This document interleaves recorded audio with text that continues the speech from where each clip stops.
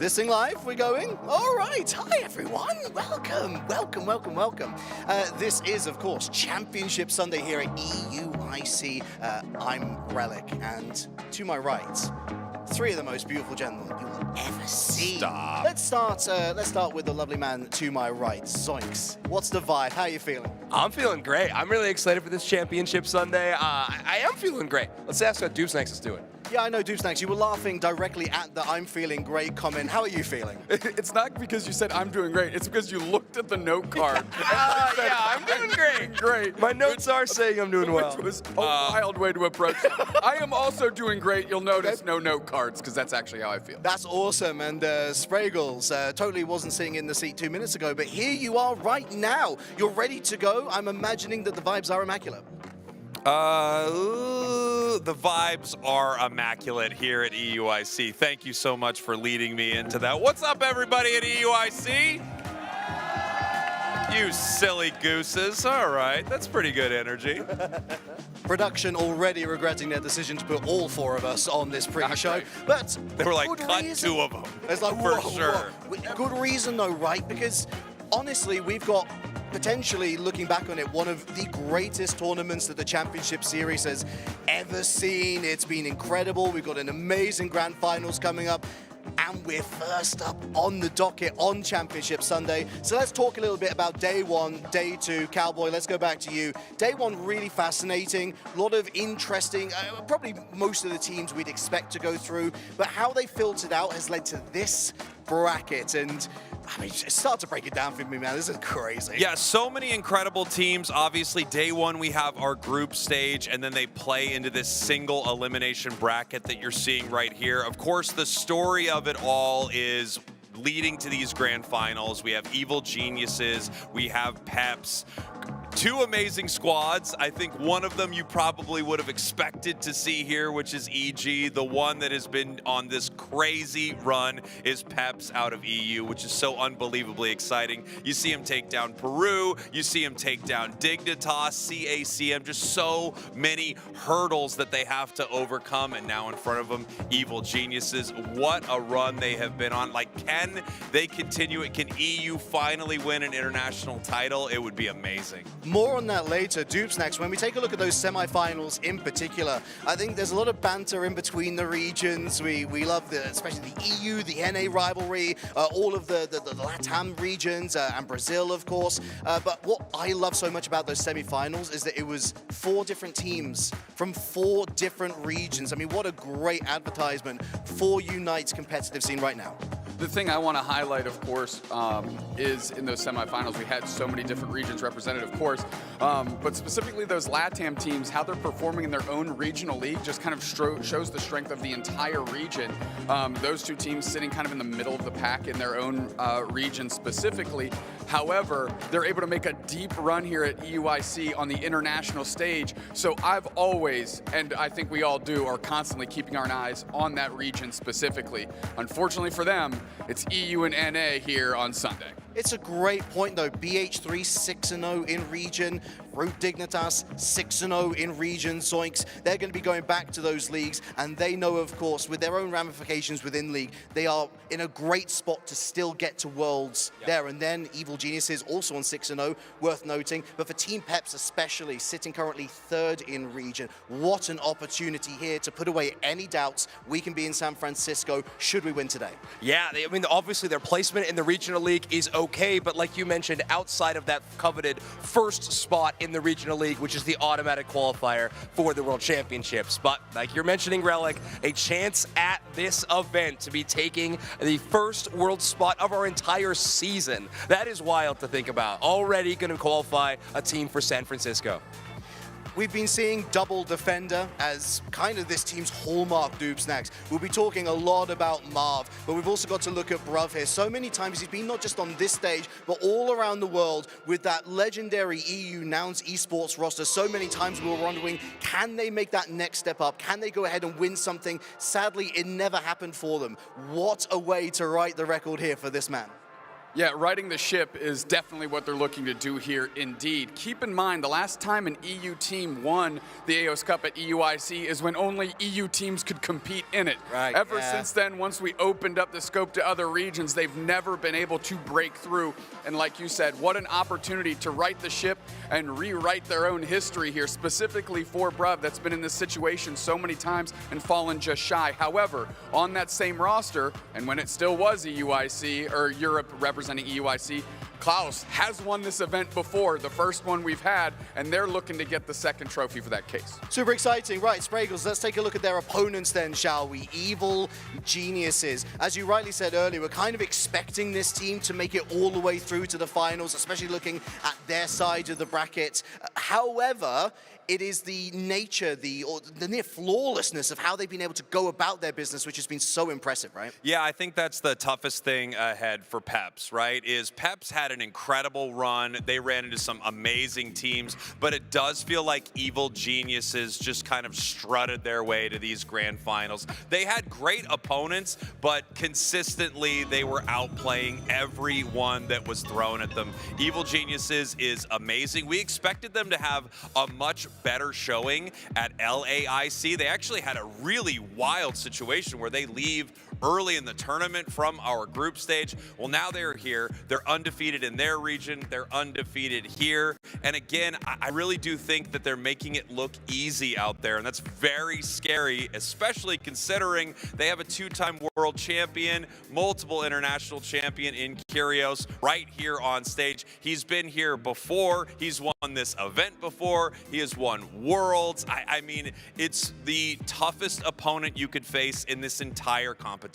Player substitution between day one and day two as well. I mean, that should not be understated how impressive that is. But we've been talking a lot about the Pokemon. We've been talking a lot about the meta, how Double Defender has worked really well for Peps. Mega Evolutions really has been the star of this season. And so let's go through some of the picks that we expect to, if not have an impact on Thea Sky Ruins itself, that we expect to see on the ban table a lot. Let's go back to you, Cowboy. Let's talk about Mega Gyarados. What a tournament. Yeah, Mega Gyarados is obviously incredibly powerful. There are so many power picks in the meta right now, and there are Pokemon that you want to take away from your opponents. With only 6 bans between these two teams, some very powerful stuff is going to make it into Thea Sky Ruins, and Mega Gyarados has been one of the more consistent power picks that actually sees play. A lot of these top path players, we've got, Chris Smith, Potato here, going to be facing off. They would love to get this Pokemon. A few other really incredible mega options as well, but Mega Gary just shows up time and time again. These pro teams are incredible getting this Magikarp online, filling that effort gauge, becoming Gyarados, and making a huge impact. As soon as it megas, swims right up to the big fight, it changes everything. A little funny to have the teams behind us, by the way. It feels like we're talking about them, like we could be talking right to their faces. We are talking about them. I'm talking about specifically talking about them. Chris just looked at me over the monitor like this. I said Kyrgios' name 4 times. Well, tell you what I like about Peps, though, is that they've never been beholden to those Mega Evolutions either, actually. I mean, Mega Mewtwo Wise had a lot of looks. We've had a lot of looks from Mega Lucario as well. Peps hasn't been so worried. In fact, what we've seen from Peps, Zoinks, and to be fair, a lot of teams have been repping this Pokemon, is Mew back to the forefront. Yeah, Zante has been one of our most prolific Mew players, I think, in the tournament, had a phenomenal showing on it, and it makes sense. This Pokemon, it feels like it'll never really be outside of the metagame. It is so fantastic at filling multiple roles on the team. Not only is it going to give you the ever-present poke damage, it's got great secure options in that Electro Ball, and you can support the team with the Unite move and coaching. It is fantastic, and when you have a player as talented as Zante piloting this Pokemon, it makes sense why it's having so much success. We've been having a discussion, haven't we, about the secure of Solar Beam versus Electro Ball, and I think the Electro Ball has been a little bit more successful over the case of this tournament. Another Pokemon that's been finding a lot of success, though, particularly with Peps, Dupesnax, let's talk about Mamoswine. Yeah, absolutely gargantuan resurgence from this defender Pokemon. Mamoswine has looked great in literally every tank player's hands from every single team we've gotten to see this weekend. And specifically, you're talking about Earthquake, but most importantly, Ice Fang. jumping in. We've seen like Earthquake in, eject button, Ice Fang repositions, and then team collapses on top, getting prime targets. Of course, that has been a key to Pep's success this weekend, is making sure that they can get that premium target repositioned for a key knockout and then dominating team fights from then on out. So my eyes are on Mamoswine because I think it's going to be a premium pick specifically for Peps. Could not agree more. I wanted to say, not only has Mamoswine been a great pick, but it's really interesting to see the difference between these two compositions, where you've kind of got Peps running this double defender setup more often, and then you've got, I don't even say it would be a more straightforward, because they have a lot of unique picks as well, but Evil Geniuses running more stereotypical supports rather than kind of the double defender. We'll see what kind of strategy actually bears more fruit. Fair point. Right, let's talk about some players that we want to see. Two standouts from the 2 days, Zoinks. Let's begin with Evil Geniuses. Let's begin with Vin Diesel. A lot of Zacian from Vin Diesel. A lot of clutch plays from Vin Diesel. No, Vin Diesel has been phenomenal in this tournament. Obviously, the newest addition to Evil Geniuses after that LAIC performance, averaging around 62,000 damage in these battles, but most importantly, only taking under 30,000 damage on average, playing a really, really safe central area Pokemon for the most part, and actually running, you mentioned the Zacian, running some melee Pokemon, but one of the players who plays the most ranged attackers in the central area in our tournament. The Glaceon Icy Wind has been a really big piece of Evil Genius' strategy so far, and Vin is an expert pilot on that Pokemon. Would not be a surprise to see the Glaceon. Would not be a surprise to perhaps see the Glaceon on the ban table. Who knows? There have been a lot of target bans at EUIC 2026. Doobsnacks, me and you have been getting so excited about Marv. Goes hand in hand with the Mamoswine, really. It absolutely does, and I'm going to answer the question. We'll see which bears more fruit. There's a reason Pep keeps going to this double defender well. It's because the EU region specifically has an incredibly deep pool of tank players, and this team specifically has the top two, in my opinion, for the last couple years between Marv and Bruv. But Marv specifically, for me, was just balling out of control. Whether it was the Trevenant or the Mamoswine that we have discussed, I mean, Ice Fangs were there. Banana levels of Ice Fangs, which is, shout out to the stats team for drumming that one up. Not too sure how deep in the code they had to do to pull that one, but I mean, it's just bang on. Banana levels of Ice Fangs, it was just reposition after setting up a knockout. And then again, we saw the Earthquake eject button Ice Fang yesterday, and it was like, what is this kid on right now? He was just sliding in a different manner. So big tip of the cap to Marv, and they're going to need a similar performance if they want to take down EG. Spraggles, for me, the moment that stands out is that landmark series, Peps versus Root Dignitas. We have Mamoswine on pad, incredibly strong, trying to 1v2 this Mega Gyarados and Trevenant, and there goes Marv, dragging this thing away, allowing the Mega Gyarados to score what was ultimately just enough to take them over the line to win against Root Dig. The kid's having a great time. Yeah, I mean, an unbelievable moment. You get a few of those in Pokemon Unite throughout the weekend, right? It's crazy. We had back-to-back games with those. It's just unbelievable, right? We had CACM Komai, and then, of course, we had this Root Dignitas against Peps. Peps, I think a lot of people wouldn't have expected that they could take down the LAIC champions, but that was one of those beautiful nail-biter, only in Pokemon Unite moments, and yeah, it was amazing. Marv just, again, with hero play after hero play. I think he's one of those players that for the longest time has gotten a lot of respect, but maybe not the flowers he deserves, and he might become a champion. They've been the world champions. They've beaten the LAIC champions. They've beaten the LAIC runner-ups. Are they able to take the crown here at the Excel Centre, London? Let's get into predictions, lads. Spraggles, who you got, boss? All right, so my heart, of course, is with Peps here from EU. They better put this graphic on the screen. Now, I do think Evil Genius. No. Boo this man. Let me say this. If we boo anyone here today, you'll notice that just below my face, I don't like that you're standing up. I'm standing to make a good Boo point here. this man. Wow. If we're going to boo anyone here today, boo Zoinks, because while I think Evil Geniuses is going to win, I want Peps to win. What an absolute cheapskate maneuver. You sit down, Scoundrel. you ghoul. Zoinks, who do you think's gonna win? Yeah, I got Evil Geniuses in this one. What? Boo this man! No, I just think stylistically, while I love what Peps has been doing and an amazing tournament run, you gotta think that they're gonna make it a close one. But with Evil Geniuses, the way they're playing, some really creative picks, and listen, if Peps brings that Decidueye, I think Evil Geniuses 3-0s. Spraggles, I love you, man. I love you too, buddy. Zoinks, I love you. Thank you. I mean, you're wrong about the Vaporeon, but I love you, man. Yeah. EU, I think it's time to let these two, like, shut up for a bit. Yeah, please. And it's time for me and Doobs Yes, to talk please. about the real winners. All right. Let's talk Team Peps. Doobs Snacks, what you got for me? What I've got for you is, unlike Spraggles, I go with my heart on Valentine's Day weekend. Oh, and yes. I am putting my faith into Peps here. Listen, you mentioned it. Our current world champions, dispatched. LEIC champions, dispatched. LEIC runner-ups, dispatched. I don't know how many more boxes you can check on a miracle run than the best 3 teams we've had in the last 6 months. And I want to see Peps check that last box, dispatch EG, and honestly complete this story, because I think we need it. I think the game needs it. EU needs it. And honestly, you just want to cap off this weekend with that chef's kiss. So I'm following my heart. I'm not a double two-faced sided clown like Spraggles. Thank you.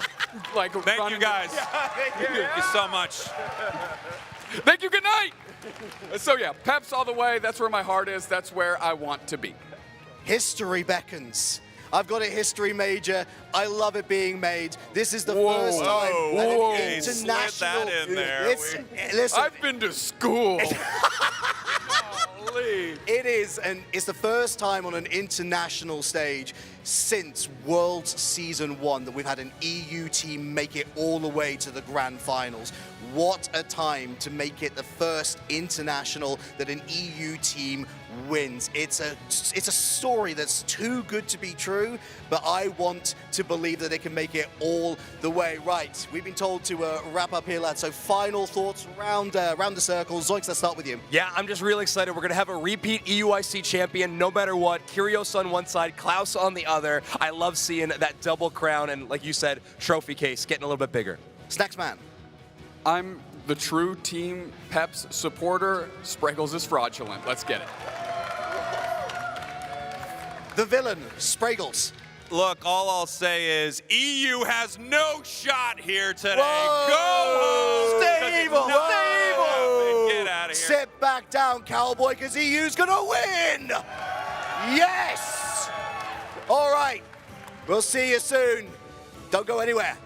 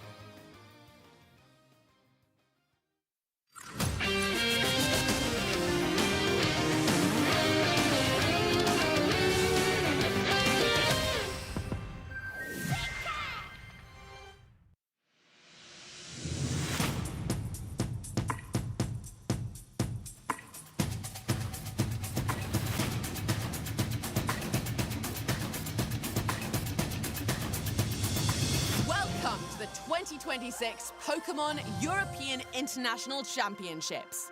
We're back in London, where thousands of the world's best trainers have come to battle for the title of EU IC champion. Two-time world champions Luminosity Gaming continued their epic season-long IC sweep with a decisive victory in London. To the middle, and Luminosity Gaming is going to stop them, and they are going to win the AL's Cup.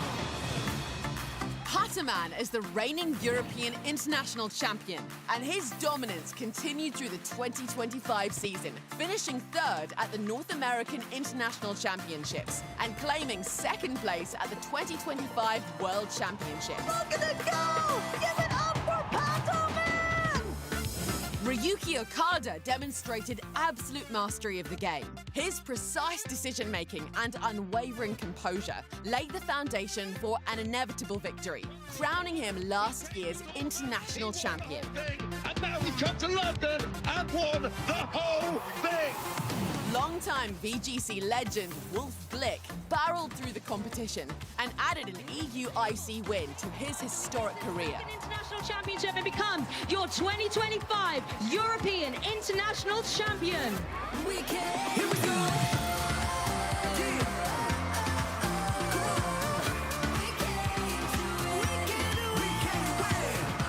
Welcome to the 2026 Pokémon European International Championships. Let the games begin.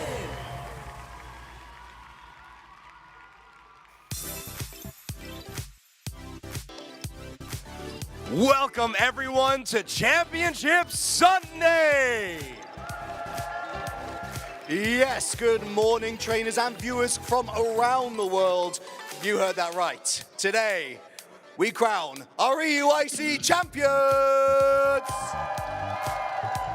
We've got championship points, we've got cash prizes, we've got titles, and we've got trophies to give out. And Zoinks, all we need now is for someone to win them as we play the finals in Pokémon GO! The Pokémon trading card game! And the Pokémon video game! But before we get to those, we are kicking off the day with our Pokémon UNITE Finals! After these messages.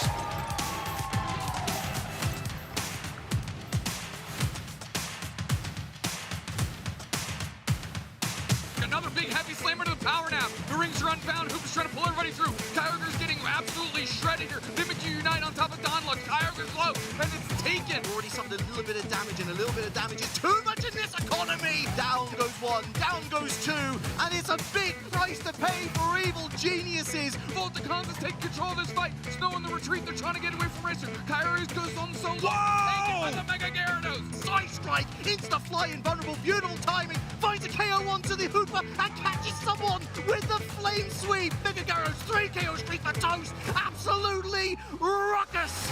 Here comes the standing of the Iceman. Gyarados thrown in. Can they get the 27 down though to 54? It's another score. Unbelievable. This is insanity. First Peru, then Dignitas, then CACM. EU is going to the grand finals. Evil geniuses really in control of all 4 games. They got eked out in the first one, but they made a statement in those last 3. And their victory as they are moving to our grand final.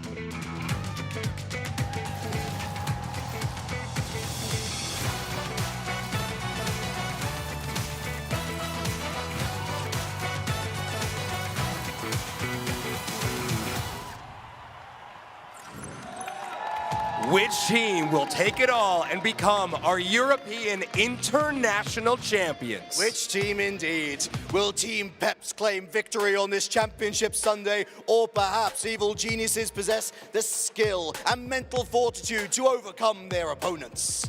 There's only one way to find out, so let's bring out one of our players from our first finalist, Evil Geniuses.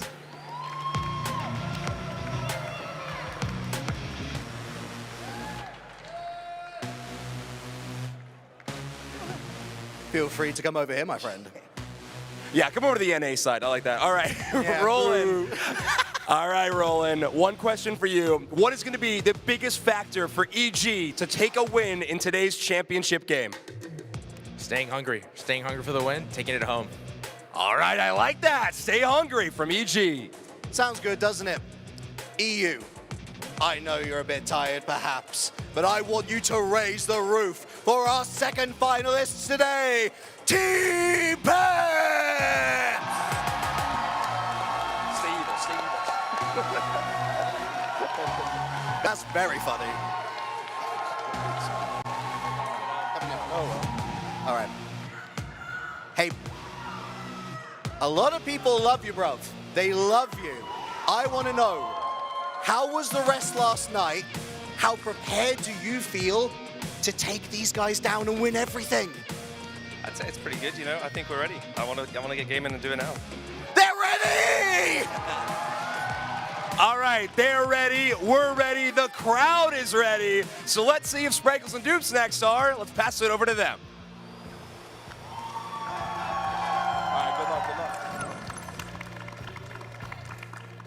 Thank you very much. Zoinks, Relic, of course, our two teams ready to compete up on the big stage here at EUIC. For Pokemon Unite, this is the AOS Cup, one of the most important tournaments of the entire season. The winner of this locking in the first guaranteed spot to the World Championships later this year in San Francisco. Hi, everybody. Jake, your resident content cowboy here, aka Spriggles, ye to the ha, and I'm joined by the one and only Doob Snacks to take you through these grand finals. I cannot wait for this to get underway. Of course, you talked about it. Evil Geniuses almost making it look Fisher-Price, toddler level play out here to get to these grand finals. On the other side, you have Peps, who has dispatched some of the top teams on planet Earth to get to this position here. And it's just a short best of 5 away from completing this miracle run. Yeah, the question is, do they keep that energy that they had yesterday? We've seen some teams able to harness this, make it all the way through and win a championship, but other teams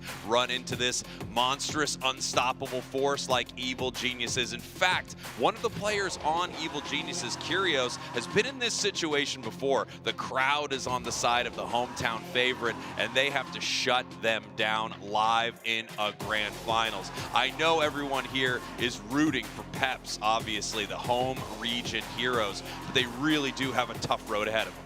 They absolutely do. I mean, you mentioned Curios specifically all the way back in year 1 in this very venue. Curios took down Bruv to win the World Championship and take away the hometown heroes' opportunity to win there. So I'd like to think maybe Bruv is fueled by a little revenge and would like to finally take down an IC title for themselves and bring it back to his home and put it alongside the rest of that trophy case, which is just missing one of these critical pieces. Yeah, and you know, they've had such an amazing run, and you have to say the teams that they have run into on paper, and I would say in reality, look a lot tougher than what Evil Geniuses had to run into.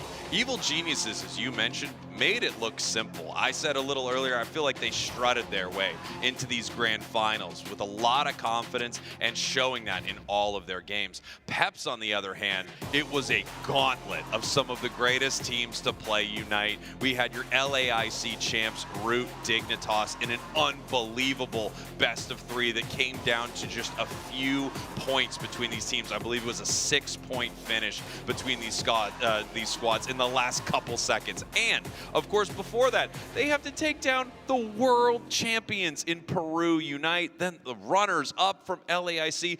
Their run was difficult, a lot harder than Evil Geniuses. And the question is, was Evil Geniuses that good that it looked that easy, or did Peps have this harder run and now they're ready to beat EG? Either way, my big question is, can you keep the momentum? We've seen teams go on crazy runs like this, but then just that one night's sleep, you show up the next day and you have a team on the other side that's kind of been strutting through the whole tournament and is just keeping that same energy and able to kind of take dominant like 3-0 type wins in these grand finals.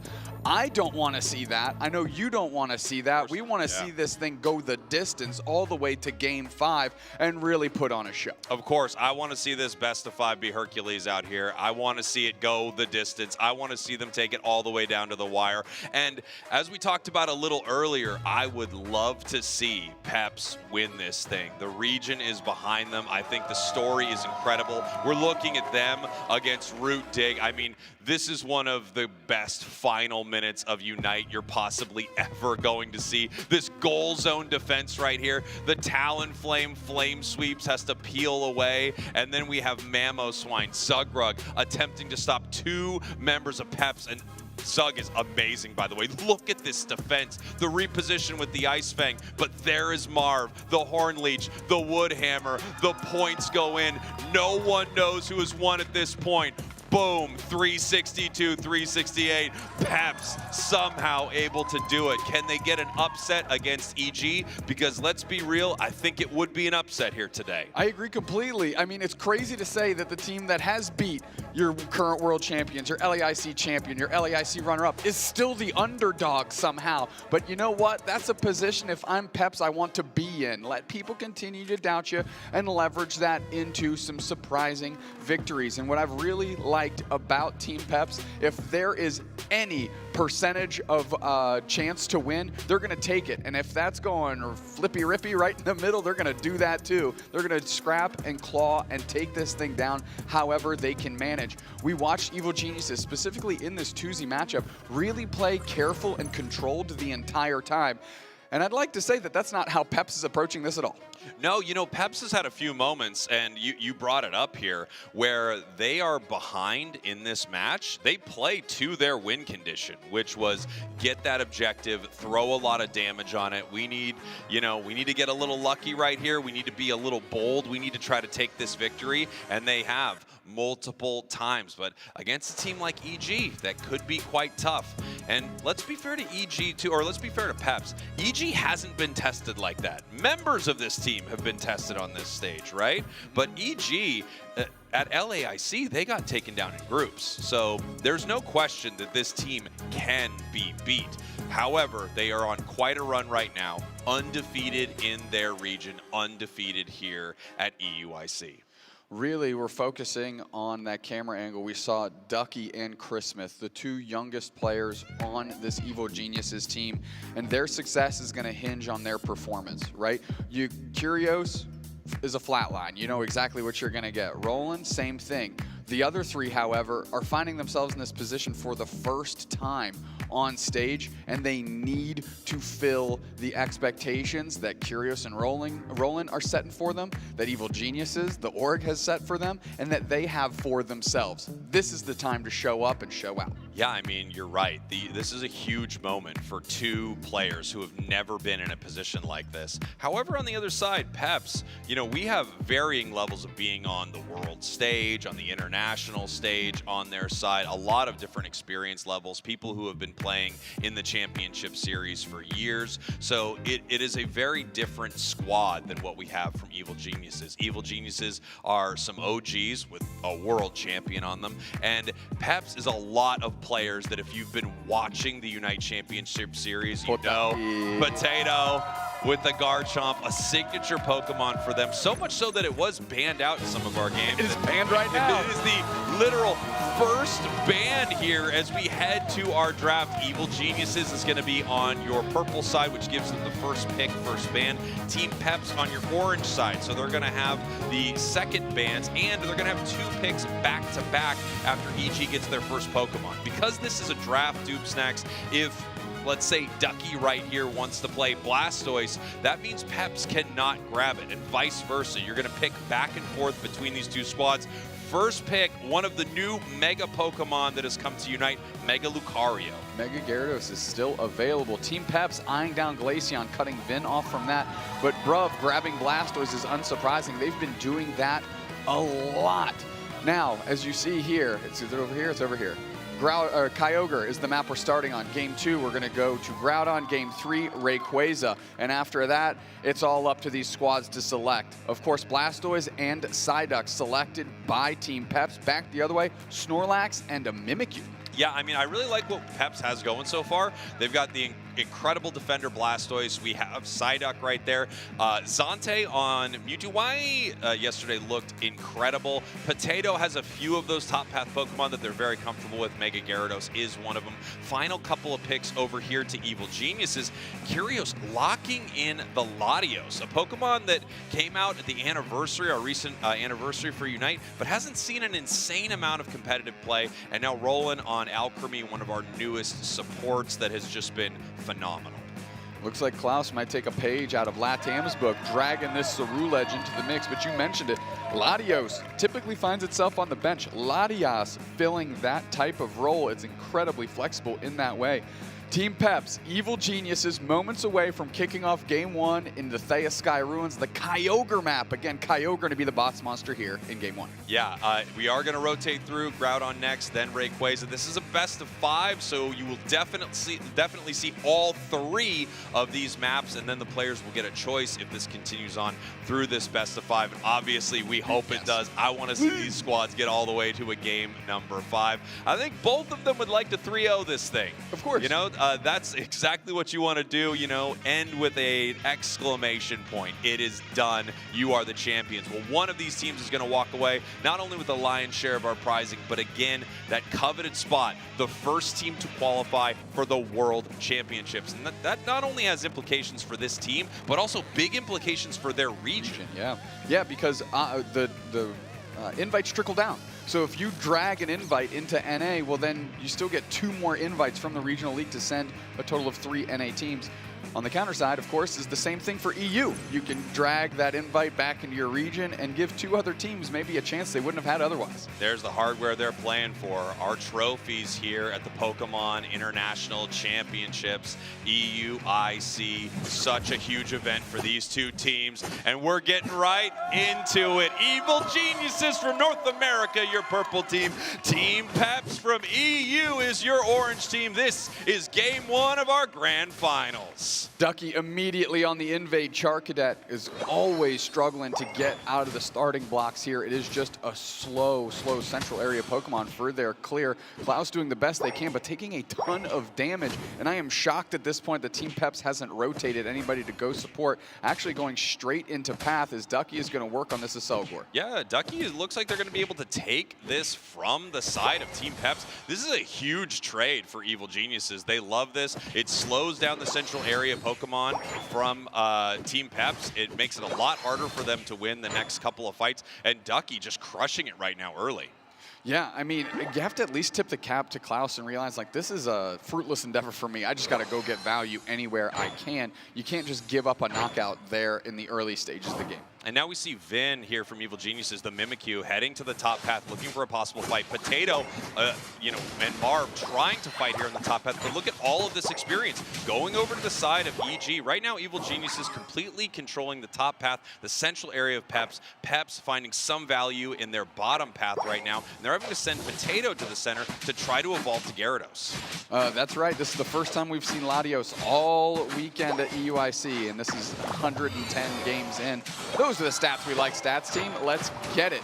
Roland hanging out, now has a ton of pressure put on them by Potato. Yeah, and here we have Potato finally evolving into Gyarados. It evolves in a very unique way here in Unite. Every other Pokemon needs some experience to evolve, but Magikarp needs to fill that effort gauge, and they have done that. We now have Mega Gyarados. Once it hits level 9, it will have its extremely powerful Unite move, and then it will be able to become Mega Gary and start to take over this game. Very quickly has the gap closed between this Mega Lucario and now Mega Gyarados. So Team Peps trying to keep pace here despite a really decent start from Evil Geniuses, just stressing the wild Pokemon on the map. Yeah, you can see Potato peeling away from this goal zone right here. We've got a possible fight breaking out in the center. It looks like Team Peps able to secure that Regidrago. Brav in a little bit of trouble right here. Vin looking for a KO, jumping in with the Shadow Sneak, but having to peel back. And now they get to score on this goal zone unless Brav can stop it. Here comes Zante to support. I mean, the fact that they were able to defend this goal zone, Shadow Sneak is on Zante, but no fear here, because if Vin engages, I think they got a good chance at that knockout. Vin doesn't play ball, which means the Swablu and Altaria become the priority. Here we go. They're going to be able to secure this here. Bruv really looking for their level 7. They do evolve to Blastoise here in the bottom path. In the center, once again, I mean, we have Chris Smith from Evil Geniuses making their way to the center of Peps. They've been all over their experience here. For just a moment, we had the Vegas comp 7s all across the board, and we're going to see if that's going to be lucky for EG. Team Peps, though, I mean, they're doing great on their levels. Level 9 Ceruledge, they're balancing themselves out incredibly well. And now, if I were them, I'd be looking to fight while you've got the advantage. Yeah, they have that level 9. We do have a Mimikyu on the other side as well that just ticked over to 9. Regieleki being worked on by Potato right here as multiple members of both teams are moving up to fight.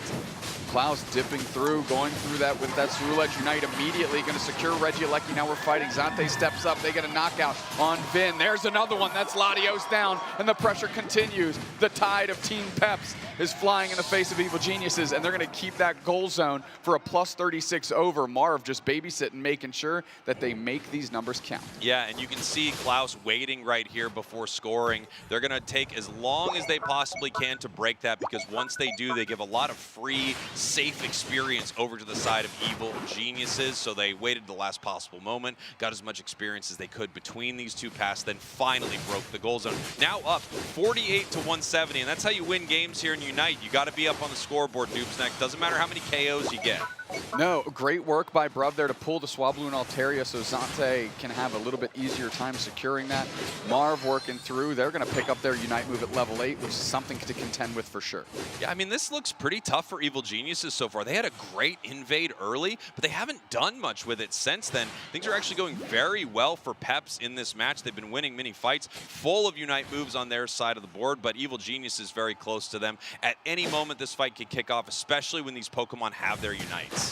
Potato going straight in. They're holding their Unite move, and it's 3 players from Evil Geniuses to see what they can make happen here. But no, playing cautious again, popping the Unite move. They want to get this Vin knockout. Wow. They do. Klaus coming in with support, and now Potato's feeling it. They're diving into the central area, putting the pressure on Roland. Close combat there, going to get some HP back from Christmas. Now Potato's low. They might have gotten in the deep waters for this Mega Gyarados. They're on the retreat. That Latios Unite was used, but it's not quite enough. Marv with the cover. Potato gets out. Yeah, Potato makes it out. They don't lose Mega Gyarados. They take down the high-level Mimikyu on the side of Evil Geniuses. They're looking for this Registeel right now, and they do secure with Blastoise. Everything's coming up Team Peps here, and the EU hometown crowd is loving it. I mean, Zante has now gone Mega with this Mega Mewtwo. They're going to A-press down. It's 3v3. We'll see who wants to take the initiative here. Vin goes straight in towards Bruv. Bruv surfs away, and just kind of a little bait and switch. Yeah, here we go. Vin trying to get as much of this experience as they possibly can. All of these wild Pokemon between these two, whoever gets the last hit is the one that gets all of the XP for their side. So it's very important that you're extremely aggressive in these moments. Potato has just been in this top path alone for so long. We're finally getting a 4-player rotation. If they can catch Potato here, that would be a win. Marv is straight there in the middle, putting to the Mimikyu Unite. Here comes Zante for the cover. It's a 5v3. The block is down. They want this Regieleki. Potato putting the pressure on. Holding on to that Unite move. It just came through. They're going to pop it. They're going in for the action. Secured by Chris Smith. The cake is down. Tons of HP is going to be recovered. Ducky with the heavy slam gets a knockout on a side duck of all things. Surf back through. This Regieleki's on the doorstep, but we're looking to fight. Zante's teleporting through. Huge Hydro Typhoon, and Zante's cashing in now. They're getting the knockouts. Finn is down. Bruv is feeling it, and that hollow air is looking beautiful, just like the man playing the Pokemon. Wow, what a defense from Peps there at that goal zone. And Curious can't go home. Bruv finds them trying to recall. He's going to need to peel back as they're stealing away this experience from the side of Evil Geniuses. So far, Peps in total control of this match, but you did see a lot of the strategy that Evil Geniuses is going to try to use here. They isolate a target, which was the objective right there. Potato finally going down. The block from Ducky pushing everyone back, and then Evil Geniuses with that Mega Lucario able to rip through the objective. Can they do that again at Kyogre? They might need to, because their fights aren't going so well, Dupe Snacks. Brother, this Ceruledge is level 14, dog. I mean, Bruv is skating. Everybody's moving here. Marv is level 10, and that's like, what, the worst case scenario of what you're looking at here? Bruv is 13, surf in, almost secured there by Bruv, and it's just enough for Evil Geniuses to walk away with this one, and they're breathing a sigh of relief without a doubt. They really wanted this objective. The Registeel giving you a big bonus to your attack and special attack. It has a long timer timer on it, and it's going to be ready here for this Kyogre that hits the map in 15 seconds. At any moment, a fight could kick off, and it's the most important fight of our match. Oftentimes, the final fight, Doob Snacks. We're going to see how these teams want to play it. EG, way behind. Moving in with Unite moves immediately is Team Peps. Forcing out the cake, but nobody's really around. We've got the Shadow Sneak back in the middle. Cerulege Unite is going to try to put some damage in, but now Klaus is in deep waters. They're caught between 4 players of Evil Geniuses, and they are knocked out. That's a gargantuan catch. The level 14 is down. Back into the mix is Chris Smith. They fire up their Aura Cannon. We've got the Mega Gyarados on the backside. They get a KO Shika 2. Hydro Typhoon kicks up, and that was a massive play. Just Ducky left standing, and holy smokes, Team Peps looking like Donatos. Extra peps for me indeed, and they're delivering. Oh my God, Team Peps wiping everyone except the defender off the map. We have players respawning here from Evil Geniuses. They're going to need to come back as quickly as they can to try to stop them from scoring. Here comes Curios to the bottom path. They're going to push away Mewtwo, but they're already up 346 to 53. Peps is feeling great in this moment with only about a minute left in this match. EG will need to go to the other side of the map, KO multiple Pokemon, and try to score full pockets here in double time. Full pockets multiple times in double time to square this thing up. And really, Team Peps has to play ball for them to be able to pull that strategy. So I like the patience here. Team Peps just hanging out. We've got Gyarados, and you can actually see the map. They just got pinged, which means go, go, go. We've got enough information. Go get another Hundo Burger on the backside. Let's see how Bruv and Zante can hang out here. The Aura Cannon. Now we have a Mega Lucario. Tons of pressure on Bruv. Close combat. Surf away. But while that Hundo Burger just went in, we got one back the other direction, plus 66. Shadow Sneak on Klaus might give them a chance here. Mimikyu Unite is going to pick up that shield. Big Surf, Hydro Typhoon indeed. Everybody's firing off their moves now, but things are slipping away from Evil Geniuses in game one.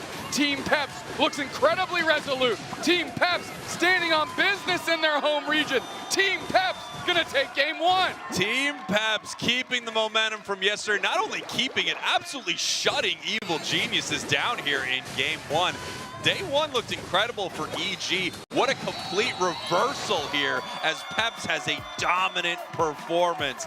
Not a lot of teams move through that day two momentum, bring it here to Championship Sunday against what a lot of people think is the toughest squad, but Peps is doing it. What a statement game one.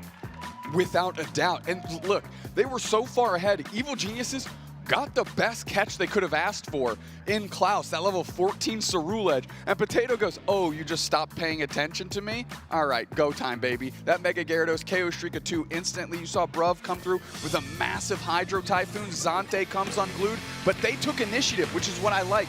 The Infinite Cyburn kicked off that Kyogre fight. I mean, this was beautiful from Peps. They really had, it's crazy because EG had this fantastic invade early. I thought, wow, this is going to be hard for Peps. They're already behind from this beautiful Snorlax invade. This fight was great for Peps. We actually don't see the moment here that I'm going to reference, but they kick it off early. Mewtwo Y Unite, Infinite Cyburn, and they say, we're ahead, but we're taking the fight. Not only do they take the fight, they take a decisive victory at Kyogre, bubbling out the defender, KOing everyone else on the team. They're already up. They just pour some more points on right here. As soon as Evil Geniuses try to score, they head back the other way, dunk a couple of points, land back with their pads right here, and defend it at tier 2. Honestly, it looked pretty easy for Peps, and I can't believe I'm saying that when they're running into EG. Potato, your MVP. Potati delivering for the squad here. Team Peps with genuinely a team effort. You know, when one player had a stumble, they were right there picked up by the other 4, and we were working magic out here was Team Peps as we're taking a look at the bigger numbers. 6 knockouts, 80k damage on this Mega Gyarados. And it might make EG reconsider banning that Garchomp because that Mega Gyarados looked nasty. You know, one of the things I think that's been talked about with Potato before, especially it feels like even maybe the unspoken conversation, is he doesn't have an extremely deep pool of Pokemon. That's why someone would try to ban out not only one of his best Pokemon, but maybe one of the few Pokemon that he would really like to play in this match, known as one of the original Garchomp master players. Now, it does look like Potato has a few other options, a few other tricks up his sleeve, and you're going to take away Garchomp, not too stressed about it, as they immediately ban it out. Peps on the other side, though, they're saying, yeah, you guys also kind of have a Pokemon we really don't want to see, and that is Vin's Glaceon. I love Glaceon, Blissey back-to-back, targeting Roland, targeting Vin, making Vin show that they can play another character here. Again, you have Kyrios and Roland, incredibly battle-tested in the UCS. Ducky, Christmas, and Vin, this is their coming home party. They have to step up here. Yeah, absolutely. As Evil Geniuses is going to have our first pick. We're going to see if they want to steal something away. But no, once again, they put the value on this Mega Lucario, one of Christmas' best Pokemon. And right back over to the other side, Team Pep says, yeah, you want to run it back? We actually felt pretty good about that last one. Dude, I wanted to note, Bruv, despite playing the tank, right, and they're feeding all of their experience, the Wild Farm, to Klaus, Potato, and Zante, Bruv was level 13, and when they secured Kyogre, level 14 as this Blastoise. And we've seen teams pick up Blastoise as an attacker, as a damage dealer. So when you let Bruv on this Blastoise get that big, man, it's tough. And we're going to see how Evil Geniuses wants to react to this. They're bringing a very similar, not exactly the same, right? We have the Mamoswine instead of Snorlax. We still have Alcremie. We still have the Mimikyu. Mew instead of Latios. It turns out Latios maybe not being played for a reason because it did not seem that impactful there for Evil Geniuses. However, on the side of Peps, so far they have the exact same composition. And why wouldn't they? They absolutely crushed Game 1 here. Groudon will be our next map, Dupes next. We just saw Kyogre. Some differences here. The big difference between the Groudon map, of course, not only the position of some of our buffs, less tall grass for some of these players to hide in, but it is that boss monster at the end. Kyogre giving you this massive buff where you are recovering lots of HP. Really good for your tanky Pokemon.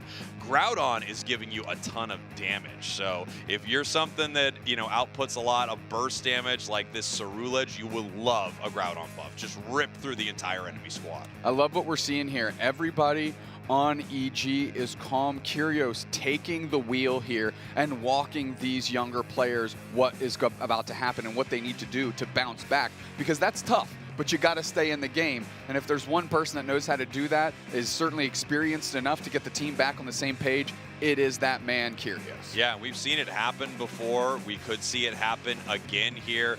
We talked a lot earlier, hearts and minds. Who do we want to see win? What do we think is going to happen here? I have to say, I love a lot of these competitors. I've been watching them, casting them for years. I don't want anyone to lose this thing.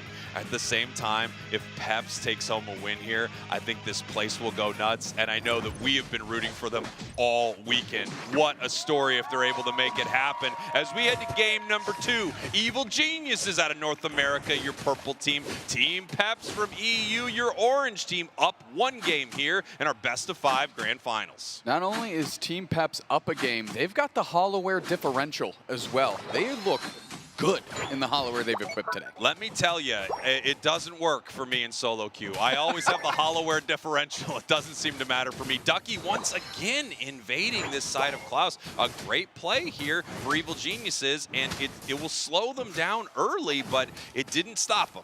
No, I mean, last time Klaus just kind of gave it up and ran away, right? Finding value in path. And maybe that's a lesson that a lot of these teams can learn. Just because you're getting invaded doesn't mean you need to unfocus from the path. Just adjust well. Klaus still hitting their evolution, actually earlier than the game previous. Now Vin takes down Marv as we have the pressure on, and poor Patati is stuck at level 3. That effort gauge not quite full. Yeah, this is really beautiful here for EG, even though it didn't work out fully with the invade because that Cerulege was able to get online. They pick up huge KOs in the top half. They are stacking up with this Lucario and its attack weight, making it even more powerful early, and they're slowing Potato down from evolving. Down here in the bottom path, Bruv in some trouble right now, getting caught with multiple moves. They finally go down Ducky the other way, and we have Peps pushing onto this goal zone, but here comes Vin. Vin gonna go for the support, and they've got to put the action down. Zante goes Mega just in time. That's gonna be a KO Shiga 2 for them. This Mewtwo is undeniable, shades of just a few short years ago where it just seems to dominate. And Zante right here, we were talking about his Mew, but I said yesterday, if they are off this Mewtwo Y, I have no idea, because this thing is humming for them. Yeah, Mewtwo Y, unbelievably sorry, said that wrong. Mewtwo Y, unbelievably strong, and it is strong in the hands of Pep here. Mew, on the other side, for Evil Geniuses, has been incredible throughout this tournament. One of the most high-skill Pokemon in the game, and Kyrios is a perfect, person to pilot that, as we have Peps moving in here to fight.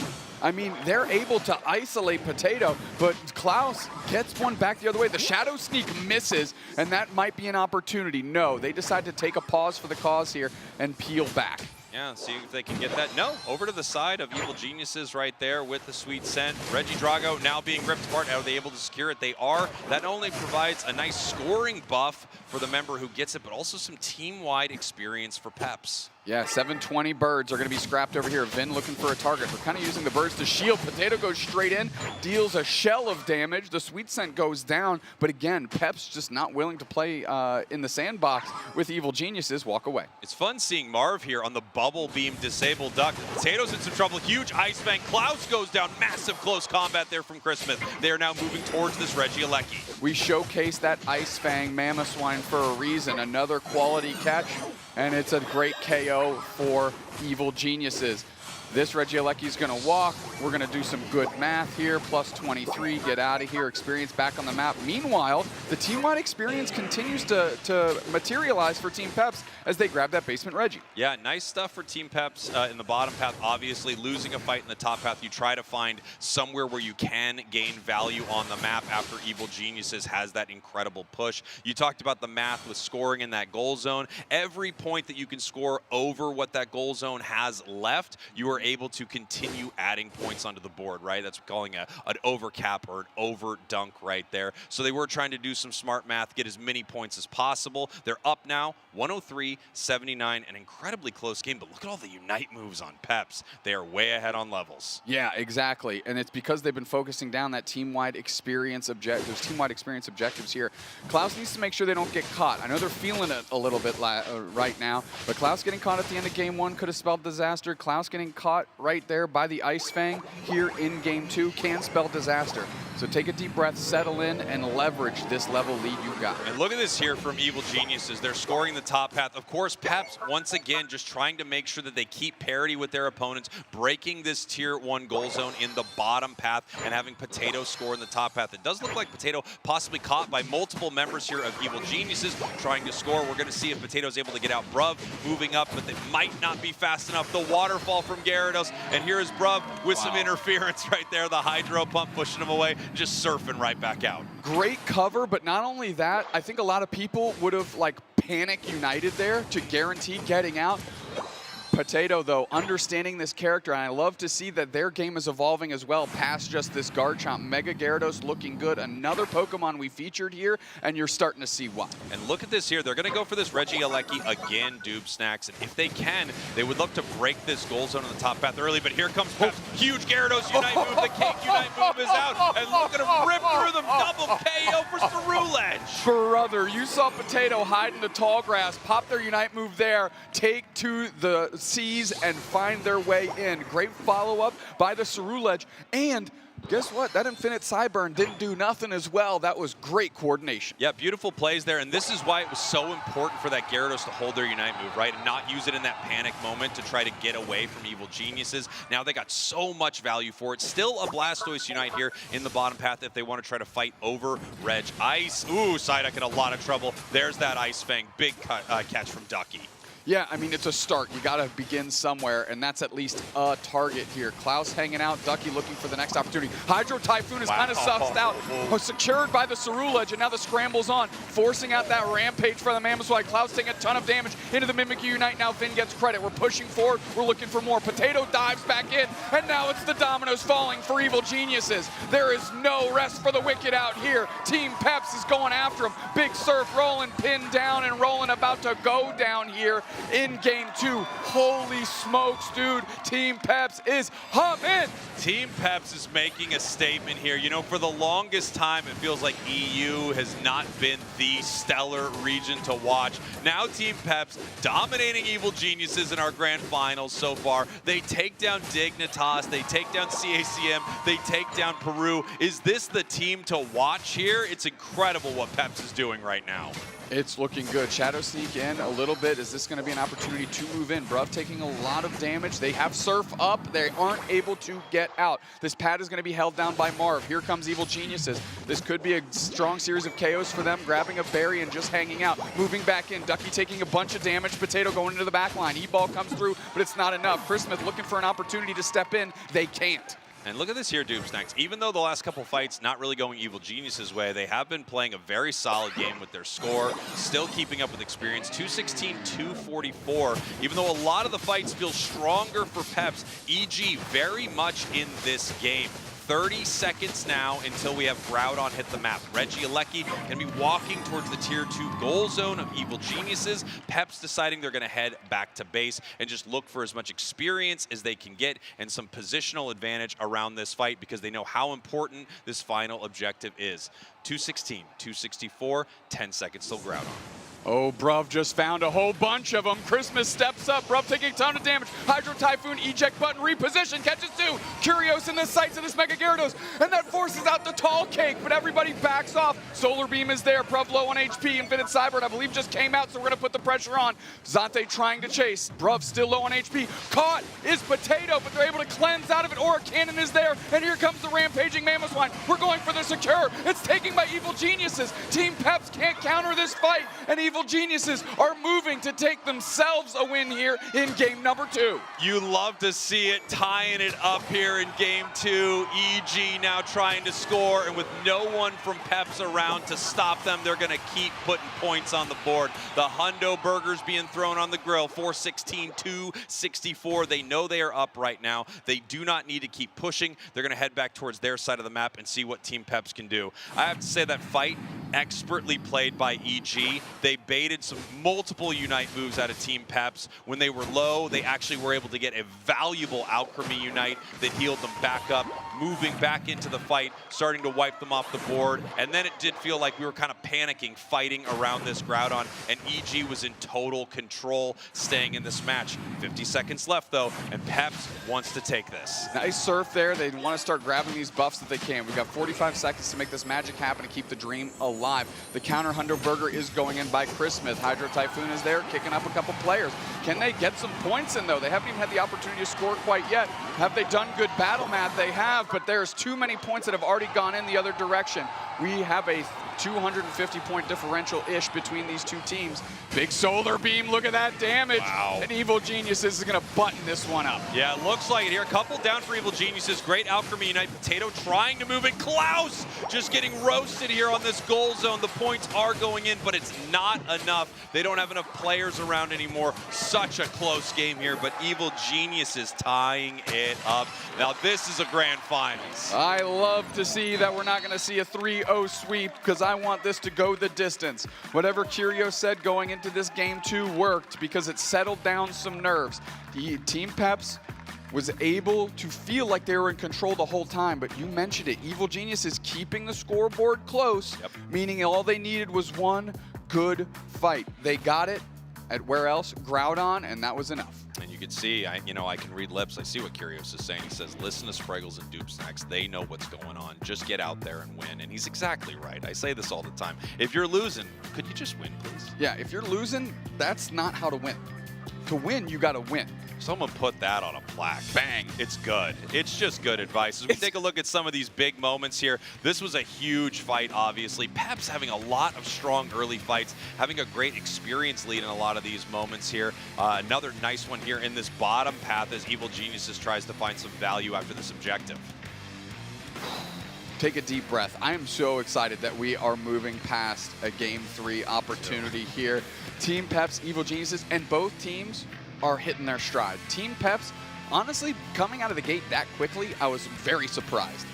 There was that Unite move I talked about earlier, right? They get to use this Alchemy Unite, top off multiple members. They get out the Gyarados Unite move and then just head right back over the wall so they can't get an insane amount of value on it. And then here comes EG looking to secure here. Big time Solar Beam on the objective, and it's secured by the Mew. Chris Smith, our player of the game, 11 knockouts. Wow, that was quieter 11 knockouts than I noticed. Yeah, they were all in the last minute and 45 seconds, getting a big KO streak of 3. Kind of, you said, sandbagging their own Unite moves to have maximum value. You saw the Aura Cannon fire shot through. Obviously, Lucario goes Mega, and then they're able to power up Punch Close Combat through Team Peps to get the nod here as your player of the game. And you can see our heat map there, a new feature that we have this season, kind of lets you know what this Pokemon was up to. Lucario, the top path menace, and no surprise that that's where this Mega Lucario spent most of our game. As we're heading right into game number 3 with these two squads, this is our draft screen. We've talked about it. We went Kyogre, we went Groudon, now we're back to the original. Rayquaza in the center of the map.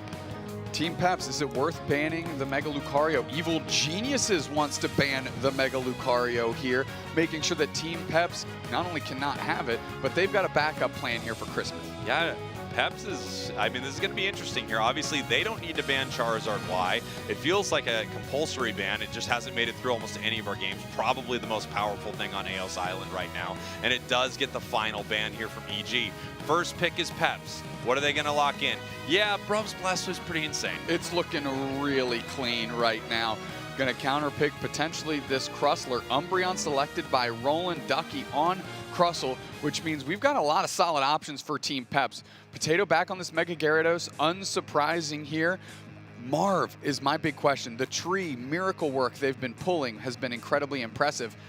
Zante Mega Mewtwo Y, I like this. I like this play because it's not like they're going to grab too many more defenders on the side of Evil Geniuses, right? You can wait for that pick, but you don't want them to steal your Mewtwo. Why?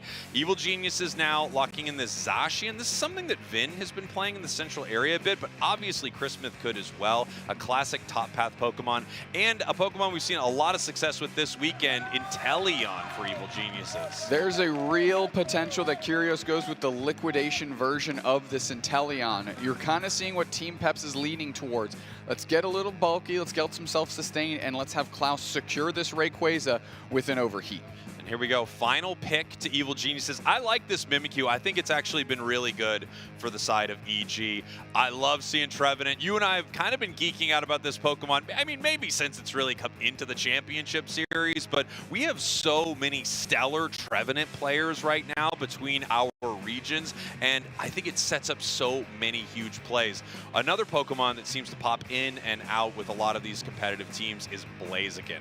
Unbelievably strong. The combo potential is incredible, and one of the best secure tools in the game in its move Overheat. Without a doubt, and a lot of pressure on Klaus right here to deliver for the team, right? You're starting to see what Team Peps is setting up. They've got a real rip opportunity with some displacement, right, to get Evil Geniuses out of position to really clear the way for Klaus to secure Rayquaza. Once Rayquaza is secured, it is all for naught because you can scramble score incredibly quickly. And we got Roland here on this Umbreon. Umbreon actually catching a decent amount of bans this weekend too. It's so incredibly good. Its Unite move with the ability to steal shields away from your opponents. Wish with the healing and the protection that that move provides. Mean Look, I mean, as advertised, an incredibly mean move, locking someone into place. We'll see what they want to play here as we're getting ready for our next game. Again, of course, that is what everyone here on Championship Sunday is playing for. Team Peps out of EU, your purple team. Evil Geniuses from North America, your orange team. We got a grand finals here, Doob Snacks. It's all tied up. All tied up indeed, and Marv going on a mission across the map, going to try and stress test Vin, just like Evil Geniuses did to Peps in those first 2 games. Escavalier getting low, secured by Vin, making sure they keep that buff. Yeah, really nice stuff right there, and it looks like Vin able to handle that pretty well with Marv trying to stop them. Marv now trying to steal a little bit from the side of EG. Chris Smith possibly looking for a KO here. Zacian is that powerful early, but no, Marv runs away from that very quickly. Yeah, I think that makes sense. Yep. Now Marv rotating back into path here because Umbreon Roland is bullying Potato on this Magikarp early.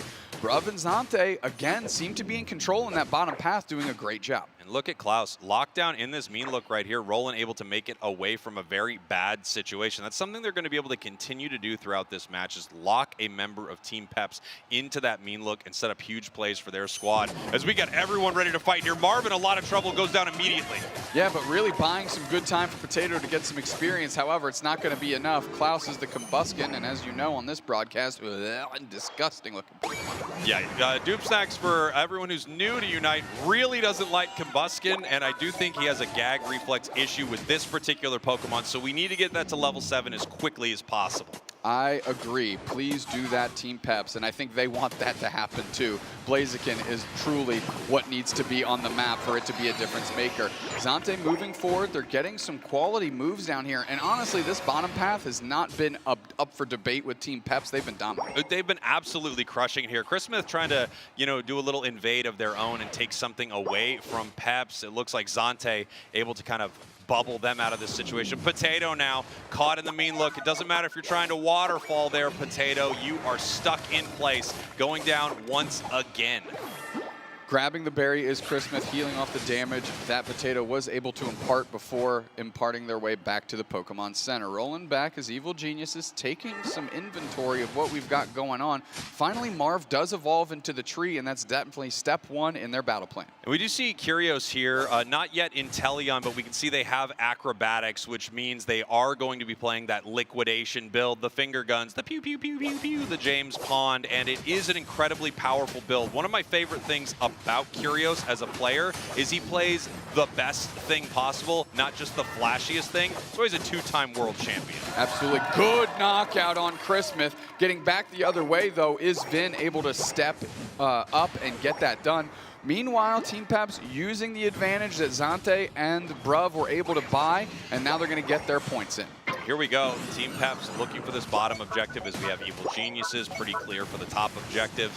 A lot of trading happening here in these moments. You find value where you can. It's extremely important in Unite to make sure that you do that. And both of these teams getting something very solid. This is going to give team-wide experience and a buff to Team Peps. However, for Evil Geniuses, they've got a Regieleki, essentially an additional teammate, walking towards that top goal zone so they can continue their score lead.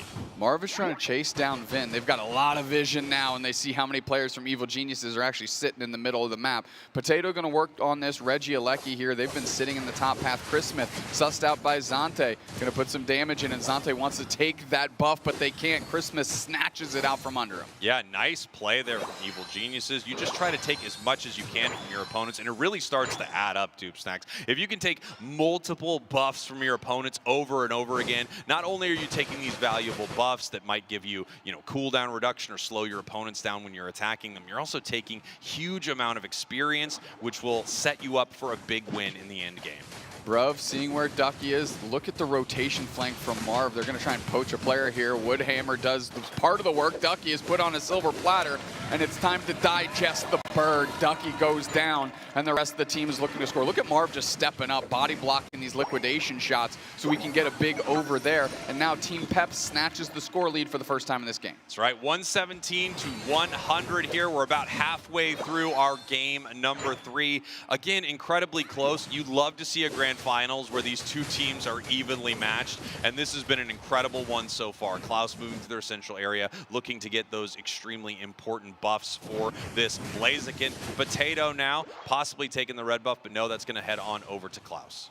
Yeah, I think just getting there to be part of the experience party to make sure that they are also staying levels. Look, Team Peps, again, on the level lead here, doing a great job. Evil Genius is finding a way to maintain this score. However, you have to tip the cap to Team Peps and the work they're doing at every stage of this game, just in terms of their levels. Nice little surf. Here comes Curios stepping up. Finger guns are on Bruv. Water type on water type. As we go for a Horn Leech, we're going to have to Woodhammer, try and do something. The Trevenant Unite kind of gets canceled because they're knocked out. The rocks are there, and because of that, Big Hydro Typhoon Surf reposition. And now Curios has to use their Unite move to get, they didn't pop their Unite move. They got to the back line just safely. Potato taking a ton of damage. Chris was on the chase, and now they get a knockout. What turned into a skill turned into a disaster quickly for Peps. Now the Inteleon Unite is out. The finger guns are targeted on Zante, and it's just the battle of the A-pressers here, and the winner in that exchange is Evil Geniuses. Yeah, beautiful stuff there from Evil Geniuses. I really think you got to give a lot of credit to Chris Smith there. As soon as the Zacian showed up, things really changed in that fight. Chris Smith dominating right now, one of the highest levels on the map, but we still have Vin, we still have Klaus on the side of Peps. These fights going very well for EG right now, and we've only got another couple minutes before Rayquaza up on the scoreboard, up on levels, sending a Regieleki. They're feeling pretty good. They are. Where is Peps going to position here? They would love to get a quality knockout as Bruv is just kind of hanging out, going to move the Swablu and Altair from the middle of the map. Good hydro pump to make sure they don't get knocked out. Stepping up with the finger guns, of course, is Curios. Rolling can't look a target, but they're looking for a good one here. They know where Marv is. Ducky with a kind of a rotational flank as well. Yeah, and here we have, Potato just stuck dealing with this Regieleki. It gives Evil Geniuses some position on the map.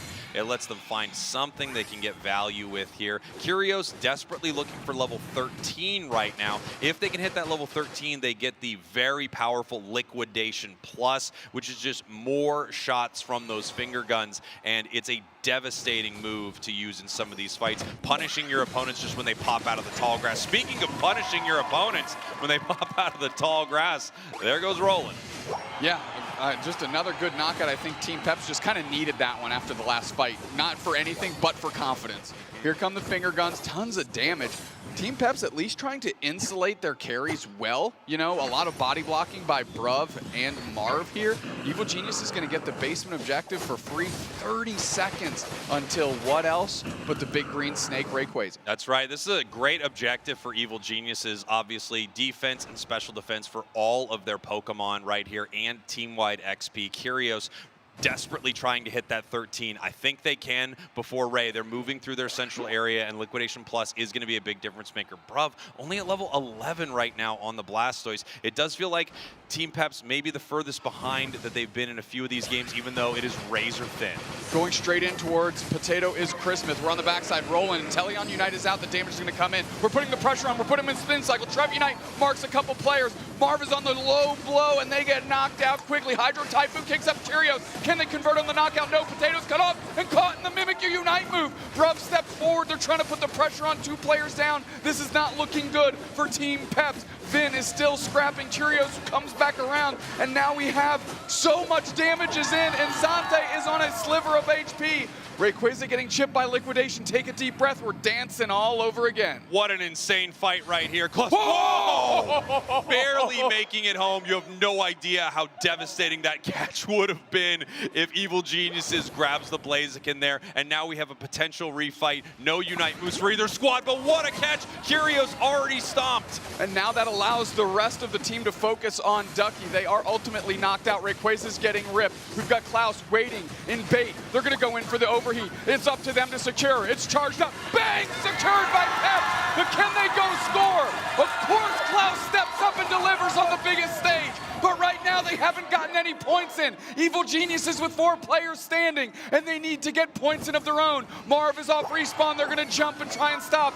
They get there in time. Is this going to be enough, though? Woodhammer, as the scores have gone in on the backside. Over 100 points separate. The Bruv steps up. The rest of Peps are crash landing on the heads of Evil Geniuses. The Hydro Typhoon is down, and they have stymied the scoring efforts of the team that likes to stay evil. Wow, Team Peps with an unbelievable defense here, pushing them off the goal zone. Of course, because this is Rayquaza, no buffs to take after EG picked up some of those KOs. 325 to 224 with only 10 seconds left. These 100 points are nice, but they already had it. Peps up 2-1 in our grand final. Let's go, baby. Come on, give it up. This thing is banger after banger. That team fight was barbaric. Unbelievable. Christmas barely missing Zante in the bush, which you said would have spelled ultimate disaster. What a game. What a game. Wow, I mean, this is what you want from a grand finals. These two teams are so incredibly good, pushing each other to the limit the whole time. You people in the audience hugging right now because of how intense some of these moments are. And you really only get this with Unite. Just the last few moments of a game, it coming down to just a few seconds, a misplay here or there, a move that doesn't land, a catch that you just can't make happen, as Peps is up 2-1 against EG. Holy smokes. Brother, Evil Genius is back against the wall as we're going to go into this Ray fight here. Bang, and Teleon Unite is out. We have a mean look. We put him in the spin cycle. Trev tries to mark a couple Pokemon with the Forest Curse and doesn't.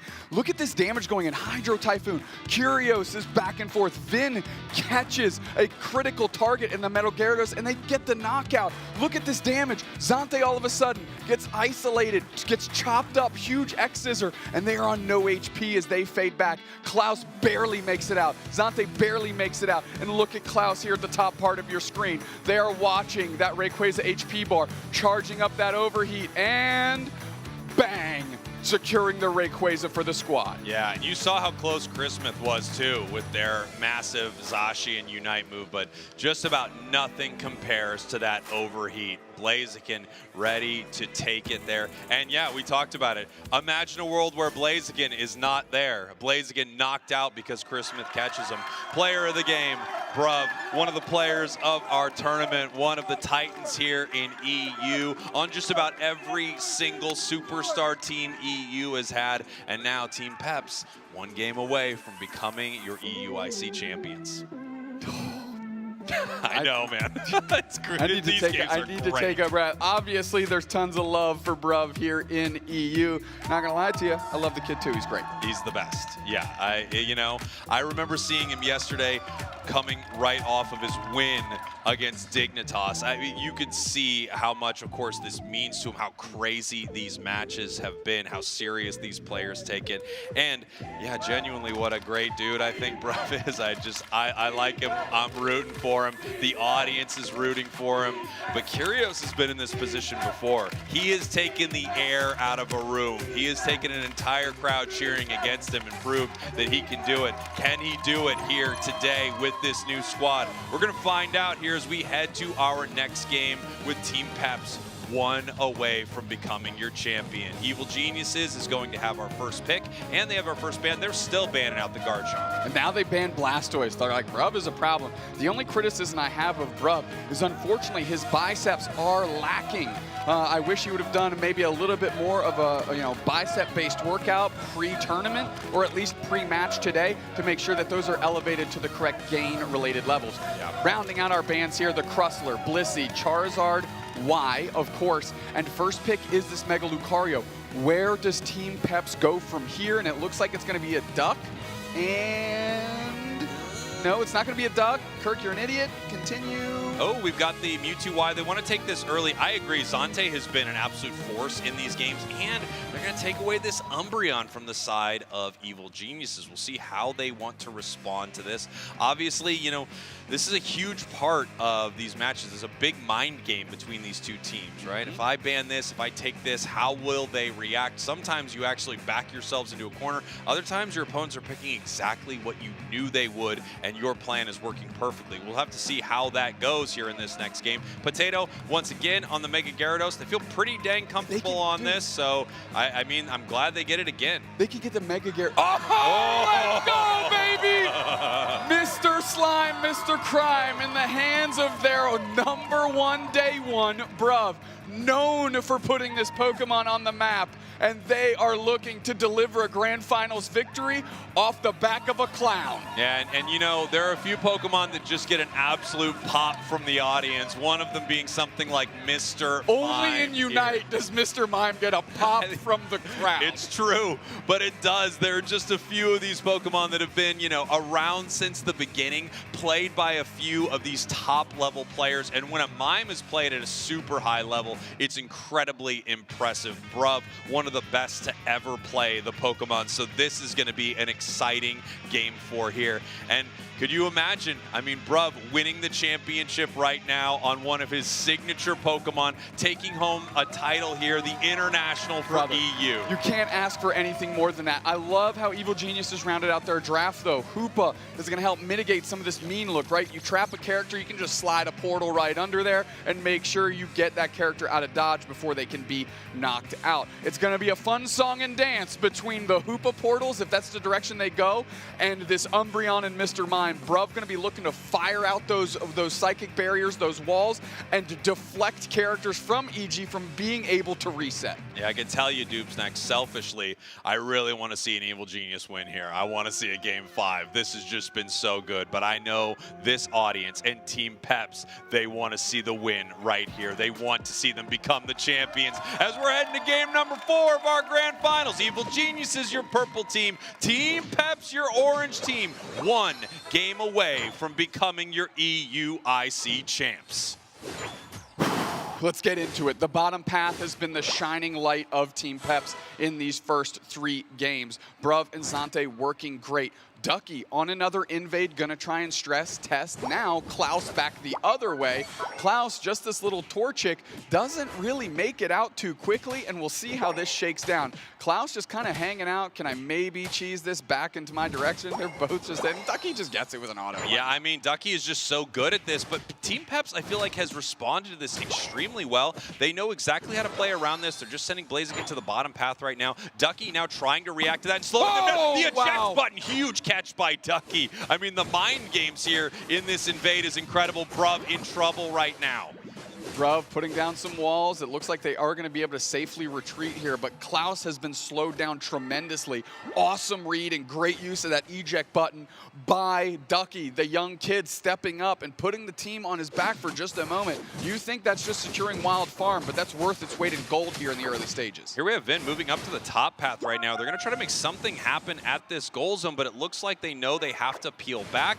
In the bottom path, we have a bit of a fight. Hoopa allowing you to bring the team down. Ducky in trouble, but here comes Vin once again. Bruv goes down. Bruv does get knocked out. However, at least it's not Zante or Klaus in that scenario. And able to get the stun on the Hoopa helped prevent further pushes by the rest of EG, which is also nice. So if you are going to get kind of folded like laundry in that exchange, at least it was Mr. Mime and you mitigated how bad it could have been. Potato right now, just one attack becomes Mega Gyarados. They are online, takes a bunch of experience. They're behind by a couple levels here, but the effort is there to become Mega Gary. That is important. There they go. Nice little score as well. Yeah, they have to get out of dodge. Marv sees where Vin is, put them in the mean look. Bruv tries to hang out, stepping up. Zante does as well, playing it real close. With oh, nice heavy slam, catches the portal back, but at least we get a knockout. Marv on a negative 10 HP, it looks like here, as they're gonna base and top themselves off. Big fight win there for Team Peps. They also secure the objective, giving them some team-wide XP. Potato now sliding around using the waterfall. And of course, we have Chris Smith right here trying to punish them for that, deciding when to go back in with the power-up punch and try to pick up this KO. Can they get it? Yes, they do. Oh my gosh, the potion. How long will this Gyarados exist as Chris Smith now has to chase it all the way back to Evil Genius home goal zone. Come on, breaking ankles out here. We have to cut away. There's another fight. Premium floopy flopping by the Mega Gyarados finally goes down, but it's Evil Genius is catching an L receipt in the form of Vin getting sent packing here. Team Peps using the time bought by Potato to get a decent team fight win and take this Regieleki. Great stuff here from Peps to start this match. Blaziken almost 9 already as they move towards this goal zone. They're up on the scoreboard. They're going to score again right here. Regieleki walks 9 in this goal zone, and they can decide to score if they want or continue to take experience between these two paths. Potato in a lot of trouble right here, going down. Vin coming in with the Shadow Sneak to pick up a KO. Marv going to try and watch this pad here as Roland goes in, dips Skardoos through, and tries to just buy time for that big 30-point banger to go in. We get a knockout, and the rest becomes pretty darn easy. Nice stuff here from Evil Geniuses. They're going to be scoring. We have the scoring in the bottom path from Peps. Roland moving in here. Potato trying to watch this, but look at the aggression from EG. I love that EG adjustment, right? They know Potato is struggling right now. Potato goes to the central area to try to get what is considered safe farm, and they are cut off as Evil Geniuses is leaving with everything. They are down on the scoreboard, not by much, but they look to be doing pretty darn well in the levels for the first time in 4 games. Yeah, they're doing well in the levels. They have a few good fights. Once again, Peps just looking fantastic here at the start of this match, but these games are so dang close. Both of these teams so good. There is definitely not a clear favorite heading here into Game 4. Bruv using his tall grass to just get some information, see if they can find anyone from Evil Geniuses, figure out where people are moving. But this is one of those interesting calm before the storm moments in Pokemon Unite where everyone's trying to find as much experience as they can because they know that the next time these two teams tangle, they will have Unite moves on just about everyone. 25 seconds until the next objective occurs. Something I want to keep in mind though, Peps has not battled with Potato in a team fight yet. Potato has just kind of been on their own solo mission right now. playing their own RPG, just on a different part of the map. Now, if they can finally get into a situation where Potato is part of this experience, I think they're going to be okay. Zante bush checking here. Bruv playing forward, putting up walls. Reggie is going to hit the map. Bang, there it is. We're going to start working on it. They wall out. Aura Cannon comes through. Here comes Christmas. Power-up punches there. They're looking for a target. We have the Showtime Mr. Mime. Spirit Fingers out. Secured by Klaus, and that's what you want out of that Pokemon. Ducky takes a ton of damage. Christmas is down. Next one on the chopping block is Vin, and who else shows up just in time but the Mega Gyarados. Wow, great fight for Peps right there. Another incredible secure from Zante. Evil Geniuses not able to make much happen there. As we have Peps continuing to push towards this goal zone, they can peel away from this, but if this Regieleki walks, it gives them a huge advantage. Meanwhile, two members of Peps head to the top path to increase their score lead. Now 99-186. Evil Geniuses says it's time to push. We're heading towards the tier 1. Yeah, I mean, it's going to be tough. You know, Zante in the face of 2. Vin going to score 18. Here comes Potato for the support. The block is down. They're scoring behind that big wall from Snorlax. Can they prevent the reset here? Power Nap is there. Good enough to get Potato low, and Potato knocked out. Ducky with the heavy slam again. Marv puts Wish on themselves, and they're just scampering back. Wow. Wow, great scoring there, too, from Evil Geniuses with that 2, then the 40, now up 212-186. An incredible counterpunch from EG after an unfortunate fight at Regieleki. 3 minutes, 30 seconds on the clock.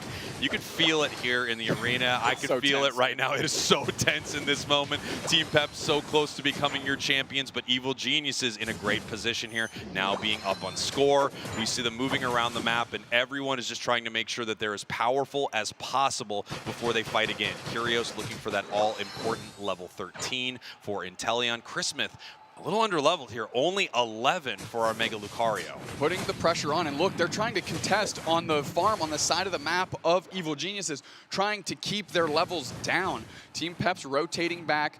15 seconds until the next Regieleki. My heart is beating out of my chest. I'm not gonna lie, I'm so nervous and stressed for these teams. So much on the line. I'm glad we're not playing. We could not handle this at all. My hands are so I'm just sweaty. watching this and I can barely handle it. Regieleki here, they're gonna give this up to Peps. Evil Geniuses position around the top path. It looks like they're ready for another kind of fight. They're just seeing what Peps is going to do. Aleki walking. 30 seconds now until this final fight could kick off in the center of our map. Again, EG slightly up, but it's so unbelievably close that you just got to acknowledge these two teams are dead even right now. Take a deep breath, my friends. Yeah. 15 seconds. What could be the last boss monster of this tournament. Bruv steps up, confused blast on Ducky. Heavy slam is through. Block is there. Bruv is isolated. Ejects back across here. 3 seconds. The fight dies down. The fight goes back in. Heavy slam on Klaus into the power nap. Showtime, Mr. Mime rings unbound. Roland is trying to isolate targets. Mega Gyarados has been used. Potato is trying to screen them out. There's the Aura Cannon. Christmas sees a target, and Potato is mashed. Kyogre getting chipped. A big stun on the backside catches a bunch. Now the retreat is there. Zante. The portal is down. Heavy slam. 2 players reset. Kyogre's being worked on by Vin. However, Klaus is still in the kitchen. They focus blast on top of Kyrios. Roland has no HP. Into the middle is Zante. Overheat is charged. Whoa! And it's secured by Roland. The Hoopa steps up and defies all odds. Now Klaus goes down, and Evil Geniuses in a position to take us to a game number 5. Unbelievable fight. I couldn't believe they kept hitting Kyogre with a full HP Blaziken right there, but they knew what they were doing. An absolute read. 480, 186. They're going to continue scoring. And look, I mean, I know I selfishly asked for it, but wow, a Game 5 possibility here in our Grand Finals. This is absolutely insane. For those who know, Unite Grand Finals are often one team just absolutely skating on the other, and this is one of the best Grands I've ever seen. Going to a Game 5, you got what you asked for, my friend, despite what all the EU fans in this arena would prefer. Moving back forward, though, is Bruv. 35 seconds. They're not giving up quite yet. might as well. It's grand finals, baby. Yeah, here we go. 30 seconds. If they can get a couple of KOs, take a few buffs, and score, there is a way to do it. They have a lot of points in their pockets. They could get those hundo burgers, but I don't think Evil Geniuses is going to let them. Moving away from these objectives, they know they're this far up. They're allowing them to score because they can't give up a KO. Boom, scoring back the other way. Expertly played so far by EG. Things Unbound, however, can pull players through to get more hundo burgers on the backside. Now we're stunning back through after rolling bases, and I think that defense is going to be enough here. Team Peps is wiped. Game 5 time. This is what it is all about. Two of the best teams in Pokemon Unite. Back and forth, the haymakers thrown by both squads, and we are heading to a Game 5 for our grand finals. Unbelievable, Doobsnacks. This is amazing. Look at Roland is everyone. Roland is all of us. Yes, correct. Roland is exemplified. Leaning back, he literally put his hand on his chest like, what is my heart rate at right now? Honestly, I hope we have the medical staff ready because we're about to have some hearts collapse right now after this Game 5. This thing has gotten me just completely riled up. I'm so excited. I know. It's incredible. Of course, we're not the ones down there in the arena. I can't imagine how they are feeling in moments like these. But taking a look here at some of the biggest moments from game number 4. Reggie Alecki being taken here. Zante having some huge moments. Actually missing that with the overheat, but getting it there with the blaze kick. Potato moving in for a little bit of a fight. And now we have the big moment here. And this fight actually kicked off. I think both of us were a little surprised that these teams didn't back there for a second. Yeah, I thought for sure we were going to settle this thing out and play it straight up. I think the biggest prize EG got was a preemptive Gyarados Unite by Potato, completely out of position. However, you choose Blaziken for moments like this, and we're going to focus Blast Curios. They're going to retreat. Klaus is going to get into the bush. Heavy Slam is there. Klaus is starting to charge the overheat. It's too early. Wow. It was too early. Evil Genius has slowed the hitting down just enough to mess up Klaus's timing. And shout out to Roland for securing. Yeah, hyperspace hole secure right there from Roland. Unbelievable. Chris Smith, our player of the game, 8 KOs, only going down 2 times themselves. But I mean, I think it's hard not to also give it up to Roland with an absolutely unbelievable performance. And EG in that final fight, the early Gyarados catch was definitely the first domino to fall. And then, even with a Blaziken around, they played super aggressive at Kyogre. You got to respect it. Oh, I absolutely do. Chris Smith, again, kind of getting better and better as this set has gone on. And now you'd like to think they're in peak form going into Game 5. And here we are looking at our teams. There's Roland here who got that incredible secure on the Hoopa. You couldn't ask for a better 2 teams to be here. You couldn't ask for a better series. You hope that you get to see a Game 5 in a grand finals. And I mean, as I said before, you can feel it here. It is tense in the best way because it is all on the line. It comes down to one final game. There's nothing else. Another 10 minutes and we will have a champion one way or another.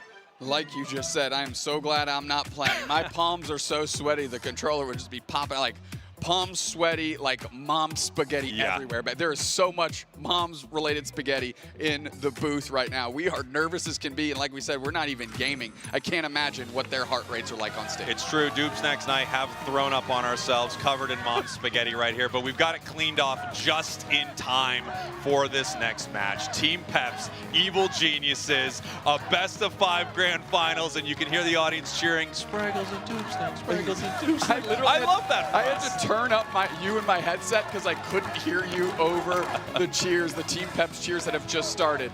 Okay, Team Peps on the first pick here. They're grabbing Blastoise. This is the second time they've been on the purple side. Last time they won with this exact scenario. Yeah, they're grabbing the Crustle here for Evil Geniuses. I like this. Team Peps now having to move over to another defender pick. Zante, Mewtwo Y all day. This thing has been unbelievable for them. Marv now considering their options.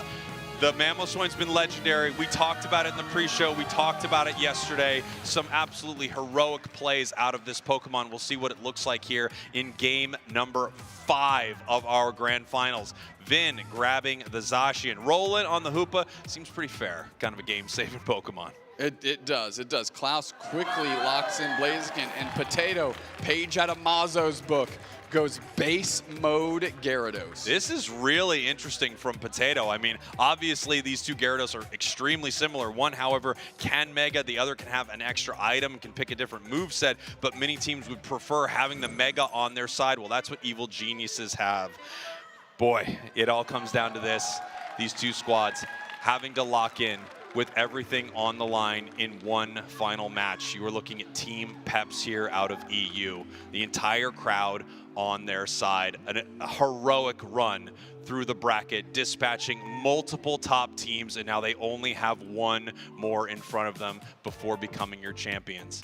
The team that is in front of them, however, of course, one of the best to play the game, a two-time world champion on the squad, and that is Evil Geniuses out of North America. No stranger to the IC stage, no stranger to winning a competition like this, even when the entire crowd is not behind them, even when they're at LAIC and Brazil's on the other side, and now they're here at EUIC with EU on the other side. Can Kyrios do it again? Can Klaus do it again? Yeah. And Klaus, our first AOS Cup winner here at EUIC. Again, the difference was, at that point in time, only EU teams could compete. However, that doesn't make the trophy worth any less. Say the thing as we get into game number 5. Oh man, Dupes next. Team Peps, your purple team. Evil Geniuses, your orange team. These are your grand finals here at EUIC. We are in game number 5. Less than 10 minutes now before you know who is the champion. Roland heading into the central area of Peps. Marv kind of sussing out the invade and going to put some pressure on. Klaus able to hold on to that buff, and now they're going to put pressure on Roland.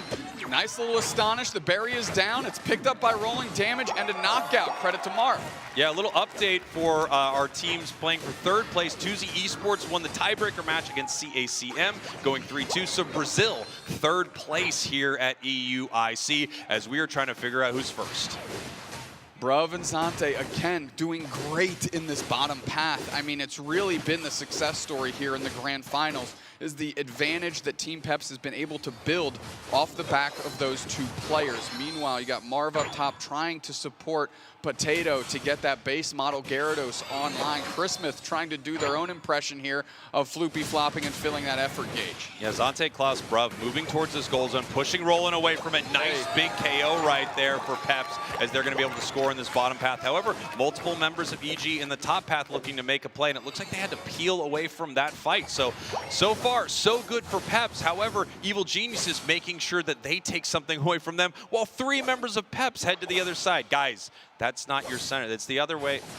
They'll figure it out. Sable's right there. Marv is going to get that information for the team, and the fact that Kyrios hasn't evolved yet has to be a pause for concern. Now Marv is seeing or smelling blood in the water, going to be able to bully Kyrios a little bit. Bruv with the opportunity to secure this Acelgor and prevent Kyrios from securing. Wow. No, that huge water gun pressure is able and enough to get the buff and the evolution. He's the champ for a reason, as Zante is now in some trouble right here, trying to peel away from Vin, not able to do it. Evil Geniuses coming back in this match. Klaus, ready for the secure on Regidrago? Let's see if they've got it ready to go, and it's actually the Crustle.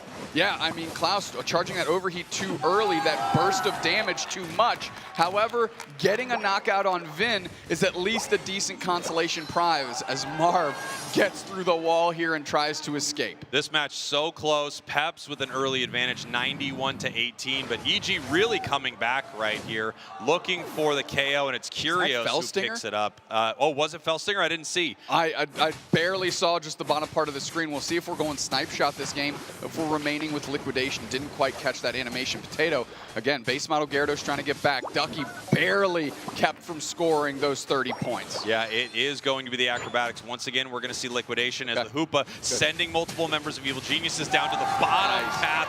Gyarados going down on the top path. That would be Mega Gyarados going down on the side side of Evil Geniuses. You got 2 of those fish flopping around. Yeah, it's going to be a lot of floopy flopping here in game number 5. The Crustler out-secures Marv right there, I believe, as really it's just these defensive players trying to do the best they can. There's Vin taking a spin on the left-hand side of your screen in the central area of Team Peps. As Team Peps is getting their points in because that's how they want to gain their experience. Yeah, and they were able to get the Regirock in the bottom path. They're scoring 151 to 18. This match actually going extremely well for Peps, but don't count Evil Geniuses out. They've been stealing experience everywhere they possibly can. They are very much in this game, but you've got to feel good if you're Peps getting both objectives. Without a doubt, and now they have their central area farm repopulating here, as you can see that on your mini-map, the left-hand side of your screen.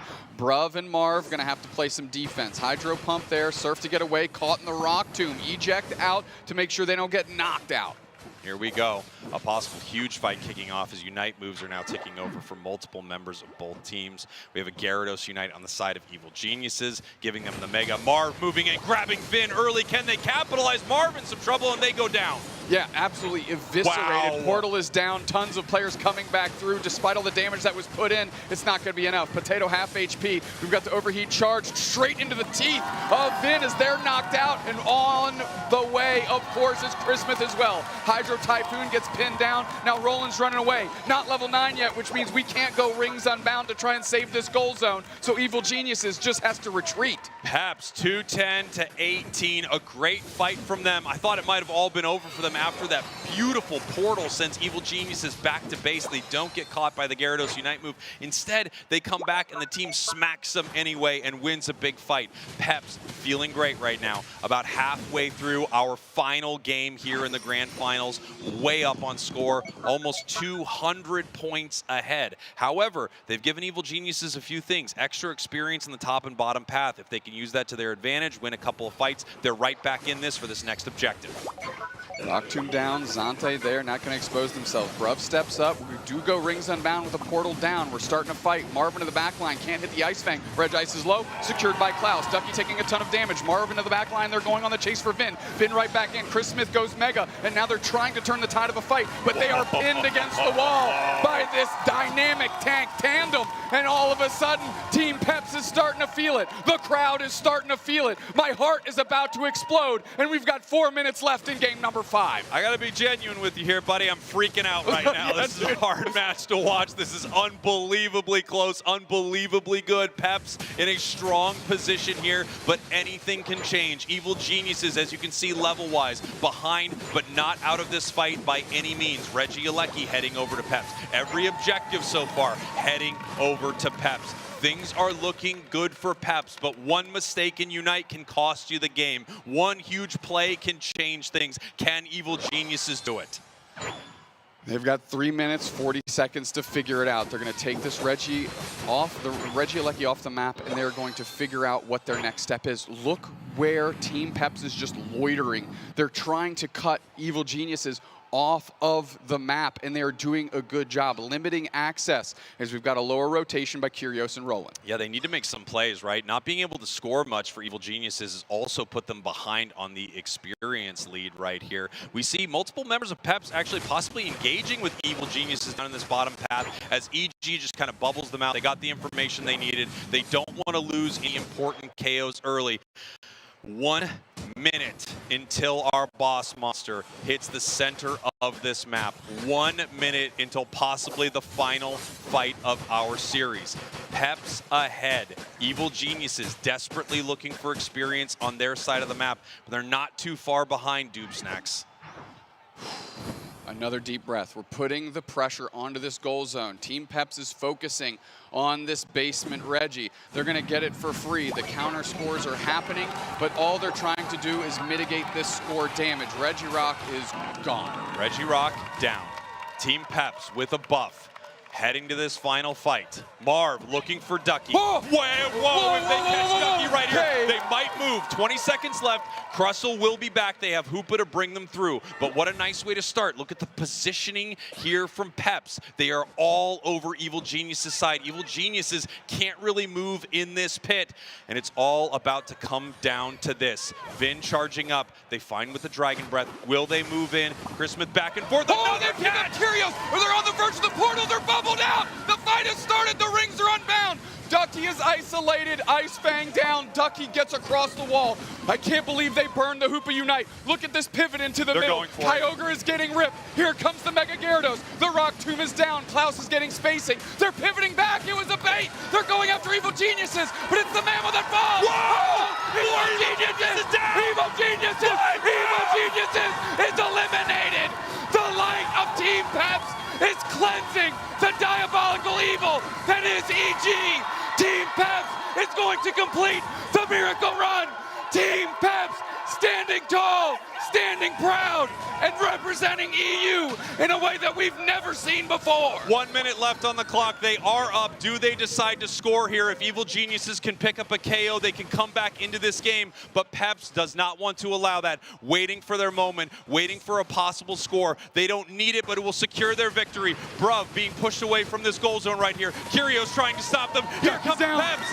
Oh, the goal zone is down. 310, 118. No KOs yet. One goes to the other side, but Peps continues to push right here as 3 members of Evil Geniuses are down. Peps moving towards this home goal zone, and with 40 seconds left and EG wiped off the map, Team Peps, the Giant Slayers, they took down Dignitas, they took down Peru, your world champions, CACM, and finally the undefeated squad out of North America in Evil Geniuses. And with only 20 seconds left, Team Peps can celebrate in the center of the map because they are your EUIC champions!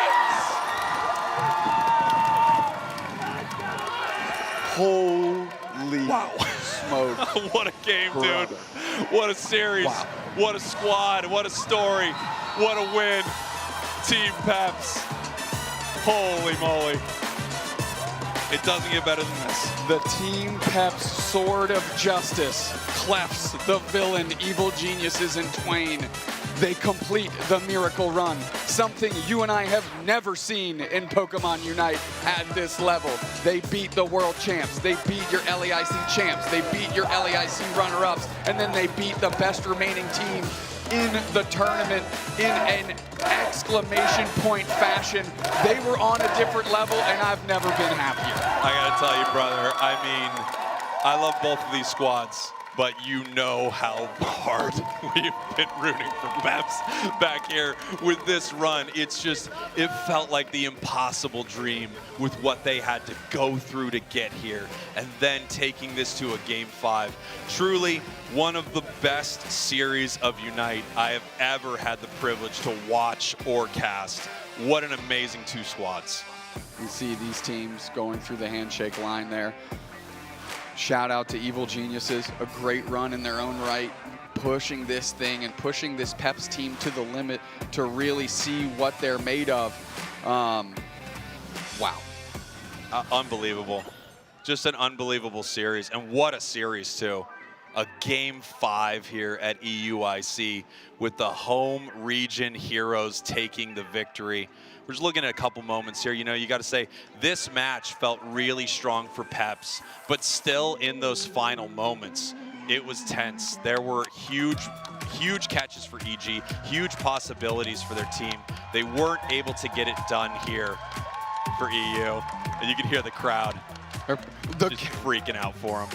You felt the energy on the catch on Ducky here. I want to watch this final fight. It was crazy. Marv goes in, ejects, gets Kyrios out of the portal, bang, pushes them out. That might have been the play of the game here, making sure that Kyrios can't get free reign, can't reset. It forces out the rings unbound. Now the rip begins. And then all of a sudden, Evil Genius says, oh no, they're going for it. They have Blaziken. No, sir, we're going after the bodies because nothing that is this evil gets to remain intact in EU. They make Kyogre easy work after they made Evil Geniuses light work. I mean, you have to love it here. This is what you want from a grand finals. This is, I mean, especially when you're in, you know, a place where their home region team is competing, to feel that energy from the crowd, for Peps to feel that. I mean, this moment right here with 40 seconds left, with 20 seconds left here, they know they have it, and they just get to celebrate.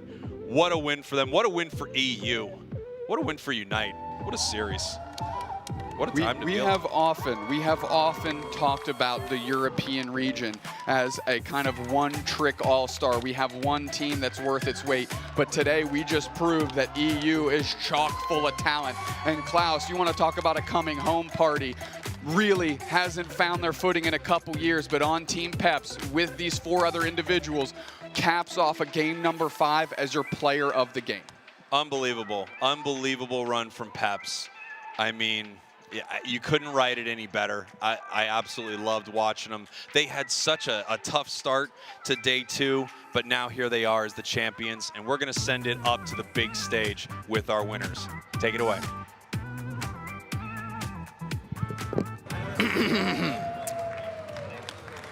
London, Excel Centre, Team Peps!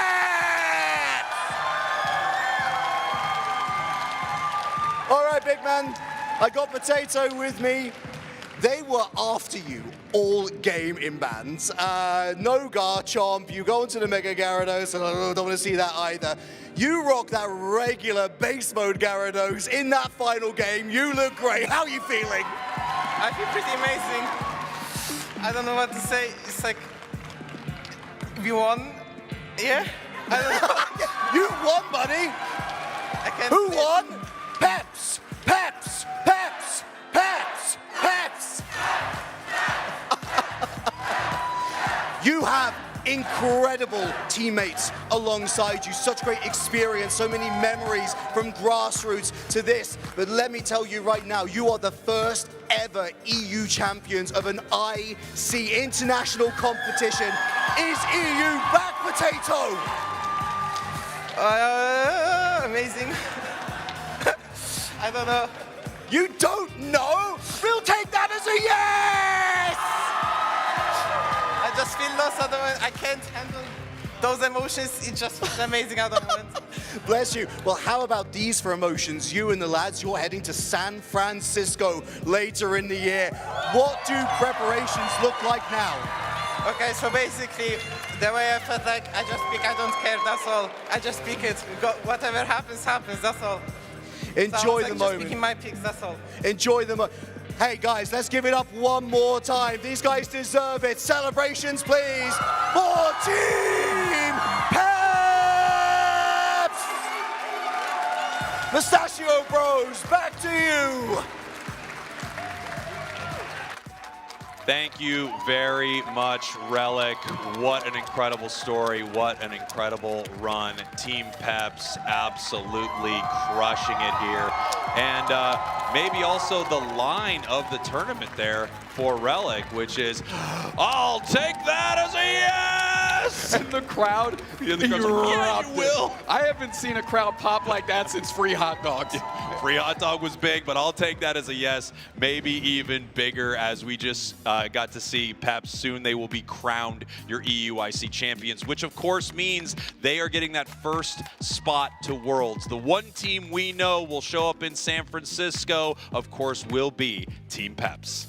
I cannot be happy right now. That was awesome. Yeah. I mean, to have a team go this deep into the tournament, really just completely destroying expectations, and you see it here. Team Pep starting off the day with a game loss. Got to mention it against the world champs. 2-0, why not? Yeah. Move on to Root Dig, LAIC champions. 2-1, why not? Let's get to the semifinals. CACM, LAIC runner-ups. 3-1, why not? And in the grand finals, absolutely pushed to the limit, but Team Peps has enough in the tank, and they are able to spike this one down on their home turf. You love to see it. Team Peps 3-2 over Evil Geniuses, a best-of-5 grand finals with the home region team making a legendary run. You couldn't write it better. We couldn't wish for a better story. These are the kinds of games and matches that you pray for here in Unite. It's just so unbelievably good, and Unite delivers these kinds of moments. Genuinely, but just a moment ago, we were both saying, I've never felt more nervous casting the final moments of a game than some of these moments here between Peps and EG. We're watching our replays here, all the way back to game 1, and the crowd.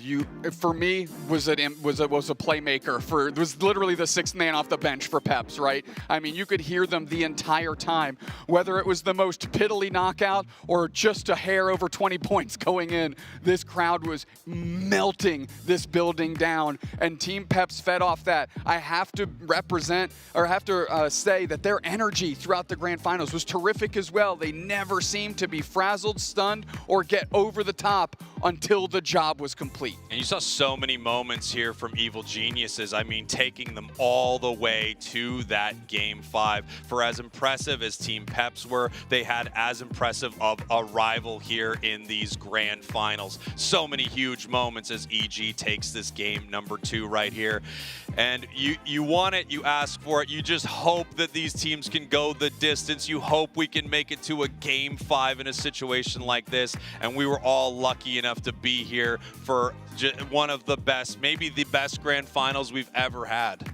Definitely the best of 5 grand finals we've ever seen, without a doubt. I mean, that was electric. We're here in game 3, the Rayquaza on the map, and Team Peps grabbing a page out of the books of old with this Blaziken to take this one down. Yeah, nice stuff here from Peps as they go back in. The overheat, you see them preparing right there. The Blaziken ready to go with that big kick, and they get the secure on Rayquaza there in game number 3. And of course, Evil Geniuses looking to counterpunch here in game 4. Mr. Mime Spirit Time. I know all the Bruv fans out there would have loved to see this be the game that would have crowned Peps champions, as Mr. Mime would have made its way onto the graphic. However, Evil Geniuses still had some in the tank for themselves, and after an amazing play, they're able to isolate, they're able to take over, beat up Potato, and take game 4 and make your dreams come true, Cowboy, a game number 5. I know, just so amazing, wasn't it? This was a scary rip here from Evil Geniuses, too. I mean, they are taking this in the face of this Blaziken. The overheat early secured there by Roland from Evil Geniuses, bringing us to the all-important game number 5. This crazy fight here. Marv catches Curios. Curios has to run. Multiple members of Evil Geniuses have to back here. Team Peps acts like they're going for Kyogre, turns right around and starts taking the bodies. A nice, dude, I'm like speechless right now. This was executed incredibly well. We talked about keeping the momentum and the energy that they had that carried them through day 2 into day 3. For me, it's the first time we've seen a team transition that momentum into the grand finals. And I really think it was probably the play of the game for me. That eject button Ice Fang reposition out of the portal on Curios on that liquidation Inteleon, who now has to full retreat and give all of the positional advantage to Peps. That was a difference maker on a team filled with playmakers. Such an incredible run, such an incredible story, and truly an absolute privilege to cast games like that, to be part of the best part of Pokemon Unite. The competitive scene this season has been incredible. I absolutely love it, and if you enjoyed that, I mean, it's a great time to play Unite. Without a doubt, go on and get that downloaded, Switch 2 or mobile, however you want to play, because this can be the community you're a part of. And the competitive scene in this game, obviously incredibly biased, I think it's the best competitive scene across all the titles. When you see matches like that, it's really tough to say those turn-based games measure up. Holy smokes, what a banger. Yeah, such an honor to cast these games. A little I love you from me and Doob Snacks here. We will see you next time. We're going to send it up to the stage to crown your champions. Take it away. What a way to start our day here at EUIC. 2 incredible teams battling it out for the title of International Champion, and that's just the first of many of our finals today. But before we move on, we've got to give out a couple of trophies to our finalists here on Championship Sunday. It's time to crown our Pokemon Unite finalists and championship teams. Congratulations to our second place finalist, Evil Geniuses. Starting with Ducky and Chris Smith.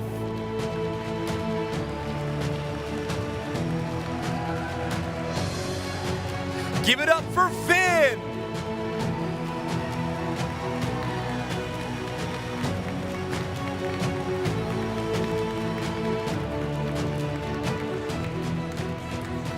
The support player for EG, Roland!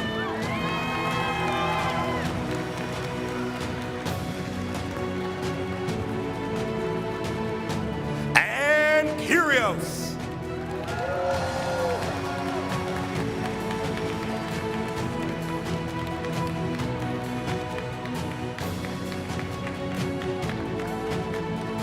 Your finalists, Evil Geniuses! And now, a big round of applause for the UNITE International Champions, Team Peps! Starting with Potato!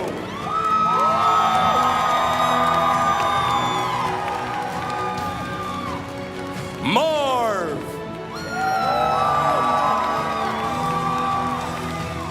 Second time EUIC winner, Klaus!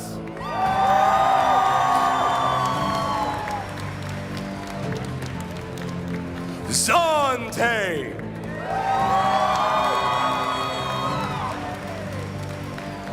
And hometown hero, Bruv!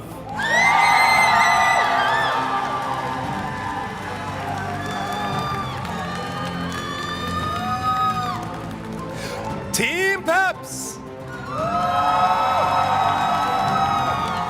Let's hear it one more time for both of our EUIC finalist teams.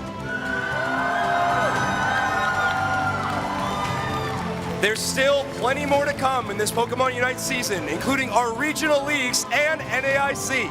So make sure you're tuning in and watching along live at Pokemon.com/broadcasts.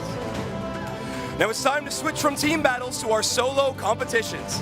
As we move over to Pokemon GO. They've also been battling through their bracket all day, and we're down to our final 3 competitors. So, here to take you through all things technical and tactical, it's Inadequance and Marto Galde. Welcome to the 2026 Pokemon European International Championship!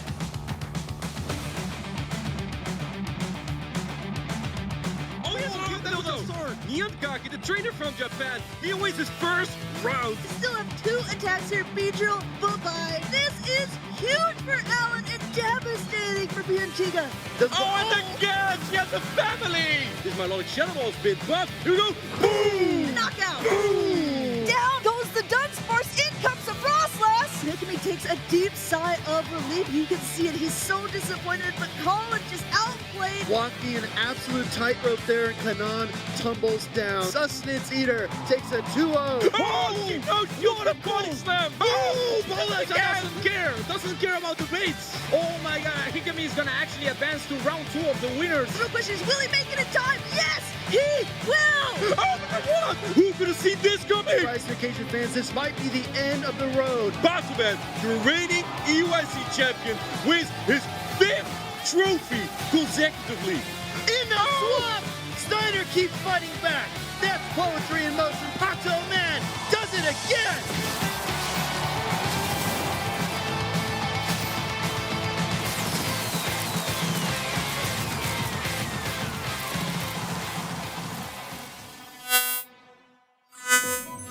I hope that got you fired up as much as it did for us. Welcome to Championship Sunday for Pokemon GO. If you're on Pokemon Unite, you're gonna get some fast action here as well. My name is Martijn Stedt. You may know me as Inadequance. I am joined by Marto Galde. Thank you so much, Martijn. And yeah, those Unite finals were so hyped, but now we're in the Pokemon GO Championship Sunday, and if that video didn't get you hyped up, I don't know what can.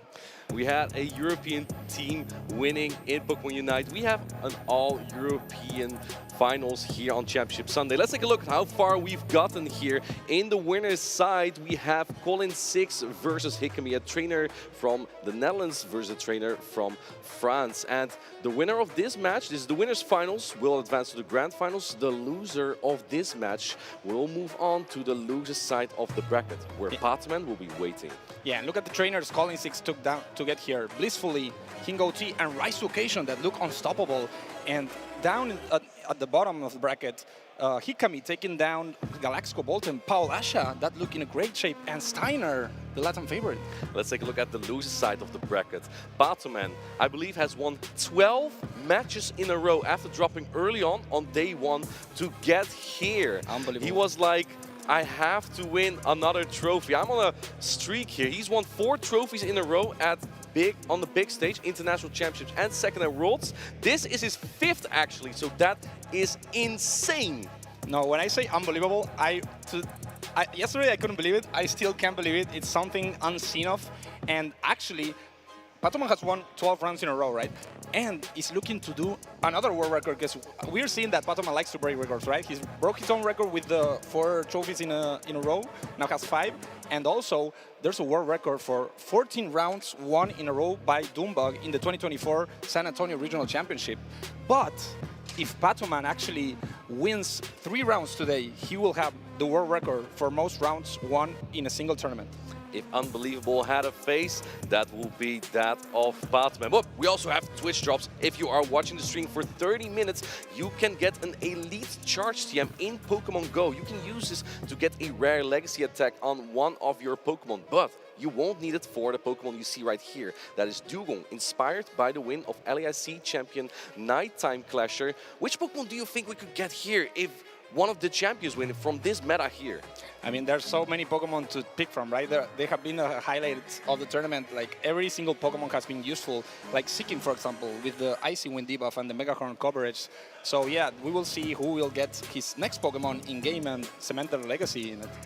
And there's not just these drops, there's also prizes for the competitors to win here. Let's take a look at what the competitors have. The first place can actually win a $5,000 prize. Wow. And all of these competitors have already secured at least $2,000 next to their trophy as well. Exactly. Everyone has $2,000 today, but they are fighting for more, right? If you get top 2, you get 1,000 more. And if you get first place, it's 3,000 more. So there's a lot of things that stay here, not only the trophies. I'm excited to see how that is going to go. No matter the way you see it, yes, there's a lot of stake, but I think that the competitors that we have today are also already happy with where they are. Colin 6 and Hikami, this is the first trophy for them. Of course, Batman is like, I've already had one so many. This is just another day in the office, honestly. Exactly. Let's take a look at the schedule of today, what it's going to look like. The first match we're going to have is the winners finals between Colin 6 and Hikami. The loser of that match will play against Batman, and the winner of that match will play against... We will then have the winner of the winners finals against the winner of the losers finals in the grand finals. And these matches, if you watched yesterday, it was a best of 3.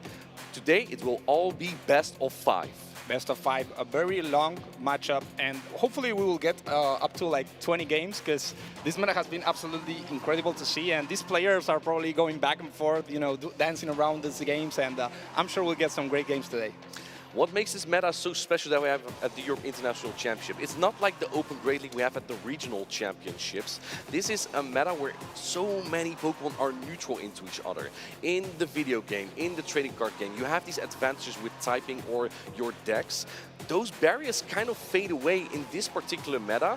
Of course, Rock deals super effective into Bug, and so does Flying typing. But there's a lot of flexibility that these competitors are going to show us today in these kind of matches. Yeah, I would even say there's only one Pokemon that has been successful at the OGL meta, that is Drapion.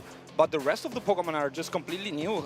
They are not used in the Championship Series, and it's just so great to see so much variety and them being useful, right? You would think that they are not that great for Pokemon, right? Because they don't use them generally, but you know, they're proving themselves today. And that's just kind of what I love to see, right? Because you look at the video game, the trading card game, and Pokemon Unite, and you see different Pokemon being used all over again. I've seen on social media that video game players, they love it when they see Ferret or Charjabug being meta. Well, Ferret actually was a thing in this meta as well. It's not made it to the top cut, but just shows the flexibility of Pokemon that you were not expecting to be top cutting at an international championship on the big stage here. And that is really what's going to stand out here. I think the Pokemon that you should be looking out for mostly might be that Spiritomb, but the trainers are getting ready here. We have on the left, Colin 6, and on the right, Hikami.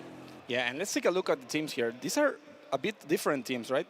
On the left side, we have we have Dragon, Kingdra, Spiritomb, Dunsparce, Drapion, and Beedrill, and Licky. So double rollout strategy by Colin 6. And on the other side, by Hikami, we see a double water. And just to explain to our newer viewers from other games or trainers new to PvP, yes, Licky and Dunsparce are known as rollout users. They are normal types, however, they have a fast attack that deals rock type damage, and that's been super important in especially this meta because flying type and steel type Pokemon are banned. So bug type Pokemon have a lot of play in this meta. There's hardly any ghost type Pokemon to be found. The one that's the most common is Spiritomb, as you see on both teams, but because of the dark subtyping, bug type is actually neutral into that. So you're going to probably see a lot of Beedrill coming out in this winners final. Yeah, and talking about Spiritomb here is a menace. I think you can use Spiritomb every single game in this meta, unless maybe there's a green channel, but we'll see if we got it game 1. Here we go. We have that Shadow Beedrill on the left side. We have Milotic on the right side. Milotic has access to a Dragon-type fast attack, actually, making it a pretty good counter to Kingdra, for example. The thing is, Milotic is very safe into the team of Colin 6 because in this meta there's hardly any grass or electric type Pokemon, so there's just about nothing that is super effective against Milotic. But Beedrill has a fast attack that does a lot, so you just see Colin 6 tapping and tapping, and you see the HP of that Milotic just chunking away. Yeah, and we see Colin investing 2 shields instantly in the matchup, and actually Hikami getting aggressive here with the Licky. And you see here one of the rollout users. This is a Pokemon that is somewhat of a counter to that Shadow Beedrill. 2 shields are in place still for Hikami. Now it's only 1. Protect shields will reduce the damage to only 1 damage here. And going to expend all of his energy here, Colin 6. What we've seen yesterday a lot in this meta is that these normal type Pokemon are meant to take all the damage. So we likely see Colin 6 switching out now into his own Licky just to soak some of this Body Slam or Earthquake damage. Yeah, very interesting play by Colin 6, doing a lot of damage with the X-Scissor, and Hikami here going for the Earthquake. Colin 6's Licky is very healthy yet. Earthquake does cost a lot more energy, but it will deal more damage than Body Slam here. And we see Colin 6 just farming up more energy here. This is a Charge Stack 30 tie. That means that both Pokemon threw their Charge Stack at the same time, but the Pokemon with the higher attack stat actually wins that. So we see Hikami going first here. No, he waited a turn. He waited a turn. Colin 6 is known to do this because he doesn't want Hikami to catch, but it didn't work for him. He didn't get the rollout. Body Slam is coming through now. Will this knock out Licky? Yes, it does. And Colin 6 has energy to spare, but look on Hikami's side. He still has a Protect Shield advantage. And I think this is going to be the strategy that we're going to see moving forward from Hikami, is to use a lot of the Spiritomb. Do you no-shield this Earthquake? This will do a lot of damage. Yes, we see the Protect Shield coming up from Hikami. This is a huge shield by Hikami, and this Spiritomb is ramping up energy, but Colin 6 doesn't let him and tries to Dunsparce. Keep in mind that Shadow Beedrill also still has some health left.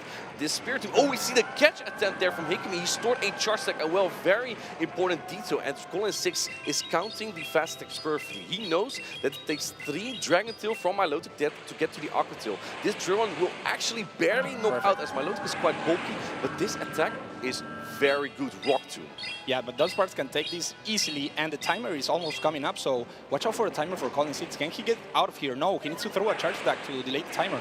Rock Tomb drops the attack of Dunsparce. The thing is, in Pokemon GO, you can actually clear a debuff by switching out. So I would not be surprised if at some point Colin 6 swaps into the Beedrill, because the Spiritomb doesn't have that much energy. But no, now the Spiritomb has more energy because the timer wasn't up yet. He's staying in. This is huge. This might take out the Spiritomb. It's going to be very close, but how do you take down these Dunsparce? It's so low on HP. It will be very close. Colin 6 comes in with the Shadow Beedrill. Hikami predicts it. Lightning speed reflexes, but Spiritomb is at such low health. What a prediction by Hikami, but I don't know if he can win this game. There's 1 HP in that Spiritomb. There's 2 Pokemon left, and Dunsparce goes for the rollout and takes game 1. Rolling through this Spiritomb. Colin 6 takes game number 1 in this winners finals. A tremendous start for the Dutchman here. Colin 6 is already we know him as a very successful player in the European Regional Series. We call him the final boss. He kind of got that name in the 2024 season because he was a trainer who just kept winning everywhere. Colin 6 was the trainer you have to defeat if you want to win a regional championship. But the thing is, Marto, he hasn't won a championship for an entire season. And in fact, this is his first trophy ever and on the big stage. Yeah, and sometimes it starts to get in your head, right? After you win a lot and you took a lot of time to win again, you start to think like, oh, am I still good at this game? But Colin 6 showing that he's one of the best here, winning a trophy and starting very confidently in this series, right? He looks so calm, ice in his veins.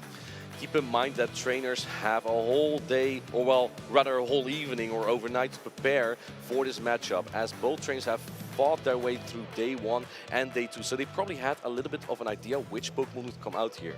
In Pokemon GO, we have an open team sheet. So that means you bring 6 Pokemon to the tournament.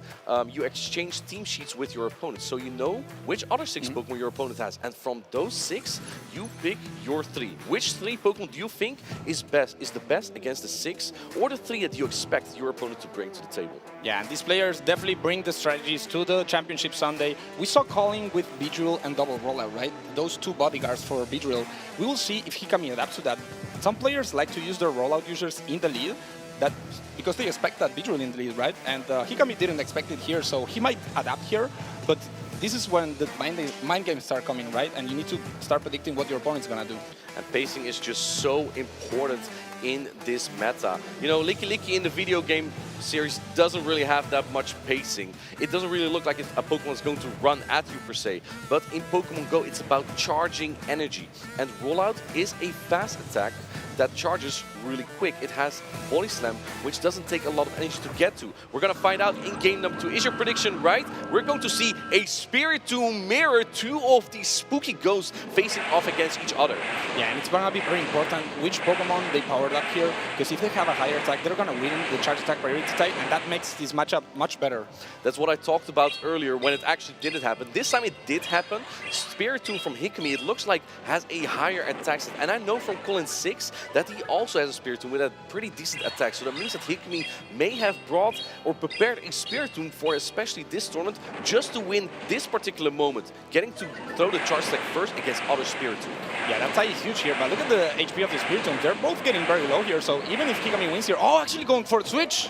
We see a catch here. Hikami, keep in mind, now has a charge attack preserved. You keep the energy from a Pokemon that you have swapped out, and this is what I said before. Licky is just there to soak energy, but the thing is, Rock Tomb always debuffs the attack of the opponent, so the Licky from Hikami will now deal less damage than normally. Yeah, that was a great catch, but is this a mistake by Hikami? The attack is lower than this is not gonna even do like 50% of Licky's HP. That did more like 30% even. And now you're going to see an Earthquake that has not been debuffed. This is going to deal the full brunt of the shiny Licky from Hikami. But can you get a rollout down? Rollout, yes, charges energy quick, but there's a combination in fast attacks. Oh. You deal damage and you charge energy. Rollout does not deal a lot of damage. Yeah, Hikami, he wanted to get out of there, but the switch timer was not up. And Colin 6 predicting this and throwing the Body Slam, getting rid of the Licky, and there's only Milotic left. Milotic is coming in, but Licky charges up energy just as quick as Milotic does, even a little bit quicker. Body Slam is coming through before Milotic is able to get to an Aqua Tail. I don't think Aqua Tail is even going to knock out yet. This Licky is so healthy. I don't think an Aqua Tail even takes it out, and it's being a nuisance right now. And we see here Colin 6 did not go for the Body Slam there. He knows that Milotic has a higher attack, so he's hoping to take this charge attack. Licky actually hangs on about 1 HP. He stores the charge attack, goes into Spiritomb. Was hoping that Hikami would throw immediately again. You get Sucker Punch damage in, but look at this. Milotic now has 2 Aqua Tails stored. How is Colin 6 going to get through this? Because both rollout users don't deal a lot of damage with fast attacks. You have to throw a charge to get rid of this Milotic. Yeah, this Milotic is loaded and actually going for the Dunsparce here, going for the wrap to start, you know, debuffing these Dunsparce, and that might be a mistake by Colin, giving so much farm to this Milotic. Normally, you want to go for the charge attack with the same type of attack. When we see Spiritomb coming in, and it had all that energy still, wow. Colin 6 is going to face so much debuffing here because the defense has been lowered through wrap earlier from Milotic. Now Rock Tomb is coming through. The rollouts will deal even more damage. Can you get the rollout down before the next Rock Tomb even? Can he get to the Rock Tomb? Oh, Colin 6 doesn't want to play those games. He throws the Drill Run. Keep in mind that there's also a Body Slam loaded still on the side of Colin Colin6. Now that the attack has been lowered, this Dunsparce will deal even less damage, but Milotic is already so low. There's still a Protect Shield though. Jeron is coming through, and keep in mind that the defense from this Dunsparce has been lowered, and Octil might get really close to knocking out here. I think Colin needs a catch here. Will Hikami wait to see he has the a body slam fast store attack? though. Oh no, he has a instantly body throws. slam. But I think Hikami predicted Licky to swap in here. Then Milotic would get rid of the Licky before he can fire a charge attack. And let's see which prediction Hikami is going to make. He's playing very careful. In comes Licky, and it gets the body slam off before Milotic can launch a charge attack. Colin6 is just sweeping through this winners finals. He is 2-0 up. He needs one more game to move on to the grand finals. What a masterful play by Colin6. He waits a turn to confuse his opponent with the animations, and Hikami just got lost here. He kept throwing fast attacks, thinking that maybe Colin6 was gonna go for another play there.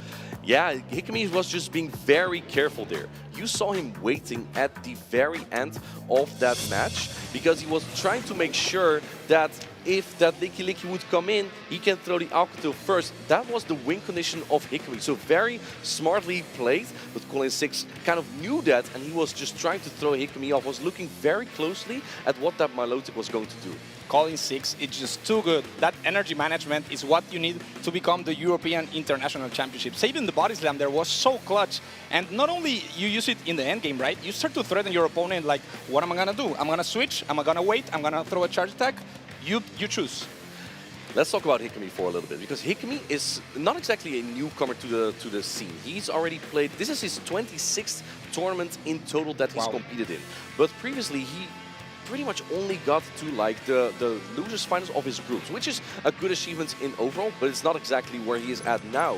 And only since this season he has won his first regional championship. In fact, that was his first day 2 ever, and he immediately took down Liu entirely in 2026. Now he is here in the top 3. He took down top trainers that have won many championships. Think of Paulasha, Steinar, Galax Cabolton. He defeated the world champion Beelzeboy as well. So Hikami is not to be counted out yet. We're heading into game number 3. Can Hikami make the comeback? We see Kingdra here from Colin6. Not exactly expected, because Milotic that deals super effective damage with Dragon Tail is really good into that, and it's so safe. Yeah, and Hikami actually going for the first charge attack here. Threatening with the Earthquake. Colin6 needs to make that decision. No, calls the body slam. Lets it go. He knows he can hang on to at least one Earthquake here. So Colin is now going for the Outrage. Licky is not a Pokemon that trainers generally use Protect Shields on, but you know this is going to hit very hard. And we see Hikami make the correct shield go here, preserving a lot of HP. This would have put Licky very low to getting knocked out.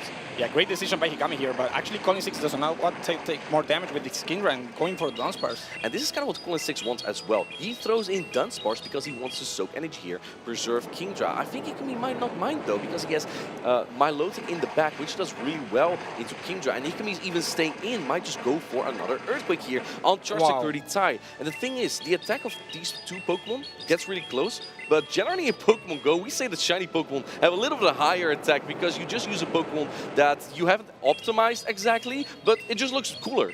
Yeah, Hikami definitely had some intel there, but how are we going to tank the energy of this Dunsparce? This Licky is getting very low. Do you stay here and go for the body slam? I think Hikami is going for it. Hikami is getting everything out of this Licky. Colin6 does not mind. He is down 1.5 Pokemon here as Kingdra has energy loaded, but it also in the yellow in comes Spiritomb. Keep in mind that Colin6 has a shield advantage here. This is actually a very tricky situation for Hikami, because I think he's trying to preserve Milotic for Kingdra. So he has to come in with his own Spiritomb here. Yeah, this is perfect. This is what you do, because Colin6 has 2 shields, but look at the Sucker Punch damage. The Spiritomb has lost half of his HP. Sucker Punch is one of the strongest fast attacks here. We see Shadow Ball, not Rock Tomb coming in. This is the same type of attack bonus, has been buffed this season. Will do a lot of damage, and Hikami calls it. He shields the attack. This would have knocked out Spiritomb. Excellent play from Hikami. It's a great shield, but this is a mistake by Colin6. You want to debuff the attack of the Sucker Punch, and Rock Tomb coming in. You have to use a shield. You have to use a protection here as Colin6, and it was no coincidence that Hikami threw his charge attack one before that.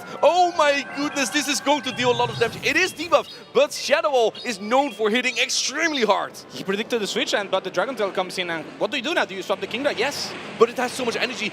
Can Kingdra get to an Outreach? Yes, you get to the Aqua Tail, but keep in mind the typings here. Kingdra double resist, water, and Colin6 doesn't even shield. what are you going to shield in the rest of the game? This Kingdra has a tall task to do, going for the outrage, and this is going to take out the Milotic, but there's still Spiritomb in the back. Outrage hits extremely hard. Spiritomb doesn't really have a lot of health, but neither does Kingdra. Can you get a Sucker Punch down on both Pokemon? Spiritomb doesn't have a lot of health. Let's see. It does more damage. Who has more HP here? I think he got the Rock Tomb, goes for the Rock Tomb. He's coming back from these games. He's trying to reduce the damage taken from the opposing Spiritomb Sucker Punch. Here's the thing though, with that Sucker Punch went through from Colin6, who gets the Sucker Punch down, they're getting close, and it's looking like Colin6 survives with 1 HP! That is a full 3-0 sweep, 1 HP energy for Colin6 as he gives us the fist bump. Colin6 is a trainer who usually doesn't show a lot of emotion during the games, but this is where he pops off, and he knows it's Colin6 going to the Grand Finals. I told you, my friends. I knew exactly how this was going to go. Hikami brought all the Pokemon that Colin6 predicted, and yet it was no issue. This is such an important moment for Colin6, right? He didn't have a trophy going into this tournament, and he got his first trophy yesterday, and now he's advancing to the finals. He has secured a top 2, and he's looking very dominant. He didn't drop a single game yet. Didn't have any trophy yet so far, and it was bugging him. I know Colin6, I'm also from Netherlands, he is from the Netherlands, we talk now and then, and Colin6, it was bugging him that he hadn't won a regional championship last season.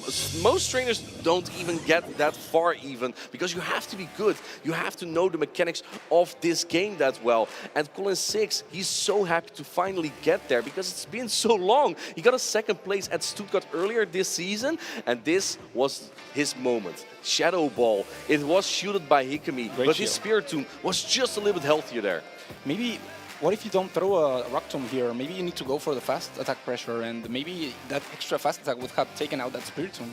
We saw 2 Spiritomb going at each other with Sucker Punch. And the thing is, when you go for a charge attack there, like Hikami did, a Sucker Punch from the opposing Spiritomb will come through.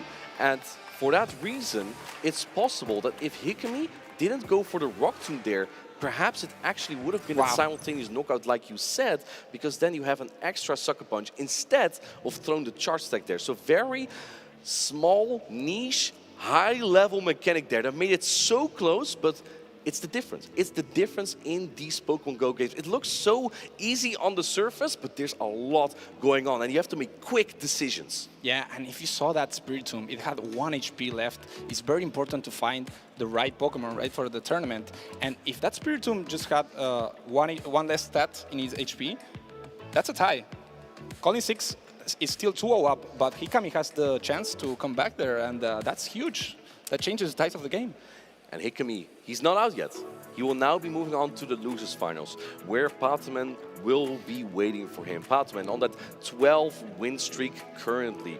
Pataman has reached, he's the reigning EYC champion from last season. Then he got 3rd place at the NAIC, he got 2nd place at Worlds, and then he got 2nd place at LAIC this season in November, and now he's here, top 3 at the minimum. What a fearsome opponent. I think if you ask anyone who is an opponent you don't want to face, I would say a lot of people would say Pataman, because this man is not from this world. I played against him in Birmingham, and I consider myself to be a decent player. I had no chance. I had no chance against Pataman. He read me like a book. And Pataman, like you said, he might just be the best player at the moment with that consecutive, successful, consistent performance all over the place. You're always going to have the question, who is the GOAT? What do you think, Chad? Who is going to win this? All 3 players are still in it. Hikami versus Pataman. It's going to be our next match. Yeah, Pataman he's the player with most experience on Championship Sunday. It's his 5th, I think, Championship Sunday in the history of the game, and nobody has that.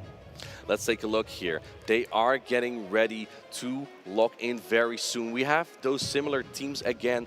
What we saw from Pataman yesterday was pretty much the same team. And why would you change a winning team? He ran Spiritomb double water over and over. And actually, yeah, the teams are very similar. The only Pokemon that changes is that Licky for that Dunsparce, but their role is the rollout is almost the same, right? And we see the double water strategy that Hikami actually didn't pull against Colin6. So I think it's a very solid strategy that both players might use. We saw Pataman likes this strategy a lot, so I'm kind of predicting that we'll see that in some games. The one difference between Licky and Dunsparce is that Licky generally has a charge stack body slam. But you don't want to throw Body Slam into Ghost-type Pokemon. In the video game series, normal against Ghost-type Pokemon are completely immune. They will not take damage. In Pokemon GO, we have the double resistance instead. So Body Slam will deal some damage, but it's almost nothing. And Earthquake takes really long to get to. So you can imagine that when you're building all the way to that Earthquake, and then it gets shielded, it makes it a pretty good matchup for Spiritomb. And Dunsparce, on the other hand, has Drill Run, which charges a little bit quicker than Earthquake. So that's why Dunsparce does a little bit better there, because it gets neutral attacks quicker. Yeah, let's see if Dunsparce does much better here. And yeah, also that Rock Slide coverage for the bug types, right? And it's so hard to catch against Dunsparce because it has almost perfect coverage. The only Pokemon typing that resists both is Grass Fighting, and Fighting is banned here, so there's no way you can catch a charge attack from the Dunsparce and resist it. And we go into the first game. Here we go. We have from Hikami Seeking into Shadow Beedrill from Patoman. This is generally a favorable matchup for Shadow Beedrill. Wait, what? It's a water type. Well, the thing is, Seeking has the fast attack Peck. And Peck is a flying fast attack. So you see the HP from Beedrill going down pretty quickly, but also from the Seeking, because Bug Bite just hits so hard. Yeah, it's looking pretty neutral here, and actually Padawan going for the bait here. This call is huge because you don't want to shield the Felslinger. It doesn't do that much damage. Oh, and what we're about to find out now, X-Scissor could have knocked out this Seeking. Felslinger, on the other hand, does about no damage. Can you now get the Bug Bite down entirely on the Seeking, or can it get to a charge attack? Oh, the Seeking goes down! That's a huge farm now. This Beedrill has the attack buff. It needs to throw on an X-Scissor. X-Scissor is coming through. You have to put a Protect Shield here, because this would do a lot of damage to Spiritomb, and Hikami has been relying on Spiritomb a lot. We see from Patoman, he does have Shadow Drapion within this time, but he does have that double water again. Seeking has the access to the Charge Attack Ice Wind. It will drop the attack from this Spiritomb, but it also has Mega Horn. So this becomes a little bit of a nasty situation for Hikami. You don't want to shield an Icy Wind, but you also cannot take a Mega Horn. Which choice do you make right here? Yeah, but this Charge Attack is actually less threatening. Yeah, and it goes over no shield because this Seeking is debuff, and he calls the Icy Wind here. Indeed, a Mega Horn wouldn't have done as much, but we see Hikami switch into Milotic immediately, which makes it a little bit awkward because you have to go for a wrap here. You know that Patoman is very likely to go for Mega Horn. No, he's going for another bait. This is resistance. Would do almost no damage, but Patoman, he is already getting there. He's baiting again and again, and if it doesn't work once, you do it twice. Now he gets the Protect Shield from this Milotic. That would have done no damage, but now you have an attack drop, and that is huge. Patoman is a madman. That bait was diabolical here, and will Patoman actually get aggressive here? I don't think this takes out the Seeking. No, switching out to the Milotic here. This is a great play from Patoman, swapping out immediately, realizing Seeking might just be used later as a potential catch or to clear the Wrap debuff that we're going to see here. Like Rock Tomb always drops the attack of an opposing Pokemon, Wrap always drops the defense of an opposing Pokemon. So you're going to see that health drop way much more. Now clearing the drop with swapping into Spiritomb, because swapping out clears a debuff. Yeah, Hikami really wanted to get the Wrap there onto the Spiritomb, but no, gets the Aqua Tail, gives some energy for Patoman, and Patoman is playing this perfectly. In comes the last Pokemon again, but now that there's no switches left, Hikami cannot clear any debuff anymore. Keep in mind that Seeking has some health still, and I think that Beedrill might be able to get a few Bug Bites in too. Was this Milotic still debuff? If so, this Wrap will get really close to knocking out. This is a race. Do you throw the Aqua Tail? It's going very low. No, switching to the Seeking actually.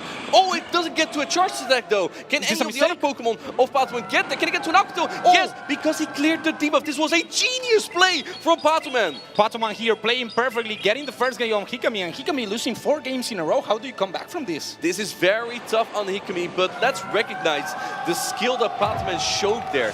It was looking like he was trying to get to a charge attack on Seeking, and I was like, wait, can Hikami win now? But no, what Patoman did there was clear all those Wrap defense drops, and because that happened, the next fast attack from the opposing Milotic wouldn't knock out, and through doing so, he got to the final Aqua Tail that knocked out the last Pokemon from Hikami. This is why he's one of the best. Patoman is unreal. He doesn't make mistakes. He cannot catch against him. What do you do? How do you win against this person? Let's take a look again at these replays here. No shielding of Felslinger gave Hikami a lot of momentum here, but barely not getting to a charge attack put him quite behind, because now Patoman had a charge attack that you had to shield on your next Pokemon. The Ice Wind Go. Hikami kind of had everything there that he needed to do, but maybe he needs to stay into that Spiritomb for a little bit longer so it could get to a charge attack later on, because swapping into Milotic maybe set him back a little bit there. Yeah, I'm amazed that by the matchup of the Beedrill against that Seeking, right? Getting the Fountain down and getting the shield back, that was absolutely phenomenal tools by the Beedrill there. And we saw again double water from both trainers. Hikami decided to run water in the lead and in the back, and Patoman going for that AVP strategy, right? Be in the water. Take a look at this. He swaps out right here because one more Dragon Tail would otherwise knock out because of the Wrap debuff. But because he switched into that Seeking, he cleared the debuff. Now he hung on to a Dragon Tail, and through doing so, Patoman was able to get to a charge stack he normally would not have gotten to. That came down to the wire. Both Pokemon from Patoman remaining were very low HP. If you do one single mistake there, it might be a charge attack priority there. So if you make a single mistake here in the finals, your opponent is gonna definitely take advantage of it. Hikami has to lock in here. He has 4 losses in a row, but do not underestimate him. Like I said before, he has taken down a world champion in this tournament run, so Hikami does have what it takes to get back into the game. Both trainers are locked in. We're getting ready for game number 2. Charizard, show us! It is Licky for Hikami into Shadow Beedrill from Patoman. This is a favorable matchup for Licky, but we see Patoman staying in a little bit. He's going to try and catch a charge attack on the Spirit to potentially... Oh, he does! Just like I predicted. Normal typing is double resistant on Ghost, so this will deal almost no damage. Tremendous play from Patoman. How does he keep getting away from this? Does an extra fast attack, predicting his opponent, and answered by the Milotic here. Milotic pace is really quick compared to Spiritomb. Spiritomb takes a while to get to his charge attacks, and that's why Hikami swaps in here just to get the damage in before we see the attack drop from Rock Tomb here. The Shadow Ball, no, going for the Rock Tomb. This is not going to take out this Milotic. This could be a good call to swing the tides to Hikami's favor. Will he make the call here? No, go for the shield. Hikami has been pretty accurate in some of his bait calls here, but didn't want to take any chance there. Like you said, a Shadow Ball would have knocked out here, and going for the double Aqua Tail here. He has 2 attacks loaded. Patoman also has an attack loaded, and Patoman knows that Spiritomb will get to throw a charge attack if both Pokemon throw that charge attack now, because a higher attack. No, he keeps the Shadow Ball and catches again. Oh my Milotic, this man is playing out of his mind. This man is way ahead of his opponent, doing the steps before them, and actually getting answered by the Spiritomb again. Spiritomb is coming in.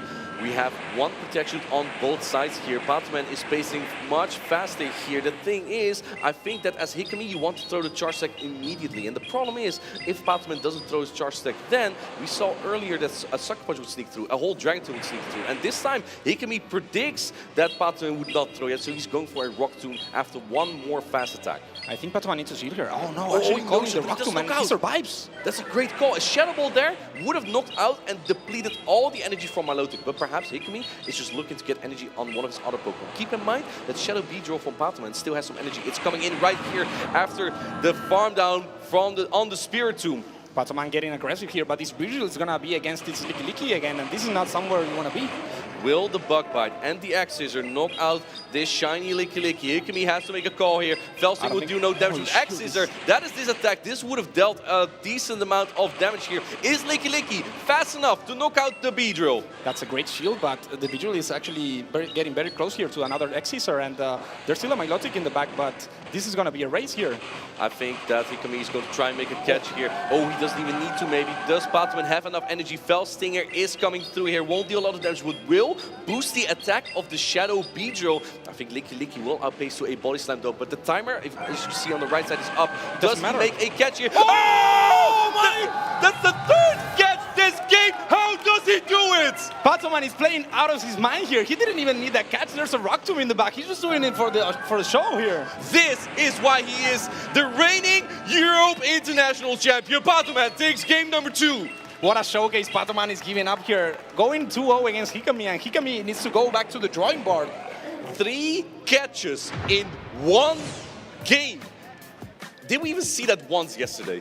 Or the day before? Like, I don't think we've seen it all weekend. Patoman is giving us on Championship Sunday the best showcase of Pokemon GO. Wow. I have never seen a player play so well in a tournament. This is absolutely incredible, unseen. Look at that smile. He knew what he was doing. He knew what he did there. Yeah, that catch wasn't even, you didn't even need to do that catch. This is the first catch. This is the first catch. So we don't have immunity like normal type on Ghost typing in Pokemon GO. This Body Slam still dealt a little bit of damage because of double resistance instead. And then another catch on a resisted Aqua Tail.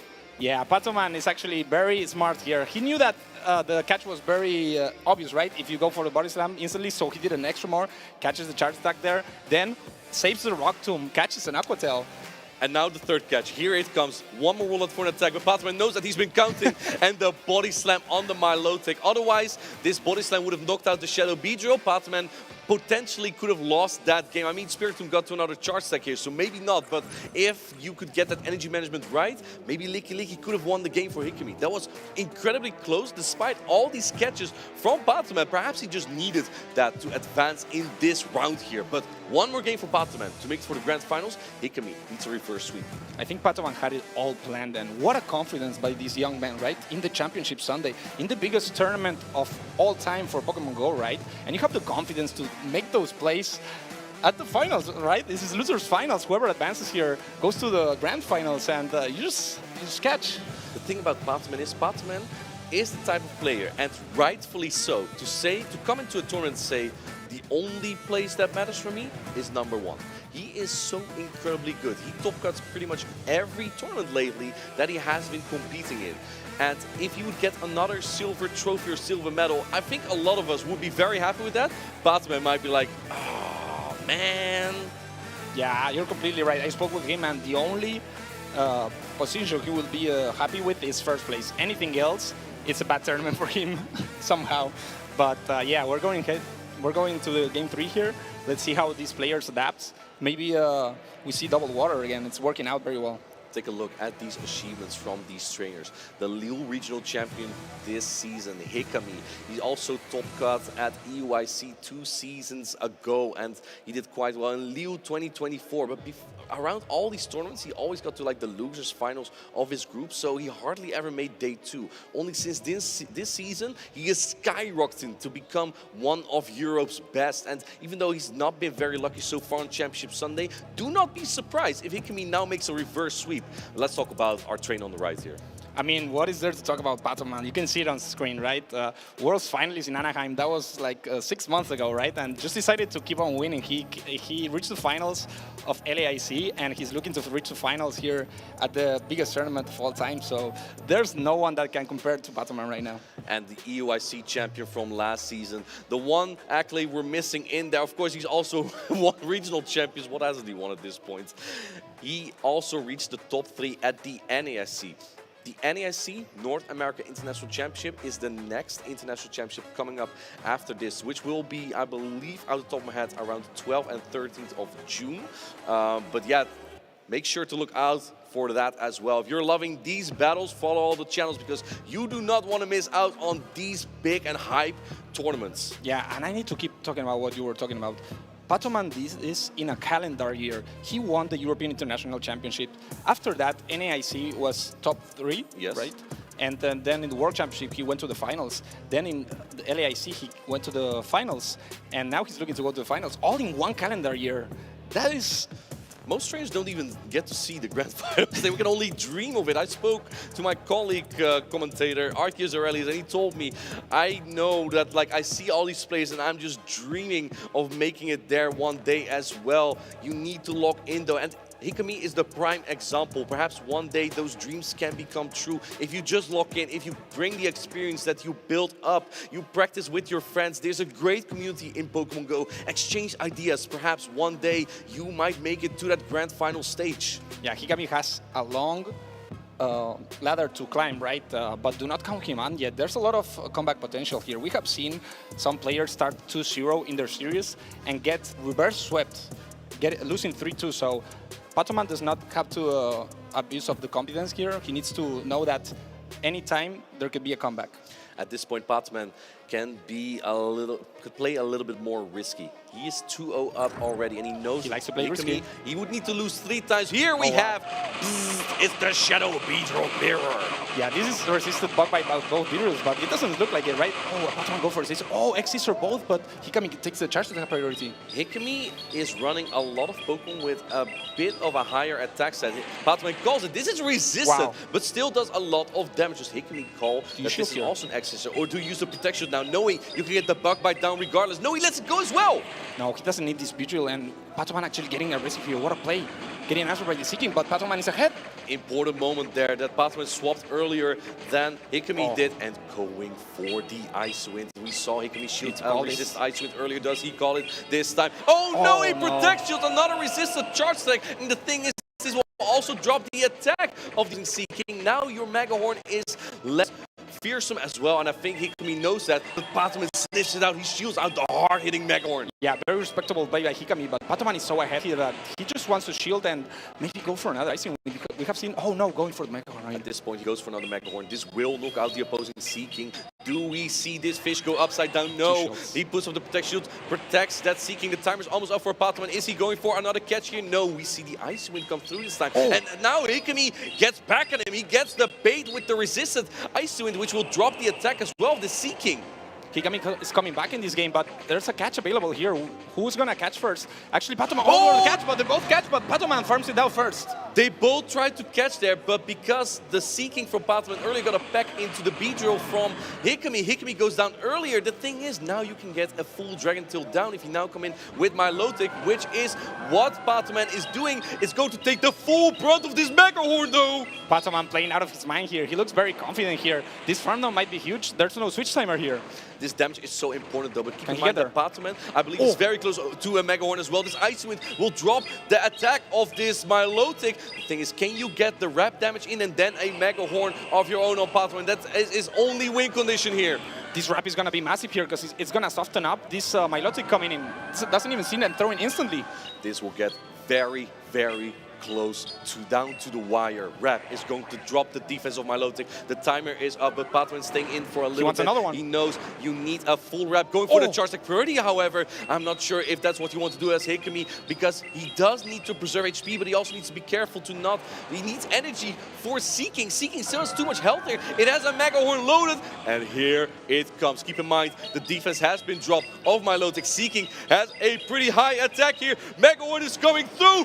Boom! It's so close, and Seeking going for the round here. Patoman is going to take a 3-0 victory over Hikami and advance to the Grand Finals. Patoman is your reigning USC champion for a reason. He's taking it back to the Grand Finals. Look at how composed he is. That is a tough day for Hikami, but he can be proud of his run, making it to Championship Sunday.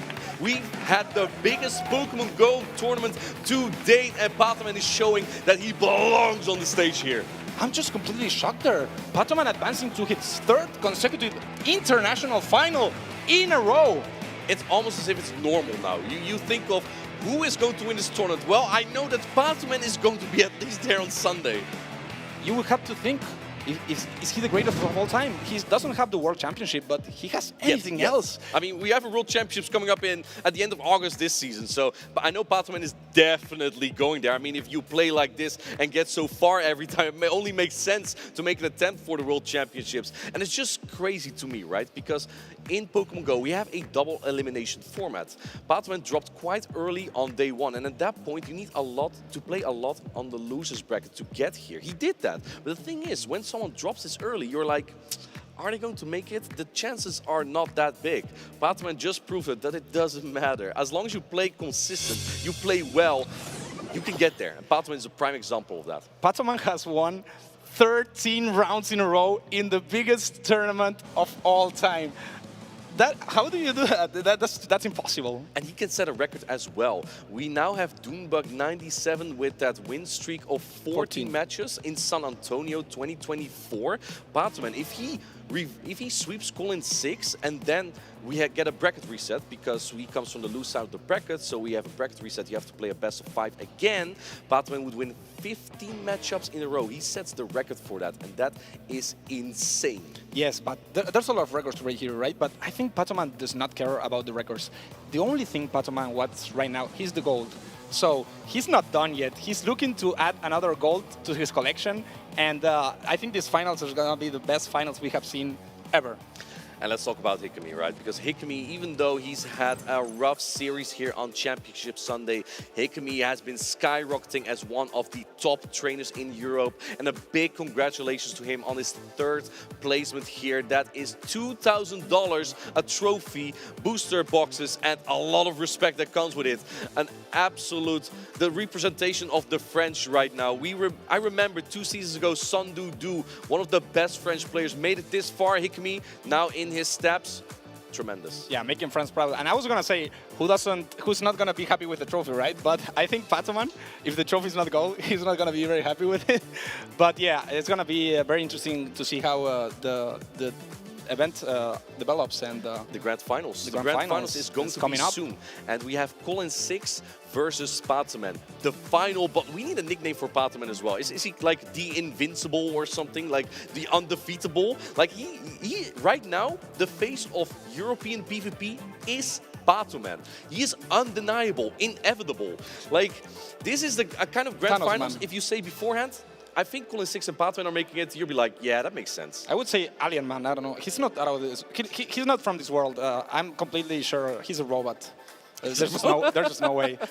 No, he doesn't make mistakes. I'm just shocked. I'm just shocked. It's amazing to see him play. What I always say about who becomes a champion, the champion of a tournament is someone who has made the least amount of mistakes. You can play as perfect as you want, but decisions are made to be very quick here.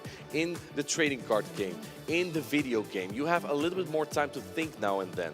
In Pokémon GO, you have a fraction of a second often to make a decision. Do you swap? Do you throw your charge attack? Do you go for another fast attack? Do you use a protect shield? All of that, you have to think very quickly. And what makes these trainers so good at this game, they know like 10 seconds before the actual action happens what they are going to do.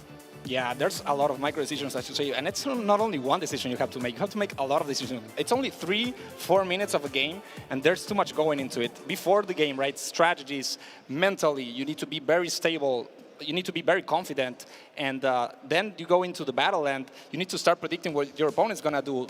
Counting energy, switching. There's too much to do. Before getting into the grand finals, we have Farid to hear from our finalists. Farid, let's hear it.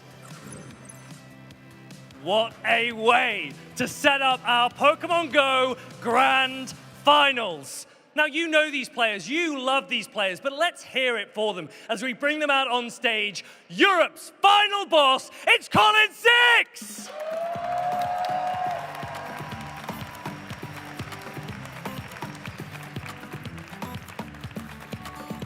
And he is being challenged by Spanish boy wonder, it's Pataman!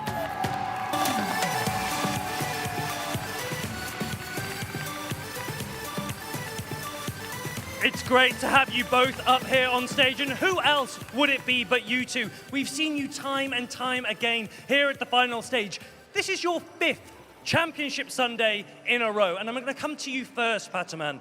How does it feel after the journey you've had this weekend, dropping down into the losers bracket fairly early on day one, but you have been relentless since?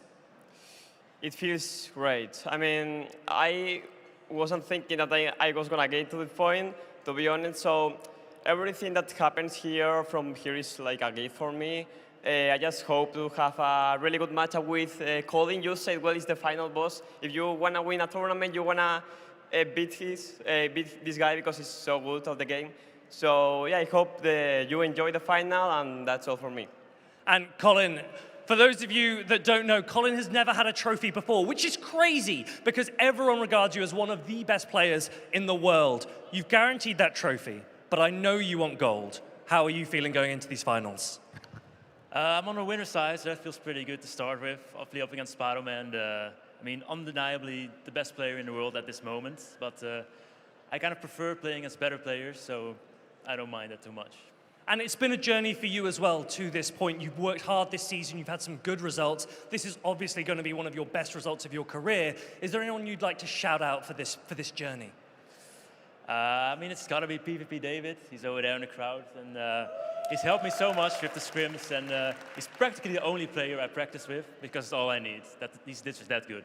He is. He's a great friend of yours, I know, and I'm sure he'll be rooting for you. Pataman, shout-outs that you'd like to make? I want to shout out my family. Honestly, I came with all my family to this tournament, so I really appreciate that. I hope I can give the moment they want to see. And also, my girlfriend always supporting me, all my friends. I have to say, a lot of friends. I mean, I cannot name it one by one, but like, yeah, thank you to all. And I want to give you a chance. Do you have anything that you'd like to say to Colin before you face off? Nothing, just that I hope you have fun in the matchup. I want to just give you a good matchup for a final. So yeah, let's see what comes. Let's hear it for Pataman! And now, Colin, I'll give you the last word. Anything you'd like to say to Pataman? I mean, he's been here before. He knows what it's like. Just have fun. I think we're going to have a great matchup. We're both very skilled, very tactical players, and I think there's going to be a lot of mind games going on. Should be a good watch for the crowd, I think. I think so too. We can't wait to see it. One more time for Colin 6! Okay, I think we are good and ready to go. Players, if you'd like to make your way to the stage, best of luck for these grand finals. Please head over. Otherwise, give it up one more time for our finalists. Casters, back to you.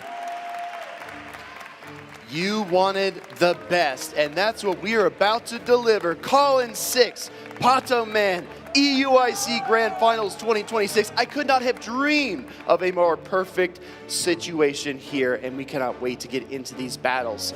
Amanda, how are you feeling? Truly, if you were to ask any player who could be the person who would win this European International Championship, I think the vote would be tied between these two trainers. On the left-hand side, we have Colin 6, affectionately coined the final boss, because to win a tournament in Europe, you usually have to go through this man. He was the first champion to win 2 titles in 1 season for Pokemon GO, and he has been in countless grand finals.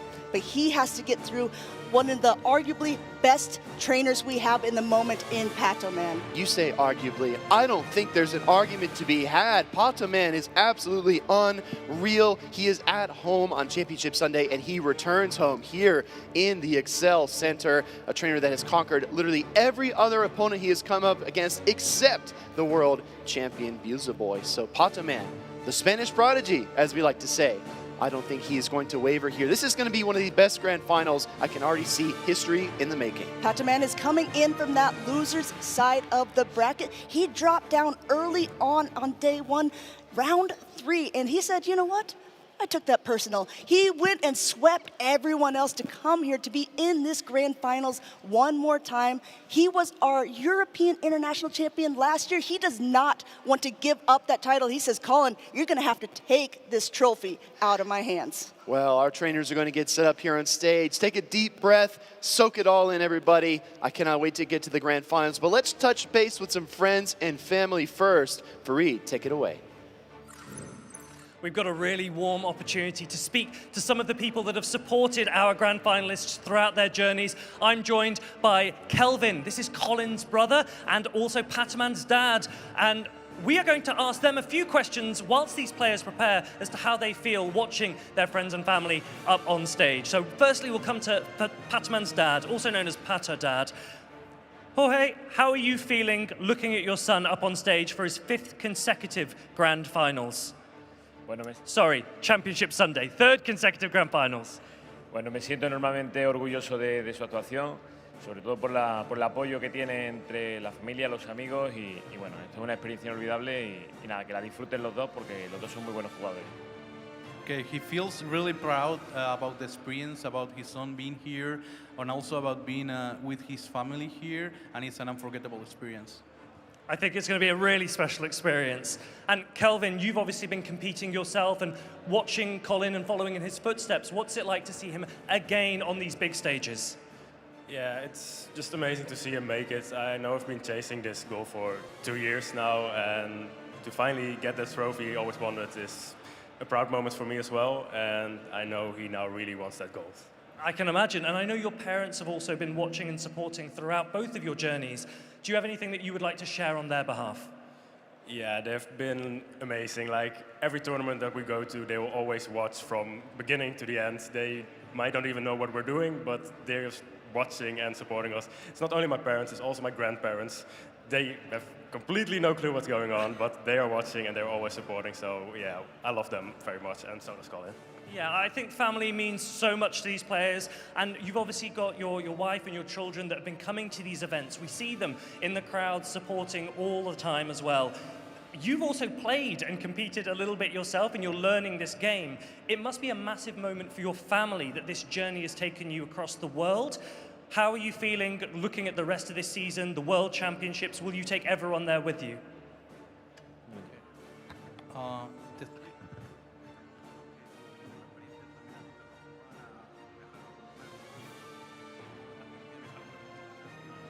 Bueno, increíble, me parece increíble. Gracias a Pokémon es algo que desconocía hasta hace 3 años. Lo he descubierto con mi hijo y me ha enganchado absolutamente. Vamos, creo que es increíble y se lo recomiendo a toda la familia de que vean que esto es más que un videojuego. Es una experiencia, es un disfrute, es compartir con una comunidad y con una familia, aparte de conocer el mundo y evidentemente, pues bueno, aprender idiomas y todo es muy positivo. Okay, Jorge didn't know Pokemon 3 years ago. He discovered the game thanks to Leo. And he started playing after. It has been an amazing experience, an unforgettable one, traveling with his son and his family abroad. And he can recommend the game to everyone because he says it's more than a game, it's a community. Thank you so much for those words, Jorge and Kelvin. Can we hear it for the players' families? I think the players are ready to go. I know you cannot wait to see these grand finals. We've got Will and Amanda behind the desk ready to take it away. Cherished moments are these. When you win a big battle, when you win a big set, when you hoist that trophy, where do you look? Except for your family and friends out in the crowd. And both of these trainers have so much support behind them. Colin, our final boss of Europe, Pokémon, the Spanish prodigy. This is going to be an epic showdown of Europe's best, and I think either trainer could take it. And you may see a lot of similar Pokemon across the teams that you've been seeing, and that is because this is the second time ever that Pokemon GO is competing in a limited meta. So this is very interesting to see what the champions pick, and of course, there might be some standout Pokemon, but it is these standout players that are really piloting them to success. Dragon-type Pokemon, dark types as well as Bug have dominated the meta here at the European International Championships, as you pointed out, Amanda, for only our second limited format. So you're going to see a lot of Pokemon in this Grand Finals that you don't typically see. No Azumarill, no Umbreons, no Bastiodons, but we've got Milotic to go around. I cannot wait to get into this set here because our trainers have taken their breath. They are ready for game number 1. And here we go, hopping right into it. We see that Shadow Beedrill on that side of Colin 6 up against the Seeking of Patoman. Normally with Seeking players like to go up to the Mega Horn, but it's not even needed in this first matchup because Beedrill does not want to take this Icy Wind, which is going to automatically lower the attack. Beedrill not known for its bulk, going to use that first Protect Shield early on in this battle. We've seen Colin 2-shield his Beedrill in the past because he does rely on that Pokemon to deal tons of fast and charge attack pressure. Instant no shield for Patoman. He is not fearing the Fell Stinger. Fell Stinger goes through. It's going to boost the attack of the Beedrill, and now Patoman comes in with his own, forcing a swap now from Colin 6. Colin 6 is using Licky here, and Body Slam paces quite quickly, but Patoman is going for its heavy-hitting X-Scissor first. No Protect Shield by Colin's side. Now, Licky is running rollout. It's going to deal a lot of super effective damage over time, but Beedrill's energy advantage helps it to equalize this matchup quite a bit. Body Slam coming through. This might not quite be enough, but Patoman does not want to let his Beedrill get too low. Beedrill is one of the Pokemon that is a bit more frail and is on both of their teams, so they both recognize shields usually have to go towards this. And as you can see that now, Patoman has double shielded his Beedrill, but this also means he's just getting a ton of fast attack energy and can potentially farm down this Licky Tongue to come out with even more. Massive Bug Bite down for Patoman. He is ready to go into this next matchup. Dunsparce comes out. Colin has relied on his 2 rollout users time and time again this tournament. Great timing by Patoman as well to fire up the 5 Bug Bites and then the X-Scissor. Do we see the final shield here? Going ahead and just letting that go through. Colin still has a shield on his side. Wants to possibly do a roll out down, but not before another parting gift goes through. Does Colin want to use his shield, or is he recognizing that the Dunsparce is going to be so valuable? Yes, he does. He's going to get that down. Great value for Patoman and his Shadow Beedrill, but in comes Colin. Don't forget, he's got a Beedrill of his own. Good timing as well to fire off the X-Scissor here. Milotic is the last hope here for Patoman, his healthiest Pokemon remaining, and this is going to deal a massive chunk. It's going to deal a massive chunk, but even still, Patoman is just going to charge up energy here. We're going to see an aggressive farm down, but look how low of health this Milotic has. There's only the Dunsparce left going for the attack at the same time. That's a wrap. Charge attack priority goes to the Milotic. This is going to deal some neutral damage to the Dunsparce, but most importantly, it will drop down its defense.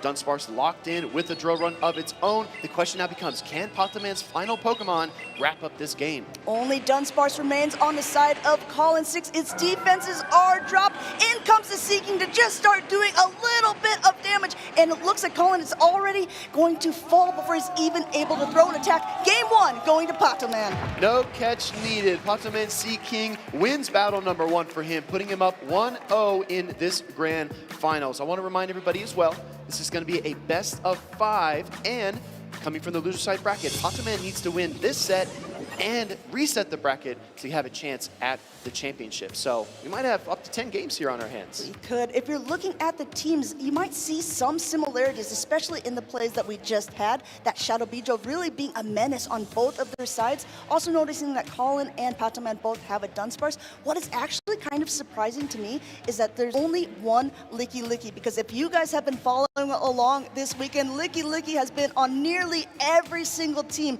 usually used in that safe swap position because it has a lot of bulk and can just soak up a lot of damage coming through. You're exactly right. Licky Licky, I think, was at almost 80% usage on day 1, but we did have some massive meta shifts for day number 2. Actually, Shadow Drapion taking the #1 spot overall, and you do see it represented on both of these trainers' teams. Now, before I said, you will probably not see many of the Open Great League picks on the rosters here, but Shadow Drapion is an Open Great League and Pokemon GO PvP staple, and it has been so good for both of these trainers.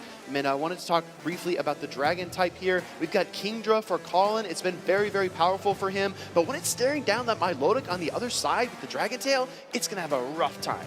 I completely agree. Since Dragon Tail is going to be super effective against the Dragon, however, the Dragon Breaths from the Kingdra aren't going to be super effective against the Milotic. It's no surprise that we're seeing Patoman bring it. Not only does it have that nice bit of bulk to it, it just paces so quickly to an attack. We're hopping right into game number 2 of the grand finals here. We got Shadow Beedrill again on Colin's side, up against Spiritomb, an immediate pivot out by Patoman into a Seeking. Decisive swap. Seeking is now up energy, trying to make a catch there, I believe, on the Icy Wind. Colin maximizes his Beedrill's energy, sends out that Licky Licky, that damage sponge that we've come to know it as this weekend. And now it's going to be even more of a sponge, taking just a little bit longer because, as you can see, the attack has fallen, so nothing that it throws is going to be doing as much damage as when it first came in. Patoman actually already opting for another, and this is a Meghorn. This is heavy hitting damage, and Colin does not put up a Protect Shield. Licky Licky deep into the red, but it does have the Earthquake. If this connects, it'll likely KO the Seeking, so big shield decision here for Patoman after a tough lead, and he does protect the Seeking. Great call. Patoman recognizes how powerful a Seeking this could be, and you want to talk about a little bit of worse for the wear there. Patoman catching on Hikami earlier on to secure his place in the grand finals, now catching that Body Slam, a not very effective move on his Spiritomb. Double resisted, in fact, and the Sucker Punch KO into Licky Licky means that Beedrill is free to come back in. Looks like it's going to see a Fell Stinger fired off here. This X-Scissor would likely KO the Spiritomb, but Patoman shields anyway. This is just going to boost the Bug Bite for Colin even further. Look at this here. Colin's able to get another attack off. Also, as a reminder, Patoman doesn't have any shields up. He protected up 2 Pokemon, while Colin still has 2 on his side. Wow, that was a really nice Charge Tech Party tie there for Patoman, because I fear he would have been bug bitten down if he waited any longer. Shield coming up from Colin, though. That's really interesting. Going ahead now, immediate pivot back into that Seeking, already unleashing the Icy Wind. This Dunsparce hasn't even done anything, and now it's going to have an attack fall. Well, Seeking's going to try to slow the Dunsparce down, but the switch timer is still frozen cold for Patoman. He cannot get out of this matchup, and the drill run here is inevitable. Going ahead, letting that go through. Colin 6 trying to get off as much damage as possible. He still does have a little bit of health on the Beedrill in the back to swap to clear the debuff, but as of now, no matter what he throws, it's going to be doing a little less damage than it would have before.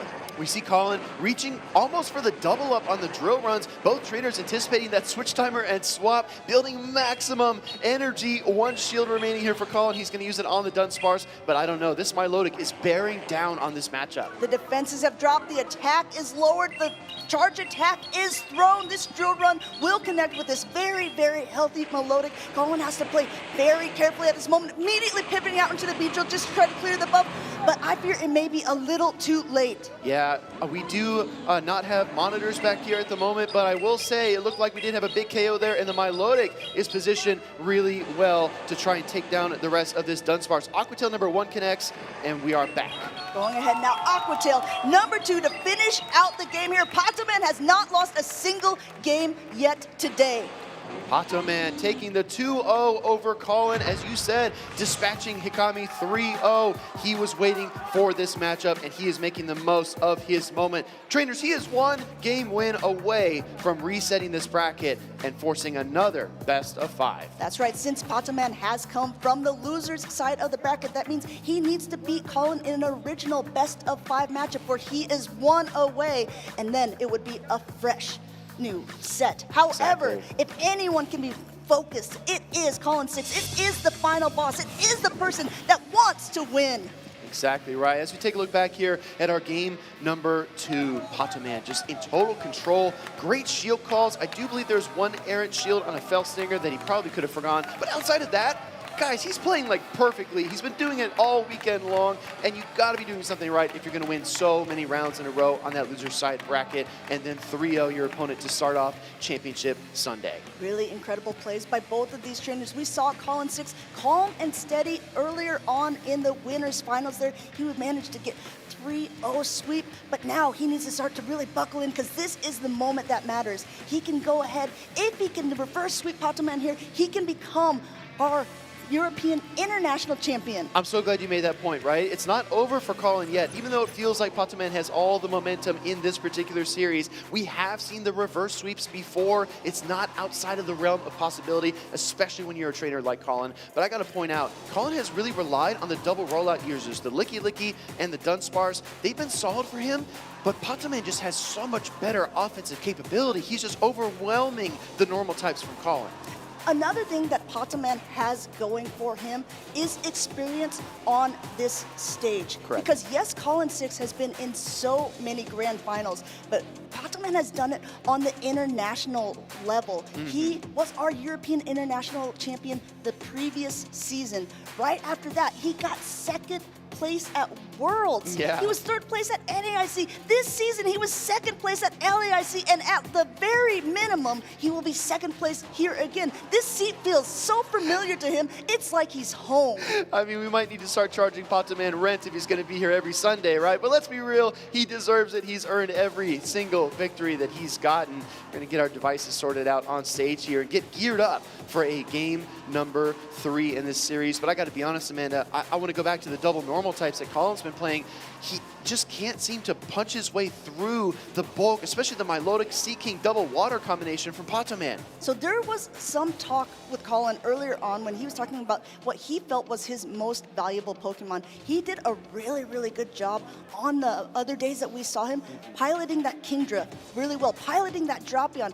We kind of talked about why Kingdra might not be seen in these grand finals, but what are your thoughts about Drapion on the side of Colin 6? That's an excellent question. I think if you are Colin and you are looking at your poison and dark type Pokemon, you're probably a little bit worried about the drill run from the opposing Dunsparce, but outside of that, there's a tremendous amount of neutral play.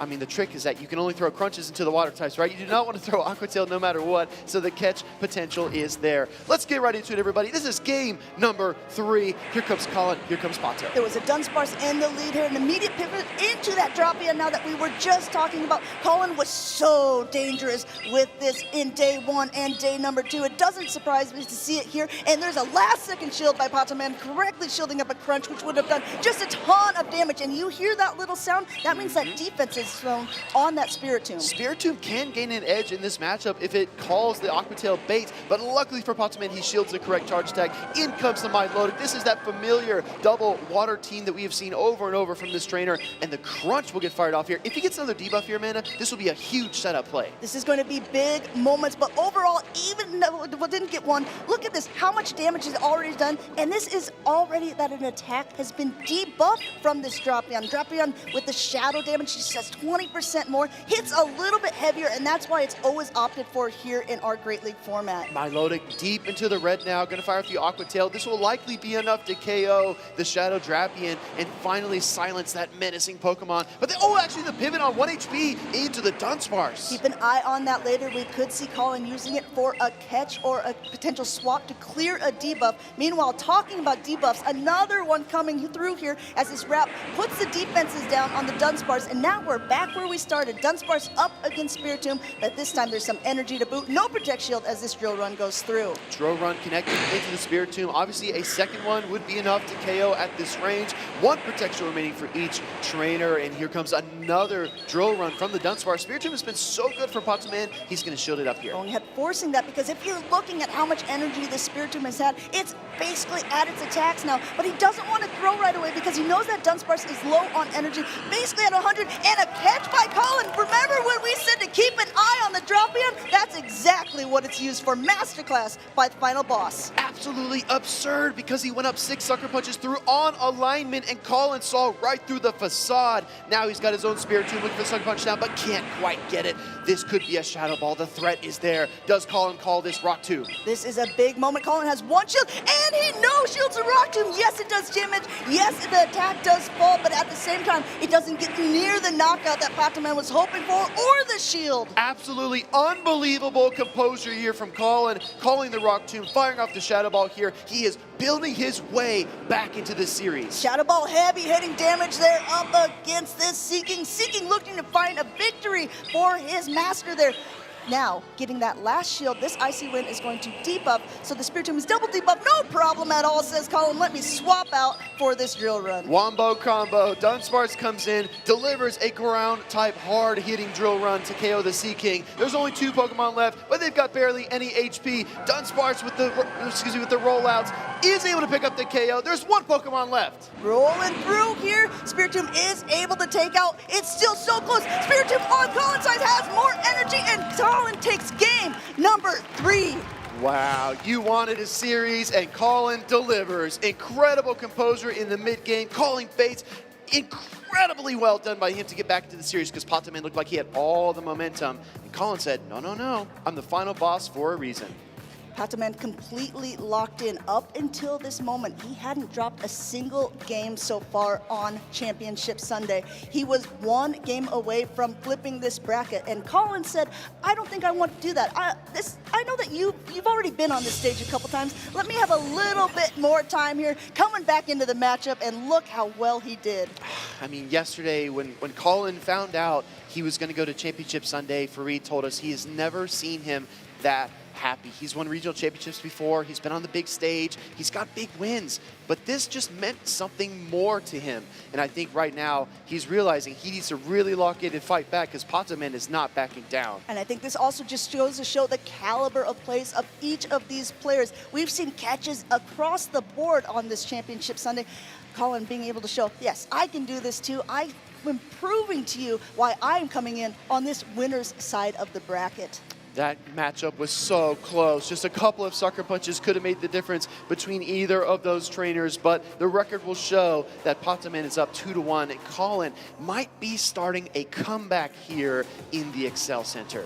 And I think that if you are Colin, you say, okay, I have been in, wait a minute, you know, at this point he has to take a breath and say, I've been in a lot of grand finals. Yes, maybe it hasn't been on this main stage with so many people watching, but this is just an ordinary day for the boss, and the boss is coming into work, and that's exactly what he's doing. You see him already giving a nod. He knows what he wants to do to be able to continue on, to be able to become our new European International Champion. A little twist of the head, a crack of the neck, and we're right into it. We've got Kingdra in the lead for Colin, facing off against the Spiritomb. This is a risky play, and we did see it from Colin earlier on in the winners finals as well. Kingdra coming in when there's a Milotic on the other side is a little bit risky, but talk about catches here. Great timing, swapping in that Dunsparce to catch the Rock Tomb. Yeah, mechanically these trainers are outstanding. The 1-turn Dragon Breath, the swap, getting the 3-turn rollout on the swap is absolutely incredible, because it allows this Dunsparce to now be ahead of the Spiritomb. Here comes Drill Run. Drill Run coming through. It is debuffed, no Protect Shield on Pokémon's side,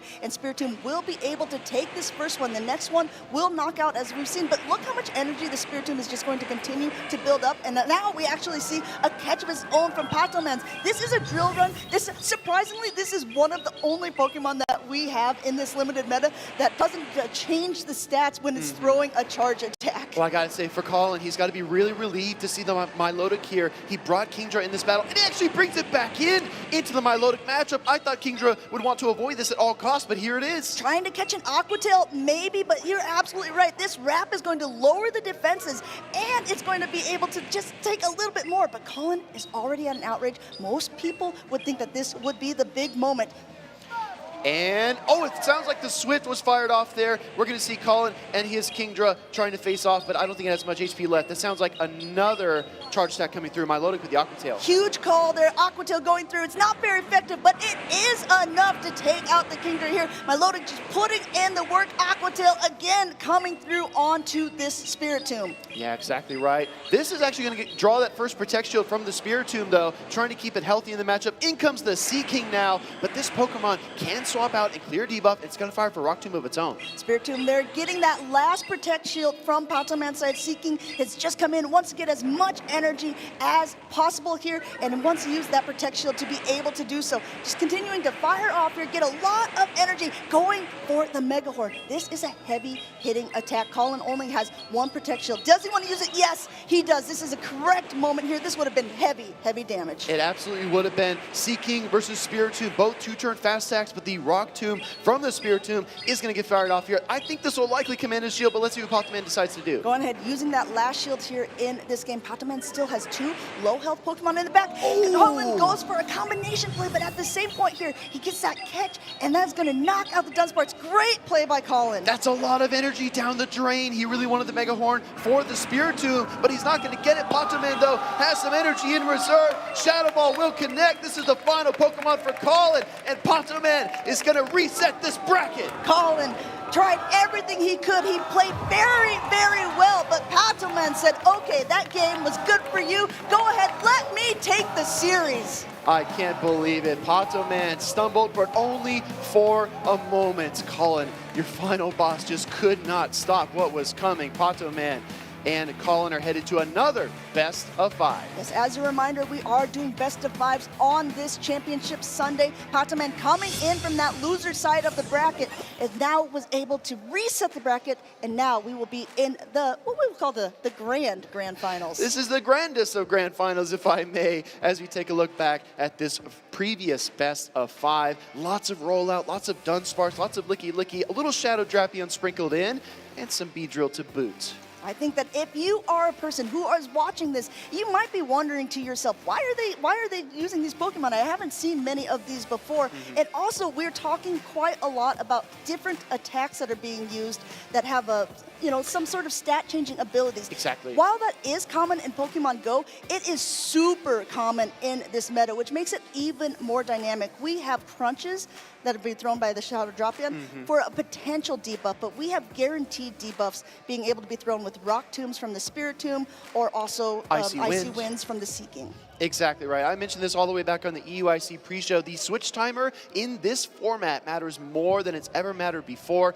and you see so many swaps and trainers adapting, taking advantage of their turn cycles to sneak as much energy as possible, because when you're at this level, the big wins really are earned at the margins. You see a lot of times, maybe you're wondering, why are they shielding such a low health Pokemon, or why are they swapping out? Because now they're switch locked, but it's also because energy is so important, especially on this level. So you will see a lot of these top level trainers, I would argue the top level trainers of EUIC here, playing some very engaging, different type of battles. Amanda, we're going into another set. Patoman is no stranger to this stage, and Colin has a dream of his own. He wants to win this championship. He wants to be an international champion, but he just stumbled. Well, how does he respond? What does he do here? Because Patoman is just on a roll. It doesn't seem like anyone in the world can stop the Spanish prodigy. Patoman has been in this position so many times. Exactly, he's been in the position of the grand finals. And I think that he is so hungry for another win. He's come so close in this season, 5 consecutive times in a row. And I know, Will, that you said earlier on that you didn't think that we would have a repeat of a European International Champion. And I think Patoman says, I'm going to prove him wrong. We're going to find out here. Look at these accomplishments, but that's all in the past, right? You have so many things to look back at and say, yeah, I performed pretty well. But the question now is, what am I going to do on the stage in this moment? How am I going to make history in London?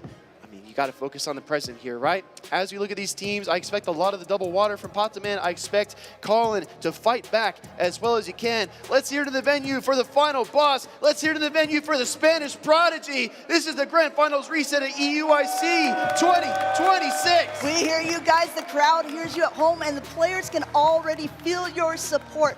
This is a big moment for both of these trainers, and it is really cool that they are both coming from this European region here. We're going to kick off the Grand Final reset. We have that Kingdra coming back. Colin taking some risk up against that Shadow Beedrill of the side of Pataman. When we see the Shadow Beedrill in the lead, we expect shields to be allocated towards it. This is just a Swift, but Shadow Beedrill needs resources to stay in the series. Pataman allowing the Swift to connect means that he's comfortable reaching this X-Scissor and will likely switch out afterwards, but will Colin respect this charge attack? Colin 6 still has 2 protect shields. The game has just begun. He lets it go through this X-Scissor, knocks out that Kingdra there, and we might see Pataman aggressively swap because remember, no one wants to farm down, no one wants to give energy. Spirit 2 comes in, meet the Seeking as Pataman swaps it out, and he's going to be able to reach that Icy Wind first, but he's going to have to go for that heavy hitting Mega Horn. The real question is, does Colin know? If Colin calls this incorrect, it could have been detrimental. I was going to say he just lost the Kingdra. Losing the Spiritomb now would be a crippling blow. Instead, he does protect it with the Protect Shield there from the Mega Horn. Going for the Rock Tomb now, trying to respond to the Seeking. This will likely knock out, but Pataman wants one more shot. Look at this energy on the Seeking. Definitely a good shield there by Pataman, and the switch timer is not up yet, so just charging up a little bit more, waiting, and now throwing the Icy Wind. This is one of those attacks, again, guaranteed debuff, but since it was Mega Horn energy, it gets that other Protect Shield from the side of Colin. Yeah, talk about maximizing utility. That was a genius level play. Pataman now bringing in his Spiritomb versus the Dunsparce, and I gotta say, Colin is on the back foot here. He might be sliding into a loss unless he can turn this around. Pataman is playing on his toes. He's responding very, very quickly, and if you're down one Pokemon like Colin is, it could be hard, but Dunsparce is a little bit ahead overall on energy. No Protect Shields remaining. This is going to hurt. Yeah, Rock Tomb is going to start to cripple the Dunsparce, lowering that attack, making those drill runs more and more ineffective. Here comes another one, though. This is going to chip down the Dunsparce. I think the goal for Colin is to get back to that switch timer. It's difficult, right, though? With a Spiritomb into a Spiritomb, you don't want to swap yours in when the other one has energy because a Shadow Bolt would knock out, but Colin already has it loaded. Colin says, watch this. You want to go ahead and do this for me? Why don't I just knock out that Spiritomb? I mean, alley-oop from Dunsparce to Spiritomb, that was nothing but net. Out comes the Beedrill, the Sucker Punches are adding up, and I mean, this Spiritomb is going to suck the air out of the room. Seeking can't do anything about it. Game 1, Colin. You can hear it. Can you hear it in the crowd? We hear Colin, Colin. People are here. They are ready to support him. We know, we heard from his brother Kevin that the grandparents are in the crowd. And in immediate response to the Collins, we hear Pato, Pato. Even though both of these trainers are from Europe, it is quite divisive because they have fans, they have family, they have friends that all want the person to be the champion. Let's be real, Pokemon is a universal language. You don't have to understand all the mechanics, you don't have to understand every single play, but you can tell when a trainer wins a battle, what it means to them, especially on this stage. Now, we just started the Grand Finals reset. Pataman taking another loss here. Is that a crack in the armor? Is this an opening that Colin will continue to hammer home? If there's a crack in the armor, Colin might just rip it right open, and the next game will be really an indicator for this. As a reminder, Colin came in from that winner's side of the bracket. He 3-0'd Ikami in that winner's finals, where then Pataman was able to go ahead and take that win as well. Pataman just came in and beat Colin 3-1 in the grand finals, leading us to this moment where we are now. But this truly is the only moment that matters. It doesn't matter how well you played up into this moment. Only one person can be crowned champion, and Colin is one game ahead. Right here, right now. That is what we have to keep in mind. Colin takes the game 1 win, but if he doesn't take the title, it won't mean as much to him, so he's got to keep up the pressure against Pataman. Some interesting plays there in that battle number 2. The Spiritomb swapping in was something that Pataman was not ready for, and you barely ever catch this trainer off guard. I think Pataman is one of those trainers who, yes, he has been in this position so many times, but he has also publicly said that it gets a little bit trying on you, right? Just like, yes, I understand that I'm a good player. I know people keep telling me that I'm great, but when you come so consistently close, when you podium finish, but you can never seem to secure that #1 spot, it starts to get to you. Oh, absolutely. I mean, when you set your standards that high, if you're not reaching those heights consistently, it can drain you. It can make you question your abilities and make you wonder if you still got it. But after winning so many rounds in that loser side bracket, after absolutely bulldozing through the competition, Pataman's got to be feeling very, very confident. Colin's got to keep up the pressure, though. I mean, my goodness, Pataman took that 3-1 to reset the bracket, and Colin, I think he's locked in at this point. Colin is a consistently good player. A lot of times he has teammates, he has friends that help him build teams, and literally someone can just hand him a team and he can pilot it better than almost anyone. He knows the ins and outs. He knows the mechanics. He knows exactly what he needs to do. I believe that he built this team for himself, so he knows even better now what he's going to do to be able to win. He did come in on that winner side of the bracket. He does have the first game here. He's only 2 away in this best of 5 to be our new European International Champion. The key to this series has been Spiritomb, a Pokemon that I did not expect to be as popular or as potent here at the European International Championships 2026. I thought it's too slow. It's bulky, but it doesn't deal that much damage. But what it is very good at is it's able to double resist any type of normal attack, which means Body Slam Wrap is essentially ineffective. It can debuff the opponent with the Rock Tomb. Sucker Punches deal meaningful damage over time, and the Shadow Ball is at 1-hit KO potential. That Pokemon is so versatile, and you'll see throughout this series, they're going to try to position their Spiritomb in the perfect position. Absolutely. I mean, even though this is a Show 6 Pick 3, they have some picks that they're kind of leaning on, right? I think there's some Pokemon that maybe we won't see as often.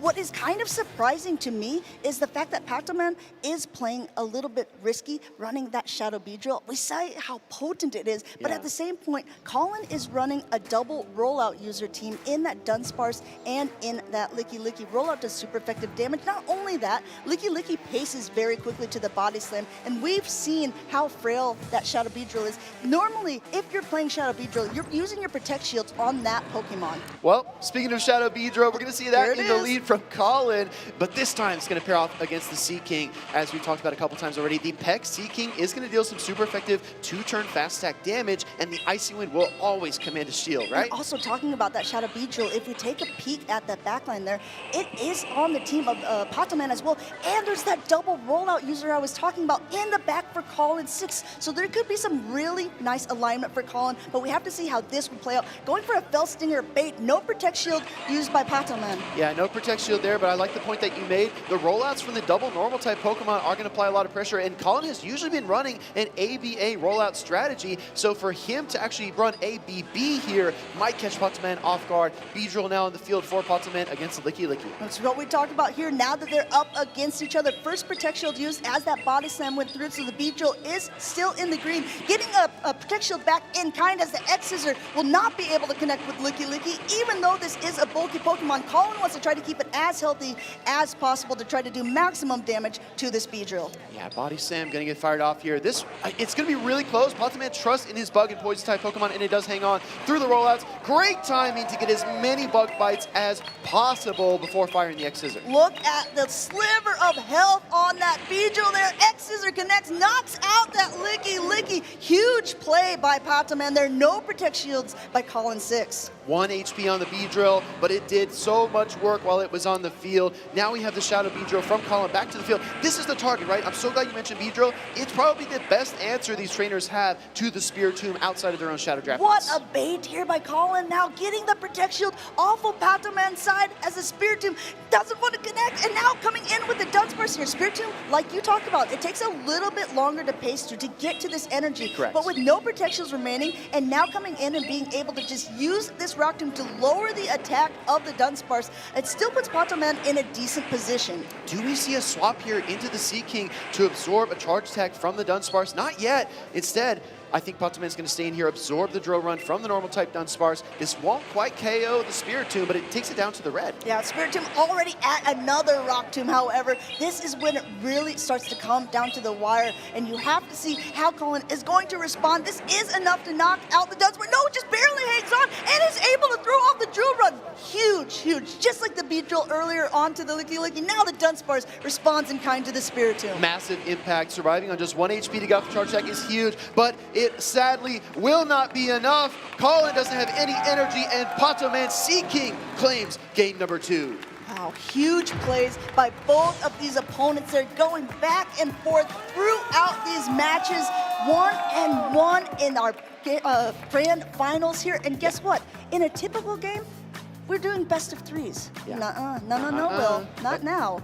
On the grand stage, Championship Sunday, we're doing best of 5 matches. And I'm glad, because I can't count any higher than that. We're going to take a look back. We only back have so many fingers, right? At our game number 2, as the 1 HP survive on the B drill was pivotal for Patoman, and then Colin shortly thereafter had the 1 HP survive on his Dunsparce. But Patoman came out on top when the dust finally settled. I mean, it is about the impact, right? Yes, the drill run was a nice thing for Colin here on the Spiritomb, but it wasn't that impactful, right? It would have been better if that Spiritomb was out of the way and he could land it on the Seeking. I tell you what, the fact that Patoman was able to get that X-Scissor off on the Licky Licky was huge and game-changing. No, absolutely. I think if he doesn't get the X-Scissor there, he might be in trouble down the stretch, but Colin had just had so little HP on his remaining Pokemon, and the Seaking was healthy enough to get the job done. And that begs the question. Now that we're 1-1, these trainers are tied up, who will get the job done here in London? And also, just a reminder, we talked about right before that how risky it is to bring a Shadow Beedrill user into a double rollout bulky team. Right. Patoman, he's defying all odds. Even with the Beedrill lined up in the back, he's able to put out just so much damage, recognizing exactly what he needs to do, recognizing his win conditions, and consistently pulling through. That's why we see him so many times up on this big stage. And Colin 6 is no stranger either. He is wanting to take this next game. It's tied up 1-1. We got the Beedrill up against the Spiritomb. Immediate swap out by Patoman to that Seeking. Colin running back the same trio that he played just a game ago. This time trying to make it work. He did get a good lead with the Spiritomb. The instant swap by Patoman sends out the Seaking, but the call on the Fell Stinger. Patoman is starting to build his way back into this game. Going ahead, even though the attack is now boosted as Fell Stinger does this, it's going to drop right back down as the Icy Wind goes through from this Seaking. Not only that, does get the shield because Beedrill does not want to take that attack, but look at it. The Seaking's already getting down quite low, and Colin will come out with a ton of energy. Patoman Seaking is out of the picture. Yeah, I mean, just absolutely devoured by the bug bite pressure. Beedrill is down a shield here and a low on HP, but it's got tons of energy. In comes the Spiritomb, firing the X-Scissor. I think this is a safe shield for Pato, because I doubt the Beedrill gets to another charge attack. And nom, yes, he's just going ahead and getting that first shield. That is a big call. Good job there for Patoman. But like you said, very predictable. Now swapping into the Dunsparce, into that Spiritomb. Spiritomb is ahead on energy, but Colin immediately throwing this drill run. I love this play because that means this drill run is going to connect with its full amount rather than getting that Rock Tomb first and then lowering down the attack. You're exactly right. You want your full strength charge attacks wherever you can get them, especially in this EUIC limited meta. Maybe trying to make a catch there, going to Milotic. This has been a safety blanket for Patoman, and it comes in to face off against the Dunsparce. Drill run coming through here. Patoman has one Protect Shield, and it looks like he's not going to bother using it at this moment. We've seen Milotic just be able to continue to ramp up energy, and that's exactly what's going to happen. We're going for an Aqua Tail spam here. 2 of them are loaded. First one going through. Exactly. We're going to get a couple of charge attacks back and forth, kind of dink and dunk style damage, but the swap into Colin's Licky Licky will distribute that damage a bit more and keep his Dunsparce around. As we're calling this the damage sponge, the Aqua Tail does barely any damage to it. Licky Licky sticking his tongue out essentially at Milotic, saying, okay, yeah, I can handle that, you silly, silly thing. Now going for the wrap here. This will lower the defenses of that Licky Licky, sort of taking away a little bit of that bulk, but Colin hasn't thrown yet. He's just continuing to go ahead and build up some energy. Now throwing a body slam, but he doesn't even get to it in time. This is like worse for the wearer. This is salt in the wounds. This is an attack lowered on a non-efficient Pokemon. Yeah, but the 1 HP survival ensures a body slam, but keep in mind, everybody, this is going to be double resisted. Does Patoman call it? No! Oh! A rare misplay away, shielding a body slam, and the pivot now into Dunsparce. Colin sees the window, and he's jumping right through it. Huge opportunity for Colin here, being able to get that off, get the shield, and the drill run connects now with that Spiritomb. In comes the Melodic, but there's already another drill run loaded for Colin 6. Both of these trainers are nodding their heads, recognizing that this game is done and dusted. Don't leave the door cracked open because Colin will kick it in. That is a 2-1 lead for the final boss. And also what we call a 3-ball flex, because Colin had a little bit of health left on all of his Pokemon there, and you can see how excited his friends and teammates are in the crowd for him. He is one game away from becoming a new European International Champion. Give it up in the crowd if that's what you're cheering for. One more game. One game for the rest of your life, Colin. Let's see if the final boss can pull it off. Patoman, though, my goodness, if you asked me if there was a tougher opponent in the entire world, I don't know who I could name. Patoman is only 2 wins away from flipping this entire tournament, coming from that losers round 3 on day number 1, and he can do it. He has the ability. I have no idea who's going to win, Amanda. This could go either way. I know, absolutely true. Patoman was the trainer coming in from that loser side of the bracket. He's already beaten Colin once in a best-of-5 matchup, taking that 3-1.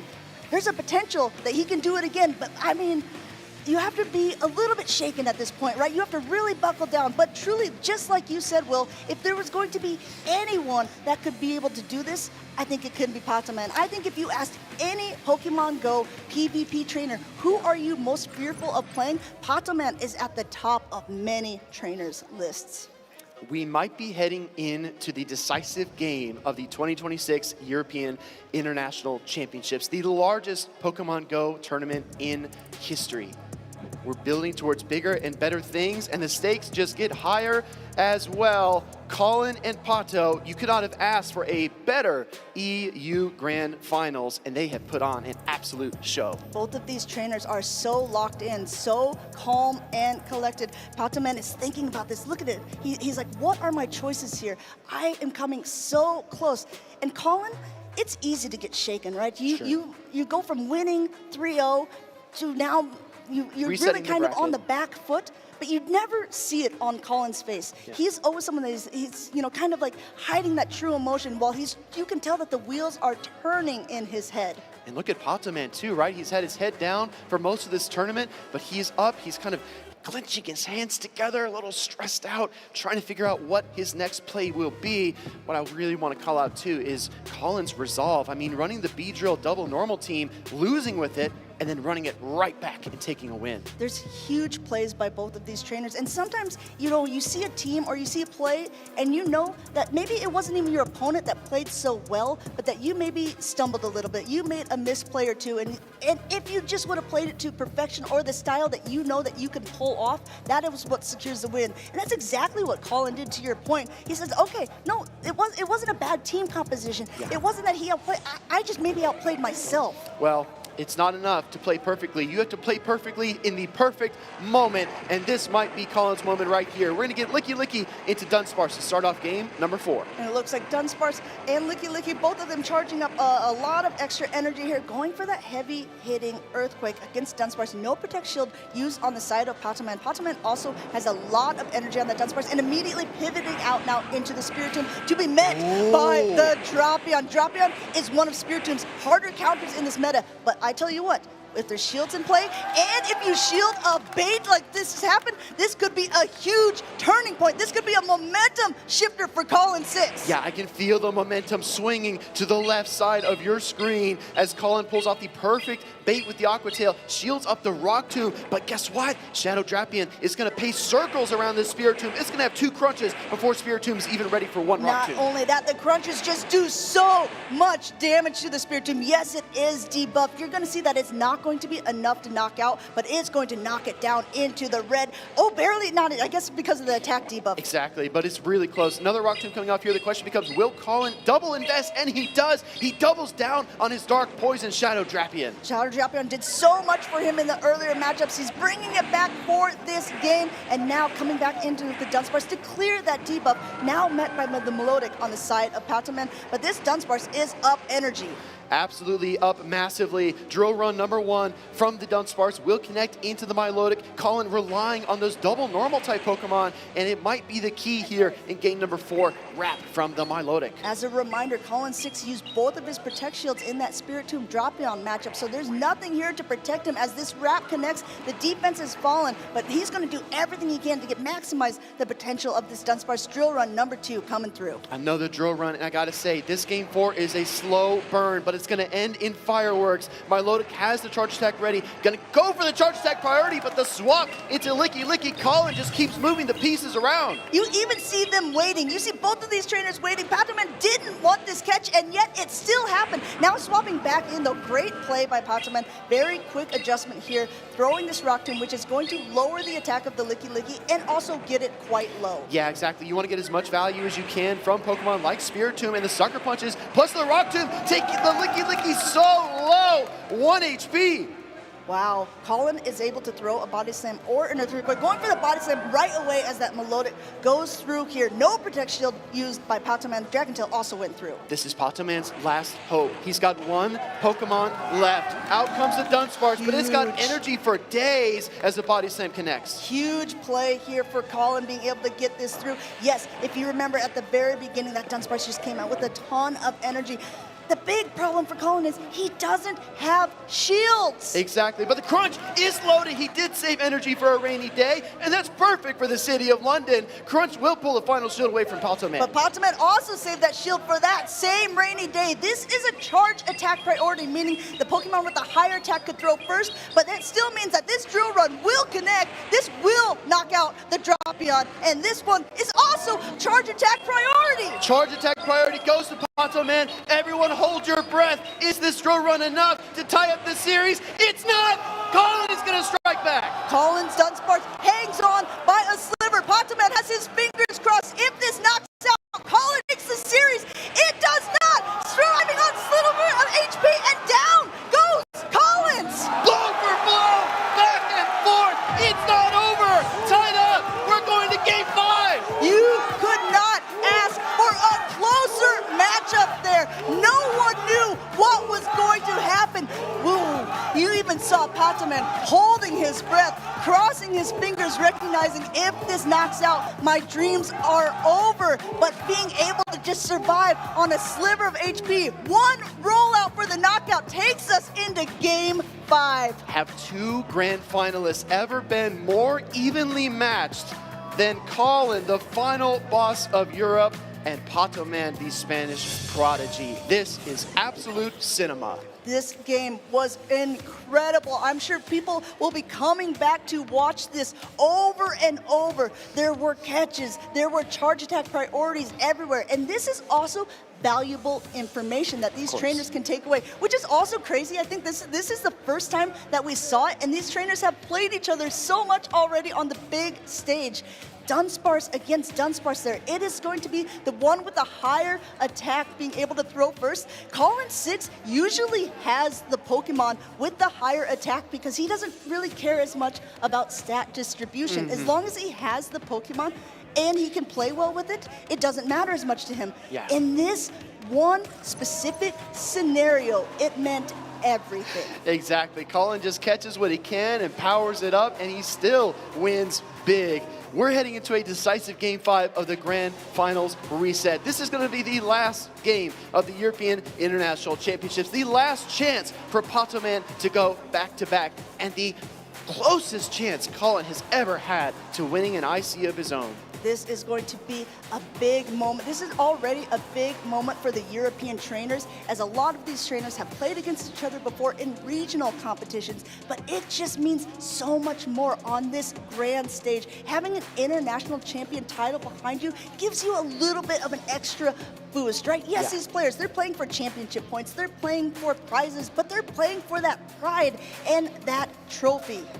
It all comes down to this. I saw good luck from Patoman to Colin.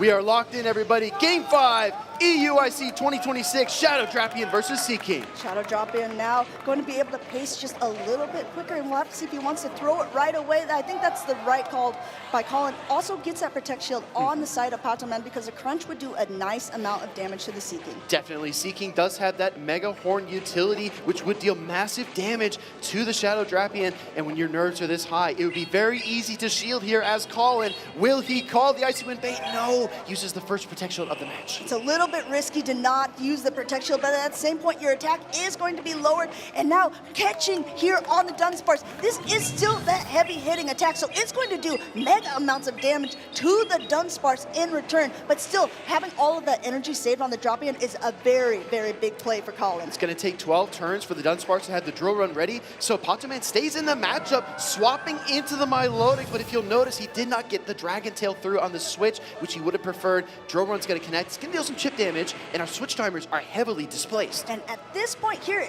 you have to keep track not only of your own energy, not only of your own switch timer, but how much energy your opponent has. So Patoman has to recognize how much that Drapion had before it swapped out, and the same for Colin, recognizing how much the Seaking has, because this will be very important in that late game. Meanwhile, you still have to pay exact attention of what's going on right now as another Aqua Tail goes through. Colin has one Protect Shield left, and he doesn't want to use it on this low health Dunsparce. This Aqua Tail is enough to connect and knock out the Dunsparce. Just barely enough. Milotic has another Aqua Tail ready to go, but Shadow Drapion firing on the charge attack priority, like you called out, Amanda. Remembering your opponent's energy is so critical, especially mid and late game. Drapion returns the favor and knocks out the Milotic. I mean, I think if you're Patoman, you're really happy that Drapion came back in, because if you take a peek at the backline, the Spiritomb is there, and Spiritomb doesn't want to take those crunches.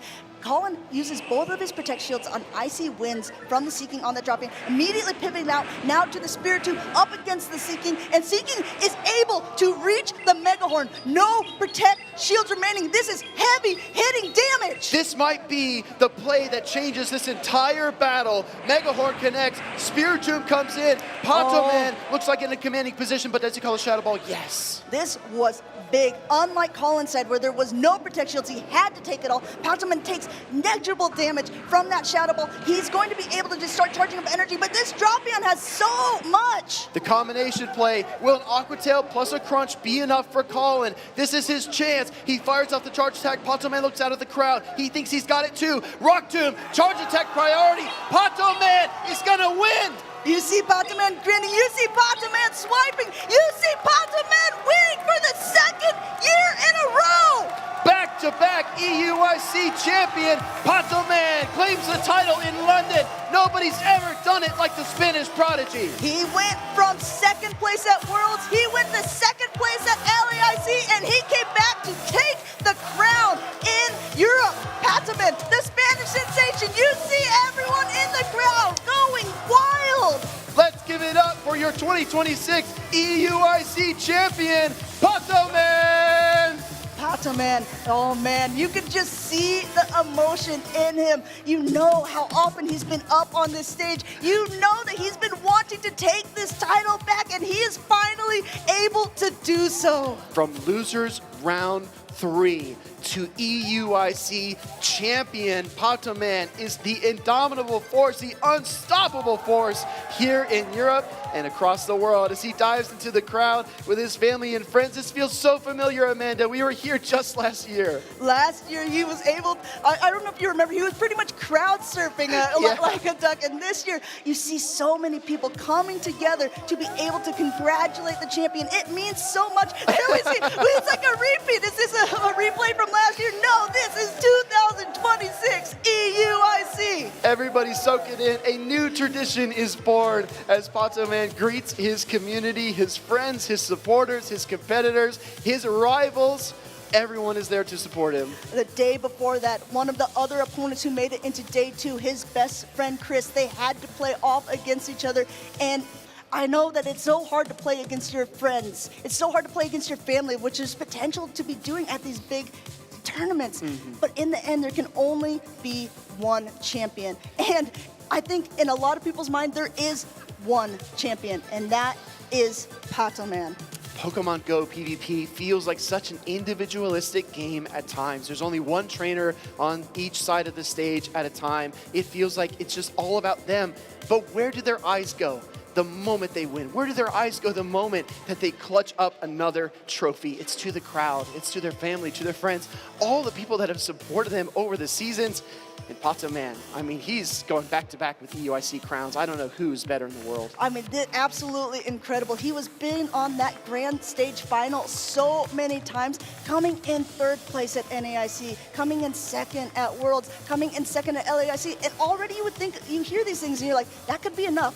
That could be enough to sustain me for a lifetime. I would be proud of all these trophies on my shelf. But when you can prove that you can get that #1 spot again, I'm sure that he must just be feeling out of the world. No, absolutely. Pato Man and Farid are going to get sorted here on stage, but my goodness, does he deserve every bit of praise that is coming his way. Pato Man is a special, special trainer, and his achievements are literally unrivaled. He's a trainer that we've known for a while. He came into the scene and got second in his first ever tournament. But at the very moment now, this is all that matters. Give it up one more time for Pato Man. Oh my goodness, eyes are watery, heart is full. I need to hear from our champion, Farid. Take it away. Wow, wow, wow. What a win. Give it up. It's Pato Man.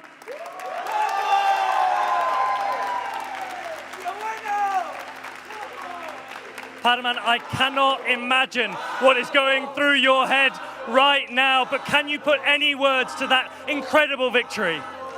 Man, honestly, I have no words right now. Like, I know Colin is a beast in the game. Also, Hikami plays so well, so I wasn't really expecting to win this tournament, especially after my early loss on day one. So yeah, I don't know what to say. Just thank you to everyone for the support. I don't know if you're gonna ask me for Charlotte, like my family, my entire family that came here just to see me and making the run to win it all. It's like, it means a lot to me, right? So yeah, thank you to all. And to my new creation in Pokémon GO, Jorge 091212. Now, to anyone that wants a little bit of context to the grandeur of this victory, you have set a new record in a single tournament, winning 15, I think, matches, back-to-back. I don't think that's ever been done before. It might even be 16. It's just absolutely sensational. Since you dropped down into the losers bracket, you've battled it out the whole way. And that level of resilience, we have never seen it before. Pato Man is your champion. Let's hear it one more time. Pato Man!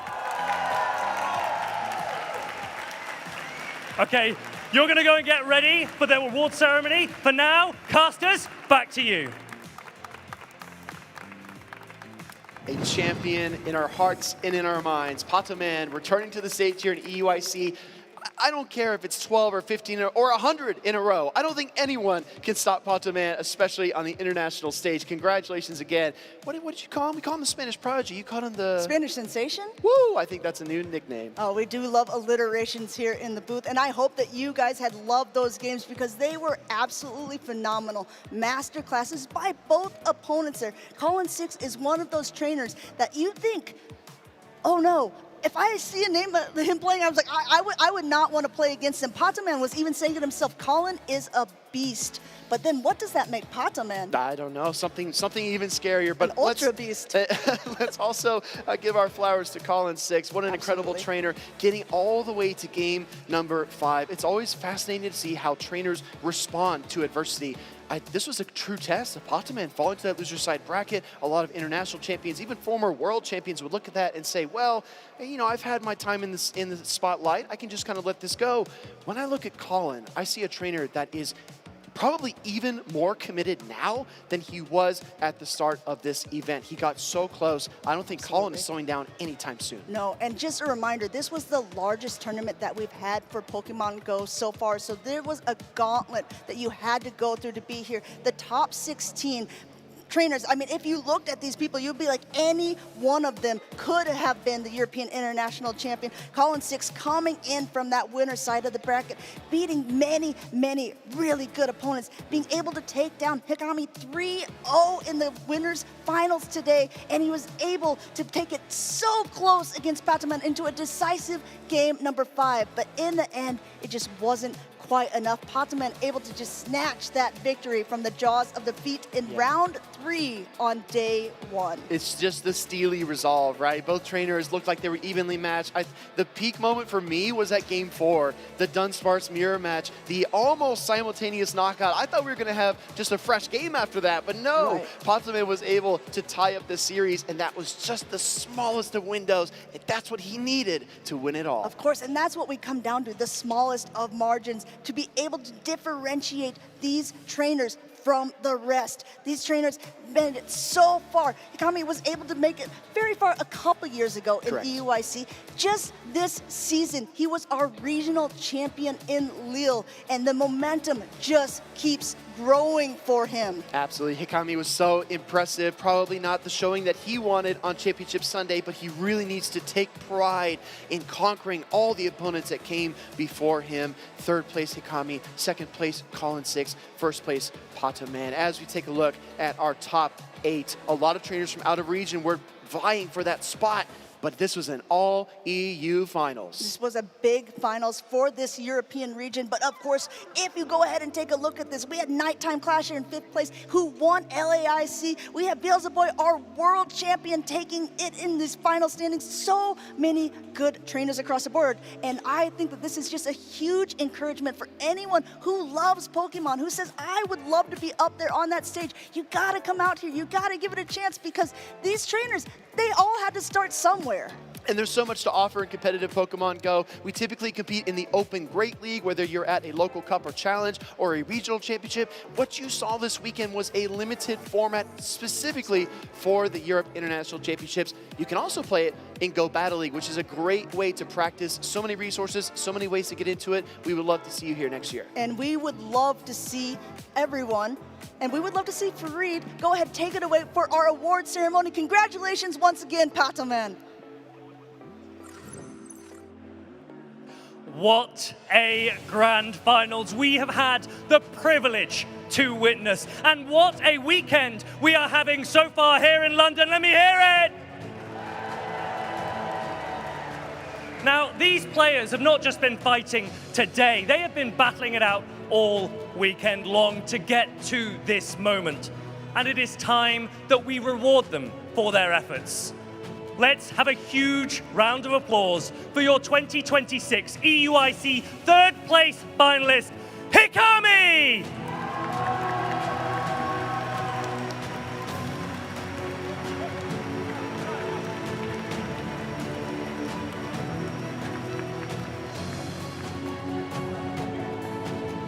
Now he has all the medals, and he's added that trophy to his collection.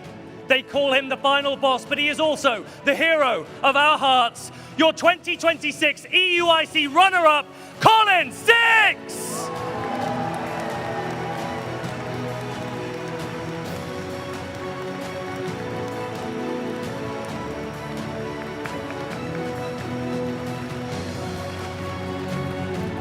And finally, there has simply not been a player quite like him. Please be upstanding for Pokemon GO's prodigal son and your 2026 EUIC champion, it's Patoman!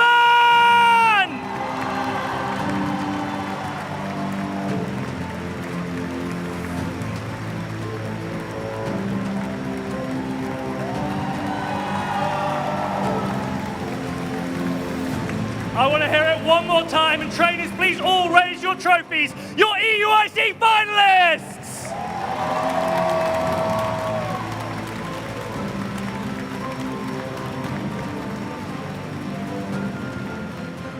Now, these guys aren't going to be the only ones that are collecting prizes this weekend. We're about to shuffle up the stage and head across to the juniors, seniors, and masters divisions of the Pokemon trading card game. We have had thousands of players competing this weekend, but we are down to our final 6, and they will be fighting for their chance of becoming an international champion. That's all from Pokemon GO. TCG, take it away.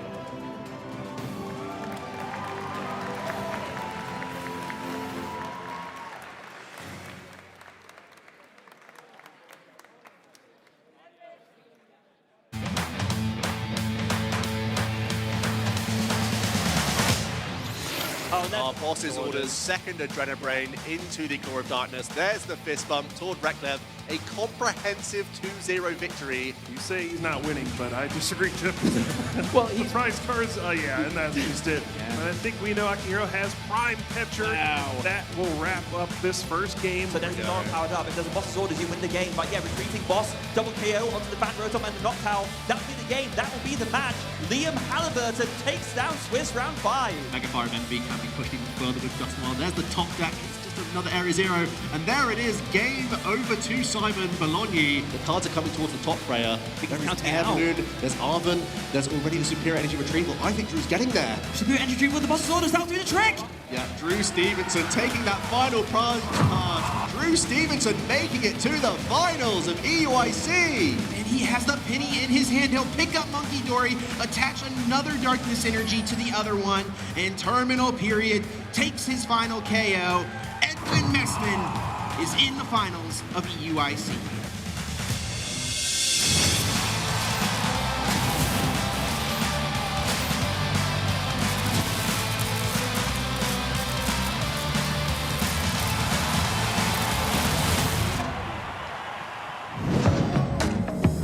Welcome in, Pokemon fans. What an incredible day thus far. We have already crowned 2 champions here at EUIC, and there are still plenty more. 3 champions to be crowned in TCG, 3 champions to be crowned in the VG competition. Puka, it has been an excellent weekend, and I'm excited to get through these next few finals matches alongside you, my friend. Yeah, same here, Chip. It's a pleasure, and what a pleasure it is to bring you these TCG finals matches. We're going to be crowning some champions here at EUIC, and we're going to kick things off with the junior division. Yeah, that's right, and it's going to be an interesting setup here. 2 juniors coming all the way from Japan completing in this competition have found themselves in this final match. We'll get into all those details shortly, but what an incredible weekend it has been. We want to keep you up to date with the schedule for today's competition. Of course, we kicked off the morning with Pokemon UNITE and did crown Peps as our European champions, and of course, Patoman just took down that Pokemon GO title. Congratulations to him. And now we have 3 more finals to come for the trading card game. Juniors finals, seniors finals, and that Masters Division finals match. And I think a fun note here is we actually have 6 different decks represented between our 3 finals matches. We're not going to see any mirror matches. We're not going to see any repeats. You're going to see 6 different strategies in action between these 3 matches. Yeah, really cool to see that. We'll be having lots of variety throughout the day today. Not necessarily always the case. You know, a lot of times the same decks will continue to succeed in all of the different age divisions. We've seen in the past, even some of these younger trainers are coached by the older trainers, where coach and student find themselves both in the finals match. Not the case for this one, and we do see there in the juniors finals to start things off, Marnie's Grimmsnarl EX with the Frostlass combination up against the ever-powerful Gardevoir. Yeah, and then in the senior finals, we will have a Charizard EX deck going up against a Mega Kangaskhan EX, a very tanky build with the Bouffalant. Not one we've been able to see during our coverage of the Masters division over the course of the weekend, so that should be exciting. Yeah, you know, Puka, I have been rooting to see Kangaskhan attack and flip so many heads throughout the course of the weekend. Feels fitting we'll finally get to see that in the finals for the seniors division. And then, of course, our Masters finals will be featuring Golden Go EX with that Lunatone Solrock engine up against the Mega Absol EX, Mega Kangaskhan EX Toolbox deck. Let's take a look at the course of the prize cards that the prizes that our players are competing for today. $25,000 up top in the Masters division, $15,000 for second place, and down here for juniors and seniors, $5,000 already locked up for both of these players. And playing for that first place $7,000 prize. And these are the prizes they'll be earning with their cards, Chip, their TCG cards. And yeah, this is just a huge moment. You've already made it this far. It's already such a great payout here, but there's one more match to go to decide who will be the champion. These are the travel awards and travel prizing that players can earn at these international championships. Of course, within each qualification period, the players who rank the highest in their respective rating zones can earn travel awards to events in the future or stipends really nice way for some of these young families, especially in the juniors and seniors division, to get to those events, be it in or out of their region. Yeah, and you know, if you have some good results at some of these events, you can, you know, get some travel stipends and kind of fund your trip to the next one and kind of keep your journey going. So these are nice incentives to keep people who are, you know, performing at high levels to continue to compete at these large events like the International Championship. Keep it snowballing forward, as they say. Really an excellent path for any of our trainers to try to continue to compete and push forward to the highest level of competition. I know we've talked a lot about trainers over the years with these travel awards, just earning it event after event after event, and some of those players have become those professional players in the Master Division. You know, I think about young Brent Tonneson, an early-aged Masters Division player, where now he's going to tournaments all over the world, and I think in large part it is due to these travel prizings. Yeah, and it's fun as well because we get to see these top players consistently attending events and seeing what creative and fun things they're able to come up with, and they kind of set the trends for what a lot of other players will be using, you know, at their local tournaments and things like that. You know, how many times have we seen a top player establish a deck list, and then we see hundreds of people use that exact same deck? It's just awesome to see this kind of thing in the Pokemon TCG. Of course, we will be playing with physical cards here today, but if you're watching at home and you want to get in on some Pokemon trading card game action, a great way to do it is, of course, through the Pokemon Trading Card Game Live, where we have the Call of Heroes happening currently.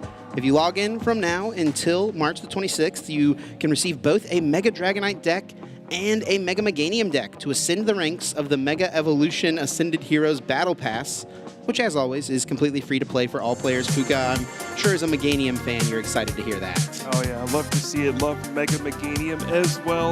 Feels like my dream come true finally. You can rise through all 100 levels of the Battle Pass in order to unlock amazing limited time rewards like a brand new Mega Dragonite Avatar outfit and deluxe upgraded versions of both the Mega Dragonite and Mega Meganium Battle Pass gift decks.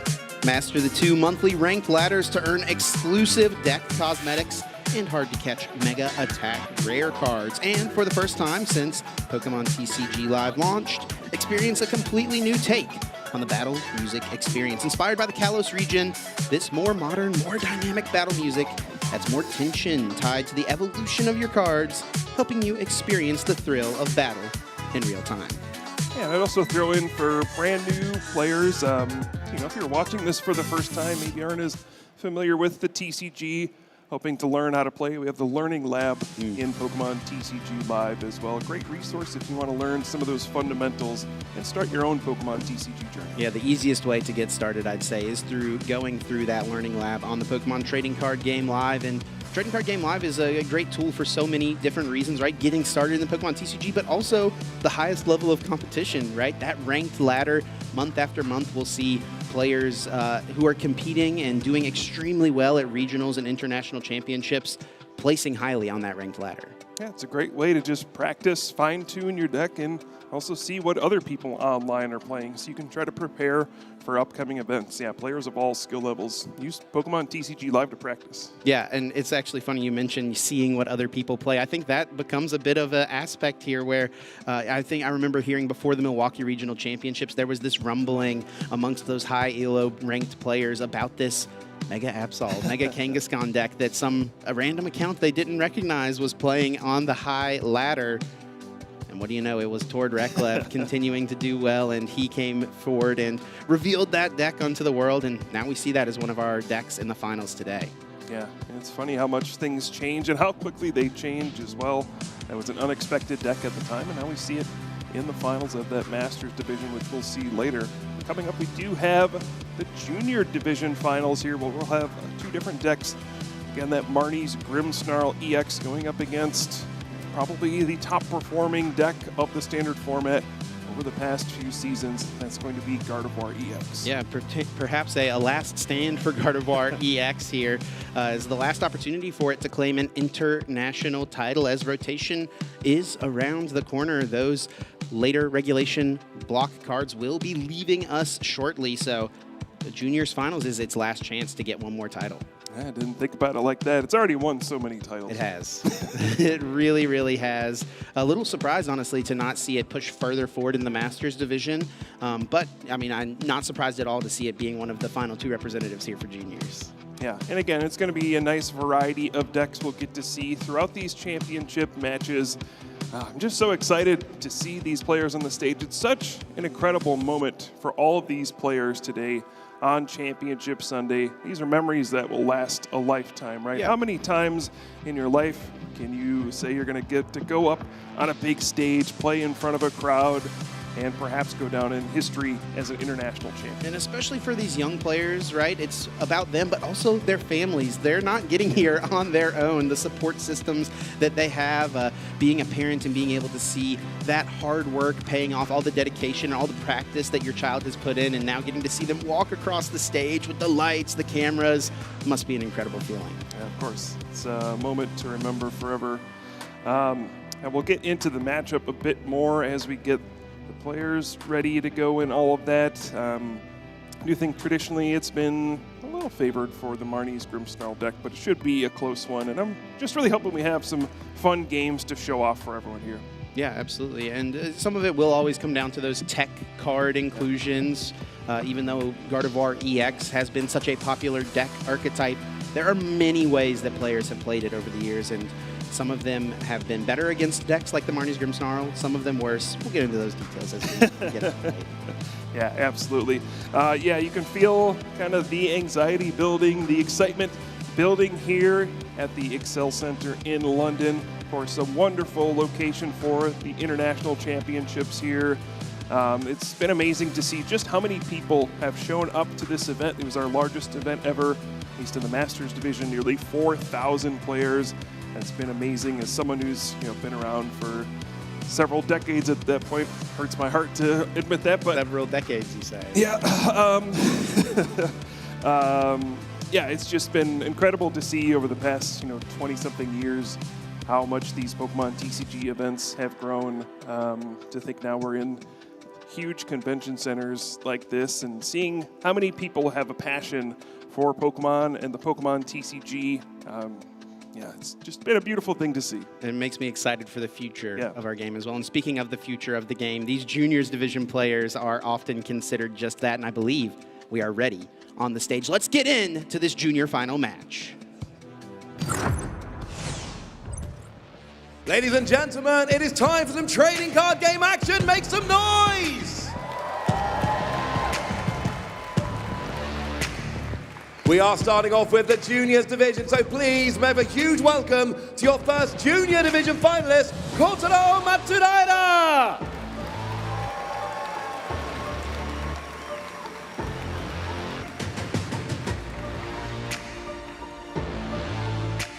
And please give an equally warm welcome to your second Junior finalist, Leo Otake!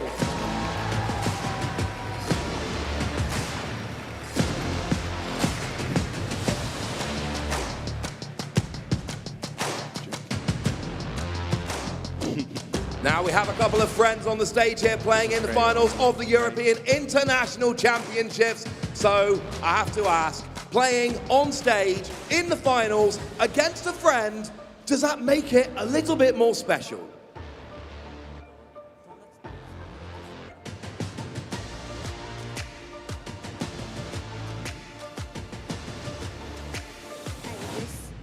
He wants to play like very fun and a little bit nervous for this. And then same question, Kotaro. How does it feel to be playing against a good friend of yours on stage in front of a crowd full of people at the International Championships? 友達と決勝でこんなに大いな人の中でゲームすることどんな気持ちか？とても怖い。とても怖い。So he's very scary for this. That's understandable. Big stage, big lights, lots of people. Ladies and gentlemen, a big hand for our junior finalists.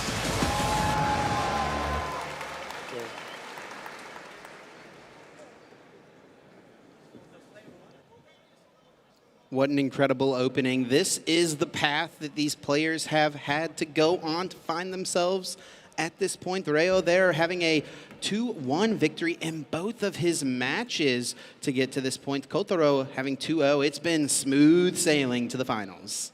Yeah, both these players had a long journey to get here, and now it's just one more match. One of these players will be crowned an international champion. And it's always so fun to see the junior division players. Don't blame them for being scared. I'd be scared up on that stage as well. But I think don't be deceived, even though they might be a little bit nervous. These players are fierce competitors. They are excellent at the Pokemon TCG, and their skills have gotten them here to the finals. I'm hoping we're going to see a great match here. And why those nerves may be heightened in this moment, once those opening hands are drawn, once those cards are laid out, the prize cards set to the side, and the game is underway, those things begin to subside. Players find themselves in the zone, locked in, looking just at the opponent, just at the board, and navigating those cards and those opening turns in masterful ways. I cannot wait to see how this one will play out. Like we've said, Marnie's Grimmsnarl up against the Gardevoir EX. A little bit more of an underdog versus one of the titans of the format. Like you mentioned earlier, typically you give a slight edge to the Marnie's Grimmsnarl, the darkness typing being very, very strong, the ability to use Freezing Shroud to tick damage up onto your opponent's side of the board and also fuel your own Monkey Dory's Adrenabrain. Something to keep in mind, though, Adrenabrain useful for Rayo as well. On the other side, one of the powerful cards always included in these Gardevoir decks. Yeah, Monkey Dory has been one of the best Pokemon in general in the standard format for the past few seasons. And it's no surprise to see both players bringing it. Both players are actually playing for Monkey Dory. Yep. So we will be seeing a lot of usage of that Adrenabrain ability, which makes things complicated at times. Yeah, lots of different scenarios we could find ourselves in. Lots of math, lots of one little extra damage counter here or there could make all of the difference. And you can see our players have their headsets on now, and this is a new experience as well, right? A lot of the junior division and senior division players don't get many opportunities to be up on the stage. It is a new environment. There's noise coming in through the headset, can make things a bit more nerve-wracking, so it will be important for both of our competitors to try to zone in and just treat this like it's any old game of the Pokemon TCG. Block out all the noise, all the distractions if you can. Just have fun playing Pokemon TCG here. And joining the two players at the table, of course, two very experienced head judges and the translator. So lots of comfort will be added to this situation by those experienced on the stage alongside them. Looking at these players' accomplishments, Kotaro with a top 16 finish at this past season's World Championships. Also a top 4 finish at the Fukuoka Champions League. Those tournaments are massive. And Chiba was able to achieve a finalist placement back in 2023. Yeah, lots of impressive accomplishments. And for Rayo, you see some other great accomplishments. Top 16 at LAIC, you see a top 8 at a Champions League in Yokohama, and another top 8 at a Champions League in Aichi as well. So both of these players have some excellent accomplishments. They are young players, but they are incredible players as well, and I can't wait to see what kind of strategies they show us here. So young, but still so skilled. And like we always talk about, these junior division players often become those Masters Division top-tier competitors. I mean, we saw from Liam Halliburton yesterday, right? Those shots of him competing over the years, winning tournaments as a junior, winning tournaments as a senior, to now top 4 placement this weekend as a Masters Division player. Of course, lots of incredible accomplishments, and maybe that is what the future holds for either of these two players. Yeah, no matter what happens here, one more amazing accomplishment added to their playing careers here. And we are seeing the opening hands drawn. Both players do have a basic Pokemon to start with. We're so close, Chip. Our junior division finals is right here. About to get underway. Worth noting as well here, Kyle, for getting a top 4 or better placement. Both of these players have locked up an invitation to compete at the World Championships, so yet another opportunity to add to their already growing list of accolades. You feel the excitement, Chip. Just Just want to see this one get started and get kicked off. All right, prize cards are here. Let's see if there's anything important. I know, and the Pheasantipity EX for Kotaro. Overall, pretty tame. Yeah, there's a technical machine evolution in the prize cards for both players, but both players are playing 2 copies of that card. Really, really important in these Stage 2 decks as a way to accelerate your Stage 2 Pokemon into play. Get those Stage 1s so on your second turn, the Stage 2 can come out. Now, in this matchup, both of these decks a little slower. Of course, in the Pokemon trading card game, you're unable to play a supporter on the first turn. Which do you think the players would like to do? You know, if you go first, you can evolve first, but if you go second, you get to play a supporter. Which would be more powerful in this specific matchup? Yeah, it seems like both these decks do want to play second in this matchup. Both players, as you noted, have those technical machine evolutions. So even though you go second, you can use that evolution attack to evolve your Pokemon on the first turn. You get to play a supporter card first. Generally, you will want to go second. And here we go, Chip.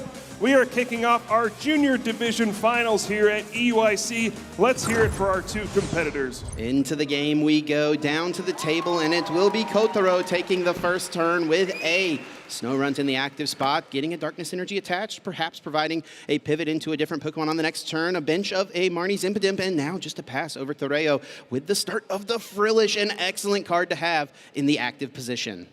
Yeah, for that Frillish, of course, has the Oceanic Gloom attack. 20 damage, but more importantly, your opponent cannot play any item cards from their hand during their next turn. And that's impactful because Kotaro didn't play any item cards at all on his first turn.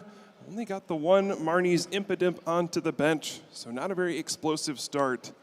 But we'll see what Rayo is able to do on this first turn. Rayo is able to find out a Ralts. Of course, step 1 to getting Gardevoir is getting a Ralts into play. Did have to give up a Kirlia in order to do so, but is playing 2 copies of the Kirlia in his list. And with that Frillish in the active spot, should he be able to find a Psychic Energy, he'll be able to slow the pace of the game and really control how things move forward. It does look like he's got a supporter in this opening hand, along with a pair of Bravery Charm. We'll put those into play and play Professor's Research, playing his hand down fully, discarding it, and drawing 7 fresh new cards. Off to a strong start so far, looking for a Psychic Energy in. Whoa! Don't know if there's one in the hand. You do need a Psychic Energy to use Oceanic Gloom. And no, just has to pass the turn. This will be an opportunity for Kotaro to play those crucial item cards. Wow, that is a huge miss. Now, Rayo does get a Darkness Energy on Monkey Dory, which, if you're not going to attack, that's probably the second best option. Get that Pokemon established. But, man, you have to think Oceanic Gloom would have been so strong in this situation, especially with Kotaro here opening up with the Arven. And again, if that Oceanic Gloom attack had been used, the item card that will be found off of this Arven would not have been able to be played. But now there is an opening to use a powerful item card here, such as that A-Spec card. We could see the Secret Box coming from Kotaro, which really helps you set up all of your Pokemon. Yeah, Secret Box has become the premier choice for these setup-based decks. It is such a boost to consistency. It works so strongly with the Arven because you can find that item card at any given time and even grab yourself an extra tool you may not need in the matchup to become an option to discard. And it does look like the pink card was brought to the front right away. Players are only able to play 1 A-Spec in their deck, and Secret Box has become an incredibly popular choice. And thinking back to this matchup, the Marnie's Grimmsnarl EX came out near the end of the last season, and it was kind of seen as one of the premier counters to Gardevoir EX. You have a big Pokemon EX that hits Gardevoir EX for weakness and can attack most of the Pokemon in the Gardevoir deck for a 1-hit knockout. Now, some things have changed a bit since then. There is one crucial card we might see in this matchup, the Mega Diancie EX, a big Mega Evolution Pokemon that can take a hit from Marnie's Grimmsnarl EX. We'll see if that comes into play later, but also a lot of it is about this Monkey Dory Adrenabrain, being able to take the damage that Marnie's Grimmsnarl does to your benched Pokemon and throw it back at them to maybe help you knock out those big Marnie's Grimmsnarl EX. What an opening here for Kotaro, not being hit with the item lock, able to use the secret box, able to use the nest ball, and we also see Spikemouth Jim coming down, able to get a Marnie's Pokemon into play, and he will retreat this Snorunt to the bench, uses the Technical Machine Evolution on this active Monkey Dory, also gets a Darkness Energy attached to it, and will be able to choose 2 of his benched Pokemon to evolve up. All right, we do see the Frostlass coming into play as that ability Freezing Shroud. During Pokemon checkup, each Pokemon with an ability will have a damage counter placed on it, except for any Frostlass. So now we'll see damage counters start to pile up on Pokemon that have abilities like that Monkey Dory. But again, this can be a double-edged sword. You put damage counters on there, but then Monkey Dory's Adrenabrain can move them over to you. What a draw from the top of the deck. Rayo had nothing going on in this hand and found the singular strongest card he could have. He'll match Kotaro's own A-Spec with his own secret box. Whew, what a swing in this game. Yeah, you love to see that one of A-Spec card at the right moment, and you see why Secret Box is the one a lot of players are choosing to use.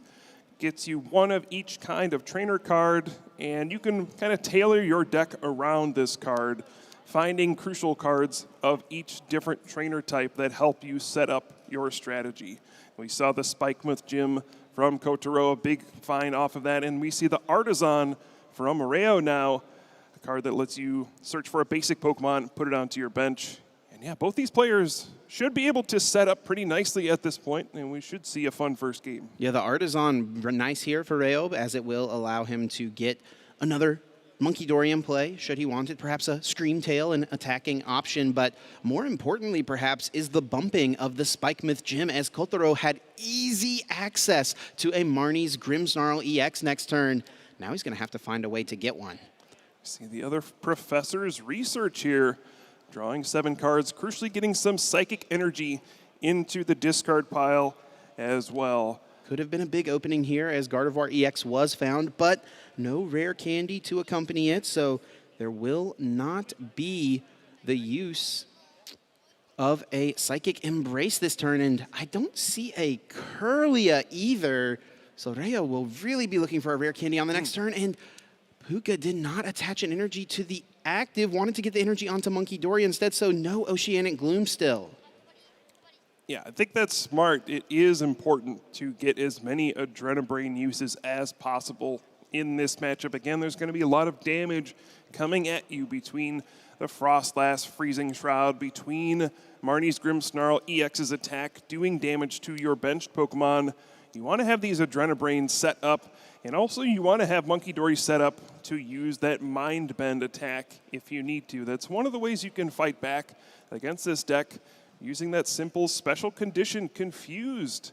It's awkward for this Marnie's Grimmsnarl deck to deal with. Sometimes they have to just flip to see if they can attack, and if it's Tails, they have to do damage to their own Pokemon. Their attack doesn't do anything, and it can be a swing in the game. I have seen so many games of this matchup come down to that Mind Bend flip. We'll see should that come up in this game. But for now, Kotaro going to try to avoid that as much as possible and getting really nicely established. Another Monkey Dory down, but no out off of the Lily's Determination to a Marnie's Grimmsnarl EX. Oh, no. I think a lot of aggression could have been laid onto Rayo's side of the board had Kotaro found that stage 2 attacker.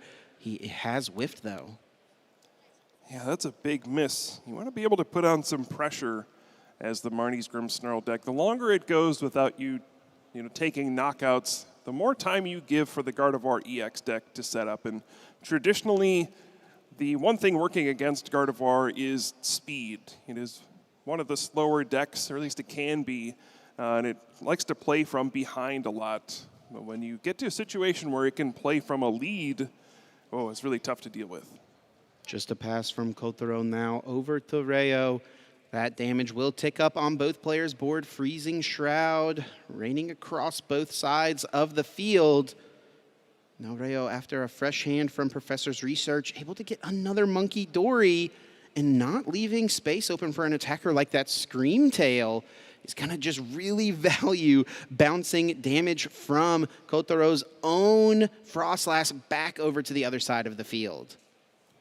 Yeah, starting with that Frillish may have backfired. There's no Jellicent EX in this deck, just the Frillish for the Oceanic Gloom. And I don't know how effective it's going to be as an attacker at this stage in the game.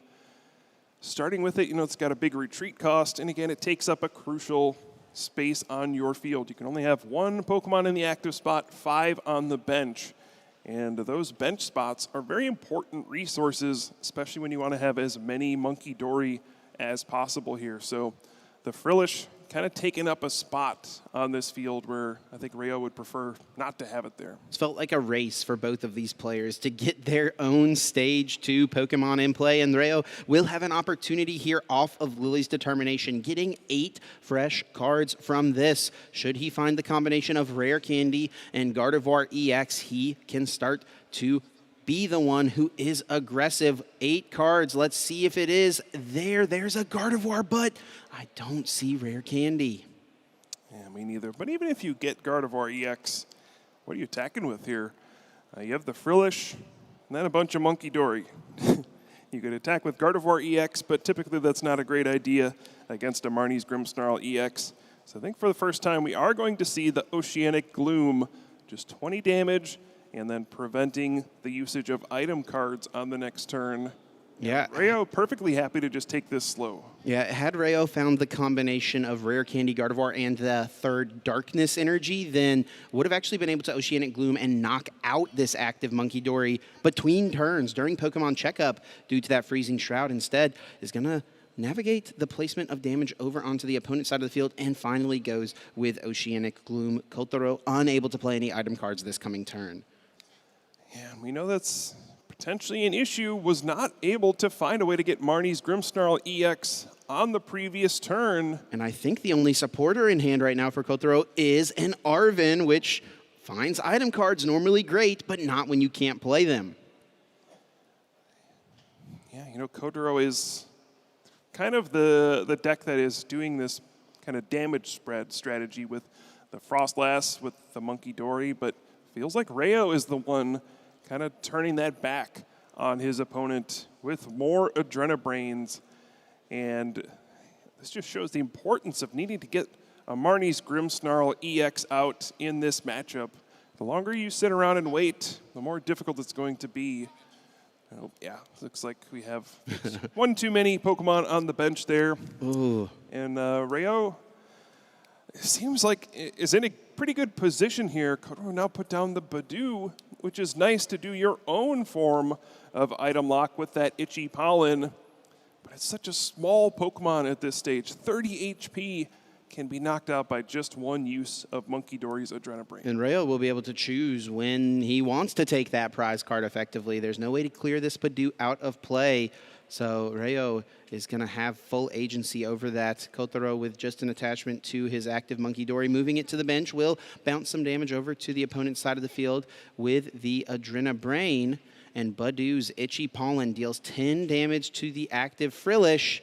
And Freezing Shroud is starting to put a lot of pressure onto Rayo's Monkey Dory. Yeah, so far, Rayo seems to be the one. And then we do see Gardevoir EX coming into play for the first time. Rayo will have a big opportunity here. I think you mentioned it last turn. Finding another Darkness Energy here could be massive to activate that 3rd Monkey Dory. And Rayo can start kind of winning this battle, moving damage over to Kotaro's Monkey Dory and knocking those out. When one player has Monkey Dory in play and the other doesn't, this matchup changes a lot. Now, Leo has prized 1 Darkness Energy, but is playing 4 copies. 4 Monkey Dory, 4 Darkness Energy, also Earthen Vessel and out to get that card. I don't see it here in this hand. Gardevoir has hit the field. I don't know how useful that is in this exact moment, though. Yeah, kind of a slow-paced game so far. Now, Leo has to be mindful of the Monkey Dory on the bench. Currently, it would be knocked out between turns during Pokemon Checkup due to the Freezing Shroud, so I'm certain that will be a Pokemon that he aims to heal here, but with so much damage built up on it, Kotaro will actually be able to ensure it gets knocked out during the next Pokemon checkup. All right, just more Adrenabrain being used and more item lock. Oceanic Gloom. And yeah, that Monkey Dory will have 10 HP remaining. Things are starting to tighten up though for Kotaro. And will we finally see a Marnie's Grimmsnarl EX? Ooh. Feels like every turn where you don't get one just makes it less and less likely you'll be able to win this game. Kotaro's draw here was just another item card that he's unable to play. But with the spread of this damage, the Monkey Dory on Leo's side will go down in between turns during Pokemon Checkup, thanks to Freezing Shroud. No attacking necessary here, Puka. It's all about spreading that damage. Well, maybe just a small attack. Okay. No, fair. What's more powerful than an itchy pollen chip? That's a great point. From the mighty Badoo, may I add. Let's not forget we are in the Badoo year here in 2026. As this Pokemon has become such a mainstay in the Pokemon TCG.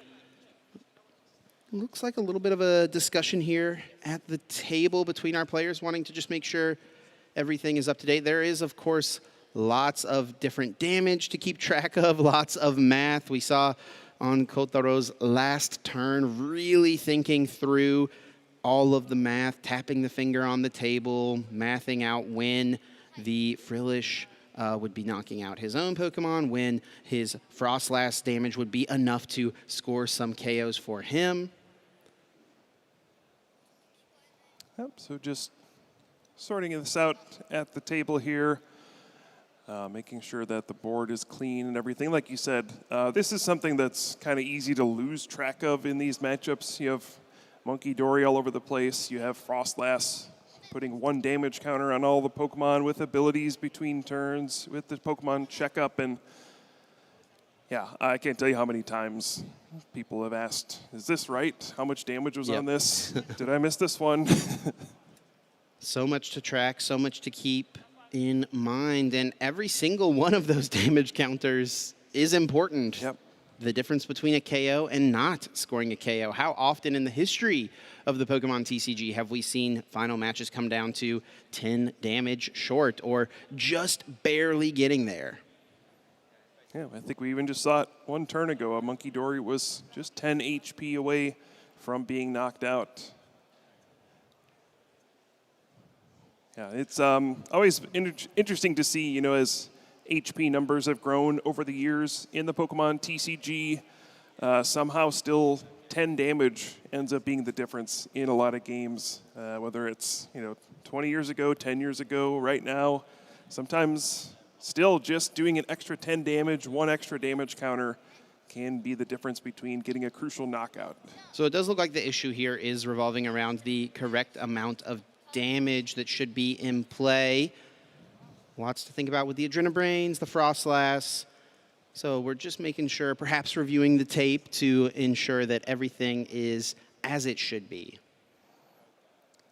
Yeah, and our judges will have access to kind of review the gameplay that's been shown so far, and we can make sure we get to the proper game state here.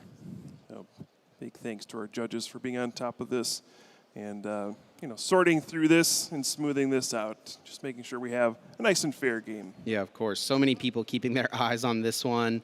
The judges here at the table, the judges backstage, our production crew backstage as well. Many people keeping an eagle eyes watch to ensure that everything is correct. Yeah, it seems like perhaps the Monkey Dory that had 100 damage on it should only have 90 damage on it, which will make a big difference here, but that's one of the things that's trying to be sorted out here. And this is a big deal as well, because if it's a Monkey Dory on Reo's side, Kotaro has already used Adrenabrains, and the way he used his Adrenabrains was with the damage that was in mind. So looks like they're adjusting that properly and allowing those Adrenabrains to be used correctly. Obviously, incorrect damage in play totally impacts where these Adrenabrains would be placed. Yep. yeah, just allowing kind of a rewind, again, given that the information on the field was not accurate. So, all right, we're all good. Moving forward, Kotaro does get the first knockout in this game using Adrenabrain, and one Monkey Dory goes down. And now it's 2 versus 1 Adrenabrain at this point. There's just the one with the darkness energy on Leo's side. This might be starting to swing back. And with 1 darkness energy in the discard pile, 1 in the prize cards for Leo, there's only 1 remaining in the deck, and he had Earthen Vessel in his hand, but unable to play it because of the Itchy Pollen. Yep. Still going to be 8 cards found here from this Lily's Determination. I have to think that a darkness energy would be the premier one to get. Yeah, we said there'd be no mirror matches in the finals today, but I don't know, Chip. This seems like a Monkey Dory mirror match to me. All about those Monkey Dory, and no darkness energy is found. Night Stretcher normally could grab it, Earthen Vessel as well, but that Itchy Pollen definitely has been irritating for Rayo. Yeah, now this did open up a bench spot, which could allow Rayo to use Screamtail in this situation. Looks like tired of this Badoo, get out of here. Adrenabrain will go after that for a prize card. Maybe trying to dig the darkness energy out of the prize cards, but does not find it. Finds the Mystery Garden instead. And now what will Rayo go with? Does have Gardevoir EX in play with the Psychic Embrace ability, so can really power up any attacker in the deck if he wants. Yeah, it does look like Mega Diancie is in the hand as well, was laid down on the table. So perhaps that is a consideration this turn. That Mega Pokemon being a strong option in the Gardevoir deck. Garland Ray dealing 120 damage for each energy you discard from it, up to 2, of course. Have to be mindful of that Pokemon having an ability, though. It will also suffer some damage from the Freezing Shroud. Yeah, Rayo just content to be patient again, though. Oceanic Gloom, not wanting to overextend and put too much damage on his own Pokemon. These damage counters are piling up on both sides, and it's getting a bit nerve-wracking for each player, trying to figure out what is the best path to victory. And Rayo decides that it's just continuing to use Oceanic Gloom, limiting the opponent's options. And no item cards. I'm not doing a lot of damage, but I am preventing you from doing everything you want. Is there an out to Marnie's Grimmsnarl? That is the piece here for Kotaro to begin getting some big knockouts. He is able to find that 3rd Monkey Dory, though, and a 3rd Darkness Energy. That means so much damage is going to be bounced back over to the other side. Kotaro can set up Leo's Monkey Dory to be KO'd in between turns, stripping him of all of those darkness energy, and there will be no more Adrenabrains able to be used unless that final darkness energy could be found. This is a huge swing in this game. Now Kotaro has a 3-0 advantage in these Monkey Dory Adrenabrain abilities. This is a devastating position to be in this matchup, even though there's been no Marnie's Grimmsnarl EX. Wow. It feels like Kotaro has just taken such a lead in this game. It was feeling like Leo was the one who was in charge, but now no longer the case. Kotaro with the dominant board position, but now an opening. Item cards able to be played. Badoo has not attacked on the previous turn. So Leo will be able to search his deck for any Pokemon he wants off this Ultra Ball. He'll be able to play Earthen Vessel to get that final Darkness Energy. The floodgates have been opened. And of note, the Monkey Dory was not knocked out during Pokemon Checkup, was knocked out during the turn, so there would be an opportunity to use Flip the Script with Pheasantipity EX if it weren't in the prize cards, unfortunately. Or sorry, I can't remember which player has it in their prize cards. Wrong one, but it is also a risk to put down another Pokemon that has an ability like this. There's all sorts of targets for Marnie's Grimmsnarl EX, I suppose, but a lot of it is just around this bench space again. Rayo does get another Monkey Dory into play, but still, now that there's 3 on Kotaro's side, you can move 9 damage counters with the Monkey Dory in between the Freezing Shroud, you know, one coming back to your turn, one going back to your opponent's turn. That adds up to exactly 110 damage. And Kotaro can just immediately wipe out that Monkey Dory. This is looking like an insurmountable lead at this point, Chip. Not even getting Marnie's Grimmsnarl, but that has been no problem. Reo on the right will attempt to find some out, some way. He's had this item lock established, and Kotaro has played so few cards from hand over the last few turns, but it's been the ones that he needs to keep himself afloat. And now it is him that's floating to the top. Reo beginning to sink.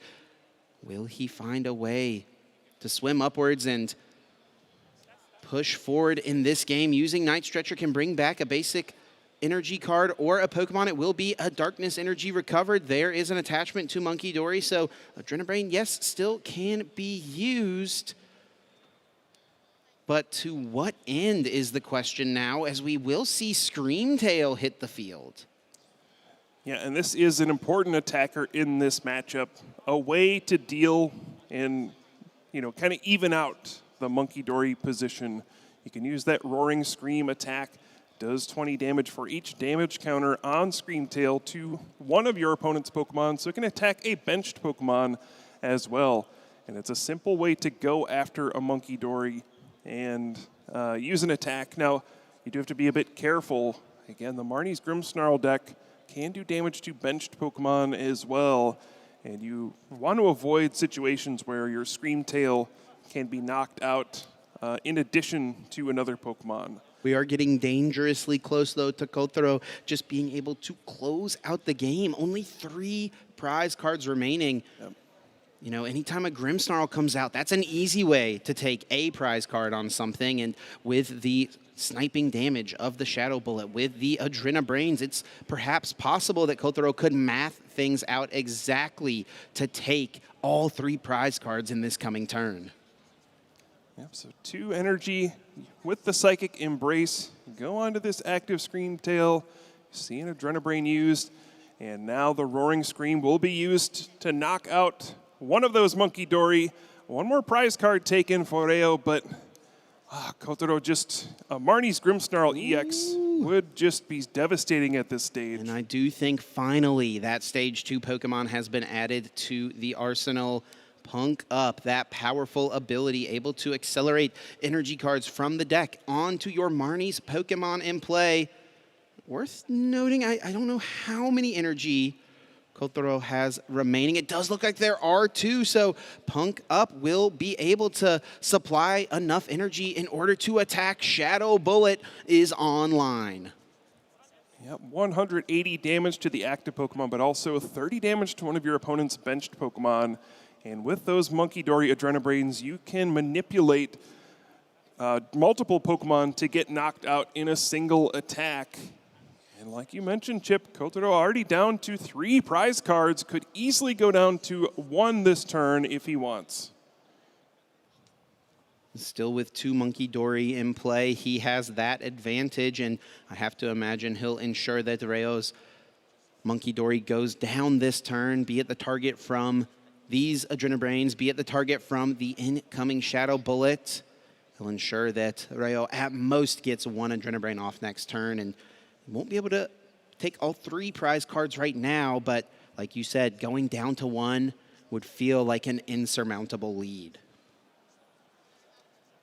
Let's see, Kotaro does use both Adrenabrains, going after that Monkey Dory, and the Shadow Bullet will knock out the active and the benched Monkey Dory, going down to 1 prize card. What can Leo do at this point? Promoting Gardevoir EX, that is the start. Ticking up that damage from the Freezing Shroud, drawing a card for turn. And Kotaro also healing damage off of that Marnie's Grimmsnarl EX. There was perhaps an opportunity with Mega Diancie EX to get close to enough damage for a knockout on this Marnie's Grimmsnarl, but now just completely out of range. Any path back into this game perhaps starts with this Iono, sending both players' hands to the bottom of the deck, drawing each one of them a number of cards equal to the number of prize cards remaining, and Reo cannot win from that hand. He concedes, and Kotaro takes game 1. What a back and forth battle. A battle of wits, really. Wow. Just Monkey Dory back and forth. A slow and steady game plan for each player. And Kotaro was the one who was able to take advantage.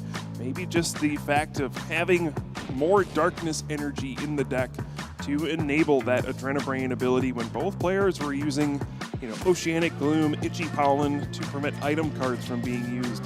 That means no Earthen Vessel, no Rescue Stretcher to get back darkness energy from the discard pile. It's really just kind of a war of attrition. What a slow and methodical game, and really props to Kotaro for keeping his wits about him, staying calm, staying collected, knowing that, hey, even though it may seem like my opponent has the Monkey Dory advantage, even though my Frillish is helping, my Frostlass is helping him more than it is helping me, knowing that once those Monkey Dories go down, that he's the one with the advantage, that he's the one with the darkness type attacker, that he can spread so much extra damage, and just dealing with those Monkey Dory was the step. And Reo looked for any answer, did not find it, and sends us into a game 2. And now you have to wonder, will either player kind of adjust their strategy heading into the second game? Maybe Reo had a game plan and it just didn't work out for whatever reason, and maybe a situation where you decide, that didn't work, maybe I'll have to be more aggressive in this next game. But each game in the Pokemon TCG is a little bit different. The conditions change each time based on your opening hand. Oh!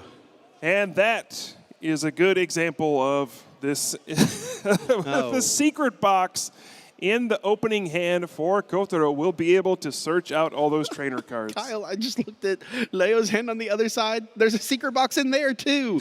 Both of these players are going to open up with their A-specs to kick off the game. No dead draws here. These players are fully alive and have got things rolling for us. A couple supporters even hitting the discard pile. Could be a bit of concern looking at these prize cards, I will say. A couple of Ralts there, not ideal, and a Monkey Dory. Again, Leo does play 4 Monkey Dory, so maybe not that impactful, but the double Ralts can definitely be a problem. Kotaro uses the Spike Myth Gem to get himself another Marnie's Impidimp out. We see Snowrunt, Impidimp, and a Monkey Dory. The only thing that can make this turn better would be the attachment of a Darkness Energy to the Monkey Dory, and that is exactly what he has. This is the perfect turn when you are going first and unable to play a supporter. Reo will draw for turn, once again opening up with both Bravery Charm in the opening hand. That is a huge card in this matchup to protect those Monkey Dory, give them a little bit more HP, allow them to withstand the onslaught from the opponent. Yeah, that's something we maybe glossed over in the first game. Reo had to attach those Bravery Charms early because of the professor's research, was going to discard those cards anyway, and had to attach them to probably not ideal Pokemon. The Frillish, and then even a Ralts got a Bravery Charm. Yeah, we'll see if those become more of a factor in this game. Like you said, just protecting your Monkey Dory can be a big difference. And now the question for Reo is, you have this secret box. You'll be able to establish your side of the field, but your opponent just played one as well. It's likely that their second turn will be quite good. How do you brace for what's coming next? Looks like it will start with an Earthen Vessel after the secret box. Really nice for Reo, of course, getting a couple of Psychic Energy down from the discarding effect. Name of the game in the early turns with this Gardevoir archetype, and there's a Technical Machine Evolution, and Artisan comes down, and Iono will send both players' hands to the bottom of the deck. As we noted, there are 2 Ralts currently in the prizes. Reo is playing 3 Ralts this weekend, so we'll still have access to Gardevoir. Thankfully, is drawn into 1 Monkey Dory, and it looks like a Curlia there as well, but we'll be able to use Artisan now to get that singular Ralts into play. Yeah, and the Iono big as well. You have to assume that after your opponent's played that secret box, they have a good turn lined up, have kind of sculpted their hand to set up for a good follow-up. But now those cards got sent to the bottom of the deck, and it may end up in a situation where Kotaro has important cards that he can't access because they're on the bottom. And an excellent start from Reo with the Technical Machine Evolution, but it is a bit fragile, Chip. There's just the 1 Monkey Dory and the 1 Curlia. Kotaro with a bit more established on the left and looking to get more with a perhaps Buddy Poffin, not before the use of Artisan. Of course, Buddy Poffin can only get Pokemon with 70 HP or less, but the Artisan is able to find Monkey Dory. Yeah, the other factor here is, again, the counter stadium is a big deal. Replacing that Spikemuth gym with the Artisan, making it more challenging to find those Marnie's Morgrim and Marnie's Grimmsnarl EX. Does take advantage of the Artisan, though, to get another Monkey Dory, and now gets the Badoo. Has himself Frostlass, so some of this damage will start to tick up, and he'll be the one with 2 Monkey Dory in play. Should he find a Darkness Energy next turn, he'll be able to bounce a little bit of extra damage over. Rayo, though, finding another Monkey Dory and getting that down, and looks like it is a Lily's Determination as the supporter for turn, sending the hand to the deck now. 8 cards will be drawn. And again, that Itchy Pollen disabling the item cards could be disrupting Leo's setup here.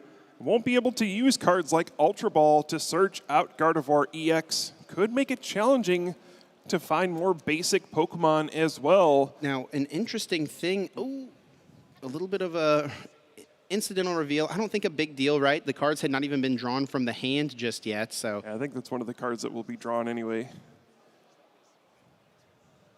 We'll get 8 cards off of this Lily's Determination. Yeah, anytime a card is revealed, looks like there will at least be a stop and a discussion about how to properly proceed.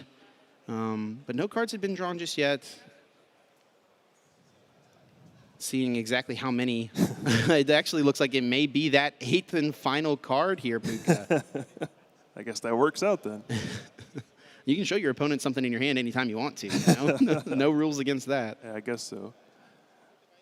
But yeah, as you said, just going to make sure all the proper procedures are being followed.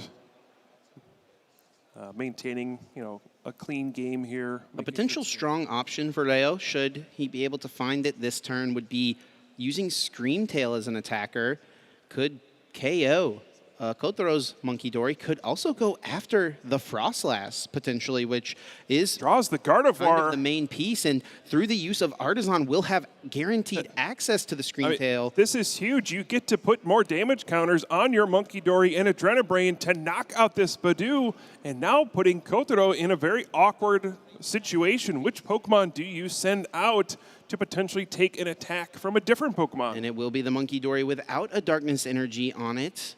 And Rayo, as opposed to being aggressive with a Screamtail, looks like Frillish is being considered, wanting to continue to item lock Kotaro with no Marnie's Morgrim in play. That does seem pretty strong.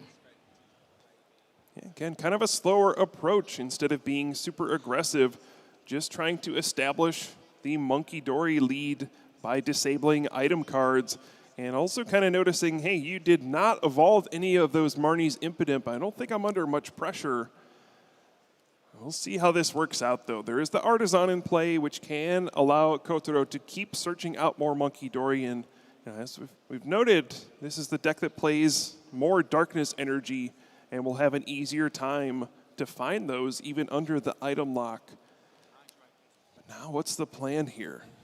It is a bit scary. Your opponent has Gardevoir EX in play and has options to do all sorts of things. Your Badoo is gone, so your opponent will have access to item cards once again. So what's the plan? The first Adrenabrain bounces 30 over to the right side of the board. The next one only able to move 20 over. So should be 70 damage total on that Monkey Dory on the right. And is that just a pass, Puka? It is, yep. No supporter played, no evolution either. Yeah, but if, Rayo is content to just play this slower game and keep using Oceanic Gloom for small amounts of damage, it will buy time for Kotaro to keep just establishing more Monkey Dory. You're not gaining a whole lot of position. Your opponent is able to just keep moving damage back to your Pokemon. Now, Rayo does have the advantage of being able to use item cards, so in theory, may be able to just establish more Monkey Dory than his opponent in this situation, and that does seem to be the key in this battle. At least that's how the first game went down. And that looks like what Rayo is thinking on that side, as he has found a Darkness Energy out from the deck thanks to Earthen Vessel. Also, Bravery Charm will be able to protect that Monkey Dory that's already taken so much damage on the right side. He'll be able to heal 60 damage off of it. He'll be able to put a Bravery Charm on that Pokemon, so Kotaro will not have a way to KO that Pokemon this turn. I actually don't think there is anything that Kotaro would be able to do. Rare Candy, Grimmsnarl not available if an Oceanic Gloom is utilized, and with enough damage being placed on this Pokemon, Oceanic Gloom puts it up to where it has been threatened and will be KO'd during Pokemon Checkup. Yeah, and this avoids the Pheasantipity EX. Flip the script, drawing extra cards as well, which could be nice in this situation where you don't have access to item cards, but that just won't be an option either. So now Kotaro under a lot of pressure. The hand has not been very good after that Iono on Rayo's first turn. But what can he piece together here? There's still Monkey Dory left. There's still lots of Adrenabrain left to be used here. But now Rayo, with that Oceanic Gloom, has slowed things down enough and may have taken a lead in this game. And has been the one thus far to hold the advantage on the use of Adrenabrain in play. Kotaro will bounce 20 damage over to the right side. Just a pass. That's it. No evolutions, no attacks, no supporters being played. Rayo is starting to run away with this game. The damage ticking up. Welcomed sight as Adrenabrain is going to use Kotaro's own Frostlass against him. Yeah, and it is a big difference as well. Rayo just has more damage to send back over to Kotaro's side with the Monkey Dory. And there's the third. Oof. That means the only Monkey Dory will go down between turns during Pokemon Checkup. Once again, there's going to be 10 damage counters on there, and then the one more during Pokemon Checkup will knock that out.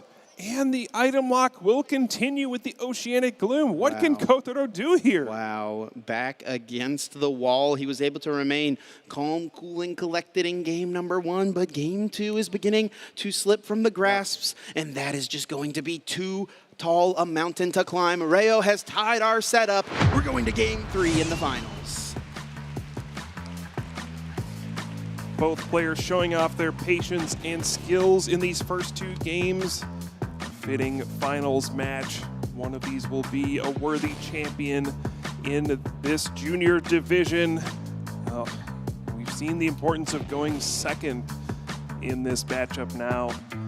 Being able to play a supporter card, use that technical machine evolution on your first turn. You have to imagine Kotaro will decide to go second in this third and final game. What an opening for both of the trainers in this first game. Let's not forget, they both started game number 2 with Secret Box on their first turn, and it looked very similar to game number 1 initially, but I think one of the big differences was Kotaro was unable to get any Mines Morgrim in play, unable to get off the use of a technical machine evolution, and eventually not being able to find any evolving Pokemon, not being able to put on any pressure, meant that Rayo was able to spread too much damage for Kotaro to keep up with.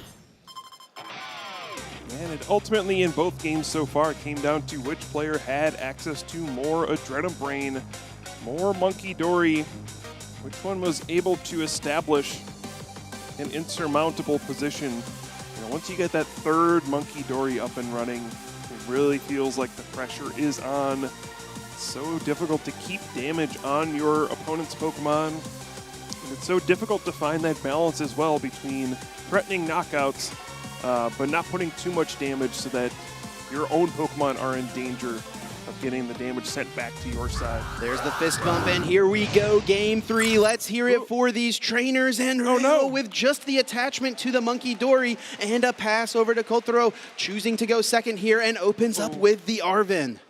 Just an attach and a pass for Rayo. No Buddy Poffin, no way anything to get a Ralts into play.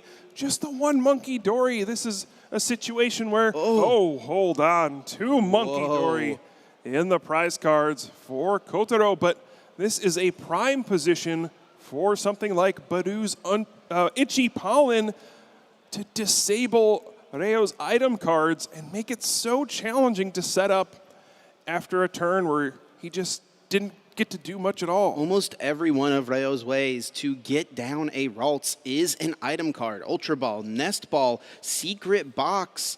If item lock is established on Kotaro's end, then Rayo will be left to just drawing into the Ralts naturally or drawing into Artisan. Difficult things to do, decreasing the odds of getting a Gardevoir in play quickly. Looks like Kotaro will favor the Technical Machine Evolution, though. Evolving up into the Marnie's Morgrem and threatening that way as well. Next turn could just see a Marnie's Grimmsnarl EX start taking knockouts. This could be Rayo's one opening. He needs to have an excellent turn here. Did at least get the Darkness Energy on a Monkey Dory. He draws, and it is an Iono, so at least a supporter will be played. But this hand is full of Pokemon at the moment. No way to play a supporter to get that Secret Box. It's just this Iono. That hand had nothing. That was a huge top deck to even stay in this game at all. Now it gets to draw 6 new cards. Like you said, it was pretty much all Pokemon. And he has found Buddy Poffin. Ralts will be coming into play. I don't think I see the Technical Machine Evolution, but that is at least a sigh of relief. Quite a few item cards that can be played here as well. Yeah, Chip, I don't want to understate that. If that wasn't the draw for the turn, this game might have just ended. There were no other playable cards in the hand for Leo. It was that big Iono off the top, drawing a brand new hand and breathing new life into this game. Now there's a Buddy Poffin, Earthen Vessel, lots of cards that can be used, and even a counter stadium in the hand as well to disrupt Kotaro's setup and get rid of the Spikemuth Gym. This was an excellent 6 cards to draw off of that top decked Iono. Ultra Ball discards the pair of Psychic Energy, grabbing out any other Pokemon. It will be a second Monkey Dory coming down. So Kotaro trying to push for that advantage with the Adrenabrains. We have seen that be the story of the finals match thus far. Only a couple of cards remaining in hand, but bouncing this stadium would be massive. It would have guaranteed Kotaro's Marnie's Grimmsnarl. We may have seen a complete pivot, a more aggressive strategy. Now that may not be the case, and he'll even be able to draw some cards with the Mystery Garden. I mean, from nothing to everything in an instant. A completely unplayable hand to just a string of cards being played, a stadium card being found to get rid of the Spikemuth Gym. This game is completely flipped in 1 card drawn. Now the draw for Kotaro, it is that one of Boss's orders, a powerful supporter, but not at this juncture normally, but I mean, it does open up some options with this Grimmsnarl also being in the hand. We are seeing an early attacker being established from Kotaro for the first time in this game, number 3. Is this a change of strategy here on the left side of the table? Yeah, maybe identifying a weakness. Yeah, now Rayo has drawn some cards, but it's still a pretty small hand. And the first 2 games were slow and steady, lots of item locking attacks. But Kotaro now saying it's time for my big attacker to come out. Marnie's Grimmsnarl EX. Let's put some pressure on, take some knockouts, and see what you can do. 6 cards apiece for these players. The replacement stadium is found should Kotaro want to get another non-EX or non-rule box Pokemon into play from the Artisan. And getting rid of that Mystery Garden as well, perhaps limiting the draw power on Leo's side on the following turn. This is going to be, I think, a faster-paced game than we've seen in the first 2 games. We're going to see some hard-hitting Marnie's Grimmsnarl EX attacks at this point. See the Adrenabrain smartly being used before retreating, and the Shadow Bullet comes in, knocking out the Monkey Dory, the only one that had a Darkness Energy on it, and starting to put the pressure on. And this is a huge lead thus far for Kotaro, and Rayo is going to be incredibly pressured to find a way to get Gardevoir in play, to find a way to respond to this active Pokemon, and that is not a bad way to do it right there, Puka. Secret Box, searching the deck for any stadium card, any supporter, any item, any tool card, and adding them all 4 to hand. And you see Ultra Ball was discarded off of the Secret Box. That already tips you off. There is a Gardevoir EX That is going to come into play here. Yeah, Rare Candy is the grab. Ooh. We went from super slow and methodical to explosions here in the third game. One of these players will be crowned a champion here in London. Will it be Kotaro or Leo? And we see a counter catcher as well. Rare Candy into the Gardevoir. Counter catcher brings up the Frostlass, and Lily's determination refreshes the hand, building Rayo back up to 8 cards. He will still have access to the Artisan to get something like Screamtail out if he would like. I wonder which attacker he wants to go with in this spot. Bringing up the Frostlass is an interesting play. Yeah, this seems like a situation where you'd go with Screamtail, bring up a Pokemon that has a retreat cost, and then use Screamtail to knock out a Pokemon on the bench. Could go after that Monkey Dory with the Darkness Energy on it. And look at this, more ways to discard energy. Earthen Vessel and a Psychic Energy. I believe also another Earthen Vessel was found, so plenty of energy cards can be flooded into the hand and put into the discard pile. 2 more down, 2 more added. And you see why locking down those item cards was so important for both players in those first couple games. How much your options are limited when you can't play these cards like Earthen Vessel. And now you're seeing kind of the full power of both of these decks. Rayo has so many options here for what attacks to go with. Which one will it be? There is the Darkness Energy on Monkey Dory. Adrenabrain can bounce some damage back over to the other side. Ultra Ball being played to put that final Psychic Energy down. And now Rayo searching the deck for any Pokemon and adding it into the hand. We'll get that Curlia up and running. Of course, with the Darkness Weak Gardevoir EX, you do always have a little bit of concern of that Pokemon going down and not having a way to use Psychic Embrace next turn. So wise to make it a little easier in the future. And Screamtail is being brought down, and it looks like he will be going with Roaring Scream. And I believe the other Rare Candy is in the prize cards for Rayo. So just identifying, I need to get this Curlia in play in case my Gardevoir gets knocked out. I want to have an option to get another one. And here it comes, Screamtail with the Roaring Scream, taking down that Monkey Dory. And now Kotaro's under a lot of pressure to draw something here. You don't want to get stuck in the active spot. Needs to move this Frostlass, and Arven will be a good way to do it, as this can fetch out the Pokemon tool card of Air Balloon, providing a nice little pivot here. Putting it on the Frostlass does not seem too bad. Actually, not grabbing it, perhaps already in the hand is that tool card. Yeah, and that's pretty important as well. The reason this play could be so effective is if your opponent has to use an energy attachment to retreat that active Frostlass, that means you cannot attach an energy to a Monkey Dory and start using Adrenabrain.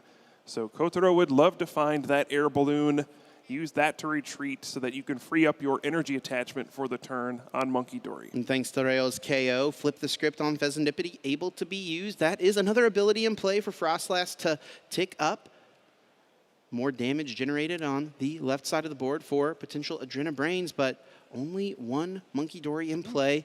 No Darkness Energy on it just yet. Discarding the Technical Machine Devolution as well. You know, that Gardevoir EX did get Rare Candied from Ralt, so perhaps could have been taken out that way, but Kotaro deciding, no thank you. I would like to charge ahead. I would like to leave that Pokemon EX in play for later so I can knock it out for 2 prize cards. Continuing the charge here, Shadow Bullet will fire over to Rayo's side, taking down the Screamtail, placing damage counters onto that Monkey Dory. A Pokemon that would have been KO'd, save for that Bravery Charm Rayo was able to find on the last turn. Oh, that's massive. Now there are 3 damage counters on this Marnie's Grimmsnarl EX. It is damaged a bit. Will this be the time we finally see the Mega Diancie EX come into play? Rayo could take 2 prize cards this turn on Kotaro's active Pokemon EX. And of note here, taking that down would get rid of the largest threat on the board. Garland Ray dealing 240. You'd be able to move damage over with Monkey Dory so that it's effectively 270.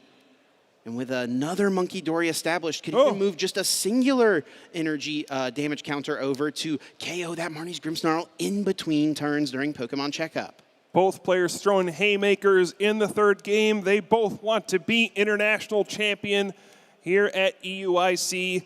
And Leo will put down that big Mega Evolution Pokemon EX, the Mega Diancie, and can use Garland Ray in conjunction with the Adrenabrain abilities from Monkeydory to take down the Marnie's Grimmsnarl EX. And notably, Mega Diancie EX is the one Pokemon in this deck that is not weak to Darkness type. It is weak to Metal.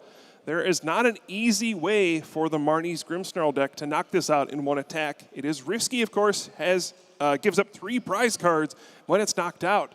But between that Diamond Coat ability and the weakness to Metal, it can be really challenging to deal with. And look at this masterful setup, only moving 1 damage counter over with that second Adrenabrain, setting it up perfectly so that Marnie's Grimmsnarl goes down to the Freezing Shroud. After an Iono, there will be no use of the flip the script from Kotaro. He is left with just those 4 cards plus the one he drew for turn. Uses an Artisan here to kick off this sequence, needing to find perhaps another Marnie's Grimmsnarl. Oh, and you have to wonder if there's some regret now discarding that Technical Machine Devolution from Kotaro. Now there's just not many energy. There's not an attacker powered up in this situation. It could have been an opportunity to knock out that Gardevoir EX and bring the Curlia down to a Ralts and may have halted things for a turn. Now Kotaro will need something big to respond. Maybe there is another Marnie's Grimmsnarl EX. Could he pair this with a way to target the Gardevoir on the bench? Mega Diancie, while a powerful attacker, does need Gardevoir to help supply the energy for Garland Ray. Turn after turn after turn. Kotaro playing counter catcher and just a singular copy of Boss's Orders in his list. And he does have the counter catcher, but it will be Monkeydory as the target. Yeah, and will he be able to knock out both Monkeydory at once? I think thanks to the Bravery Charm. No, I think that's not even enough. No, not quite. And only 20 damage will be moved over. Not quite enough built up on his own Monkeydory. Only having 2. If he had 3, it would have been a knockout. Shadow Bullet does yield just short here on the KO. Monkeydory hanging on 20 HP at the moment. 10 more removed. Thanks to Freezing Shroud. And now Rayo having to debate what to promote. The Mega Diancie, like we mentioned, does give up 3 prize cards, and Kotaro does only have 3 prize cards remaining. That is something to be concerned about. Another Monkeydory here would be huge, and there it is! Another one with another Darkness energy. Mega Diancie EX can knock out this Marnie's Grimmsnarl EX as well.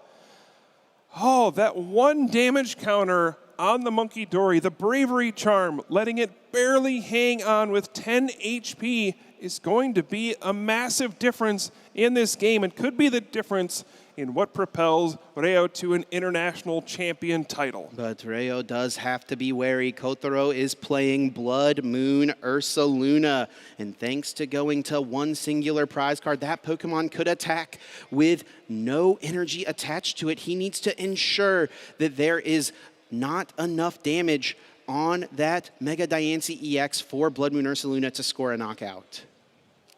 Yeah, and you're in an awkward situation as well. You would like to heal off that Mega Diancie to avoid it, but are we seeing Mew EX come into the active spot? Mew EX, its genome hacking attack, can copy the Shadow Bullet of the Marnie's Grimmsnarl. This is not going to be enough for a KO here. Well, yes, it will be, Chip. With the Freezing Shroud, you get to Shadow Bullet, put 30 damage on the Monkeydory as well between turns again, avoiding flip the script. Yes, but this Grimmsnarl remains in play. 3 prize cards, 6 damage counters on the benched Mega Diancie. And with just 2 prizes remaining here for Rayo, but only a couple of cards on Kotaro's end, this is coming down to the wire. Could come down to just these last couple of draws. Arvin will be the supporter of choice here. Finds a Night Stretcher. There's a Nest Ball in the hand. Here comes Super Rod first. Shuffling back, 3 in any combination of Pokemon and Basic Energy from the discard into the deck. There go 2 more Monkeydory back. A Monkeydory with the Darkness energy is game over, Chip. You can Shadow Bullet and move 3 damage counters over to the Monkey Dory on the bench, knock out both the Mew EX and the Monkey Dory and get 3 prize cards. And that is the play he has established. There's the Monkey Dory. There's the Darkness Energy. Moving the damage over to the opposing Monkey Dory. Shadow Bullet takes down Mew. And Kotaro is the European International Champion.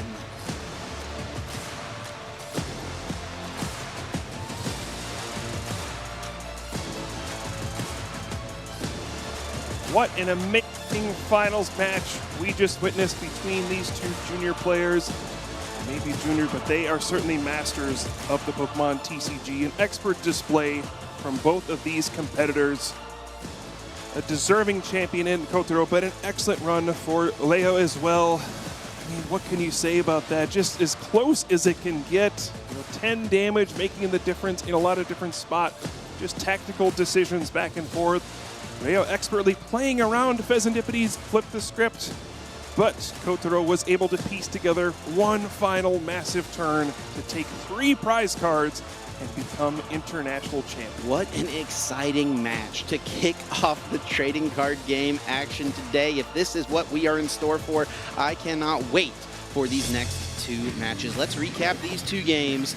And really, it was 3 pretty different games that we saw play out. Kotaro was not looking like he was in the best position in game number 1. Rayo getting more Monkey Dory established, getting that item lock up and running, but eventually Kotaro was able to navigate a position where he could target down all the Monkey Dory on his opponent's side of the field and take them out in between turns. Yeah, item lock was the theme of the first 2 games. Oceanic Gloom, Itchy Pollen, and lots of Monkey Dory Adrenabrain.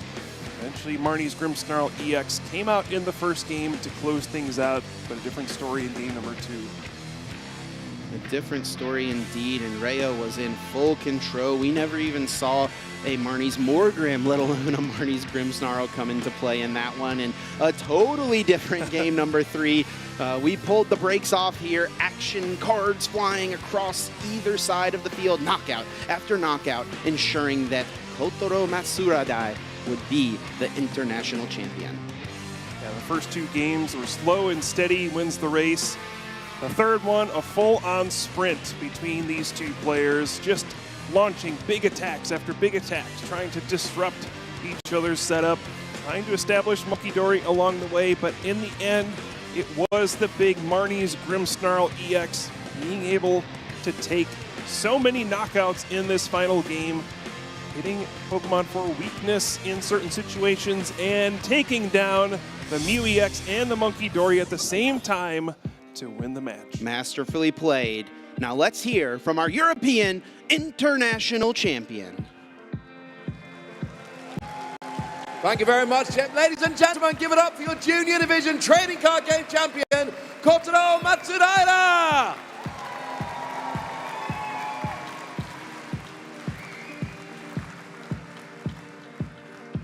That was a very difficult game. You have a complicated deck. How do you keep track of all of those moves throughout the whole weekend?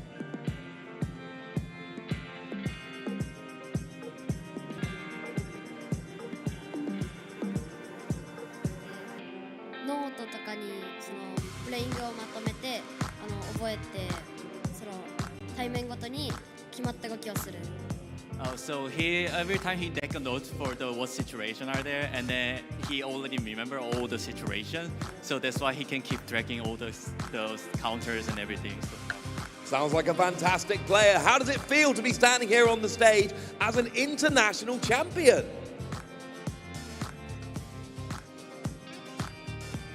とても練習が報われてよかったです。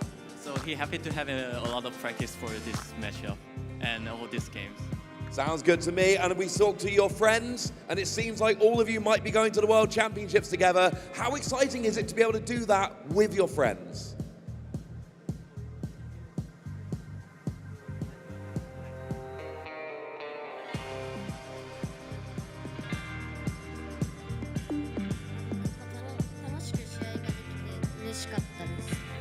Oh, so he happy to have a fun matchup, and yeah, that's all. Thank you very much. Well, congratulations. That was an excellent match. Ladies and gentlemen, one more time for your junior division trading card game champion, Kotaro Matsudaira.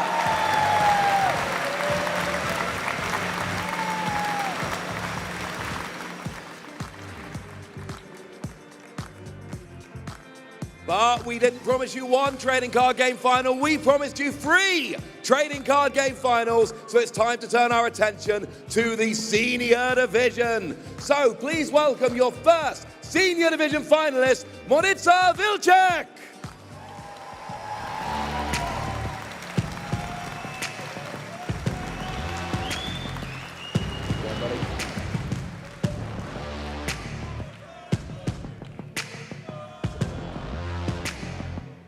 And please give an equally warm welcome to your second senior division finalist, Jacob Lee.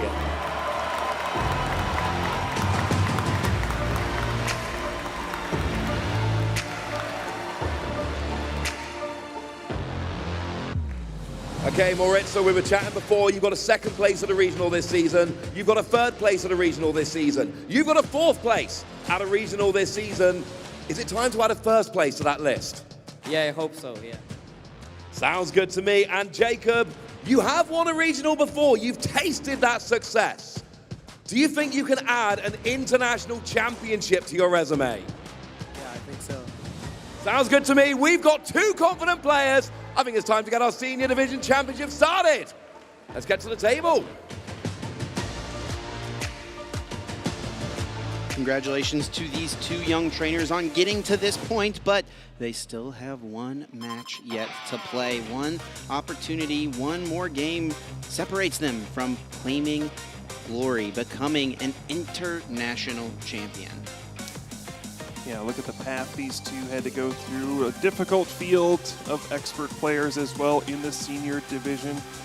We're just down to 2, and I would say of all the matches we have today, one of these decks is certainly the most unique out of all of them and kind of the off-meta pick compared to what we're going to see. It should be an awesome one. Yeah, really excited for this. Marutsi is on the left going to be playing Charizard EX. He's not the one with the oddball pick. It's Jacob Lee on the opposite side of the table with Mega Kangaskhan Bouffalon. Talk to me about this deck, Kyle. It's a big, basic Pokemon. Lots of HP, and then you have the Bouffalon to reduce a lot of the damage that gets taken, and lots of ice cream, Chip. I'm a big fan. Jumbo Ice Cream, one of those premier healing cards that we don't see a whole lot of. We did see a little bit of it in the Masters division in that Mega Absol deck, but this is a lot of ice cream, Chip.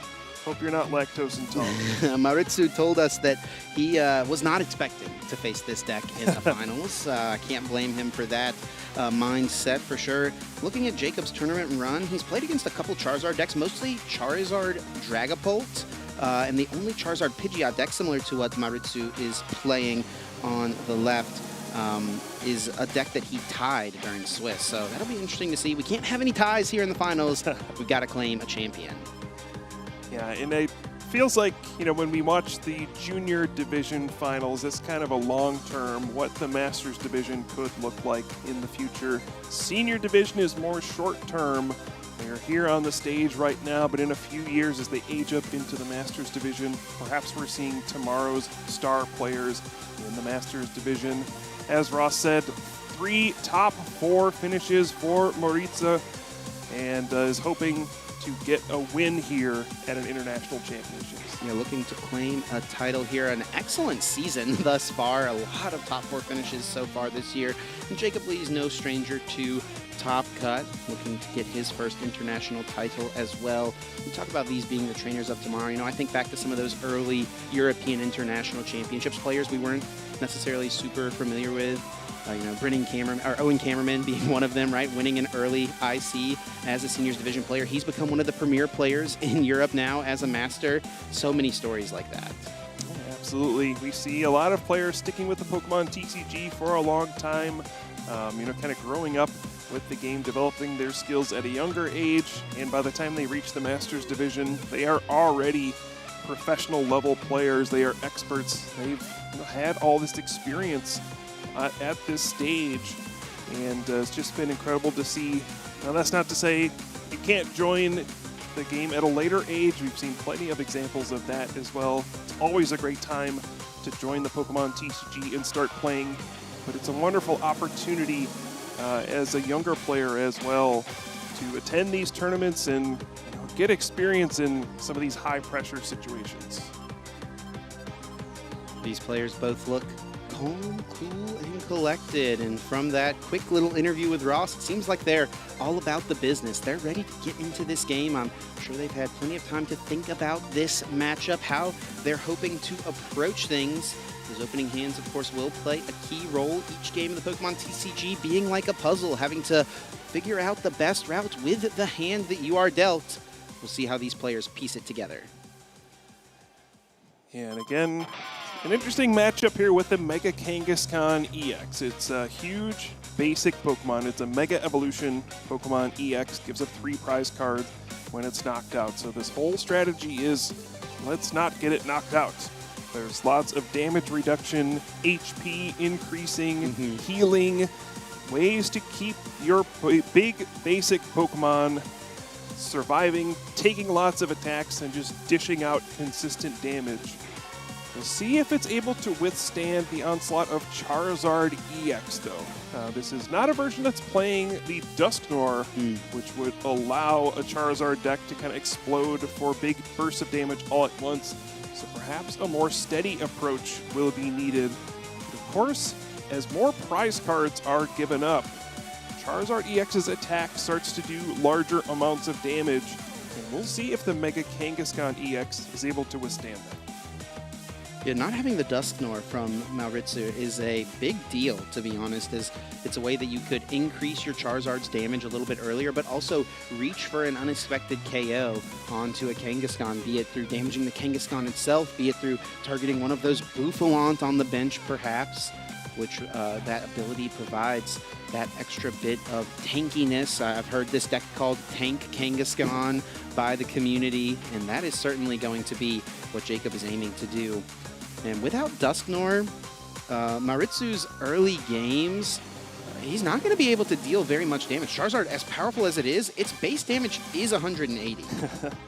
Yeah, when you have that curly wall from Bouffalant, that's going to be reduced even further. And Mega Kangaskhan will be able to brush off a lot of those early attacks, but each one kind of adds up.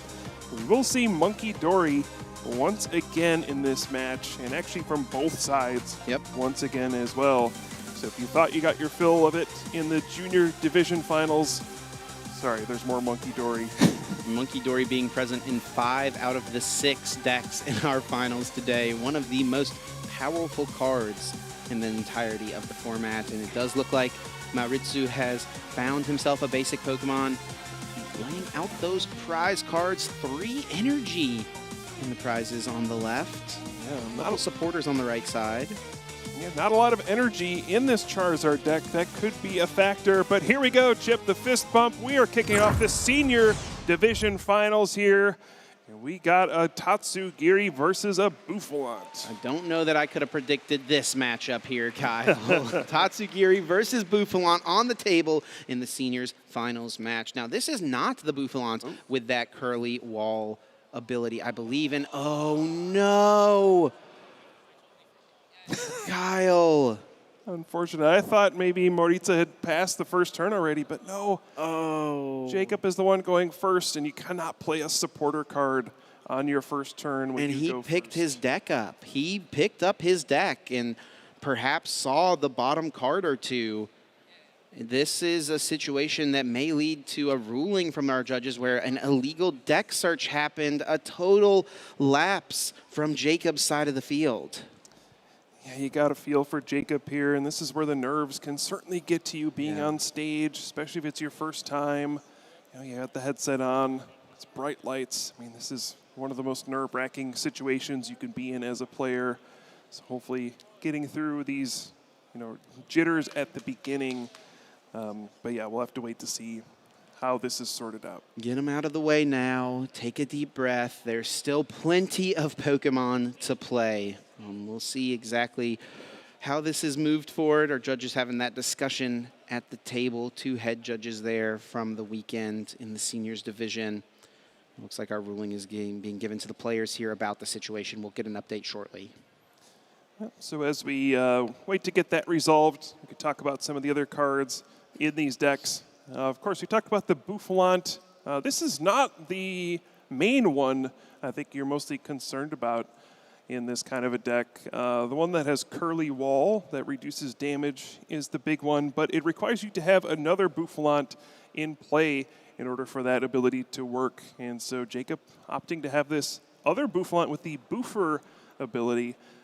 People who played many years ago during the black and white area may remember a similar Bouffalant with that Boofer ability. Was very strong for a long period of time.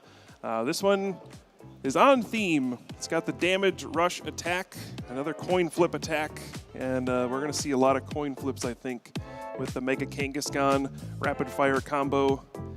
This feels more like a desperation play, though, with the damage rush. Yeah, it's kind of just another place to start placing energy. You usually, I think, with this deck only want to put one Mega Kangaskhan in play, so once that Pokemon is out and has 3 energy on it, might as well find something else to start powering up. And, you know, the damage rush, dealing 50 damage base, it can KO things like Screamtail in the Gardevoir matchup. With one heads flip, can KO things like the Tatsugiri we see on the left side of the field. Jacob unable to play supporter. Looks like we're back into things. We'll bench that Monkey Dory, and look at that on the top left. You can see the 2 red Pokeballs. Maritsu needing to take 2 less prize cards. That means that Jacob did receive a 2 prize card penalty. Yeah, and unfortunately, that is a big deal for this Mega Kangaskhan EX deck. You're really trying to maximize how many prize cards your opponent needs to take, but now it's going to mean just 1 Mega Kangaskhan EX would go down, plus just one of these smaller Pokemon, and that would be the game for Maritza. So a big hurdle for Jacob as we begin this first game, but anything can happen still. Yeah, it's still anyone's game at this point. Maritsu is starting pretty nicely with a couple of Buddy Poffin, getting a bunch of Pokemon established. He's already even brought Pidgeotto to the front of the deck. Could that signal a quick technical machine evolution this turn? I sure would think so. And yeah, this is going to be a bit of a slower paced match, I would think, just due to the nature of this Mega Kangaskhan deck and how much it thrives on reducing damage, increasing HP, and healing damage with that Jumbo Ice Cream item card. So we're going to see a lot of attacks back and forth. I don't think you're going to see a whole lot of one-hit knockouts, unless, of course, you start flipping some heads with Mega Kangaskhan EXs. Oh, we're going to see some one-hit knockouts. You got to just believe a little bit. It'll be exciting no matter what happens. Great start, though, so far. A couple Buddy Poffins. And Tatsugiri hoping to attract a customer here. Ooh, and we do see that A-Spec card in Maritsu's hand. And actually, I think there's a chance there, Kyle. That Lily's Determination was a huge hit. I don't know that Maritsu had any other supporter in hand. He was totally relying on Tatsugiri. Yeah, absolutely. And that's why you play it, right? This is one of your consistency cards. A basic Pokemon with a nice ability that can bail you out of those situations. Yeah, and that A-Spec that he found off of the Attract Customers, just got a quick little peek at. It is the Maximum Belt, a card that we haven't seen too much of. What's he got going on here with this inclusion? Yeah, it does 50 more damage to a Pokemon EX. And again, with so much damage reduction. And oh, Maritza found the technical machine evolution off of the Lily's Determination. A huge find. Yeah, that is massive, as it will allow him to use this Tatsugiri to establish his board. A Pidgeotto and a Charmeleon coming down, just a little bit away from getting a couple of Stage 2 Pokemon into play. Jacob now able to play that Arven in his hand, searching the deck for any item card and any Pokemon tool card and adding them to his arsenal. The A-Spec of choice here, common theme with Mega Kangaskhan decks, it seems, is the Precious Trolley, be it the Mega Kangaskhan Mega Absol deck or be it this Tank Kangaskhan deck. There are just so many powerful basic Pokemon you want to get in play very, very quickly. Yeah, I wonder if there's an energy in hand for Jacob, though. I didn't see one, didn't attach one on the first turn either. We would like to use this opportunity to perhaps use that technical machine Turbo Energize, but if you don't have an energy card, you can't use it. Maybe instead opting for the air balloon so that this Bouffalant can retreat into Mega Kangaskhan EX, use that run errand ability, and hopefully draw into an energy card. And the awkward thing about drawing into an energy with the Kangaskhan is that's the Pokemon you want to Turbo Energize onto generally, but if it's in the active spot, Turbo Energize will only accelerate to the bench, loading up some Monkey Dory. Never a bad thing necessarily. This deck also does have Energy Switch generally. There's a one-of copy. Also, Crispin is ways to fuel Kangaskhan on the future turns, and look at that. He is able to at least get an energy card, and actually does also find the town store, a stadium card that allows you to search your deck for any Pokemon tool card. This can get that Turbo Energize, Puka. Yeah, an excellent 2 cards off of that run errand. That was a good shopping trip, heading to the town store as well. You proud of yourself for that one? A little. I like it. I like it.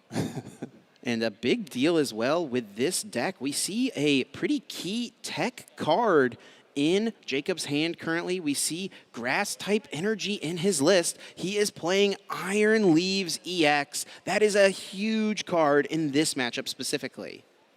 Yeah, of course, hitting Charizard EX for that Grass-type weakness and can get a one-hit knockout on it can be kind of a sweeping way to come in and take your last knockout on a Charizard EX. I'm sure that will come into play at some point. And Chip, exciting news. We have an energy on that Bouffalant. Maybe a damage rush. I've been rooting for the rapid fire combo all weekend. You're going to start rooting for the damage rush here in the finals. That's going to require way more heads. Town Store being able to be used by Maritsu on the right side. Just getting a little extra fodder for the Ultra Ball that he has in hand. This can establish one of his stage 2 Pokemon. Have to imagine step 1 is getting that Pidgeot EX online with its excellent quick search ability. Having this Pokemon in play on the second turn of the game got me feeling like it's 2005, searching the deck for any card and adding it to the hand. And as a reminder now, Jacob does have those Bouffalant with the Curly Wall ability in play. If you have at least one other Bouffalant in play, it reduces damage done to your colorless Pokemon by 60, which is a big damage reduction. That's like a third of what Charizard EX does with its attack. You do need at least another Bouffalant in play, and also the effect does not stack. So you can only use one Curly Wall at a time, even if you have more than one Bouffalant. Attract customers on the Tatsugiri, looking for a potential supporter option, unable to find it. Interesting for Maritsu here, has a boss's orders in hand, has not played a supporter just yet. Kind of amazing to see 2 stage 2 Pokemon in play with no supporter being played quite yet. So could perhaps target down one of those energy cards on the bench, maybe the Monkey Dory, maybe the Grass energy scares him just a little bit. Could also just swing into this Kangaskhan, force Jacob to find those healing cards, otherwise threaten a potential 2 or 3 hit knockout. It's like, hey, can I see this? What does this do? Not a commonly seen Pokemon. And I think actually between the Boofer and the Curly Wall, you would not be able to knock out that Bouffalant with Burning Darkness. So it has to go for a different one instead. Great point there. Yeah, wow. All those abilities protecting it just a bit. Now, worth noting with the Curly Wall ability, it can be any Bouffalant. We talked about that a little bit earlier on. So even though one of those Bouffalant with that Curly Wall ability has gone down, it is still up and active at the moment. Jacob will go for the town store, searching for any tool card. He's gotten the main one for his deck in that TM Turbo Energize for the early turns. But now for the rest of the game, he's going to aim to tank some hits, and Bravery Charm is a great way to do that. And I wonder if this gives us some insight into Maritza's strategy in this matchup. Instead of just attacking into the big wall, do you go around it, just using boss's orders to try to collect prize cards on smaller Pokemon? Seems like even prioritizing whittling away those Bouffalant. If you can get rid of that Curly Wall, slowly knock out all of those Bouffalant, perhaps you can do bigger chunks of damage later in the game. Run Errand will draw a couple of cards, and a Crispin has been found. So that can be played, and targeting the Kangaskhan, I think we're going to finally see it here, Kyle. Rapid fire combo deals 200 damage base, and then you flip a coin until you get tails. For each heads you score, that is 50 more damage. Yeah, feels like a throwback to that original Mega Kangaskhan EX with the Wham Bam Punch. Now we have rapid fire combo. Flip until you get tails. And here it comes. 200 base damage, 250, and that will be the max. 250 laid onto the Charizard EX. Still a respectable attack, but not enough for a one-hit knockout. Glad we got a little suspense this time. Yeah. Just wait till we get 2 heads in a row. Lots of damage in play now for Maritsu. Does have Monkey Dory of his own, so if he can get that Pokemon established, he does play a couple Luminous Energy. One is in the prize card still, but he's got another one, and through the use of Pidgeot EX, he's got access and ability to find any singular card, and he's actually going after the maximum belt here. Yeah, it seems like an odd time to use it, so I wouldn't, but you can thin it out of the deck with Town Store so you don't draw it. That seems like a card you're going to want to save for much later in the game.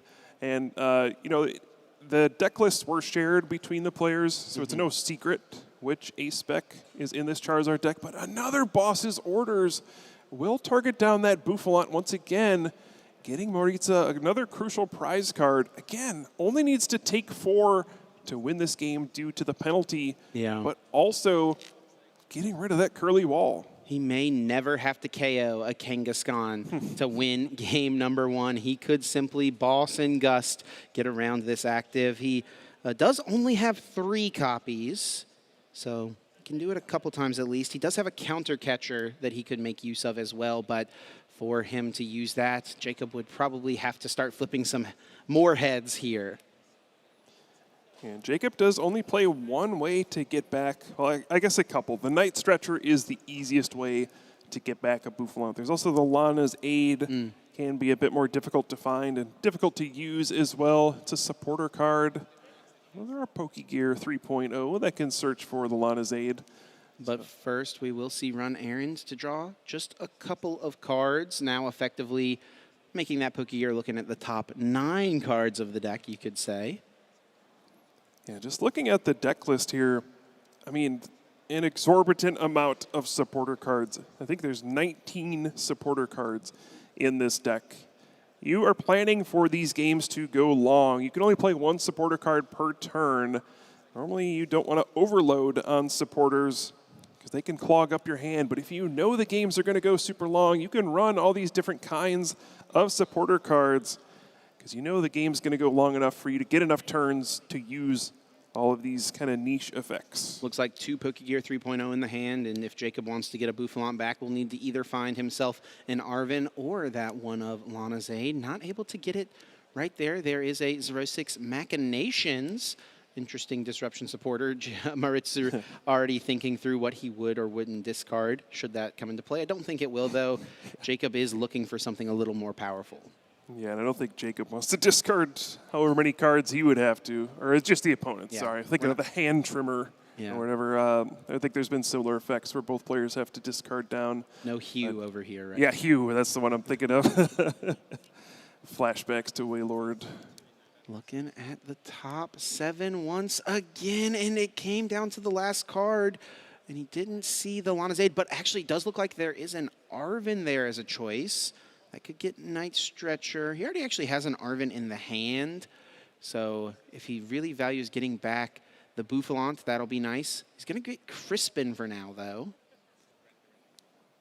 Yeah, again, similar to what happened with the Town Store finding the maximum belt, mostly just thinning out cards from the deck so that you can draw into ones that are more impactful for you later. And it looks like Night Stretcher is found, so the wall will be back online, getting back that Bouffalant and reducing damage once again. Now, Jacob can take a knockout on this Mega Charizard EX this turn. No coin flips necessary this time. Unfortunately. But that does mean the damage for Charizard EX's Burning Darkness will increase by 60. Still nowhere near a knockout. In fact, just getting back to your original damage after you factor in the curly wall. But you have to keep that in mind as the game goes on. That damage scales up, and you have things like the maximum belt to perhaps reach for big knockouts at some point. Jacob Lee scores his first KO, taking down Maritsu's Mighty Charizard EX. 2 prize cards apiece taken for these players.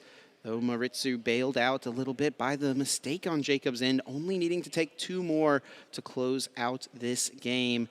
Looking through the deck with the Town Store, not anything he wants to grab. Will play Arvin to just get himself that Super Rod, needing to replenish his deck of energy at the moment. Actually, all 3 of his remaining fire energy are in the discard pile right now. 1 is in play, 1 is in the prizes. He needed that card. Another card he might need is that counter catcher eventually, which is in the prize cards as well. You mentioned there's only 3 bosses orders in this deck. He can use those to get 3 prize cards on those smaller Pokemon. But if he doesn't find the counter catcher out of the prize cards, eventually he will have to go through a Mega Kangaskhan. There is that Monkey Dory being established. So unless Jacob flips enough heads to 1-hit KO a Charizard EX, that'll be extra damage for Maritsu to play with on his side. Now, I will say, okay, here's one potential option, Puka.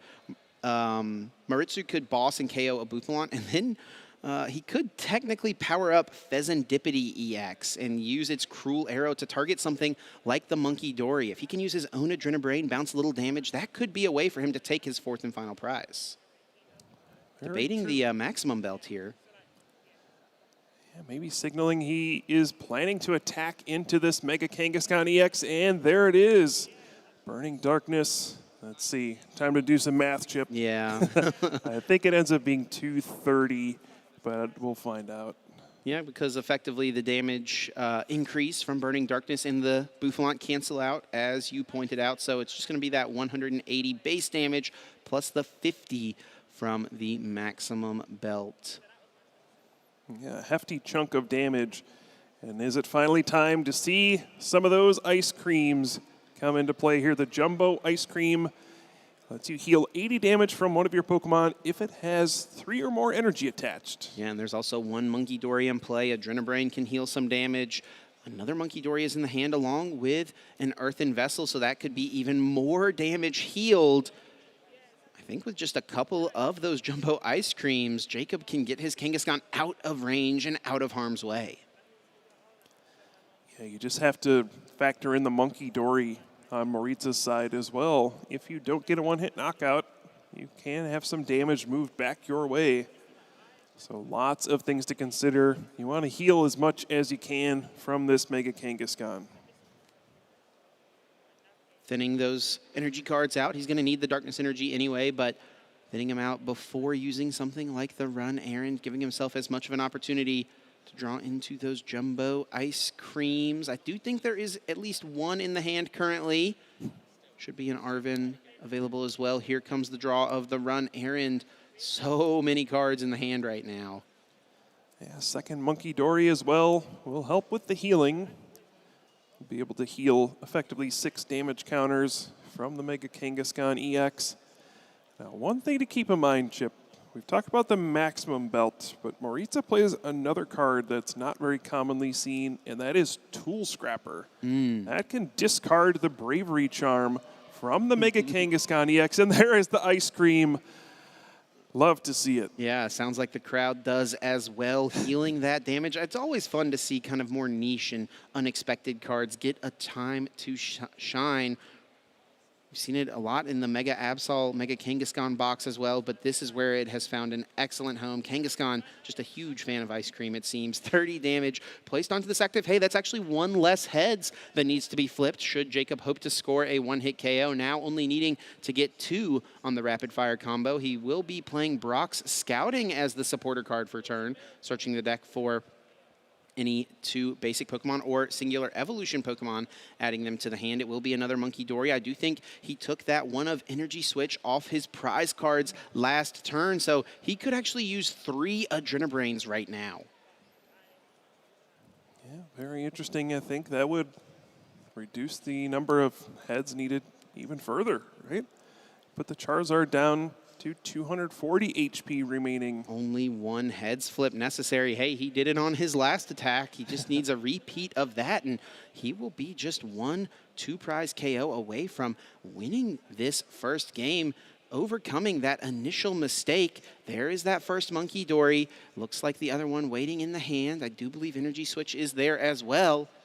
Wants to heal just as much damage from this Kangaskhan. Make sure it will be out of range from any sort of Charizard attacks. There is the Energy Switch, moving it over, 30 more damage to the active, and if the rapid fire combo is used here, only one heads will be necessary for a KO. Oh, here we go, rapid fire combo, it's a heads! That's a knockout. That is a huge swing in this game. That could be the difference maker.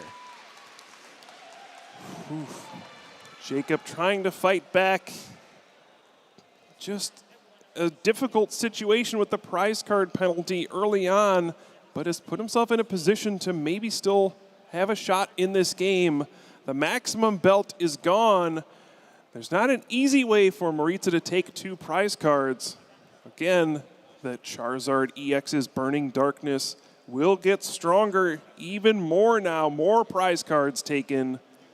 What will Maritza do here?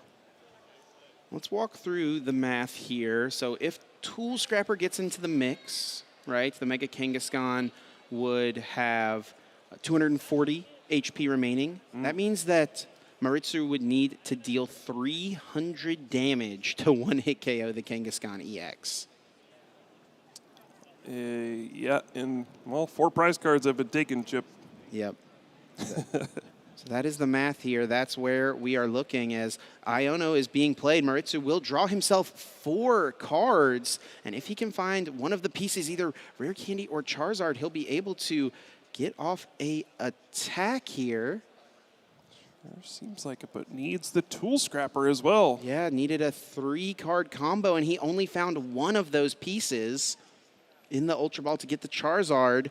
Now, tough decision. Could go get Pheasantipity EX for this Ultra Ball. It's already in the hand, so the decision is, do you go for it, flip the script, and if you find one of your pieces, you can win the game here, but if you fail, you gift your opponent an easy win, potentially. He's going to do it. He needs to find himself one of those 3 combo pieces off of this draw, and no. Yes. No tools. Yes. Oh, well, no, sorry. No. He already had the Ultra Ball for a Charizard. The Night Stretcher won't do it. No, he needed to find himself either Rare Candy or the Tool Scrapper. Yeah, both Charizard actually in the discard pile, so he did need to find himself the Night Stretcher, but he's not going to quite be able to get it into play. I mean, he can get the Charizard into play, but it won't be enough for a one-hit knockout. And now, with that Pheasantipity EX on the bench and with 60 damage on this Mega Kangaskhan, Jacob Lee is simply a boss's orders away from winning the game on his next turn. Yeah, now there was the Iono, which put Jacob's gigantic hand to the bottom of the deck as well. So we'll just have 2 cards to work with, plus the draw for the turn, plus the run errand. So no guarantee that he would have a boss's orders to win this game. Also want to note that the bench is full for Jacob, so could not put down an Iron Leaves EX in this situation to get a game-winning attack either. But now it's on Jacob. Can he find the game-winning boss's orders? The boss's orders is game. If he can draw into that supporter card, choose one of his opponent's benched Pokemon and bring it into the active spot, he will win this first game. He will overcome that early deficit. His early mistake will be forgotten. Needs to get his card drawn. I think just making sure all is good here. A little bit of math to consider. Both of these games, draw for turn, no boss, and depending on what he put to the bottom of the deck with the Iono, he may want to use this Town Store first. This is really heads up. Looking at this deck, can thin out a tool card as well, of course, but also will get a shuffle, give himself an opportunity to draw into those boss's orders. There is technically one other combo of cards. If he could find Penny plus the Iron Leaves, that's another way he could get a one-hit knockout on this active Pokemon. Then boss's orders would not be necessary, but that is the simplest and most direct way for him to close out this game. It all comes down to this run errand, Puka. And for an even more exciting finish. Could find a Pokegear 3.0 as well to look at the top 7 to find a supporter here. You're revealing the script here, my friend. There it is. Kangaskhan draws boss's orders. That is a KO on Pheasantipity. Jacob Lee wins game number 1. Are you kidding me?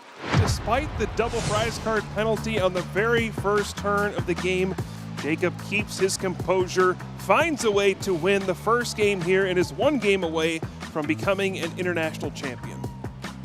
Wow, what a fight back. What a way to keep his wits about him, and look at that crowd out there cheering him on. An exciting moment nonetheless, and for Maritsu, everything went right in that game. He got the perfect setup. His opponent made an opening turn mistake. He only had to take 4 prize cards, and he wasn't able to come out on top. This matchup may be too difficult for him. He's sitting there in the chair thinking through the motions. Perhaps where did he go wrong? What can he do in a game 2 to force game 3? Yeah, of course. Maritza could have won the game there if he just found 1 more combo piece there. The Tool Scrapper would have been able to finish it out, but was unable to do so. Gave Jacob another turn. And yeah, we just saw that 1 Mega Kangaskhan EX put the squad on its back and carry Jacob to victory. That huge coin flip may have decided the game as well. If you flip tails on that attack, probably a different story here. Boss's orders to bring up the Pheasantipity. Absolutely incredible to see. What a draw there. And hey, honestly, you know, if Jacob hadn't drawn it, he still had a win condition. Rapid fire combo KO the active. Could have seen it happen, but I think Jacob will be happy to take the easier path to victory there. Guaranteed knockout on the Pheasantipity. What a way to kick off the senior division finals here in London at the Europe International Championships. And we're heading to game number 2 where, Chip, you're not going to believe this. Oh, the crowd loves to see it. A pair of Psyduck, but what that crowd may not love to see is Jacob Lee with a draw and a pass. No other Pokemon in play. No energy to attach for turn. And Maritsu with the Buddy Poffin. His crowd will certainly be happy to see this, as that is the ideal item card to play on your opening turn. Perhaps that Psyduck a good visual of what it can be like to play against the Mega Kangaskhan deck. All the math, the reduction, the damage boosting of the Charizard, it would give me a headache too.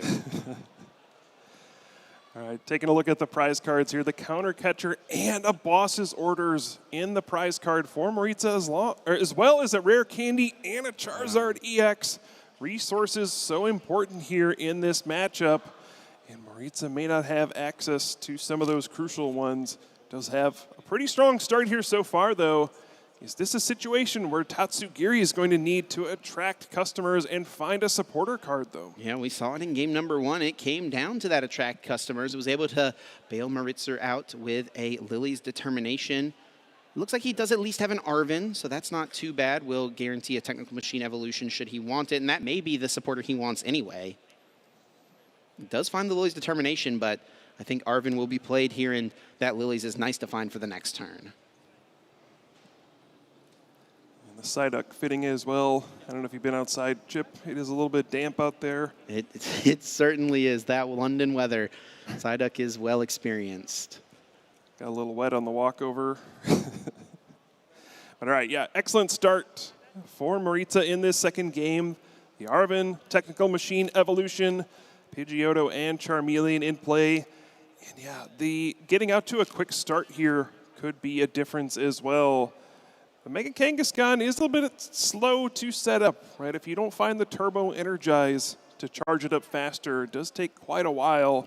If Jacob can find Arven here, he would have it guaranteed. Precious Trolley and the Tool card would be able to be found, and the Psyduck could be the one charging up the team. Yeah, what about almost every Arven in your deck being in the top 7? You know, you only need one. There it works out. That will be played. Searching the deck for any item card and a Pokemon tool. Precious Trolley is certainly going to be one of those choices. It was not in the hand. And if there's not a Technical Machine Evolution already, that will certainly be grabbed. Looking at Jacob's prize cards, Again, nothing too bad. Does have one Mega Kangaskhan EX prize, but you only need one usually in a game. There's a Monkey Dory being prized, so he won't be able to pull off a triple Adrenabrain play like we saw in the first game. He does have 2 other Monkey Dories still hanging around, though. Yeah, technically you still could with a penny, but that's a little tougher to pull off. Yeah, this is a pretty good start for both players, it seems like, even though the Psyduck is a bit awkward to have on your bench in this matchup. We'll see a great game being played here. Precious Trolley should set up that curly wall once again and get a Mega Kangaskhan EX into play. There we do see the choices for Jacob. Will Psyduck be doing some turbo energizing, though? Jacob will get all 3 Bouffalon in play once again. You only need 2, but he knows that that is a likely target for any boss's orders, a easy prize card for Maritzu to take. So get those 3 in play to ensure that you'll have that Boofer ability active. And sure enough, it is Psyduck pumping up the team, turbo energize being utilized. I didn't think we'd see Psyduck attacking in the finals, Chip, but here we are. It gets to use that Turbo Energize thanks to that technical machine.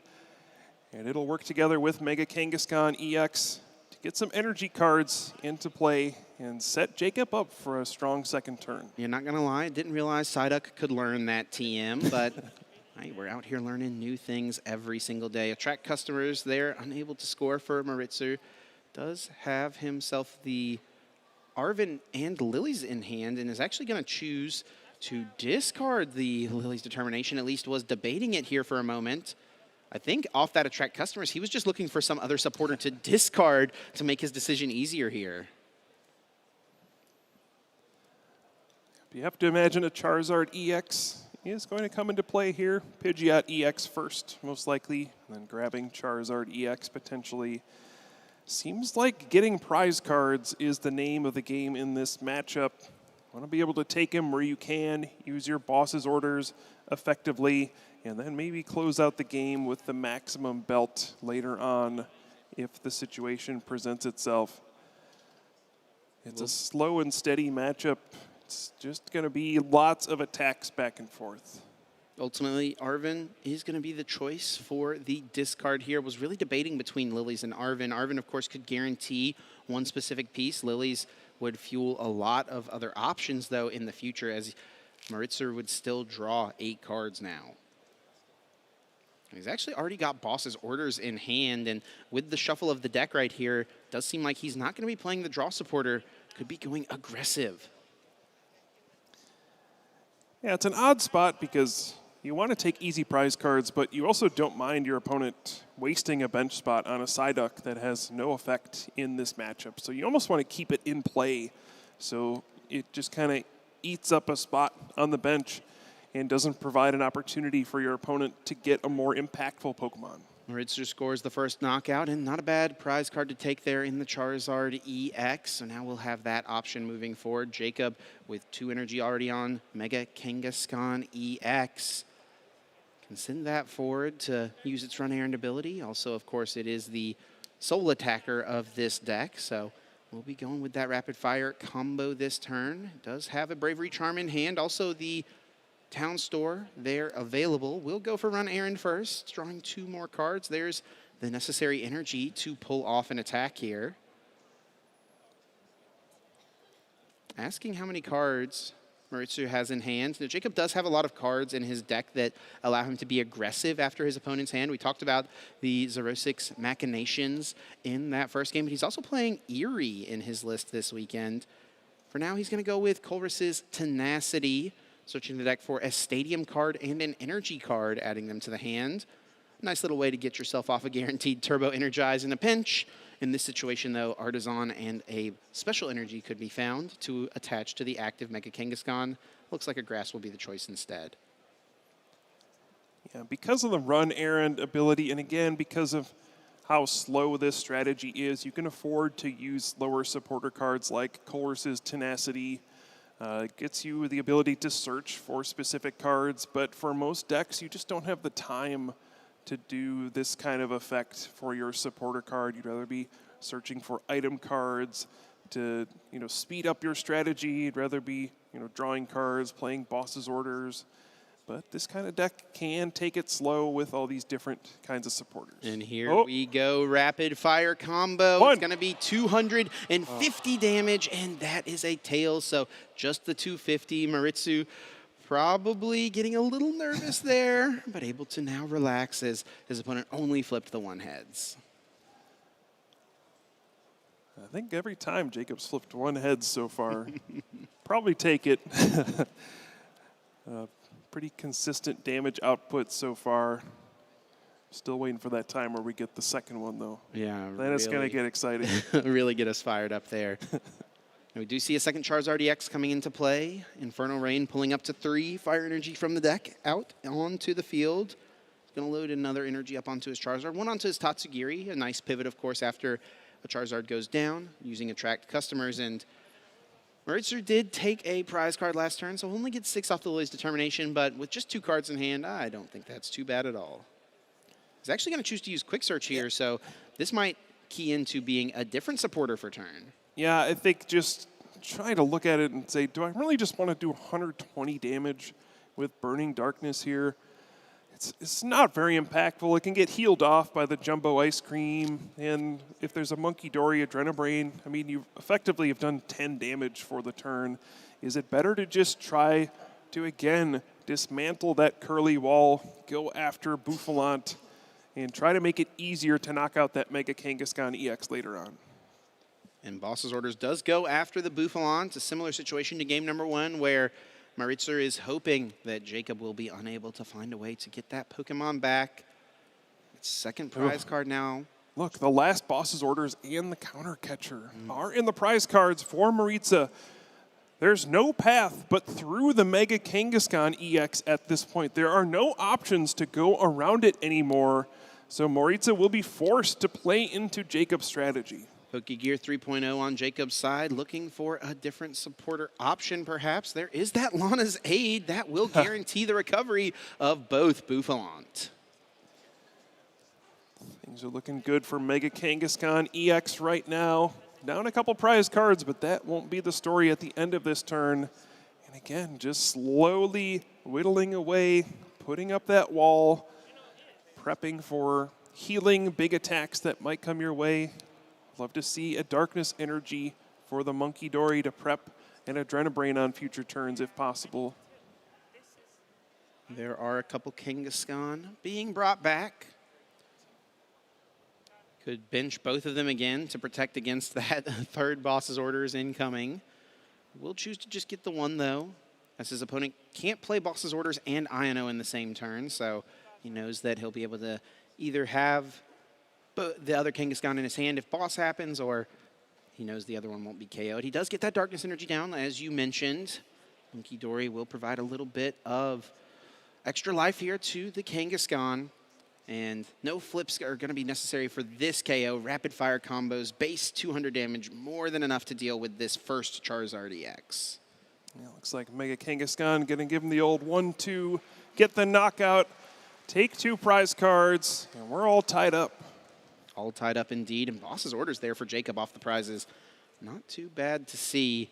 Does open up some future lines should he want them. Tatsugiri's Attract Customers. See if any customer is found. Looks like another Lily's Determination. Yeah, and you gotta think about what's the game plan here for Maritsu now, knowing you don't have access to any more Gusting cards. All you can do the rest of this game until you get another prize card is attack the active Pokemon. So is the game plan just to grab Iono, attack, and just hope that your opponent doesn't find those Jumbo Ice Cream, those ways to heal the Mega Kangaskhan EX? If you can manage a 2-hit knockout on this Mega Kangaskhan EX, perhaps you could then dig the last Boss's Orders out of your prize cards and win the game that way. This is certainly the time to do it, as Jacob had accumulated quite the hand due to a few turns of run errand, and after scoring a knockout, a couple more prize cards added as well. Now Jacob will be left with 4 cards in his hand. Maritsu is going to have to just hope that the damage he puts in play will stick around and set him up to be able to hopefully push for a 2-hit knockout. I'd say the awkward part of this, though, is if this Charizard EX goes down, there's not the resources in hand for Maritza to get another one right away. You have to have those cards like Super Rod, plus a rare candy, plus a way to get the Charizard EX. I don't know if any of those pieces are in hand right now, so this could be a big opportunity for a rapid-fire combo. Jacob plays the Pokegear 3.0, and he finds himself Cypher Maniac's code breaking. That is a way he could line up 2 Jumbo Ice Creams to the top of his deck. He can almost fully heal this Kangaskhan, and actually, with the use of Adrenabrain, he can fully heal this Pokemon. Maritza probably not happy to see this. Wow. You know your opponent can search for any 2 cards and draw them immediately off the the run errand. A great combo with this Cypher Maniac's code breaking. That was a one-of card. He plays 1 Cypher Maniac in the list. He was able to Pokegear into the perfect singular card, and now he'll get any 2 cards he wants. Looks like ice cream is going to be on the menu. Dad's taking us out for dessert. And there they are, added to the hand. Kangaskhan can be fully healed, and let's not forget, as 30 damage is moved to this active Pokemon, that means there is 1 less heads necessary in order to get the knockout here. Jumbo Ice Cream number 1 heals 80. Jumbo Ice Cream number 2 will heal the remaining 70. And here comes the rapid fire combo. 200 base damage, 50 more for each heads. There is 1, and 1 more heads, and Jacob will take this KO, and it is not going to happen in this turn. 50 HP remaining on Charizard EX. Yeah, 2 scoops of ice cream for Jacob, enough to fully heal that Mega Kangaskhan EX. You know what I say, Chip? No such thing as too much ice cream. And Jacob feeling the same way here. That Mega Kangaskhan EX is fresh. It has no damage on it, but crucially missed that knockout. Now this will buy a crucial turn for Maritza to stockpile resources to recover Charizard EX and Fire Energy from the discard pile and set up his final attacker. Yeah, this is a difference from that first game, right, where double Monkey Dory was able to be utilized in order to get that knockout. So, yeah, this refresh will be really nice, and Maritza recognizing, hey, anything you can do, let me get a little chance to use it as well. There is the Monkey Dory being placed down, his own Luminous Energy, and there is a Lily's Determination. Will send his hand back in, drawing himself 6 fresh cards, hoping, I assume, to find himself a Super Rod to perhaps get some more Pokemon established. Quick Search has already been expended here, so perhaps a combination of Super Rod and an Ultra Ball to get the Charmeleon, or Night Stretcher to get that Charmeleon, and a Super Rod to put the energy and the Charizard EX back into the deck. Yeah, the Monkey Dory also important here because if you didn't heal off some of your damage off of your Charizard EX, Jacob could just use 2 Adrenabrains and move 6 damage counters over to the Charizard and knock it out without needing to attack. So this will crucially heal some damage off of that Charizard EX, taking away that play. One thing you want to keep in mind here is that Iron Leaves EX. That could be the way for Jacob to take the final knockout. But right now, 2 of the Grass Energy are on the Mega Kangaskhan EX. Only plays 3 in his deck, and there's no other way to get Grass Energy. There's no Luminous Energy or things like that. So Jacob may need to make some awkward plays to maybe conserve one of those Grass Energy so that when his Mega Kangaskhan goes down, he could have Iron Leaves ready to go. We did see that Tool Scrapper hit the hand. That could be a piece for Maritza on the next turn to reach for a knockout on the mighty Kangaskhan. And now Jacob, having taken yet another massive hit, 210 damage on his active. Can he find a way to fully heal? This time, 2 of his ice cream cones have already been expended. He's got Arven to search for another one, but it does look like he'll only be able to get 1. I think at this point, you're pretty much resigned to this Mega Kangaskhan EX going down. It's mostly about how do you win on the next turn.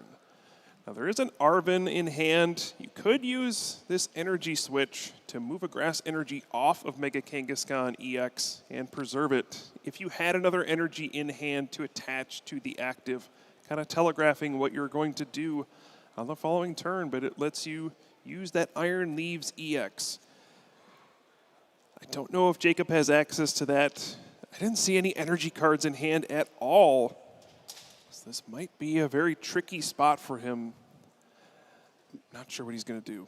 Yeah, if he could at least get that third grass energy. Oh, no, it is prized, right? Yeah, so can't get it into play here. If he could have gotten it into play this turn and then, Night Stretcher for it, the one that goes down, right, would be an option. But, yeah, with those two on his active, that is really, really awkward. A little discussion here at the table between our two players about perhaps the damage in play, making sure everything is all right. I think it should be 180 damage from Charizard's attack, plus the 30 damage that Maritsu moved over from the Adrenabrain, right? Yep, should be right. So now Jacob, given his hand, that Iono was a big disruptive force in this game. He was able to find the Cypher Maniac on the previous turn to get those jumbo ice creams and heal that Mega Kangaskhan for a turn. But now just kind of clogged with supporter cards. You can only play one of those, and he needs several cards to make this work. What's the option going to be? Looks like Arven is going to be his supporter, and he's going to try to heal this Pokemon at least a bit for now. There's the third Jumbo Ice Cream of the game. Another Bravery Charm is added to his hand here. No energy will be attached this turn, however. Yeah, that's making life very difficult for Jacob looking ahead to the next turn. If Maritza is able to get another Rare Candy and Charizard EX, that might be too difficult to deal with. 80 damage healed from the active, 30 more from this Monkey Dory. Now 100 damage on the active Mega Kangaskhan. He's put 30 onto the active Charizard EX here. Could signal... Oh, well, he's going to use another Monkey Dory. Just doesn't want to leave any damage in play for Maritsu to utilize with his own Monkey Dory here. So overloading this Charizard, only 20 HP. Hey, we could see Psyduck take a KO. 20 damage there on the Charizard EX. If he had a Jet Energy, could have worked, yeah. No switches or anything like that, though, and no Jet for now. And Jacob will take the KO. Maritsu pushing up this Pidgeot EX. 70 damage on this active Kangaskhan. Tool Scrapper, we know, is already in hand. This could be a big opening for Maritsu to take down the mighty Kangaskhan EX. Yeah, we'll need to find a Super Rod to shuffle in a Charizard EX and some Fire Energy. Then needs Rare Candy and a way to find the Charizard EX. Oh, goodness, Chip, that hand looks just about perfect. Yeah, all those cards you were just talking about, here they are. Charizard and the 2 Fire Energy go back into the deck. There is a Rare Candy. He, of course, has Pidgeot's Quick Search to piece together another part of this combo. Though it may be Mega Kangaskhan using the Rapid Fire combo, Maritsu will masterfully piece one together here in order to score 3 prize cards. Now, this is not going to win him the game, but it may be game-winning. Yeah, pretty close to it, I think. Yeah, one thing I was considering is, do you hold on to that energy switch on the previous turn from Jacob and go for the Desperation Damage Rush from Bouffalant? I don't know what other options you would have for an attacker on the next turn. And so many prize cards have been taken at this point. Charizard EX should just be able to attack in back-to-back turns and potentially win the game. And here it is. The Arven will find the maximum belt for maximum damage here. That A-Spec card adding 50 damage to your attacks against Pokemon EX. Oh, Maritza may have found a way to break through this wall. And that has been the story of this game, just the Kangaskhan being able to withstand those hits. Pidgeot's Quick Search eyeing up. A supporter card potentially looks like Luminous Energy being considered, and Iono is grabbed out. Now, Maritsu has already played his supporter for turn, but doesn't have anything better he needs to get, so prepping for potentially the next one. And Jacob is not going to have any other attackers built up. He does have Psychic Energy in his list, so could perhaps be a situation of a Mind Bend to buy a turn. Yeah, you got to think your opponent's playing Jet Energy in that deck, though. It's very common. may not be worth going for. The Tool Scrapper discards the Bravery Charm, the Maximum Belt to increase the damage, and this Mega Kangaskhan EX is going to fall. Maritza will go to just one prize card remaining. He needs to KO any one Pokemon on Jacob's side in order to win the game. And Jacob's board looking so much weaker. Kangaskhan no longer the protector. Crucially found the last boss's orders off of the prize cards as well. You could potentially see a situation where Jacob buys some time by putting a Mega Kangaskhan EX into the active spot, perhaps being able to take a hit at this point. But with access to the last boss's orders, Maritza can just quick search for it if needed. Even if his hand gets disrupted, can find one more easy prize card to take. Is there any way out for Jacob? The only way, I mean, you nodded to it earlier, the damage rush of Bouffalant. He could still power that Pokemon this turn through the use of Crispin as his supporter.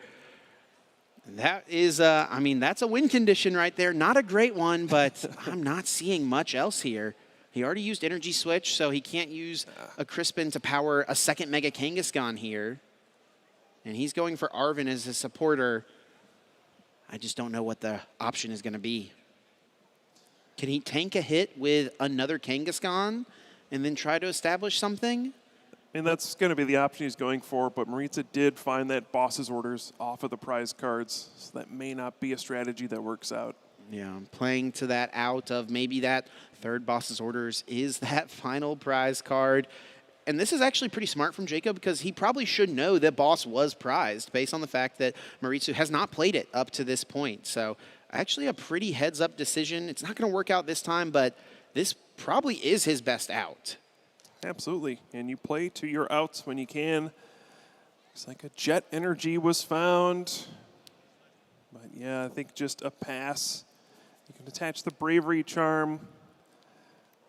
But I think the bad news is coming for Jacob. Maritza does have the boss's orders and will take game number 2.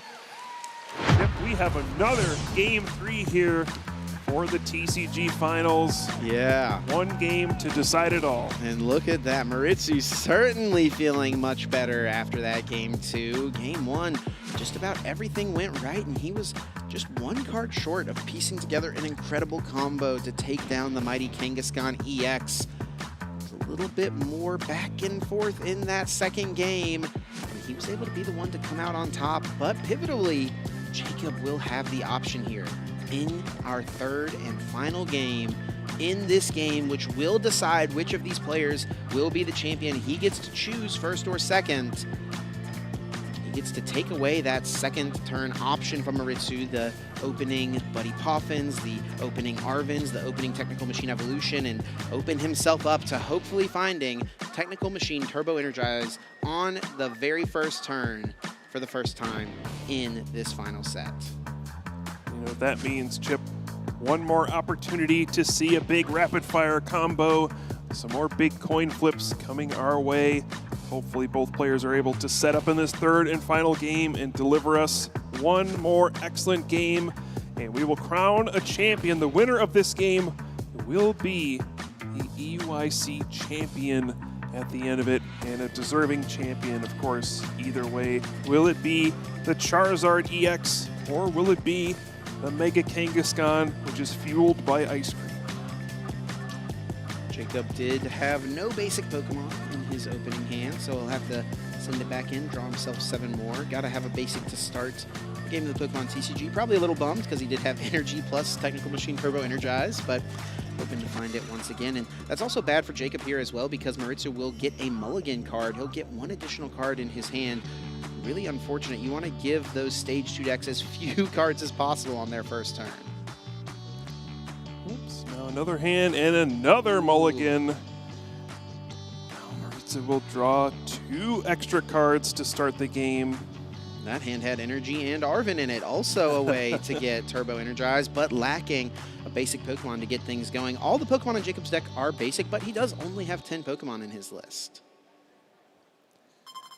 All right. Just setting up one more time, drawing an opening hand. This is The rules of the Pokemon TCG, you draw 7 cards. You need a basic Pokemon to begin the game. If you don't, you have to show your hand to your opponent and draw a new hand. Let's see, maybe third time's the charm. That is how the saying goes, and in this instance, it will also be true. A couple of choices. Mega Kangaskhan EX and the Bouffalons. And it looks like we are underway. Let's hear it for these players. Game number 3 in the Seniors Division Finals. Let's get to it. A third and deciding game. Charmander versus Mega Kangaskhan EX. Maritza will search the deck with Buddy Buddy Poffin, finding 2 basic Pokemon, seeing what's in the prize cards. Oh my goodness, Kyle. Charizard EX, both copies in Maritsu's prizes. He only plays 2 in his list. Kyle. Not like this. Kyle, not like this indeed. Oh my goodness, what can he even attack with? I mean, it's got to be Pidgeot, I guess. You got to get an energy attachment onto Pidgeot EX and hope that Jacob benches a Monkey Dory and you can boss his orders and fish Charizard EX out of the prize cards. If Monkey Dory doesn't come down and it's just Bouffalons, though, Pidgeot's Blustery Wind doesn't even KO those with that Boofer ability. It has to be Monkey Dory specifically. Oh, just a devastating way to open this third game for Maritza. Sure has figured out the news by now, and then it's just about adjusting your play to give yourself maybe some sort of chance to find a Charizard EX. Wow. Yeah, only playing 2 Charizard EX and, recycling them with those Super Rods is the strategy. Both of them are in the prize cards. What else can you say? But wow, just devastating. Almost an unbelievable situation, and Jacob Lee will be in the driver's seat. As soon as Mega Kangaskhan gets powered up, Rapid Fire combo may go unchecked. This Mega Kangaskhan EX could entirely sweep this game. Maritsu is, gonna remain stoic and gonna play to his outs, of course. What else could he do?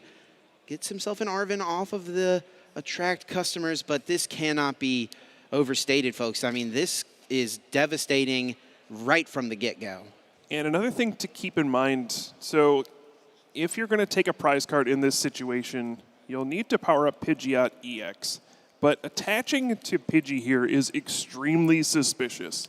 It might tip off an aware opponent that, oh, you just don't have Charizard. So Maritza might be sandbagging this a little bit and waiting for Jacob to Precious Trolley and get Monkey Dory into play and then power up Pidgeot to give yourself a chance to get a prize card with Boss's Orders and get a Charizard EX. Jacob is playing his opening Arven here, searching the deck for any item card and tool card. Already used Run Errand with his active Kangaskhan, but with an energy card already in his hand, he can guaranteed get off that Turbo Energize here. There are a couple of energy in the prize cards, which actually could make his Turbo Energize perhaps a little awkward. I think he does have 3 basic energy in his hand currently. So that's a little something to consider. But, I mean, any detriment here for Jacob does not stand up to the wall that Maritsu is facing down. Yeah, I think Maritza has a bit more to complain about. All right, yeah, Precious Trolley does find a Monkey Dory and another Mega Kangaskhan EX as well as that Turbo Energize. So the Monkey Dory being placed down, that is the target there for Maritsu, and it's going to be what he has to go after. That's his opportunity. He needs to chase down the Monkey Dory, KO it with the Blustering Wind of Pidgeot EX, and hope that that prize card he takes is a Charizard EX. All right, Turbo Energize being used. And an excellent start for Jacob. This one technical machine is what makes this deck get energy accelerated into play and really speeds up your strategy overall. Takes 3 energy to use your big attack. Normally, this would be a really solid opening. There is a Charmeleon. There is an Arven to get rare candy for the Pidgeot EX in the hand. And then what do you even quick search for? Any single card can be grabbed. Fire energy. I guess. Let's get Pidgeot up and running. Yeah, and the way this hand is built up right now, you can rare candy, Pidgeot EX, quick search for any card, but there's not a boss's orders in hand, and there's not a jet energy in hand. You would want one of those in your hand for next turn. So you may quick search for a fire energy here and hope to attract customers into a boss's orders so that next turn you can play jet energy on the Pidgeot EX, play boss's orders on the Monkey Dory, cross your fingers that your prize card is a Charizard. Here comes that attract customers, looking to stack the hand for a future turn, and right away does reveal that boss will be his choice. So he's keyed in just like you, Puka, as to what he needs to set up here. There is the quick search. There is the fire energy added up. And once this energy gets attached, I think Jacob should probably have an idea here of what's going on. Yeah, it doesn't even try to mask it, just quick searches. Yeah. Almost in disbelief. My turn? Yeah, that's it? Wait, what? Wow. Jacob does have plenty of energy now in hand. He can start attacking with the Mega Kangaskhan EX on the bench. We'll use Run Errand with the active. You, of course, can only use Run Errand per turn, so even if this active was to be pennied or something like that, picked up so that the one with 2 energy on it could just get 1 attachment to start attacking, cannot use Run Errand again. There is a Pokegear 3.0 to look at the top 7, finding a supporter here, aiming maybe for that penny. Does find boss as an option, and he does indeed find that singular copy of penny.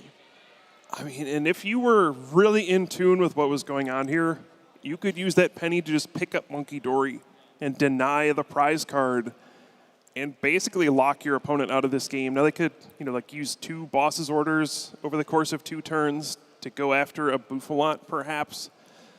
We'll see if Jacob has read this situation. It's still not 100% obvious that your opponent doesn't have access to Charizard EX. This could be just an alternate route your opponent is taking in this game. Maybe attack with Pidgeot, tank a hit, and then go into Charizard afterwards. So you can't 100% figure this out, but what a read it would be to just pick up the Monkey Dory here. Wow. And it may happen as Jacob was really being thoughtful through that sequence there. While he was shuffling, you could see his eyes moving rapidly, considering all sorts of different outcomes.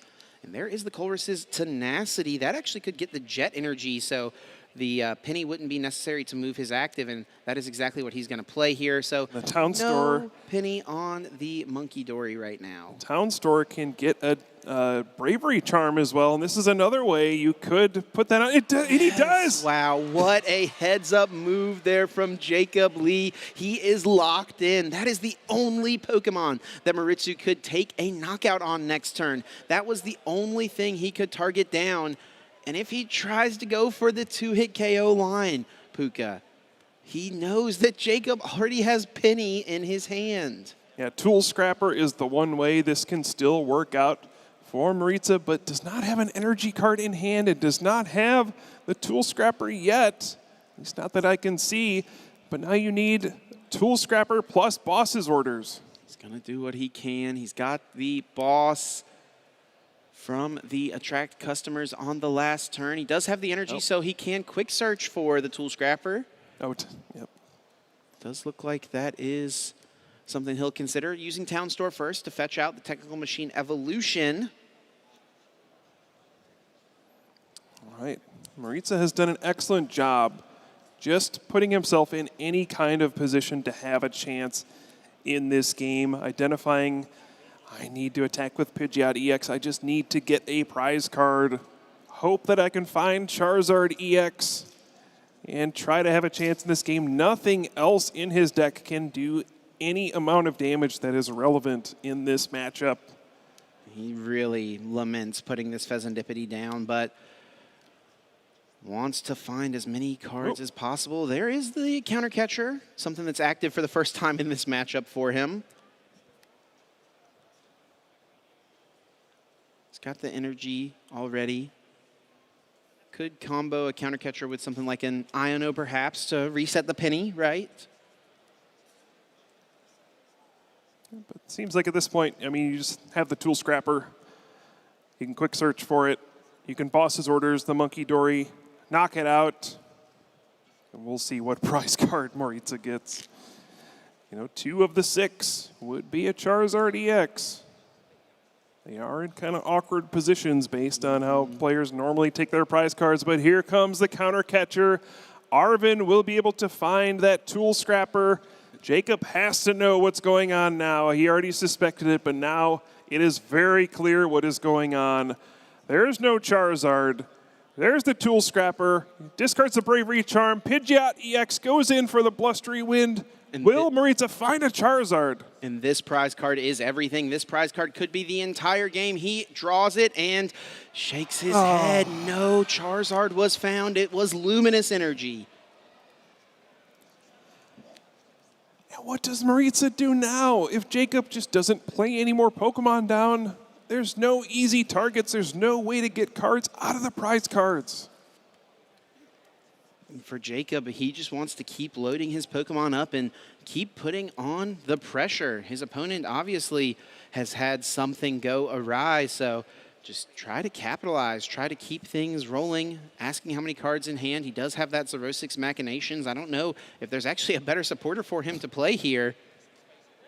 He doesn't need anything out of his deck necessarily. He's got energy to attach. He could boss his orders if he wanted to, but I mean, the threat is in the active spot. The only Pokemon that can be reasonably attacking is this active Pidgeot EX. Yeah, even something like Pheasantipity EX couldn't do enough damage to knock out a benched Pokemon. The Curly Wall, oh, geez, is just preventing damage done to all these Pokemon. The reduction is too much. We do see Boss's orders going after a Charmeleon. You know that the 2 Charizard were prized. You know your opponent just took a prize card, so take this Pokemon out just in case. Limit their access to back-to-back Charizard EXs. I definitely like this. He will take the KO with the Rapid Fire combo. Jacob Lee scoring his 2nd knockout. Down to just 4 prize cards remaining. Maritsu sending up the Pidgeot EX. All he has is this Pokemon holding on to hope, trying to find any way out of his situation. And when Jacob does not see the quick Charizard EX come into play, he has to know those are still hiding. Yeah, you have to at least think this is a possibility at some point, and this will absolutely confirm it. You just have to be sitting there with the hope. Have I already won this match? Am I already the champion? There's nothing my opponent can do without Charizard EX. But if you're Jacob, you just have to sit and wait and see what happens. If you're Maritza, you just rack your brain. Is there anything I can do here? Is there any way to pull off some sort of attack? Is there something I'm missing? And he, of course, can attack into the active Kangaskhan, but so much of that damage would be nullified. It's 60 less damage from the Curly Wall, and then the use of a Jumbo Ice Cream just erases an entire turn effectively. And like you mentioned before, there is the penny in hand for Jacob. So even if you go for a boss's orders here and try to get a 2-hit knockout on a Bouffalant, you know the penny is in hand already, but Maritza's just going to try to do anything here. The Blustery Wind would just do 60 damage.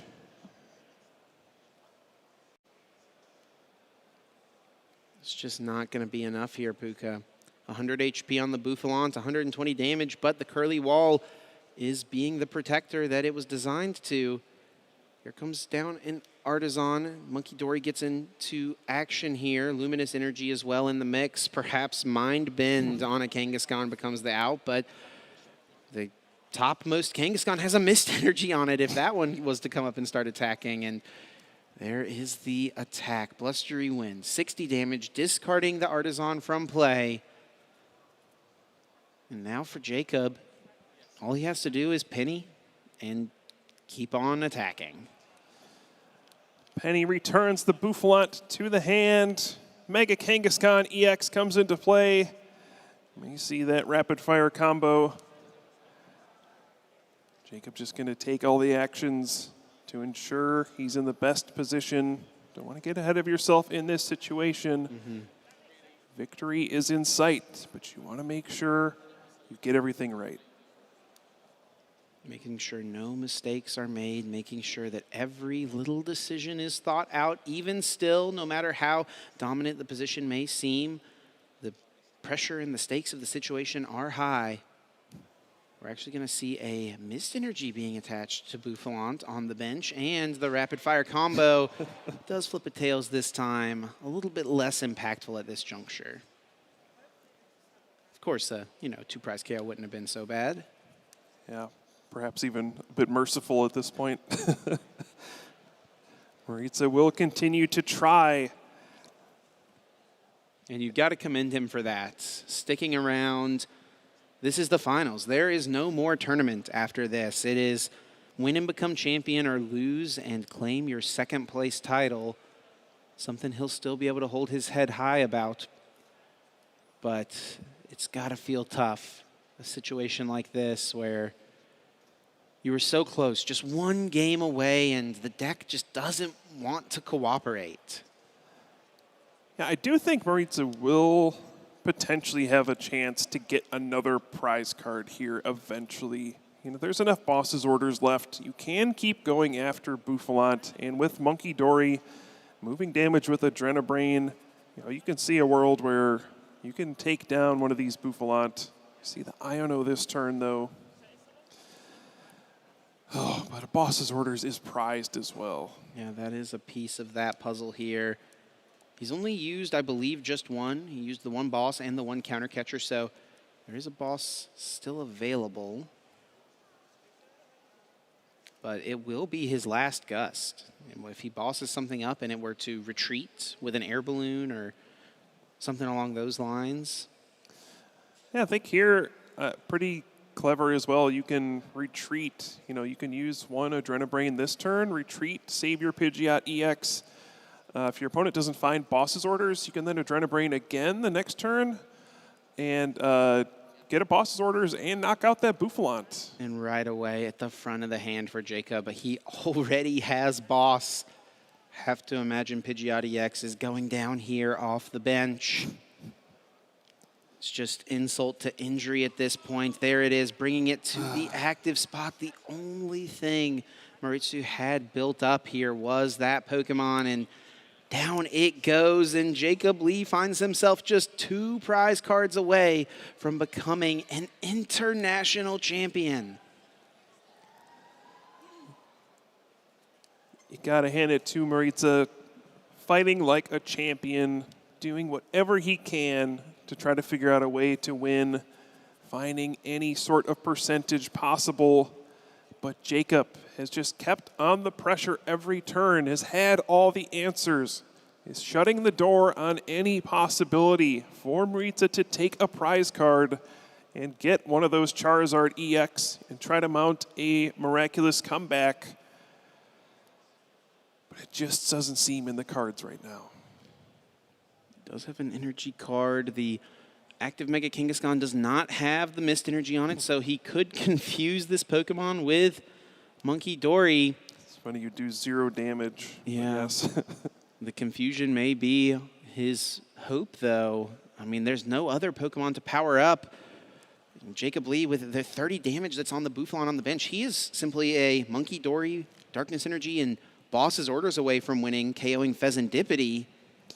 Yeah, maybe a spot where you need to just send out Pheasantipity to take a hit, hope it doesn't get knocked out so that you have damage to Adrenabrain onto that Bouffalant. You can use boss's orders to knock it out with Pidgeot EX. Right now you're 10 short, thanks to that curly wall. Retreat to Pheasantipity and then Jet Energy back up the Pidgeot on the next turn, right? That could technically work, and Jacob's hand may be limited here if an Iono is played as the supporter.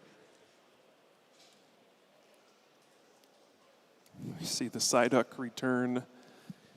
Probably heading to the bottom of the deck here off this Iono, though. Thinning as much as possible, of course, in this situation.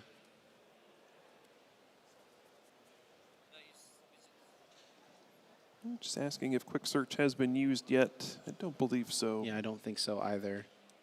So can use it on the other end of Iono. Not before Super Rod is played. See a few energy cards or Pokemon coming back into the deck. Looks like 2 fire energy for now. To make matters worse, I think the last Jet Energy also in the prize cards. So Pheasantipede unable to really soak up that damage because you can't attach you can't attach to retreat and attach to attack next turn. Yep. There's no air balloon or switch or anything like that either. Normally not a problem for Charizard decks. You just Infernal Rain the 3rd energy into play to get that retreat pivot. Yeah, exactly. Not the option here, though. It would be great if he had one. You can't let the Pidgeot be the thing to take the hit. He needs this to carry him through the game. Yeah. May just have to send up a 1-prize Pokemon. Oh, here you go, Chip. Well, he's already attached for turn, right? Yeah, very true. He's thinking about sending up the Monkey Dory and letting that be the thing that goes down. And Puka, time has officially been called here. Turn 0, and Jacob Lee is now turn 1. He could potentially win the game right now, though he is so far ahead, it's certainly not necessary. He's got Air Balloon there. Looks like Pokegear 3.0 in the hand. Boss's Orders does not directly win him the game. There's 200 HP on the Pheasantipede EX. He'd need Monkey Dory Dark, so it doesn't look like that's going to happen. He's just doing the math here. Believe Jacob should be turn 0. So time was called on Jacob's turn. So worth noting here, but I think he should be able to close this one out as he now goes down to just 1 prize card remaining with no Charizard EX. What can Maritsu do? Not much available. He's got the energy on the Pidgeot EX. He can go down swinging, Blustery Wind for something. But all Jacob Lee would need is Boss's Orders to target down either Charmeleon on the bench for an easy single prize KO. Maritsu is going to hope this can work out. Still 10 damage short, Chip. The curly wall must be the hair, Chip. It's feathered and lethal, just reducing that damage. 10 HP remaining. And Jacob has Jet Energy. If he has Boss's Orders, this is game right now on the spot. He doesn't have it just yet. Uses the Run Aaron to draw 2, and there it is. Boss's Orders seals the fate. Jacob Lee, the European International Champion.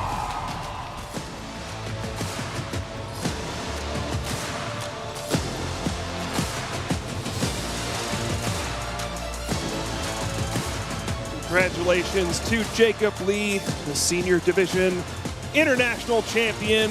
Let's give a round of applause for both of these excellent players on a hard-fought match. Wow. At the end of the day, it will be the Mega Kangaskhan EX, the Ice Cream, taking the victory. Incredible to see, honestly, Jacob using a unique deck to get to this point. Of course, congratulations to Maritsu on the run. Incredible to get to this point. It feels so bad to have the run cut short by a situation like that. Even if just 1 Charizard EX is available, you feel like you can play the game still. Game number 3 there, really just so unfortunate. And wow, what a 3-game set. What a story here in especially game number 1. Let's not forget, Jacob started game number 1 by attempting to play an Arvin on his first turn going first. Yeah, the nerves got to him immediately, forgot he was going first and couldn't play a supporter card before anything else happened. He got a double prize card penalty, but was able to fight through it. The wall, the Mega Kangaskhan EX was too much, and Jacob was able to find the Boss's Orders to win that first game.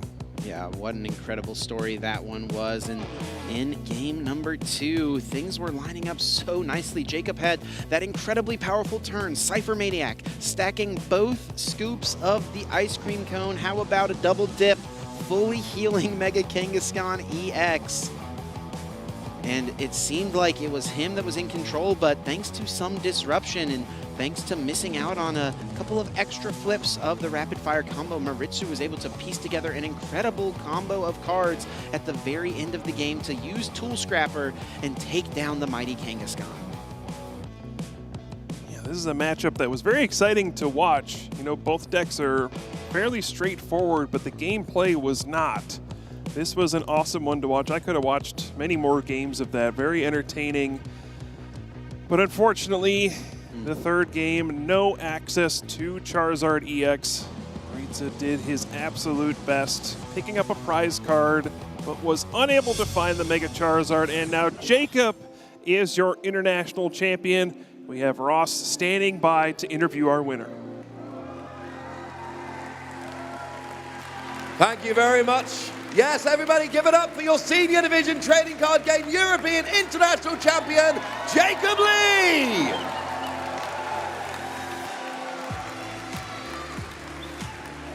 I think people are happy to see you win. That was quite a big cheer. I've got to ask you though, in Game 3, did you know that both their Charizards were prized? And if so, when did you figure it out? I figured it out when they attached the energy to the Pidgeot, so that's why I attached the Bravery Charm to the Yeah, they caught that one, taking everything out of range. That was a fantastic play. A lot of ice cream for you all weekend. I've got to ask, do you celebrate with more ice cream, or are you done for a little while now?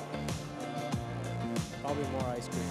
There is literally an ice cream truck, like a couple halls that way, so if anyone needs it, we've got one here, we've got you sorted. How does it feel to be standing on stage as an international champion? Feels great. I think that's very, very well put. Ladies and gentlemen, give it up one more time for your European International Champion, Jacob Lee!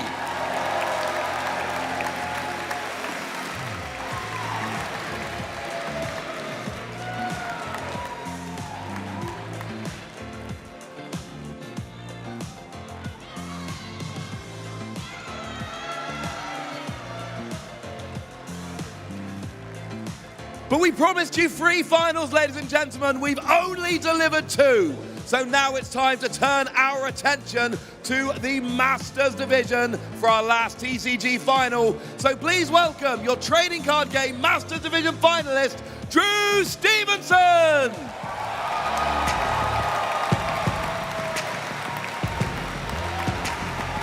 Thank you, man.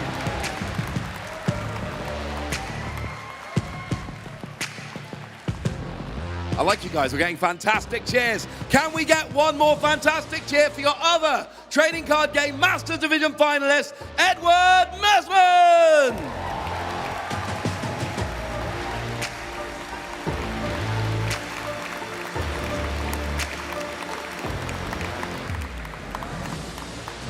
Okay, Drew, you were here 3 years ago at the European International Championships in the Seniors Division. You made the final. It didn't go your way.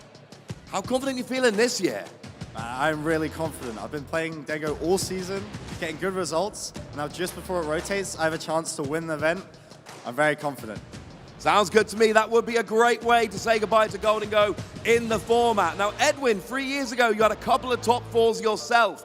You're looking for that first big result since then. Where's your confidence level at? Very high.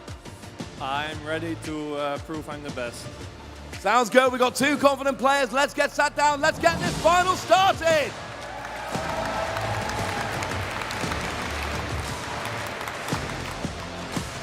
$3,988 Masters Division TCG players entered this arena on Friday. Now here on Sunday, only 2 remain to compete for the title of International Champion. They are Drew Stevenson and Edwin Mesman. Let's remind ourselves of how our players got through their top 8 bracket. For Drew Stevenson, it was facing the same matchup twice. Both Makani Tran and Liam Halliburton were playing that N Zoroark EX archetype with the N-Star Manitan inclusion. And actually, in that semi-finals, there's a real nail-biter. Liam Halliburton actually had the chance to knock Drew out of the tournament with the correct draws. Drew, a huge sigh of relief, coming out 2-1 up in that one. Yeah, just missing that reversal energy right at the end. Meanwhile, Edwin on the other side of the bracket taking down Oscar Madsen, 9th place finisher last year, renowned deck builder in Europe, and then Daichi Tamai in the semi-finals. 2 clean 2-0 victories to make his way into Championship Sunday. Yeah, and Drew, no surprise why he's confident. After winning his semi-final match, knew exactly what archetype he was coming up against, whether it was Edwin or Daichi. And both of these Absol box-style archetypes typically don't seem that strong into the Golden Go EX matchup, Freya. And it feels like different builds of this deck are trying to always find different solutions. In this case, Edwin is leaning into the Slime Mold colony of Toadscruel. That's his main defense. Yeah, that main defense, with that ability, prevents recovery of cards from the discard pile with the effects of trainer cards. And it has been quite effective. In the one match that Edwin has gone up against Goldengo at this EUIC, did in fact come away with the win. So clearly an effective tech card for the matchup. Yep, looking good, even though it's only facing it once. On the other side of the coin, Drew Stevenson has faced multiple of that Absol matchup as well, later on in Phase 2 of the tournament as well, and has even come up against this Toadscruel tech in James Cox's build in one of those Swiss rounds, basically the exact same 60 that he's coming up against now in this final. So no wonder he's so confident. No wonder both of them are so confident. Both of them thinking, I have taken on this exact matchup before and I've come away victorious, but only one of them can take the title of European International Champion here. So let's kick it over to the main stage as our players are getting ready to play out this Masters Division Finals. And actually, Ross Gilbert, if you can scout him out somewhere in the crowd, he's with some family and friends out there. And I think we're going to have a little interview to see how the nerves are for both these players. Yes, thank you very much, Joe. We're not going to hold you up very long, but I thought we'd say hello to some friends while we're here. So Harley, friend of Drew Stevenson. He's a bit of a mentor to you, you told me. Do you always listen? Not always, and I regret not doing so. Do you do better when you do listen? Especially, yes, definitely. Is there a lesson to be learned here? Yeah, I'd say so. And we've got Jory here, friend of Edwin. So you told us that actually Edwin has another game that they're quite proficient at. Yeah, Edwin is a really good chess player. He's almost at match level. So I'm guessing that kind of gives him a bit of an advantage in these games with a lot of critical thinking. Yeah, the skills in chess translate really well into Pokemon as well. Sounds good to me. Well, you've met some friends, you've met the players. Only one more thing to do, and that is go and play that final.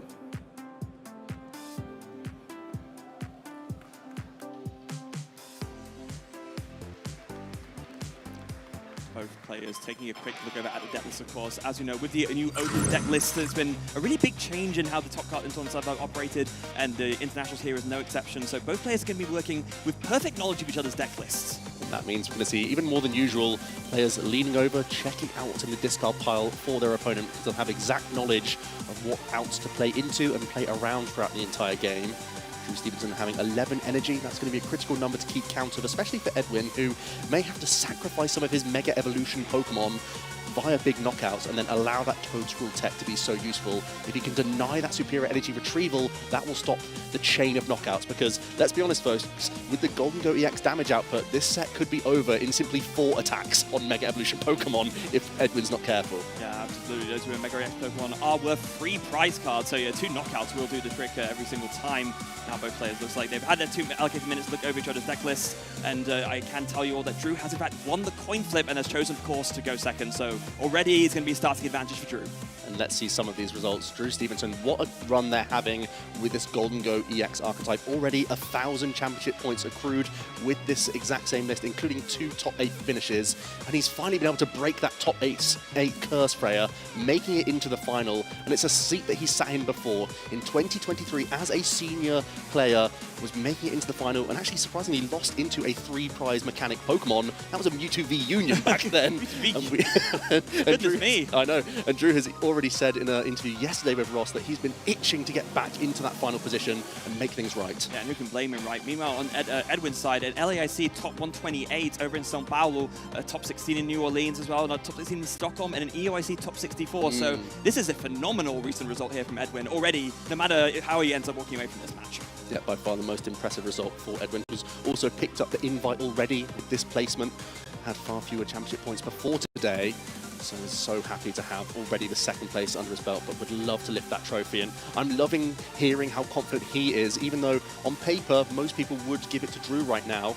As we've just seen in our Seniors Division finals, anything can happen in Pokemon. And it usually does. Perfectly said here, and both seem pretty calm at the table right now. It's going to be an all-EU Masters Division final here.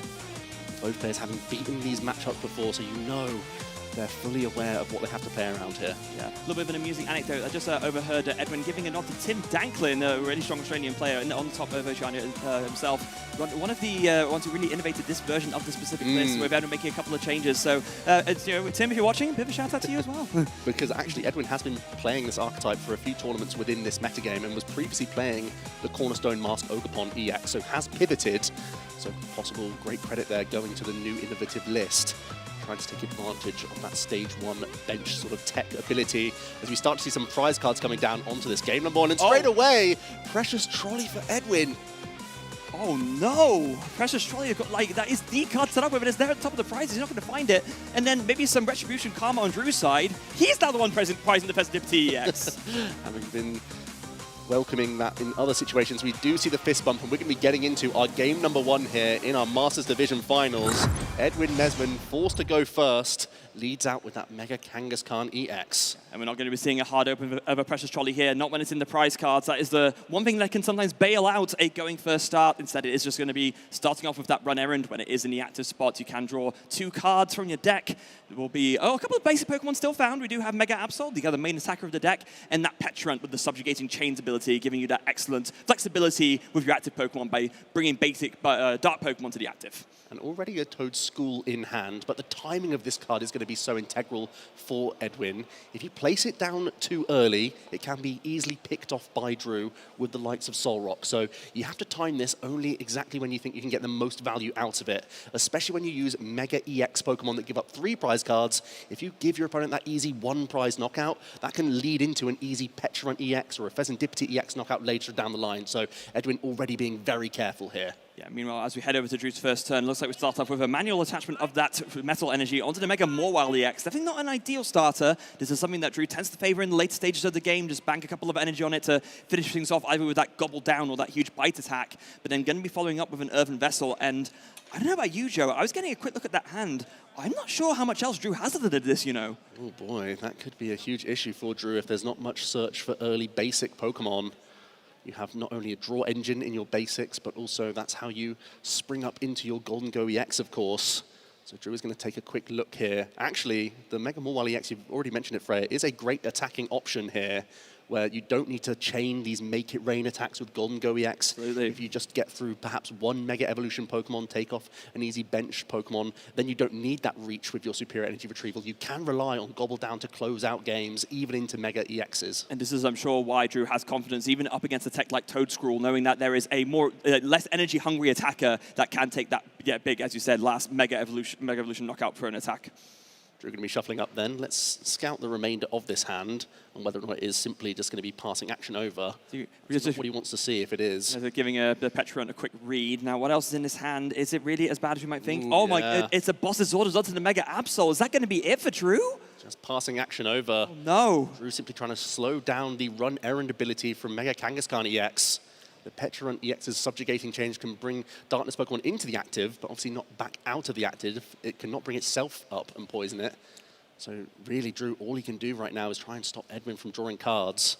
Yeah, now there will be a way for Edwin to play around this. Can go ahead and use that Ultra Ball and pick up that Yveltal from Mega Evolution. Does have a retreat cost of 0, so that in combination with the Petrant EX, you can bring it into the active and then use that free retreat to go back to your Mega Kangaskhan. So Edwin does have the answer for this boss stall. Yeah, and that's already being thought about right now from Edwin. It also has enough hit points to not be too vulnerable against a Solrock option. And we have to bear in mind that Edwin not only is going to lean into the Toadscruel, but also with that Claw of Darkness attack on the Mega Absol EX, he will try and pick apart certain pieces from Drew, whether it is Superior Energy Retrievals, or whether it is going to be the likes of Professor Turo's Scenario, because let's not forget, the clutch attack on this Yveltal can still be really influential. Yeah, good 20 damage and stopping your opponent from retreating. We have seen so many strategies just fall apart and fall foul of this, just stopping your opponent from being able to do anything, especially if you can bring up a support Pokemon on the bench and only just sits there for support but can't really attack, then you're really showing the power of retreat lock with an attack like Clutch. But in this instance, it's just going to be the Subjugating Chains into the Yveltal and then retreat into that Mega Kangaskhan EX. Another 2 cards drawn, and there's an Arvin. It's a big pickup. Arvin, a fantastic supporter to find here for Edwin. will now have access to that technical machine turbo energized, the main means of this archetype, really setting up all of its attackers because it's really focused on basic Pokemon. It's easy to get them into play, but it's about charging up these expensive attack costs, especially when you're coming up against a one-hit KO deck predominantly. You can't really function with that terminal period attack. You really have to commit a lot of energy to your Megas to get anything done here. Yeah, unlike other decks that make use of that powerful Monkey Dory, which we just see hit the discard pile, the Mega Absol Kangaskhan deck isn't really a deck that can put damage on its own side of the board. We did see some previous builds experimenting in the hands of Tord Reklev with Risky Ruins to do that, but nothing like that here. So Edwin is really relying on being hit before that damage can be moved back over. So recognizing that this is going to be a one-hit KO matchup is instead opting to just discard that Monkey Dory and focus on charging up these big 2 Megas. And Edwin already recognizing that Drew is on a weaker hand. This might be the opportunity to weave in the Toad School and evolve up as quickly as possible. Drew with the top deck. Ooh, it is the Lunatone into the Fighting Gong. Thanks to the Earthen Vessel on the previous turn, Drew is going to be seeing a decent chunk of cards here. And this is a great bit of sequencing from Drew, because Drew already had that Fighting Gong in hand, but recognized, hold on, if I play this now, I actually reduce my odds of finding the other piece of the puzzle. So we're just waiting to see the top deck so that he can then find the other piece from the Fighting Gong. Super heads-up sequencing from Drew. This combination, the Sun and Moon combo here, the duo, not only early pressure attackers, but are such a fantastic draw engine and make the Golden Go EX archetype so low maintenance. We're going to see a quick cut here from Edwin before using that Lunar Cycle and getting into the action. So it seems there was a little bit of a fumble there. As Edwin went to cut the deck, there was a boss's orders that got revealed from the deck. I mean, these players both have perfect deck knowledge, so shouldn't be too much of a problem, but we're just going to wait on with the judges to see what the outcome from that is. I have to imagine it's just going to be another routine randomization and carry on with the game here. But we'll get confirmation of that. But at the very least, Drew already breathing a big sigh of relief from the top deck. As you said, Freya, by holding on to the 1, you were able to increase your outs of finding either rock combo to get yourself into this game. But beyond that, Drew could continually manually attach to the Mega Mawile EX while he still sort of has time to do so, because you don't really need to get your Cosmic Beams in too much in this matchup. Normally, that's where you commit your early energy attachments. In this instance, he could weave in the Mega Mawile while he works towards those Golden Go. Yeah. Now, I'm just giving a think over in this situation. I guess technically there is some sort of information revealed in the sense that Edwin might not necessarily know what's in the prize card. So by revealing that boss's orders, that's one card that he knows for sure isn't in the prize card. So maybe that's where the debate and the ruling is coming from. Yeah, that's still worth making sure of here in this such high stakes match for both players. Once again, Drew back on the final stage at the European International Championships. Edwin also loves coming to this tournament, has got a top 16, a top 64 in the past. It seems to be the event that he also does his best at. Yeah, just one great going over. Now, if you're Drew in this exact situation, then how are you best setting up here? You really want to find some stuff off Lunar Cycle, but you're just relying on these free draws to sort of get you into the game. Buddy Puffin, Arvin would be a brilliant maybe, just anything. And of course, that Team Secret box, that Ace Spec card could really unlock the hand so much here. Not in the prize cards. Yep, exactly that. So 3 draws, but so many ways that he could work his way into the game. Again, this Mega Mawile EX with 270 hit points is not really in a great danger straight away. It wouldn't be ideal for it to get damaged early on because it will be much more useful later on in the game, but isn't really under fire of a KO in any dramatic fashion. Yeah, especially not with the decision of the Turbo Energized. There was a universe in which if Drew only had his Mega Mawile going and that Mega Kangaskhan was loaded up, we could have seen a rapid fire combo, 2 heads KO, and that would have been it for game 1. Well, we have just seen the Kangaskhan as an attacking presence in our seniors division finals, coming away with a win. The Kangas cones, you love to see it. And who knows, maybe at some point during this set, Edwin will have to lean towards looking towards coin flips. So yeah, just gonna be handing over to the judges for a quick shuffle there, just to make sure everything is nice and in order. And then Edwin just asking how many cards does Drew have in hand before this turn carries on. So there it is.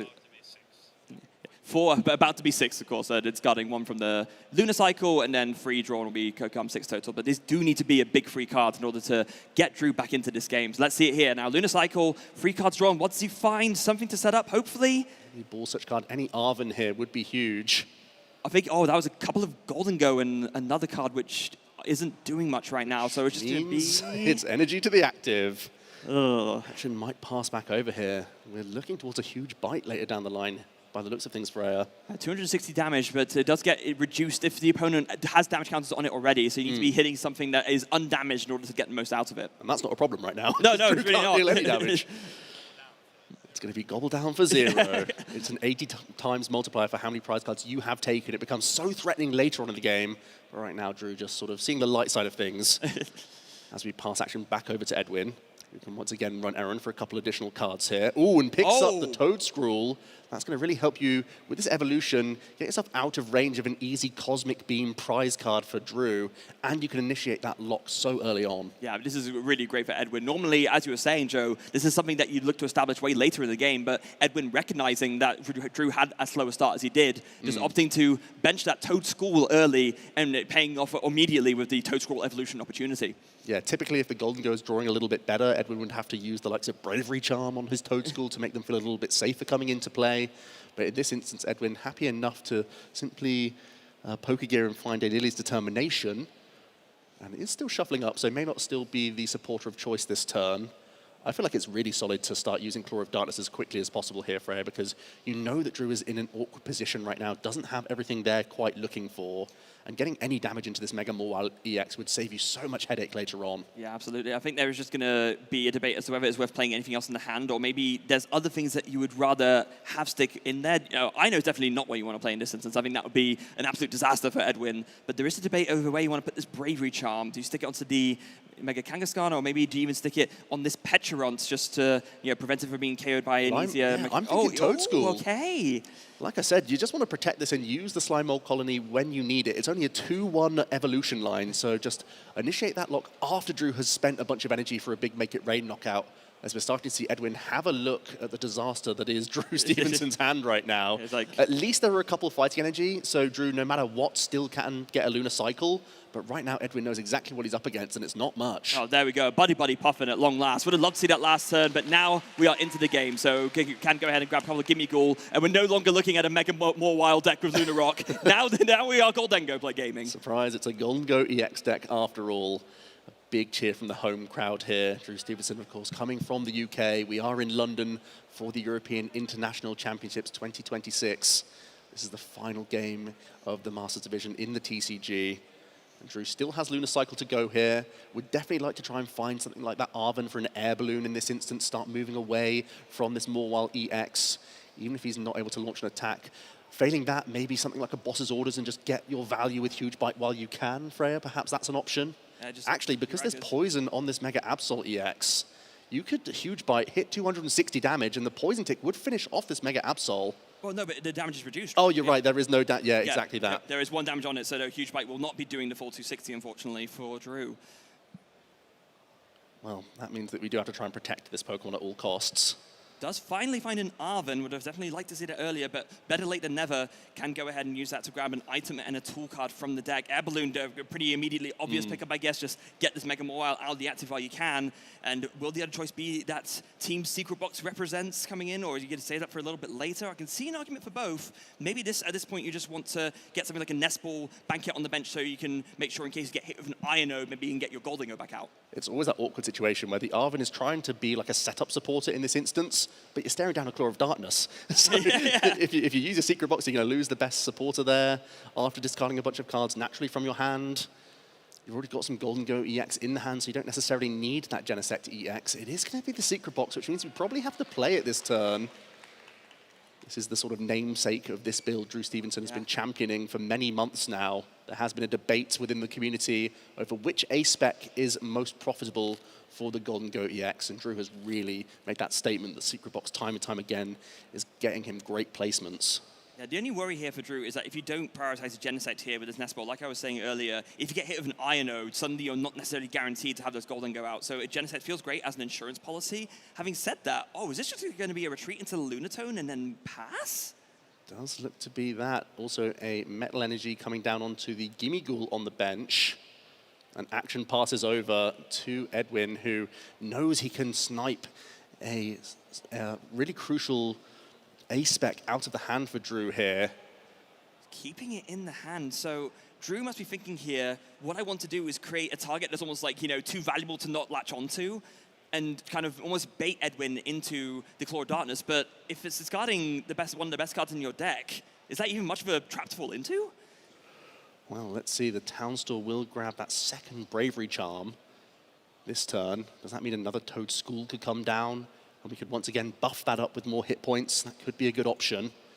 Alternatively, buffing up this Mega Absol EX and forcing even more energy discards from future Make It Rain attacks. As we are going to see, first of all, the subjugating chains going into Yveltal. This is just a free retreat pivot. And we're moving back into the Mega Absol. That's simply going to cure our status condition, our poison now. So less damage is ticking onto our Mega Absol. Oh, hold on a second. There's a Bravery Charm. There's a Boss's Orders in Edwin's hand. Edwin's going to be able to take a free prize lead in this game. And this is exactly what Drew was wanting to avoid by retreating into that Lunatone, hoping Edwin just didn't have the Boss's Orders, but he has it. And Edwin is going to take a huge lead here. And the Slime Mold Colony coming into play as well. Edwin saying, now's the time. I'm going to try and protect my Mega Evolution Pokemon as best as I can. And even if Drew comes up with a counter strategy, especially with this energy attachment to Petron EX on the bench, Edwin's getting himself into an amazing position in this game number 1 here, going 3 prize cards up. Drew getting no value from his Mega Morwile EX. And we're even getting rid of more energy at this stage, Freya. Yeah, just not even bothering the secret box. Oh, this is so heads up from Edwin, realizing if Drew wants to play the secret box, he's forced to either discard the Golden Goes, which obviously he's not going to do, or he's forced to discard whatever he draws from these coin bonuses, and essentially is kind of left with forced fodder, which just doesn't feel great either. And let's not forget that Drew now has a critical mass of 6 energy in the discard pile, 1 in play, only plays 11 copies. So Slime Mold Colony means that this Mega Absol EX is going to be quite safe, I believe. We're going to see the Town Store coming in first, but Drew simply doesn't have enough physical basic energy within the deck right now, Fred, to get a clean knockout. And this is the power of that Toad Scroll coming in, that Slime Mold Colony just really shutting down Drew's deck. And yeah, if you get to a point where you can take 1 big KO on a Mega and then 1 KO on another one, maybe using that Mega Morwile, that's fine. But the Mega Morwile has been the first thing to be KO'd, so suddenly this Toad Scroll is putting in a huge hurt on Drew. Drew Stevenson back against the wall, but has been in these awkward positions before with Golden Go.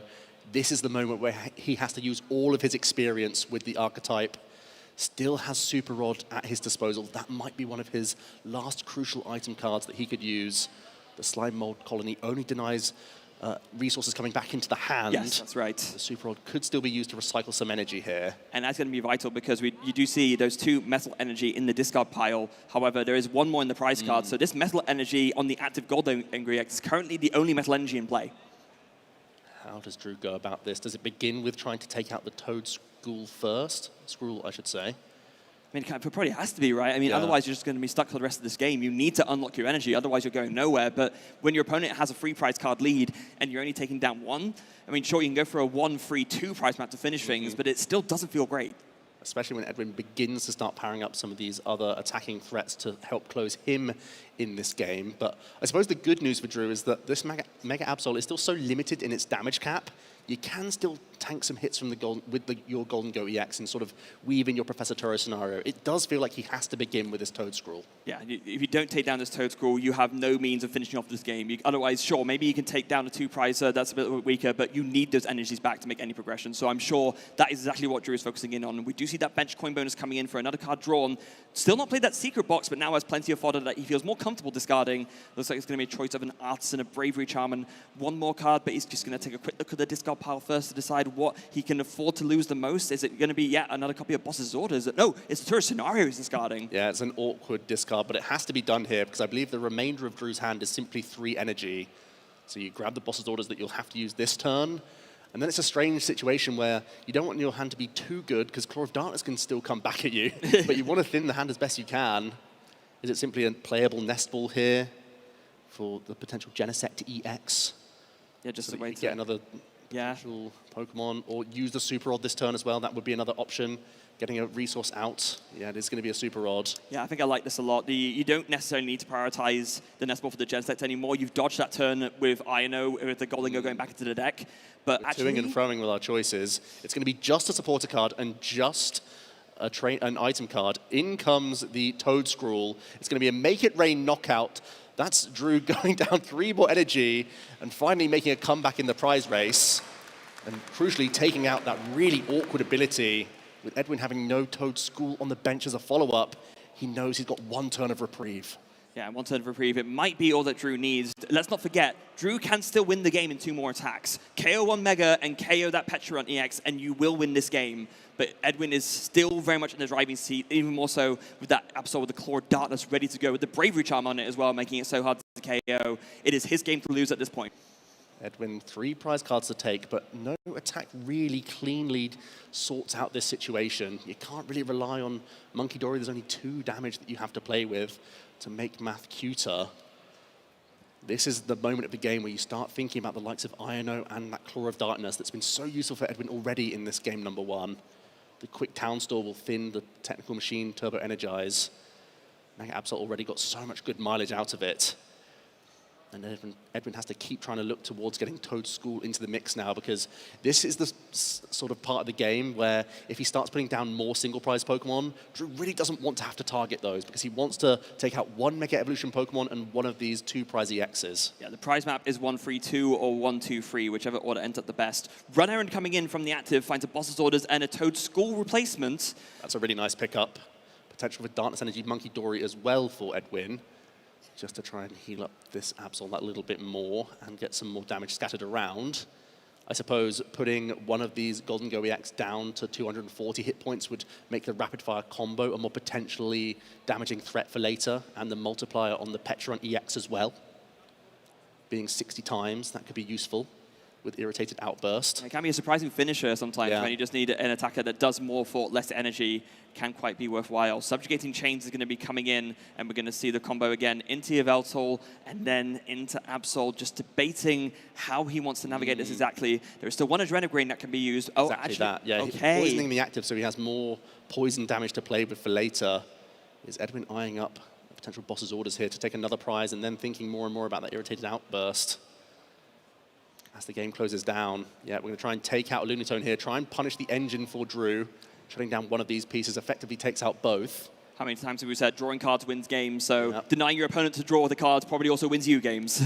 Let's set up that first Golden Go EX as well that has the energy attached to it. That puts you a little bit more in range of rapid fire combo and your Petron EX. Edwin has done all he can here to make it a little bit easier to close these final 2 prize cards out. Oh, I want to point out, so Drew had a 1-card hand from, which was the prize card taken from that knockout on the Toad Scroll, and that was an air balloon. It's a big pickup for Drew. Means we can get even more draw power from both of these coin bonus. Well, no, it got discarded. It got discarded. Yeah, it was picked up from the prize, and it just got discarded from Claw of Darkness. So, but what was the draw for turn? Let's see, Drew with all of his current energy in the discard pile, both air balloon discarded. That means we'd have to find even more energy to attach to this active Pokemon now without using Professor Terra Scenario, but that doesn't feel like a good use of his supporter for the turn. No, it really doesn't. Town Store just to give the deck a quick check. And even if you use a couple of Superior Energy Retrieval at this point, Freya, because the Toad School has been re-established, that's really putting a pin on Drew's actions again here. Maybe Drew had to go through the Petron first. Go through the Petron first, or you could potentially, with there being 1 Metal Energy committed to the active to one of the Golden Go EX for the attack cost, maybe you can afford to get that Mega Mawile back, attach an energy to it, and finish off the game that way, so that you don't need as many energy to finish things off. Boss's Orders is there for Drew. What else is there? 1 more card from coin bonus, but I'm not seeing a lot of action. I see a Nest Ball, like a Grab a Pheasantipity EX. Oh no, we can't, it's in the prizes still! Yeah, that's going to be punishing, but we can get the Genesect EX for 1 final coin bonus. Here we go, Metallic Signal for a 2 Genesect EX coming into the hand. There's still a couple Superior rooting around in the deck to find, but Drew at this stage is looking quite far behind here. Just having a final peek before going to be shuffling up. I saw the Boss's Orders in hand for Drew, but I think we're just lacking those Superiors. Yeah, 1 Superior Energy Retrieval means you can go ahead and boss up this Petron TX at the very least and take 2 prizes from that. It's the one thing that you can do to keep up some kind of tempo. So this is going to be a vital coin bonus for Drew here. If you can find that Superior Energy Retrieval, 1 card drawn, is it the Superior? It is! That gives us 4, well, actually only 150 damage to play with because you have to attach manually to the active. Oh, and of course he still doesn't have a way to retreat. Single prize knockout. So you're still trying to win now over 3 attacks. It's very rare that Golden Go requires more than 4 attacks to win a game. But already has had to go through 1 single prize Pokemon. Might have to once again respect the Toad School. Yeah, I guess At the very least, if you do this, you can KO another single prizer and then the free prizer to win. It still does make your prize map so awkward, though, but that's what it has to be. Superior energy retrieval, getting back 4 energy. One of them has to be a metal, otherwise you are not going to be able to provide Make It Rain's attack cost.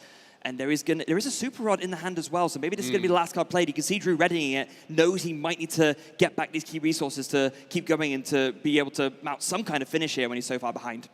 And this sneaky poison damage, again, playing on Drew's mind. Does he have to even target Monkey Dory here? If you play the Super Rod, no, it still feels like you have to go for Toad School, I think. Because otherwise you just don't have enough energy to finish the game, right? Even if you go for the Super Rod. Mega Morwile EX is going to come back alongside a Metal Energy. And you are going to be throwing some amount of energy into your discard pile, so that final slot might just have to be another fighting. Drew does still have access to another Lunatone in the deck somewhere. Yeah, the other Soul Rock is prized, but the other Lunatone isn't. So I do think, yeah, the fighting energy is probably the safer call here, but you can see him really agonizing over it. This is how Drew has been so effective throughout the season. Just saying, actually opting to leave 4 in there for maximum later superior energy retrieval efficiency. Yeah, probably needs to use those like final couple of superior to deal with the Mega Pokemon at some point in combination with one another. So just going to keep those stashed nicely. And it will be a single prize knockout, you have to imagine. I find I'm just so impressed with how Drew has managed to keep himself in this game. Clearly been on the back foot the whole time, but even with this, just been doing just the right enough moves to keep himself in there with his back against the wall. So yeah, gonna have to be the Toad School here. Can discard 2 energy and Make It Rain, and that will be the knockout. At the very least, Drew will know that his energy is gonna be accessible for the rest of the game. It's cold comfort, but it's there. It's something, but Edwin is just drawing even more close to closing out this game number 1. There's potential lines, even with a rapid-fire combo with energy switch shenanigans. It could be all over with some heads flips, and Monkey Dory coming in with that 10 damage on Mega Absol. If Edwin wants to try and close the game now, he could. Obviously, a safer line would be once again launching a Claw of Darkness. Night Stretcher coming back, which means it's definitely going to be a Toad School, you would think.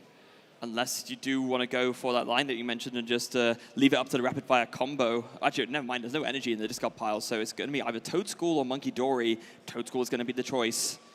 Yeah, this is such a useful tech inclusion. Edwin showing exactly why he's pivoted from the Cornerstone Mask or the Crustal or the Moltres Risky Ruins package. There's been so many iterations of the Mega Absol archetype. And we are going to see the Lily's determinations for Edwin to get a fresh 6-card hand here, Freya. 6 cards drawn. Do you go for the safer route, or do you go for the rapid-fire combo for the win? We have seen the safe route backfire already yesterday, so maybe if Edwin has that on his mind, he might be thinking, do I just go for the win now? But it's a tough call no matter what way you look at it.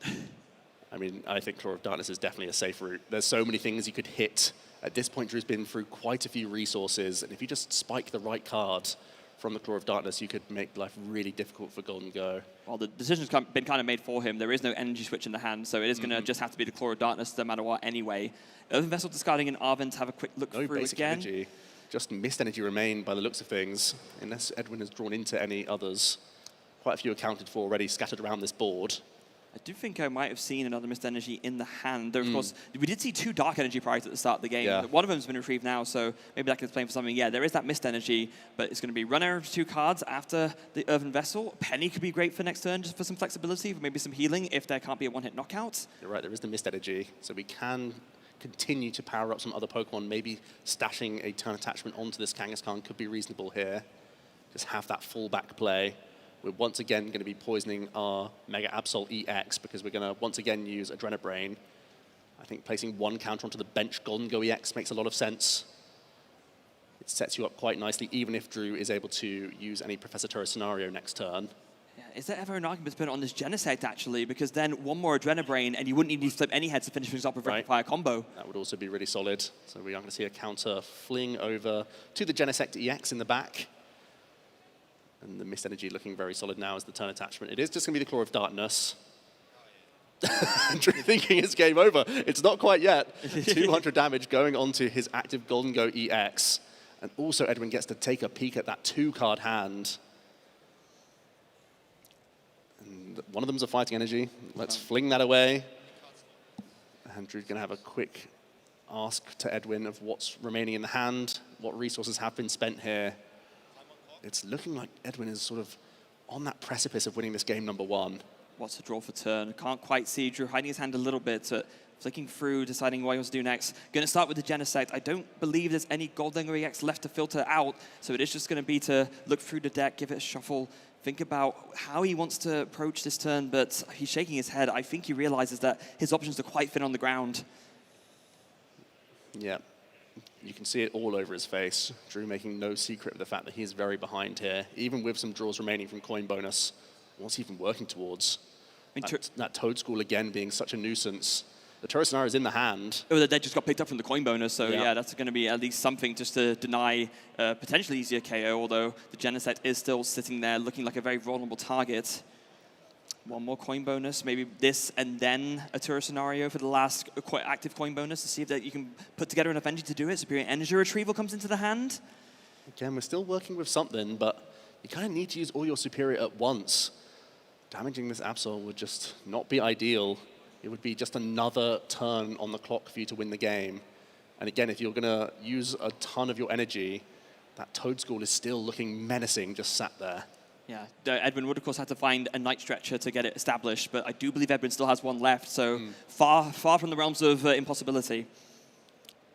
It's going to be perhaps Nest Ball for Lunatone and maybe Luna Cycling as one of our final drawing options.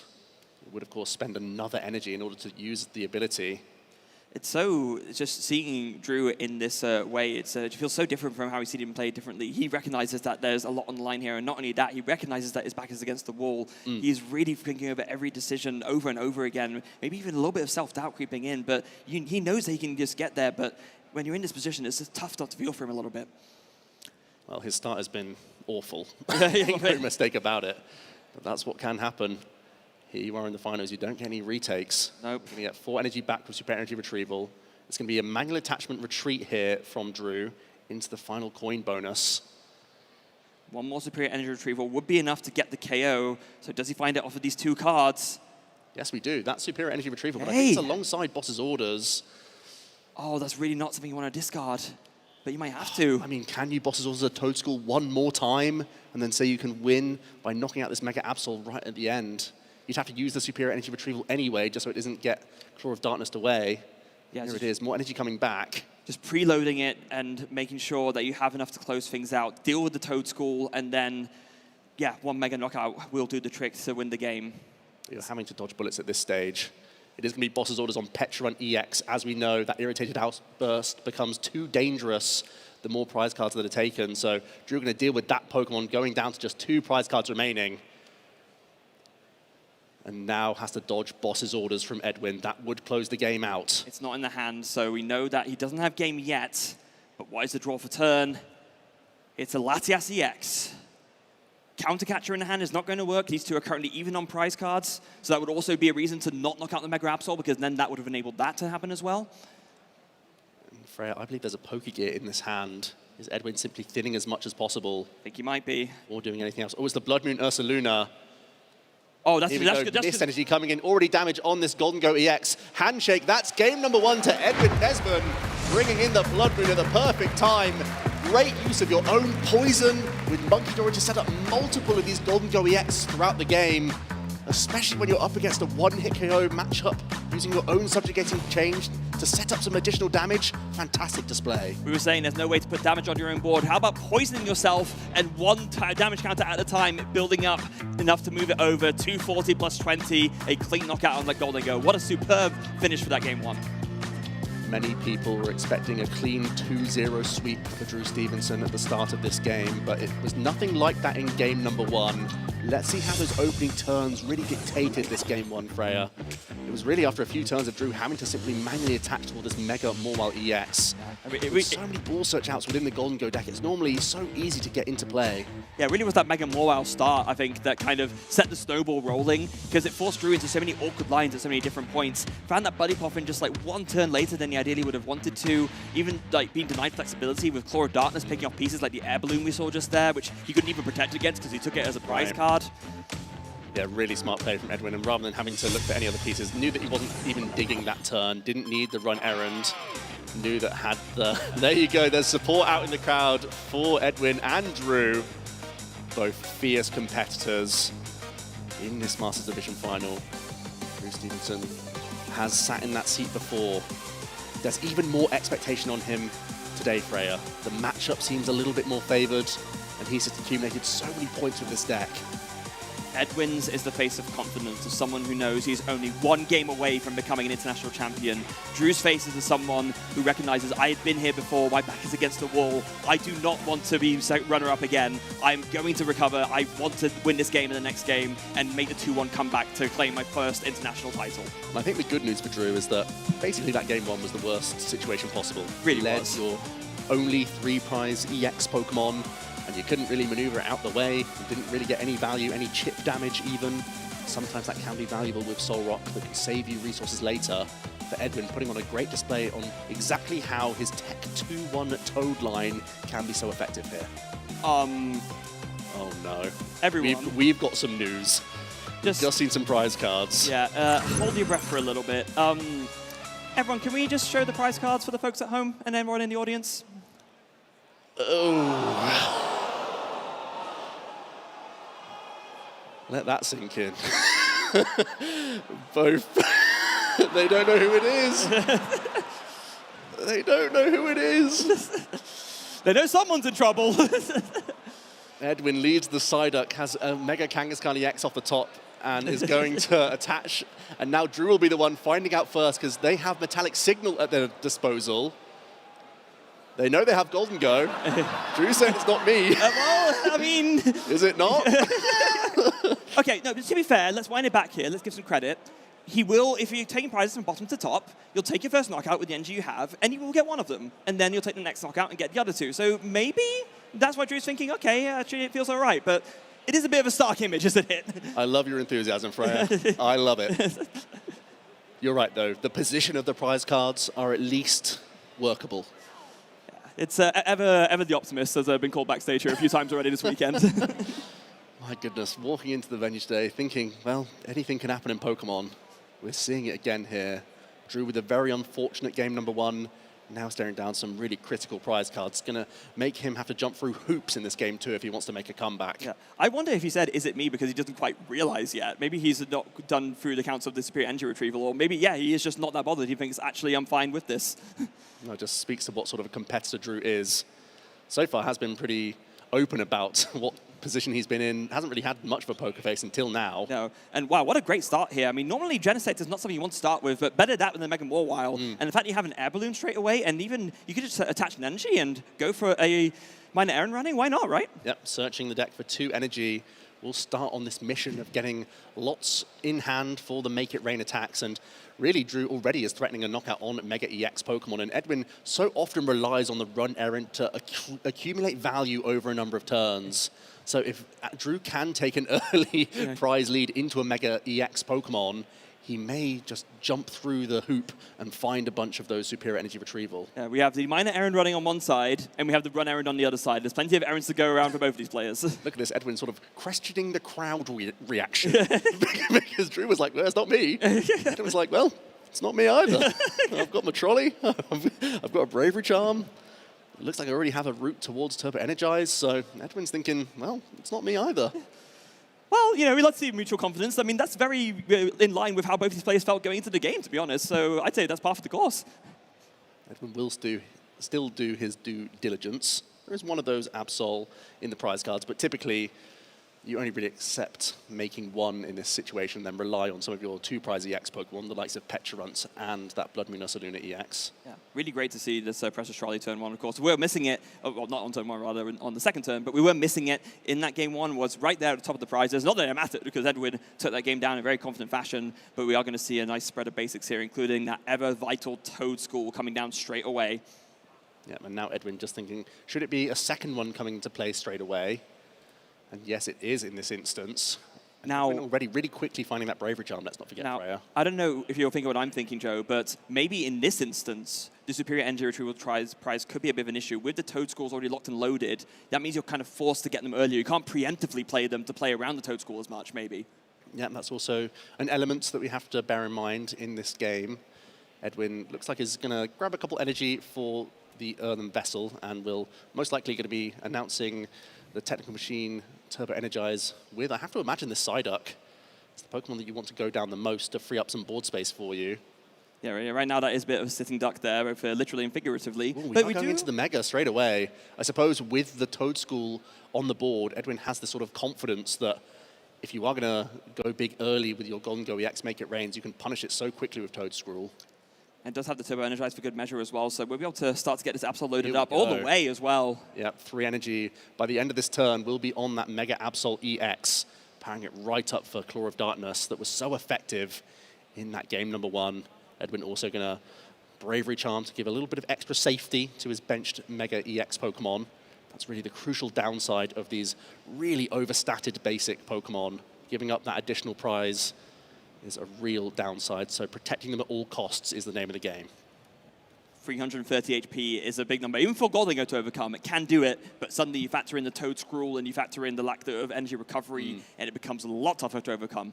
Yeah, Drew would love to be sort of shaking hands with Edwin saying, well, I've just knocked out 2 of these, no problem. But that Toad Scroll really does change the map here. But let's face it, Drew does have a clearer map lined out this game. Doesn't have to sit around with a Mega more while in play. We'll have much more of an easy time getting the Golden Go into the equation, maybe even stashing an energy onto a Mawile earlier on in this game as well when he finds a window of opportunity. If one Golden Go can sit around for a turn, that gives you the license to attach to your Mega Mawile later on in the game. And that's exactly how I'm sure he would like to play this out. Even more so, seeing those 2 Toad Schools sitting on the bench, knowing that at the very least I can finish things up with a Gobble Down later on. Yeah, with that 270 hit point threshold, it's so difficult for Edwin to reach into, as we are now evolving up into 3 Stage 1 EX Pokemon. Well, that means lots of draw potential for Drew Stevenson. The first will be from the active, 2, as it is a Golden Go EX in the active position. Yep. Already a lot of energy in this hand. So already enough for a KO. I don't think we're a million miles away, you know. We could, maybe even if it's just like a KO on this Latias, or even maybe do want to target down one of these 2 Toad Scroll.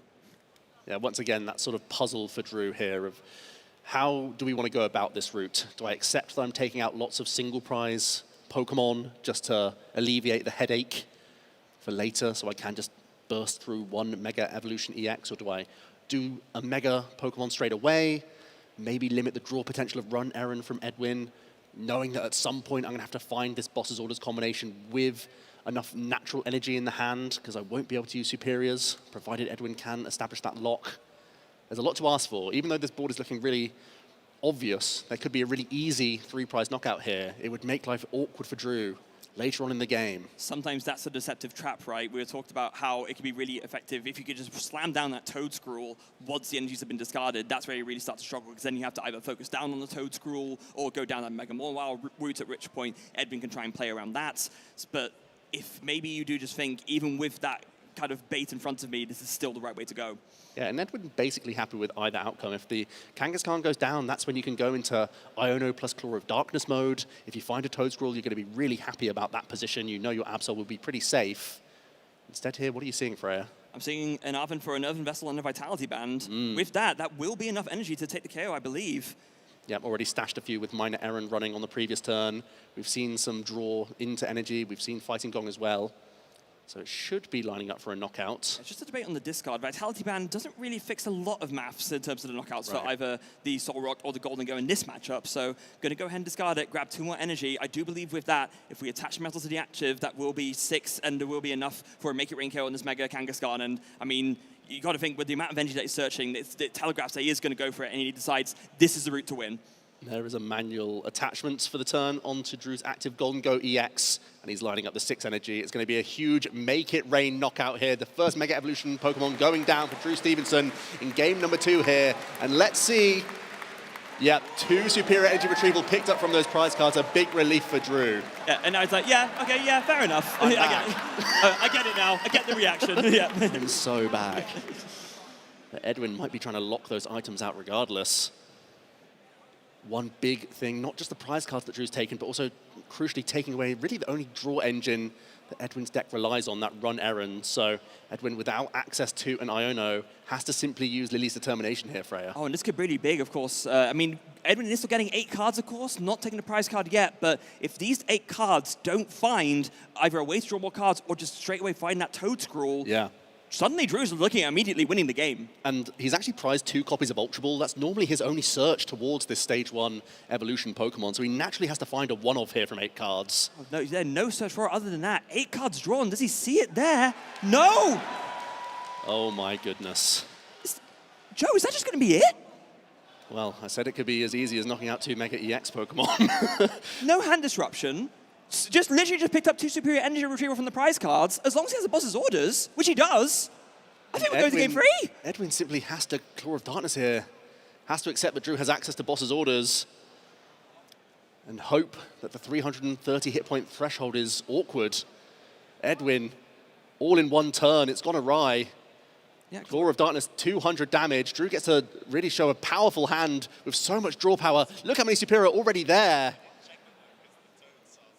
He's actually admitting he didn't really check much because of Toad School anyway. Yeah. So now you have to decide what is most likely. It's terrifying for Edwin here, knowing that Drew is already at 200 damage just from, even after 1 Claw of Darkness getting rid of a superior, but you basically have to take this card. Boss or superior, what combo piece do you value getting rid of more?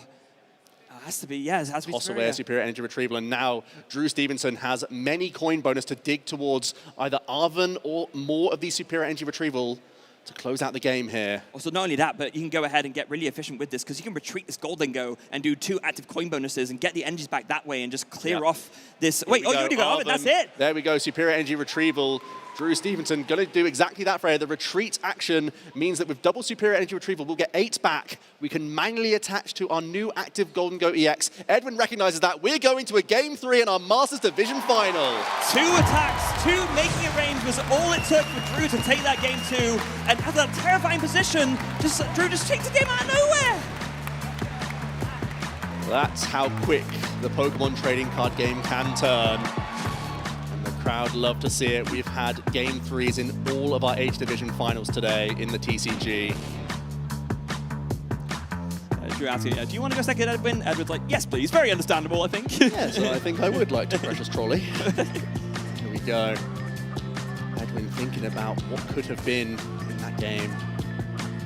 The Lily's Determination gave him decent odds, but those 2 prized Ultra Balls really just hurt his odds a lot.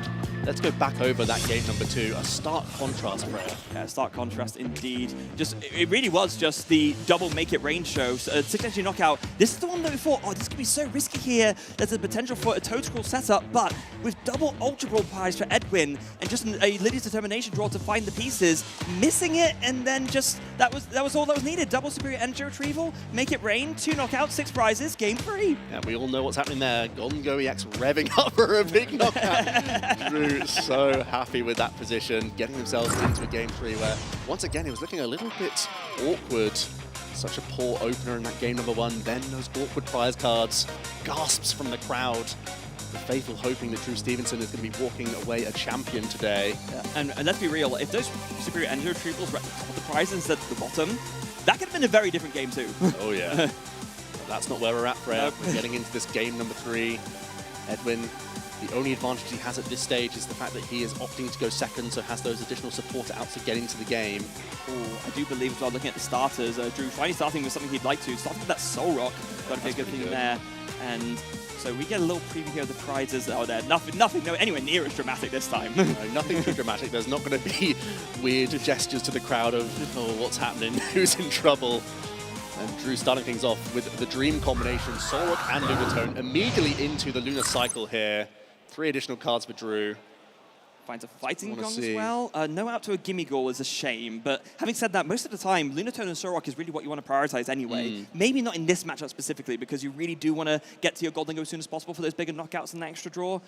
But I think you could say you've had worse starts. Yep, and at least Drew can use Fighting Gong and spend an attachment onto the Soul Rock. It would open up early Boss's Orders opportunities for him on the Toad School. We know that that's an easy way for him to have a really resource-light knockout opportunity.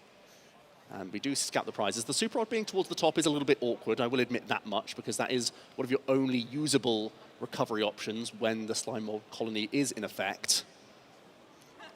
Otherwise, more or less is getting away with things here.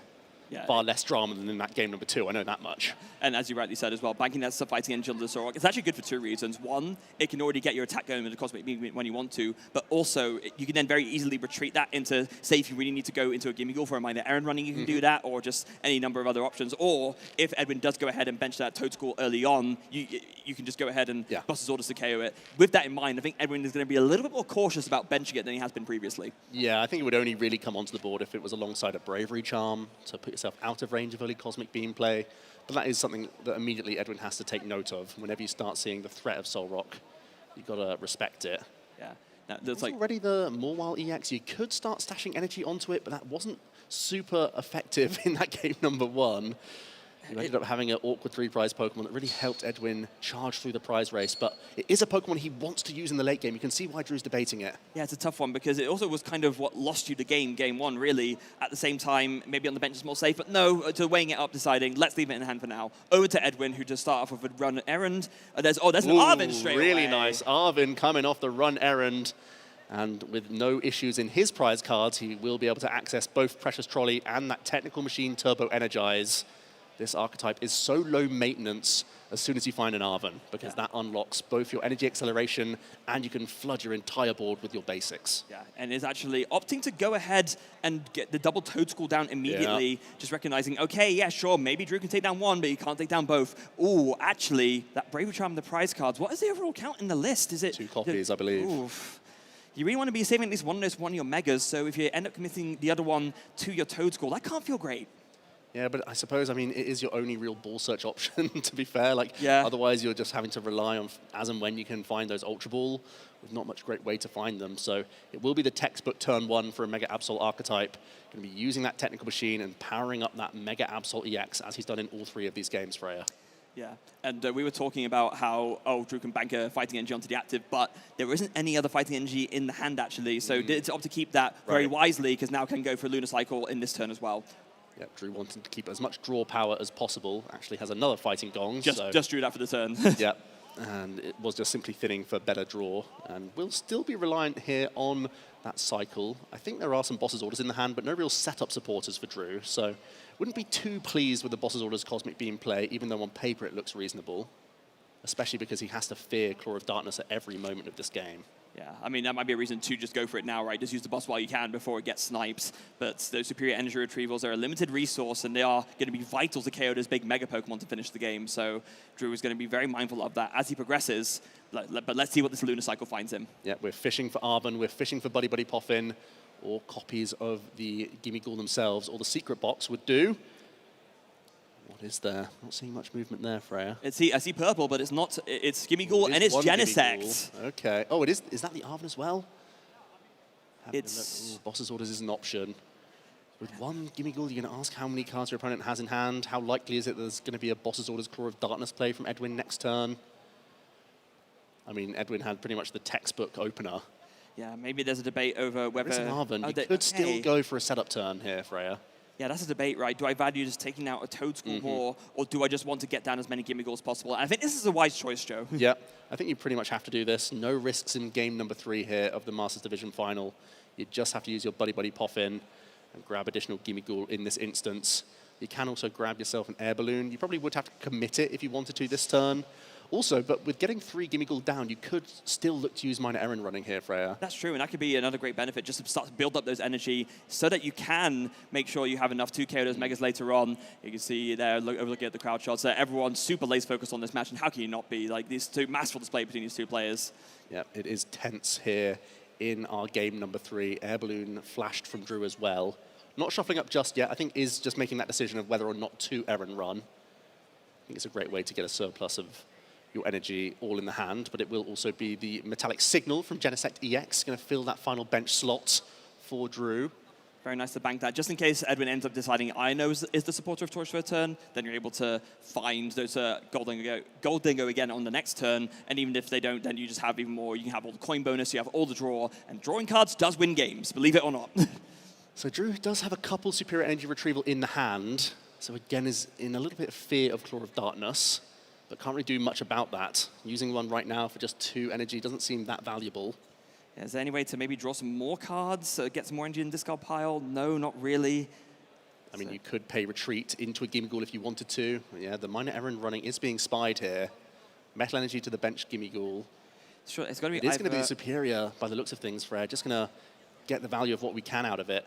But that effectively burns two, right? You're getting half the value for the one you use, and then you could still lose the other to Claw of Darkness. Yeah, that's kind of my worry here. And it's got to get Boss's orders as well. Painstaking choices for Drew here. The threat of that Claw of Darkness is really looming on his mind, as well as having to remember about the Toad Scroll. At any point, he could lose the access to the superior. Yeah, no minor errand running. Oh, wow, the Toad Scroll top deck for turn. That's a really intriguing top deck for Edwin. The timing of this card will really dictate the outcome of this match. He'll begin with a run errand, not going to rush any decision just yet. Bravery Charm is the pickup, as well as the Earthen Vessel. I believe there's already energy in the hand for Edwin, so shouldn't have too much difficulty powering up this Mega Absol EX. Could do an interesting line of Bravery Charming a Toad School, perhaps, and then evolving the other. If that was available, you could make it difficult for any Cosmic Beam shenanigans, but no, we're going to be Bravery Charming up on our Mega. Then we're going to be using our Subjugating Chains. It's going to be Absol back into the firing line. Not much else to play here. It's going to be a Boss's Orders by the looks of things, Freya. I guess you could go ahead and bring up that Gimmighoul with the energy on it, just because that's one more in the discard pile. But no, actually just going to target this Genesect. Okay. It won't be a KO, but just kind of keep it stuck in the active. You've just seen Drew take an Air Balloon, but is that the card you're going to choose to take out here? No, there's a Tourist Scenario as well. There's both in the hand. Tough break for Edwin. So this is actually, in a way, it's kind of low-key good for Drew, because no matter what, he can retreat this Genesect and get an attack off. And the superior energy retrieval is, maybe that is just the best choice, given if you can retreat anyway. Yeah, well, when there's two pivots, maybe you just take the superior out now. Yeah. And say, well, Drew, I tried. I tried to put some damage around the board and be cheeky with it. And at least, you know, an Air Balloon commitment means you can still use Monkey Dory later on in the game to finish off this Genesect EX. That's don't forget, and also don't forget that Edwin also has that Evel Toll at his disposal later on in the game, so he can do this strange subjugating chains, poison, package, and try and lock Pokemon like Lunatone. Drew just drew another Professor Tourist Scenario for turn. Well, that's intriguing. I mean, using it now does have its flaws, because at some point you still have to be aware of Evel Toll. That might not actually be the best draw in the deck, Freya, because it would open up Edwin to have that line of play later on in the game with that Evel Toll, with that clutch. You can do it so easily on Lunatone. And with your own poison, you could find a way to finish this Genesect that you've previously damaged. It's an interesting top deck. I'm not sure if it's something he slams down early on here, Drew. But something is going to slam down is all three of this Golden EX, so plenty of coin bonus action to come this turn. Just a matter of how he's going to start things off beforehand. 3 fighting energy in the hand, asking for a hand count once again, just to keep weigh up the odds of what Edwin is likely to be able to do next turn. Here we go, coin bonus number 1 finds a Soul Rock. Not anything too handy just yet for Drew. Still has plenty of draws though available, the potential to Lunar Cycle as well. Such an interesting moment we have ourselves in this final match, Freya. Air Balloon will be the commitment. Ooh, no, thinking twice about it. We're going to see one more card from Coin Bonus before any other action. Fighting Gong is a great find. That's one more energy closer to a knockout here. And I think what Drew might be thinking is if I can go ahead and get the KO with this Golden Ring X on this Absol, then that deals with the damage that could be moved to KO the Genesect anyway, so I don't mind that as much. Oh, and actually finds another Vessel off of the Coin Bonus. Wow, we're getting to a huge surplus of energy. This might be enough for the knockout, you know. And Drew might have found himself in the position where, because you've drawn this Professor Toro scenario, you have to knock out the Mega Absol. Yeah. Because otherwise you're going to get clutch trapped. So maybe you have to fall prey to a potential Slime Mold colony later on. And once again, folks, that super odd towards the top of the prize cards. Another factor in Drew's thinking here, as it is going to be the Earthen Vessel for more and more fighting energy coming into this hand, Freya. 2 in the hand, rather 2 found from the Earthen Vessels. I believe there's 7 in the hand already. So with the Bravery Charm, that will be enough for a KO. Just going to take some last chances to look at the discard pile, just to make sure this is going to be the right approach. Asking for how much time is left, just to make sure he takes time to consider this properly. 19 minutes left on the clock. We can see it. All of you guys at home can see it. Everyone in the audience can see it. Does it make it rain for 350 damage? That will be a free prize knockout on this Mega Absol.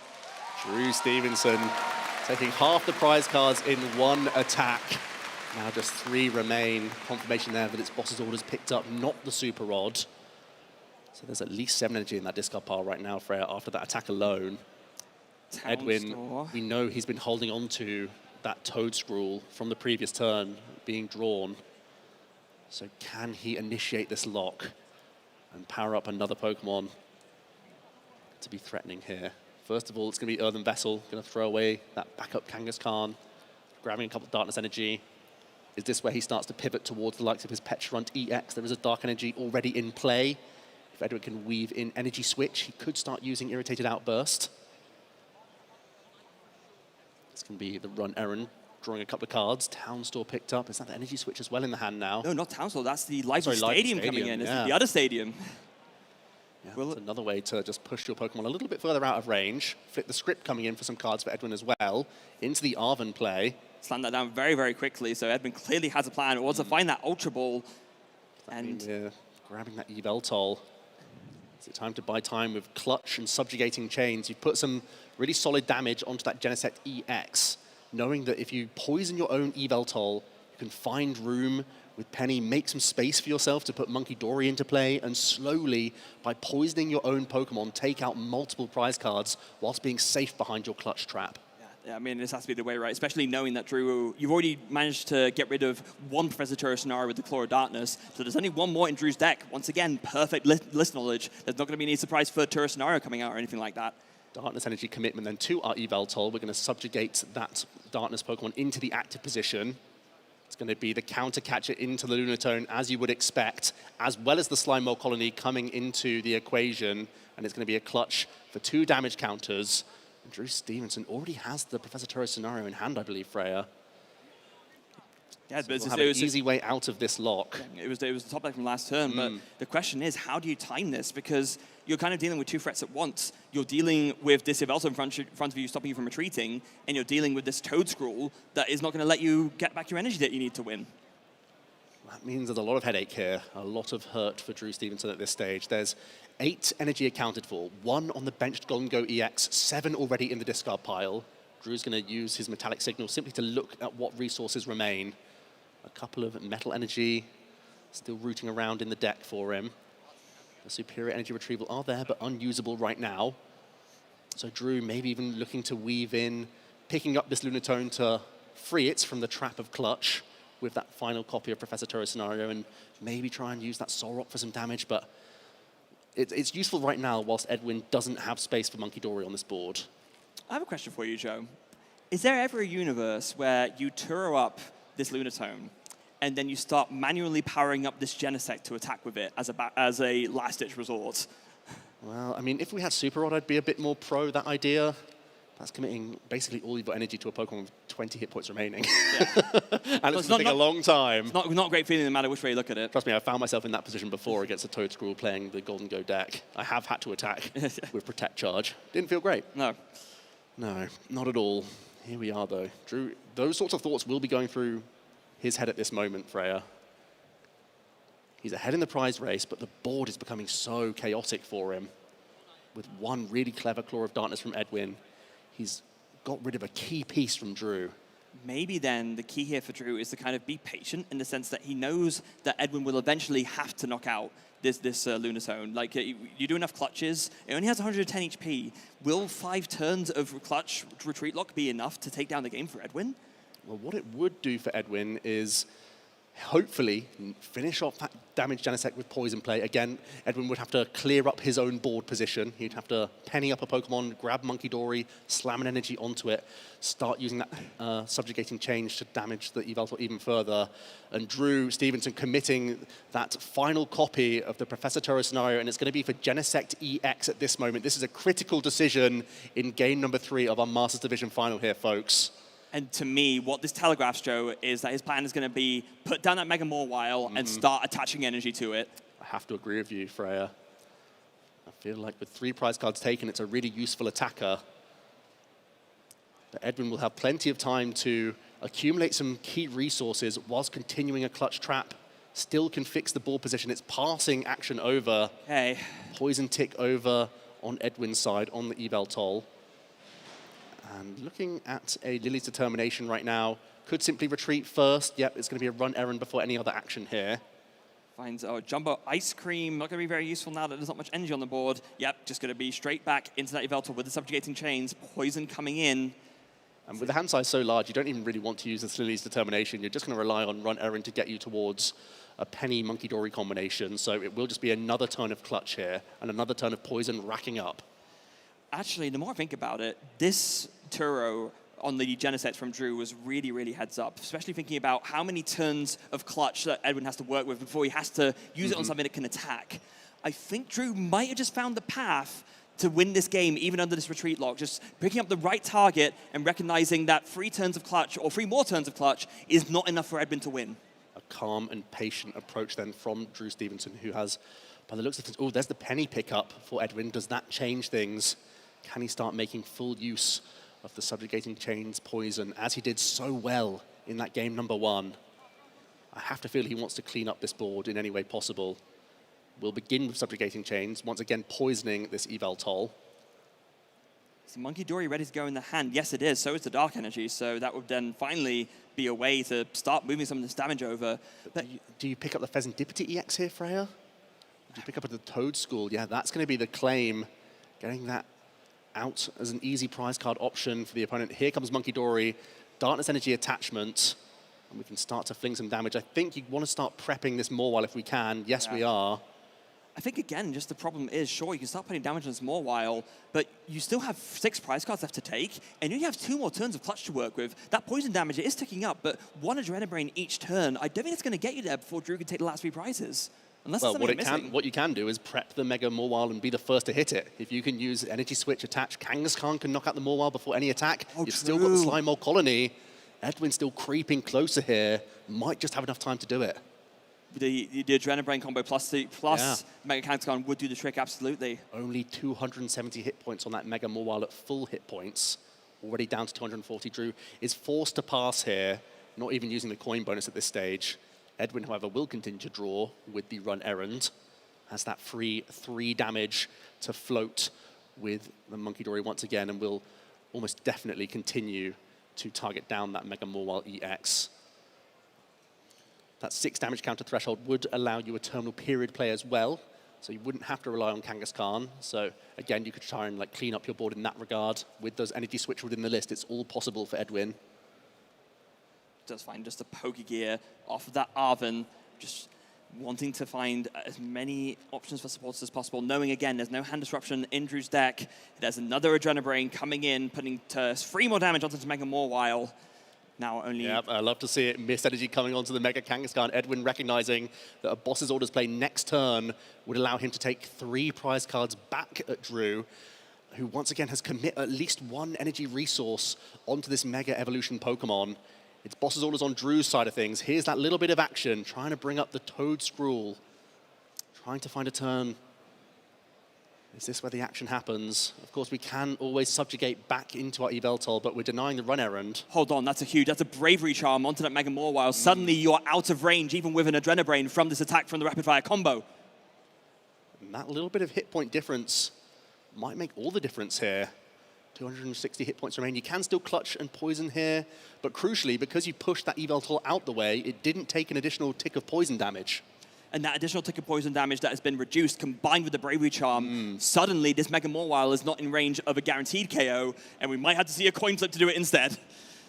Well, at some point, you have 1 more clutch turn here, but it might come down to a rapid fire combo heads flip. I know I'm commentating to try and make things as exciting as possible, but I know I want to see it. 1 more clutch. 10 HP away from being knocked out on this Lunatone. Drew playing it very, very patiently, recognizing exactly what Edwin is doing and recognizing exactly what he needs to do to secure his future besides that. I can't help but laugh, Freya, because I saw Edwin already flicking the Boss's Orders in hand, thinking, is my tournament going to be decided by Kangaskhan rapid fire combo flips? He's just had to sit through the Seniors Division final backstage, collecting his thoughts for the match himself. He's just seen Kangaskhan win on the stage. Will it happen one more time? Drew Stevenson, all of these plays have been to get himself in the position of maybe a 50-50 as well. He's done so well to recognize the Bravery Charm plus the Boss's Orders was exact math here to protect himself for a turn. He's been so patient at this stage. Mega Morwhile EX, of course, the card that he has been backing to the hilt. Many other pilots of the Golden Go deck not opting for this card, but this could be the turn. pass it over. This is going to be the crucial turn. Yveltal will knock out this Lunatone if it goes for the attack again. So now Edwin has to make this crucial decision. What is the move? Do you just slam it all down? You do boss, retreat, rapid fire combo, and leave it all to a coin flip? I think you kind of have to, right? Coin flip gaming here, potentially. It's going to be Monkey Dory first. You can still put the Morwell down a little bit in damage, but it's just going to be knocking out the active here, mid-turn with Adrenabrain. Okay. Prize pickup for Edwin. Going to be an Arven. I don't think that changes too much, but it does give Drew a decision here. Drew has spent already, I think, at least one air balloon and some of those Professor Terra scenarios. So it has to be careful about what Pokemon is brought into the active here. I think I do like Goldengo with the Metal Energy most out of the options. But it's one of those things where it's not actually that threatening of a Pokemon with the slime mold colony still established. No. Which is exactly one of the issues, but with headache for Drew Stevenson here. I guess time is also ticking down, by the way. I was not expecting the finals to go this long, but it has flown by. 7 minutes and 5 seconds left on the clock. A crucial decision. It is going to be that Goldengo with the Metal Energy already on it. Or maybe it isn't. Oh, he's just as unsure as we are. No, he's actually just going to send up Mega Morwile. Wow. Well, here we go, folks. Mega Kangaskhan EX coming into the active position. Run errand for a couple of cards. Darkness Energy commitment to the Petron EX. Great finisher. The more prize cards your opponent's taken can do some big damage. Gonna do a quick count of the amount of cards in deck. Deck remaining for Edwin. He's gonna use an Arven here. We'll grab the Night Stretcher. Just another resource coming out. Use the Arven while you can. Edwin in full confidence that Drew will never disrupt this hand. So you're basically giving yourself access to close the game out here. And it's time, folks. The dice is coming into the hand. Edwin Mesman, rapid fire combo. It's a tails! The Mega Morwile survives the rapid fire combo! Oh my god, indeed, Drew Stevenson. And with that, does he have enough to close the game here and now? I think he's going through it. There's the Earthen Vessel. He's checking how many energy he has left in deck. There's the other energy coming in. It's still not quite a KO. Yeah, the gobble down attack with only 3 prize cards taken. 240 damage. But Drew already shaking his head. Relief. Yeah. It could have been all over. But that's the thing, right? It's not all over, but it's also not one for Drew yet either. There's still some decisions here for him. The game is still a long way away. Drew making sure 50 hit points remain. Thanks to that Bravery Charm. Such a great call out earlier on in this game as he's had to patiently sit and let Edwin unleash that trap. Drew Stevenson had to be so clever and careful with that one use of Professor Toro scenario. Edwin's so quick to cherry pick that one with his only use of Claw of Darkness in this game, number 3. Is the play now, if you have it, just attach the energy and then boss's orders, bring this up? Oh, there's Petron. Oh, there's Petron EX. No, just to KO it, so you can get the energy back. But I mean, you can't leave this Morwile active, can you? But the whole reason why then you can still get enough damage with the Golden Go later. Well, that's what I'm thinking, right? I mean, how do you navigate this? Because you only need to take 3 more prize cards. Yeah. Like, if you can get energy back, you can use another boss to bring up a Petron and then just win the game that way. But would Edwin once again unleash a clutched lock?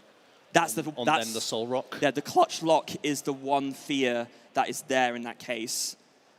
I mean, Edwin actually has a few cards remaining in the deck. Would have to Ino at some point to stop themselves decking out. But I don't think that's too big of an issue. Drew, I mean, is already fist pumping at the fact that they're still in the game, but they still have so many challenges here.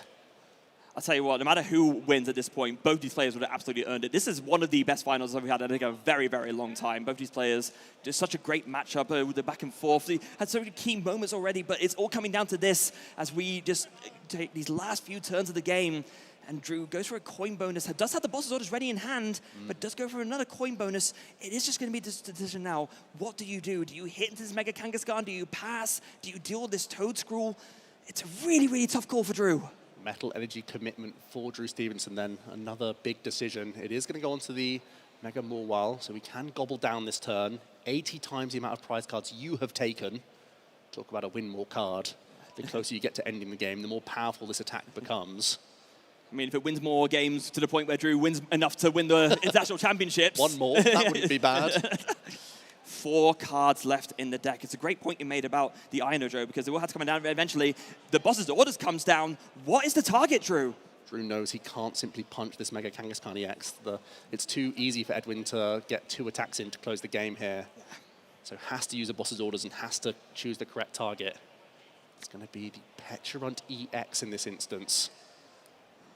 It would be a clean knockout. Drew Stevenson going down to 1 prize card remaining. Action back over to Edwin, who takes the Super Rod from prize cards as well. That's a big pickup. Super Rod might just be enough to help Drew close out this game, recognizing that's probably why he went for the KO there, the 2 prize cards to give himself the maximal to picking up that Super Rod. That's huge. Yeah, there is 1 energy on that benched Golden Go EX, so Super Rod allows Drew to have a final knockout of a single prize Pokemon. It is going to be boss's orders. Here comes the clutch trap once again, though. Edwin going to initiate that lock, and this is where the fear once again becomes that he can continue to clutch away the game here. But there is a very big problem and difference now. That Soul Rock, if you can just get a Lunatone down, you can just attack for 70 damage, and then you force Edwin to have another Gusting card to stall the Lunatone. Well, it's down to resources at this stage. It has been so much of the equation during this game. Mega Mawile EX stands at 40 remaining hit points. If Drew announces an attack with the Soul Rock here, it would give Monkey Dory even more damage to play with. But not enough to KO it. Oh, no, would it be enough to KO it? Again, with Penny, there's the option. Oh, you could Penny use another Monkey Dory. Trying to brain twice, the Taunt Special. Yeah. You always have to think about those pennies. They can end up being damage modifiers in this situation. Drew having a good look at those resources. 1 boss's orders left. That picked up from the prizes, I believe, along with that Super Rod. So 2 huge prizes for Drew. And it's only 1 minute and 30 left on the clock here, Freya. With Edwin trying to win on board state, that could also come into effect. Yeah. Drew will be benching that Lunatone. Well, I actually think there may have been an announcement of Cosmic Beam, so we'll just get, no, it's just going to be the pass then. Yeah. No Lunatone in play. Forgot to put it down. Yeah, so just a Poison Tick coming over. Edwin straight away going to be Adrenabraining over to that Mawile, and once again a clutch. In quick time as well. Edwin very aware of the remaining time on this clock, and that's going to be really influential towards the end game here. Yeah, 1 minute left on the clock. Drew is by far having the prize lead. Maybe he can just about do enough to hold Edwin back to win on time. Would be huge. We have +3 turns after the mammoth 75-minute treat that we have just witnessed. Here's the Super Rod plucked from the prize cards. 3 fighting energy coming back into the deck here for Drew Stevenson. Vital pickup from the prize cards. Without that, I'm not sure if you have a way to fully close out this game. It's at this point, Lunatone coming down. Do you just go for the Cosmic Beam? Yeah, I think or no, is it actually just give me a pass? Wiggling the hand, it's a pass over to Edwin. 25 seconds remain. Oh, it is no, it is an attack. Okay, so we are announcing the Cosmic Beam, a Poison Tick as well. Yeah. So 90 total damage. 2 poisons plus 70, that's 90. Yep, happy there. Of course, we're hitting through resistance with Cosmic Beam. And now another challenge for Edwin. Here we go. Let's finish off this Mega Mawile EX first with Adrenabrain. Is that? We're just making sure. They're doing the count together. I do believe it's enough.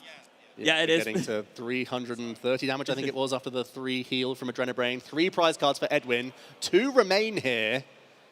If you have Energy Switch plus Petulant plus Boss, won't that be the game there? 2 copies of Energy Switch within the deck. Also just have a look to see. There it is, the Night Stretcher coming to hand, Freya. Night Stretcher, Dark Energy. Is the boss's orders in the hand? There it is. That's going to be enough steal on the Gold Dango. Edwin Mesman is your EUIC champion! Wait. No, that's 300. What's happened? Drew doesn't realize. I mean, Drew thought that it was the opponent's prize cards, but no, it does 300 damage. That will be enough. Edwin Mesman taking down hometown hero Drew Stevenson in a slugfest of a finals here at the London XL. And he's got to be feeling mega proud of himself right now. Mesmerizing stuff from Edwin Mesman.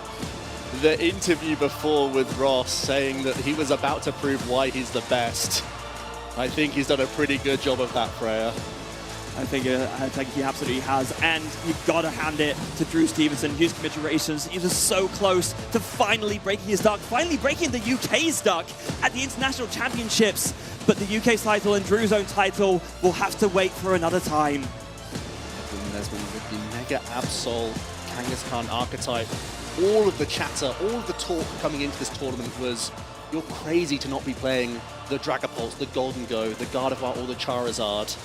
But this basic deck, this creation, initially coming from Tord Reckliffe, the great mind that is, the only real deck keeping this archetype under the thumb was meant to be Golden Go, but he's found a way. Toadscrawl was the way. It wasn't Moltres, it wasn't Cornerstone Mask Ogerpon, it was the little Toadscrawl that could, and that really did win in Game 1 and 3. Absolutely exceptional scenes there. Such great recognition so early on in the game. Edwin, with complete list knowledge, could with confidence Core of Darkness away one of the 2 copies of Professor Turo Scenario, knowing that as the game progressed over and over again, with the protection of Toadscrawl, he would be able to take full advantage of that Eveltol, and did so with perfection. I know about you, Joe, but I think we should throw it over to Ross and Edwin so we can have our winners interview on stage. Let's hear it from our Masters Division TCG champion. Thank you very much, Trey. Yes, ladies and gentlemen, we can go louder. Let's hear it for your Masters Division TCG champion, Edwin Messman! That's more like it. Edwin, congratulations, standing here on stage as a European international champion. You told me before the game you were going to prove you're the best. How good does it feel to be a man of your word? Very good. Yeah, I don't even know. It was so close, so stressful. I don't know what to think.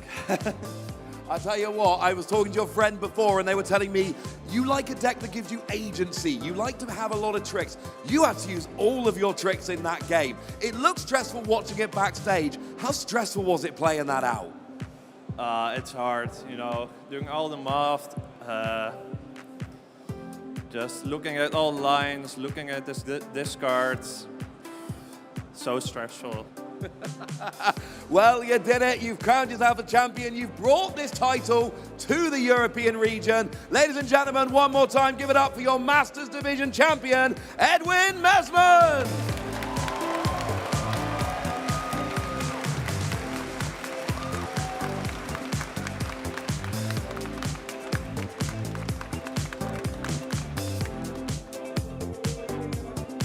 Champions and not give them their trophies, so don't go anywhere because we're about to crown some champions. Wow, what a finals that was. I think I blew out my voice with that scream at the end, but we're at the end of the event, it's fine. It was worthy of it. Absolutely stunning scenes there.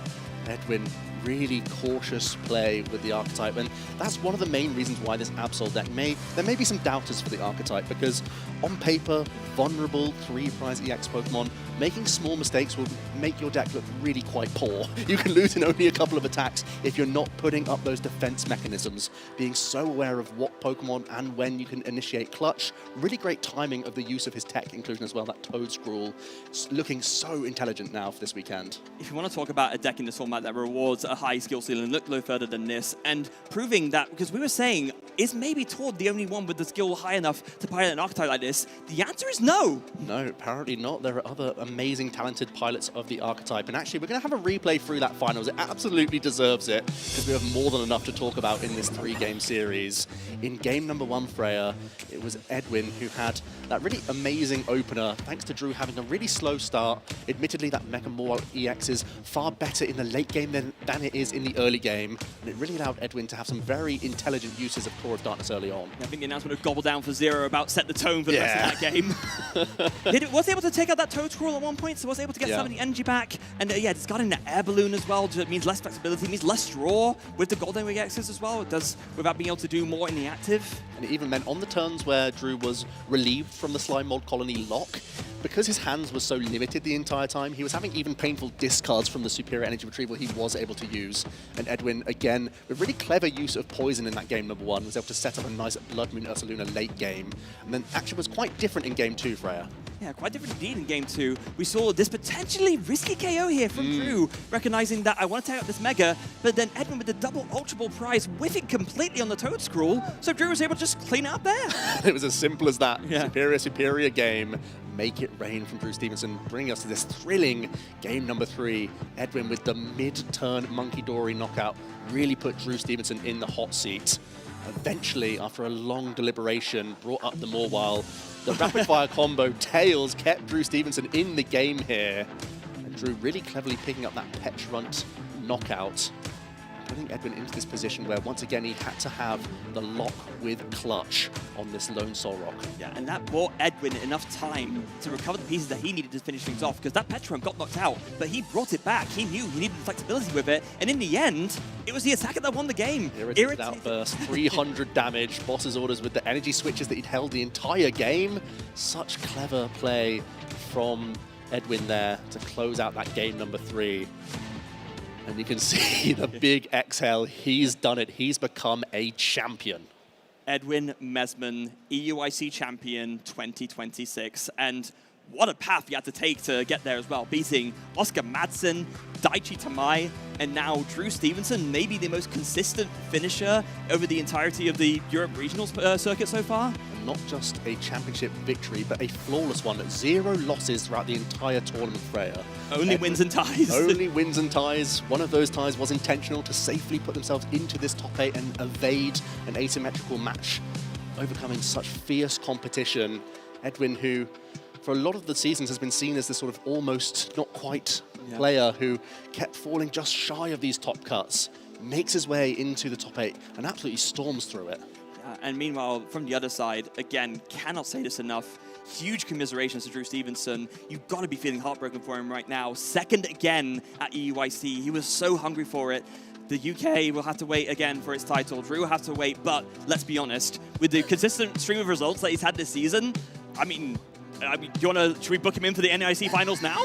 Plenty more to come from both of these players.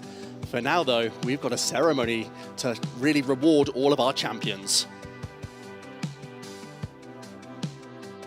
Thank you very much, Joe. It's been 3 days. Thousands of competitors later, we have found our finalists and the champions have claimed their victories. But now it is time to celebrate with all of them and present them with their hard-won trophies. Each of these trainers has played a fantastic tournament this weekend, and they fought through fierce competition and achieved great things. So please join me in giving all of them a huge round of applause.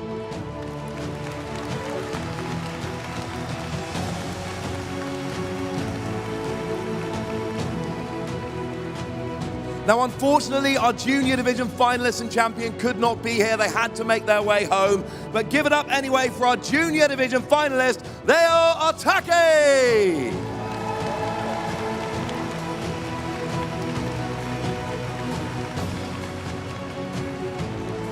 And our junior division champion, Kotaro Matsudaira!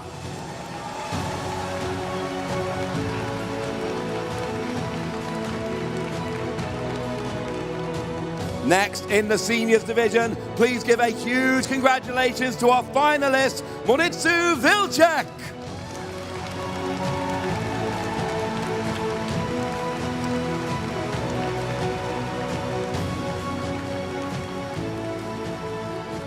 And give it up for our senior division trading card game champion, Jacob Lee.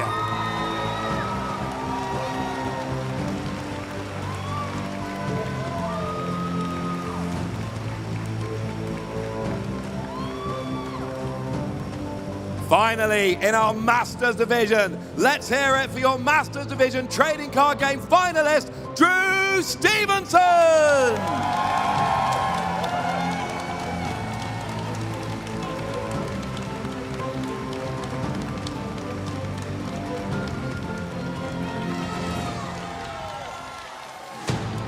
And one more huge round of applause for your trading card game Masters Division champion, Edwin Mesman!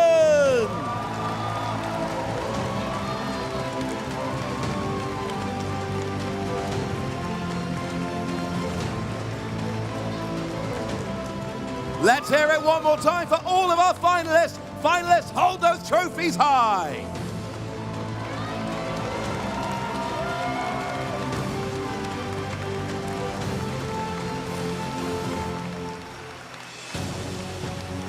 But the day is not over yet. We have crowned our 3 trading card game champions. Now we need to head on over to Pokémon Scarlet and Pokémon Violet to crown our video game champions. All of of our finalists are currently preparing with their teams, so I'm going to leave you in the capable hands of Rose and Jamie to take you through all of the action.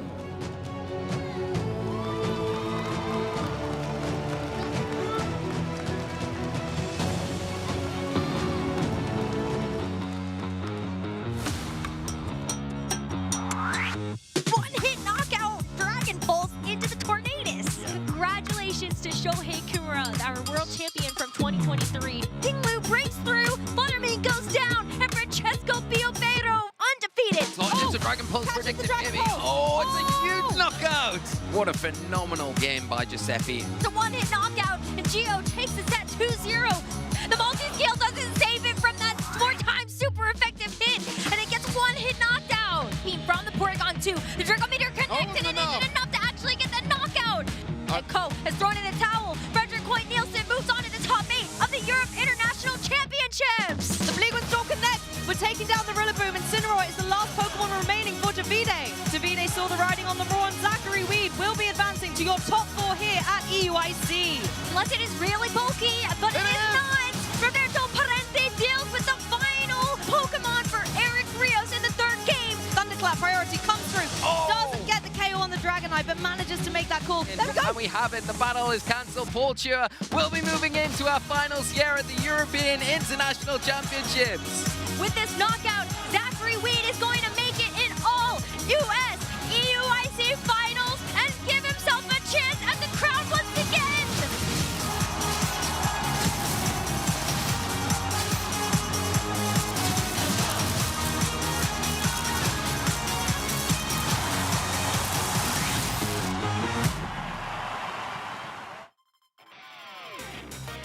Welcome everybody to Championship Sunday here for the 2026 Europe International Championships. We are so excited to be kicking off the action to crown our final champion in the video game. My name is Rosemary Kelly and I'm joined again by Jamie Foyt, and we will be starting things off with the junior division today. Yeah, we will indeed. We've had some great games coming from Phase 1. We've had some fantastic games coming from Phase 2, and if it's going to be increasing as it did, Championship Sunday is going to be incredible. This is where all our trainers are going to pull out the stops because it is the final match where they get to prove themselves as the best players in the world. As we look towards our junior division finals at the Pokemon International Championships, we will see Zachary Thomas from the United States go up against Hideo Uezu from Japan.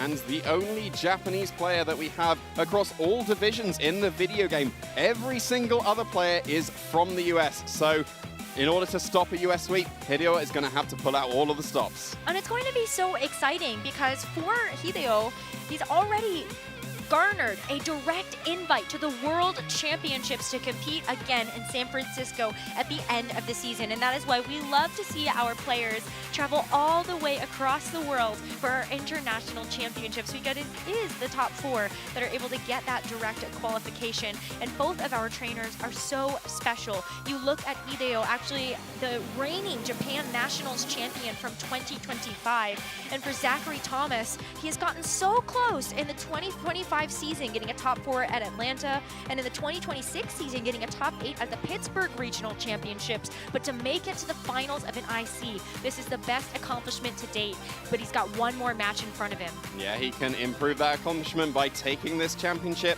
but has to take down a Japanese national champion to be able to do so in Hideo. It's going to be an incredible game between these two trainers. We can see that they are getting focused on the stage. I'm sure that they've gone through all of the game plans getting ready for this match, because there's actually quite similar teams between the two of them. It is, and we'll be able to talk about those teams in just a moment. But just a quick call out for how our format worked here for both of our trainers to make it this far. They started their competition yesterday. They got a chance to play through their top cut today, and now they're going to be battling out in the finals here in the stage in front of you. You can see their accomplishments laid out before you. Hideo followed up the win at the Japan Nationals in 2025 with a top 4 at the World Championships. And so, of course, hoping to add an international championship title to his trophy cabinet as well. But gosh, Jamie, look how cute the two of them are. Oh yeah, I always enjoy seeing the juniors because they're going to age up into the seniors and into the the Masters and they could become the new threats, and we can see why when they are able to reach the final of an international championship, it's going to be incredible. We've been able to see the teams. It's Pokemon that we weren't unexpected, like coming into this game. So we're going to be able to have a look just briefly now at Zachary's team to be able to see what he's going to be bringing to this tournament. We are playing in the Regulation F rule set, which means that we have legendaries that are available, but it's not the ultra powerful ones that we consider restricted legendaries. That's why you see Pokemon like Raging Bolt, Urshifu, Ogerpon Hearthflame Mask. These are the top contenders that we expected to see in the Regulation F format, and Zachary has basically taken 5 out of the top 12 of our usage stats, but added in a little whimsicott to really make things fit together on this team. And that's got to be the thing that sets this team apart from what would be just considered regular balance, because the Whimsicott, it's got both forms of speed control. When we see Whimsicott, usually it's just Tailwinds, but access to Trick Room as well, so really can control those speeds. A unique item choice on the Raging Bolt as well. The Citrus Berry is the item of choice. There's no Calm Mind. It's opted for both Thunderbolt and Thunderclap. But yeah, Citrus Berry is not really an item choice you see too much. I think another thing that stands out to me is the Fluttermane moveset. Because it's still got access to Booster Energy,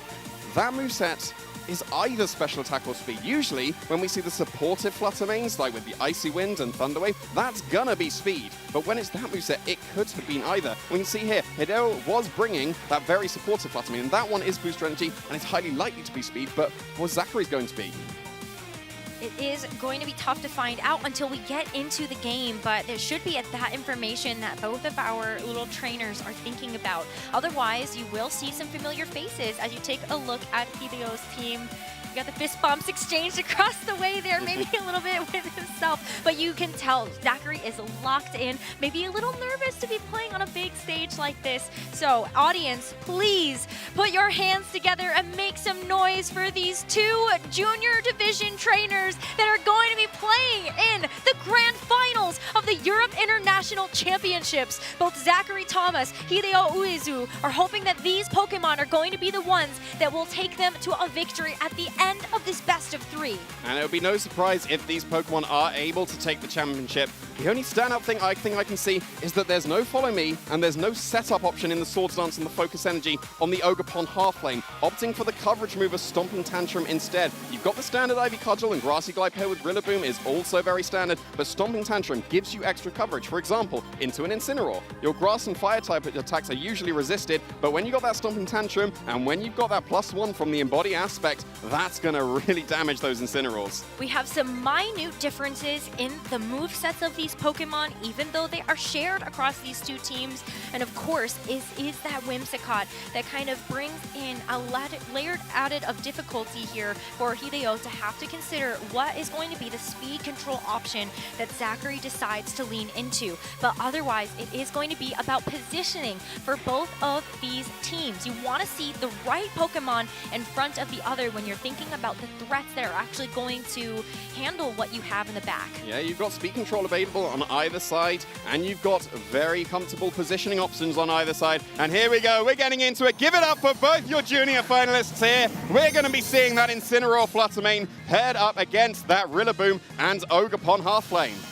So 4 completely different Pokemon here as we look at the leads for both Hideo and Zachary in this Game 1 of the Junior Finals. The Intimidate drop from the Incineroar is going to be the perfect choice here for Zachary to drop the attack stat of both of these physical attackers, but we get our information. Zachary's Fluttermane with that booster energy is going to be getting a boost to its speed stat. So it's definitely going to be outspeeding that Ogerpon Hearthflame, and it doesn't have access to any of those setup moves, so the Intimidate coming out from the Incineroar is going to be permanent. Yes, you can go for your Terrestrialization, get that Embody aspect, and get that +1 to bring yourself back to neutral, and that might be enough to be able to KO the Fluttermane on Zachary's side of the field. Because it's got that speed boost, it could be leaning more into its offenses because it doesn't really have any supporter moves. I wouldn't be surprised if that would be enough to be able to pick up the knockout on that Fluttermane. And Fluttermane aren't known for their physical defense stat, so it's very important that the Incineroar is there to try to help mitigate some of that incoming damage. But as you said, maybe this Fluttermane wasn't going to be trained to actually get through any of those attacks anyway, even with those Intimidate drops in place. And that Intimidate drop is going to get neutralized by the fact that Hideo has used the Terrestrialization on this first turn to give an Embody aspect boost over to this Hearthflame Ogre Ogerpon. Not only is it going to get a boost to its fire-type Ivy Cudgels, but it also gets that +1 to its attack stat to neutralize the Intimidate. Yeah, and the Ivy Cudgel went into a Protect on the Fluttermane, potentially scared of that knockout. And then what a fantastic first turn for Zachary here. That was a double up into the Fluttermane with the Woodhammer. Now the Incineroar gets to go on the offensive. A Flare Blitz into the Rillaboom is going to do quite a lot, but the Rillaboom is able to stick around for the next turn. Yeah, that is momentum on Zachary's side immediately there, because that's put the Rillaboom in range of any attack the Fluttermane would want to go for. It could be Dazzling Gleam to get extra chip damage on the Ogerpon as well. The thing you have to contend with, though, is that there's double priority available in both Grassy Glides available on Ogerpon and on Rillaboom. And I think that maybe the Meadow Plate might push the KO of a double-up Grassy Glide into that Fluttermane. Because not only are you getting priority from the grassy terrain getting set up, but you're also getting increased damage to your grass-type attacks alongside the Metal Plate that Rillaboom has for that same type attack bonus. But Rillaboom sees the threat in front of it. A KO from either the Fluttermane or the Incineroar would put Hideo down a Pokemon already in this game number 1. So instead, Hideo brings out his own Incineroar to get an Intimidate drop onto the Incineroar across the way, and maybe make Fake Out available for later. Zachary sees the appointment to be able to go for a Shadow Ball, but now it's going to be the Ivy Cudgel back in response at neutral with the increased damage there from the Hard Flame Mask. It is a one-hit knockout into the Fluttermane. Yeah, no Grassy Glides needed there. And there's that parting shot from the Incineroar. It did just get intimidated by the Incineroar on Hideo's side of the field, but no, getting straight back out there. And that's going to be really, really nice for Zachary, because now you can put that Ogerpon down to -1 when you switch out. You're going to be bringing something in, and Incineroar could easily rejoin the fray here. And this is where things get kind of interesting, because if Incineroar does come back out, not only do you get an Intimidate drop, as you said, to kind of bring that Heart Flame down to -1, but you also actually threaten a Fake Out. Maybe you can keep your own Urshifu safe when that has been the Pokemon to join the fray. Yeah, but it's not the Incineroar joining the field. We've got the reveal of all 4 of Zachary's Pokemon. Now, that was the Ogerpon Heart Flame that has joined the field for the Urshifu. If the Incineroar had joined the field, we haven't seen the speed orders between the 2 Incineroars, and then the Fake Out Mind Games becomes incredibly risky when you don't have access to that information. If you knew your Incineroar was faster on Zachary's side of the field, this would have been an easy Fake Out into the Incineroar and an Aqua Jet to KO the Ogerpon. But not knowing those speed orders is probably why Zachary's opted in for that Ogerpon Half Flame instead. Now, you can just go for a safe double protect in the face of the Incineroar's Fake Out potential, and then maybe you can threaten with those Aqua Jets in the future. But keep in mind, we still got the grassy terrain on the field. A Grassy Glide would still prioritize, or out-prioritize, I should say, that Aqua Jet. Yeah, and I think that's where you've got to kind of start to look at the other differences between these 2 Ogerpon. As a reminder, Helios is running Stomping Tantrum, not actually any supportive option in the Follow Me, whereas we see the Ivy Cudgel and the Woodhammer here for Zachary. It's going to be a complete disruption of the board state as we see Hideo remove the Ogerpon from his side of the field, bring out the Raging Bolt to reveal that final Pokemon in this game, and Zachary goes out on the offense. Yeah, it's going to be a terrestrialization of the Ogerpon Half Flame apiece, and I think that Zachary might just be getting away with free damage here, given that there was that double swap out into the Rillaboom and the Raging Bolt. The Rillaboom is really unhealthy as it makes a reappearance here, and if you lose the Rillaboom now, you will not have that Grassy Glide for the remainder of the game. Oh. Zachary is going to be able to get away with a KO here as the Rillaboom switches into the Ivy Cudgel, and now it is going to be a Pokemon down a piece here in our first game. Yeah, and that's taken care of the Grassy Glide that could have gone into the Urshifu. Yes, there is still the Ogerpon Half Flame waiting in the back, but the grassy terrain is now limited because we've only got, I think it's 1 more turn of that grassy terrain, but you still do have access to Fake Out. If the Rillaboom had got away with that switch in, you can still have Fake Out pressure. But of course, with the Pivot Pals, you've still got Incineroar waiting in the back to get that Fake Out pressure and also get a crucial Intimidate onto that Ogerpon to cancel out the Embody aspect. Now, the Ogerpon on Zachary's side of the field does have access to Follow Me, so you cannot safely go for a Thunderclap into the Urshifu. But you do have access to other attacks here. You don't necessarily need to go for the Thunderclap. You can just go for the regular old Thunderbolt instead. Not Thunderbolt, the Electroweb would be able to bypass the Follow Me very, very nicely and get that extra speed control on the board. I think this is going to be a pivotal turn as we look at this Raging Bolt, hoping to get some damage down onto the board. As you called out, Thunderclap isn't necessarily safe, but it feels like a great option to be able to threaten this Urshifu. And Zachary doesn't want to leave this up to chance. Even with the Electro Web having a chance to miss, you can bring your Incineroar back out and have that fake out for the next turn. The other thing that this is going to help you out with is the physical output of this Incineroar, but it's going to be the Ogerpon to move first. It just goes for the Ivy Cudgel, something that the Raging Bolt is able to resist fairly comfortably. It's going to take 3 more to actually knock it out. And with the Dragon Pulse, I think that's another reason why you really like to be able to see that Incineroar switch in. This is not damage that the Urshifu had to take, and it gets to keep its Focus Sash intact. It does, but you do get the pivot out of the Incineroar to be able to get some Intimidate going once again. Of course, we know what's going to be coming in here. The Rillaboom's already being carried. It has to be that Ogerpon Half-Flame on Hideo's side of the field that now will be at +1 because you have already got the Incineroar on Zachary's side of the field already there. It can't switch in to get that Intimidate. So Hideo's is going to be at full power. And if Hideo wants, can switch out that Raging Bolt into the Incineroar once again and really neutralize the damage that could be coming out on Zachary's side of the field. Next turn, you do have this Hearthflame that can threaten a super effective Stomping Tantrum from Hideo. It will be super effective into either the Incineroar or this Hearthflame Ogerpon that has gotten rid of its grass typing. You can also not have a safe switch here because that Urshifu doesn't want to take a neutral Earth Stomping Tantrum either. Well, because it's got its Focus Sash, right? And any damage will be able to break that. And it will be strong enough that even Grassy Terrain Recovery wouldn't be able to bring it back up to that Focus Sash. And as we mentioned, Incineroar is always a fantastic switch in the face of opposing Incineroar and other Ogerpon Half-Flame. That's right, and so that's why we're going to see Hideo go for that expert move here, dropping the attack style of the Incineroar and Ogerpon and just continuing to keep the damage output in check.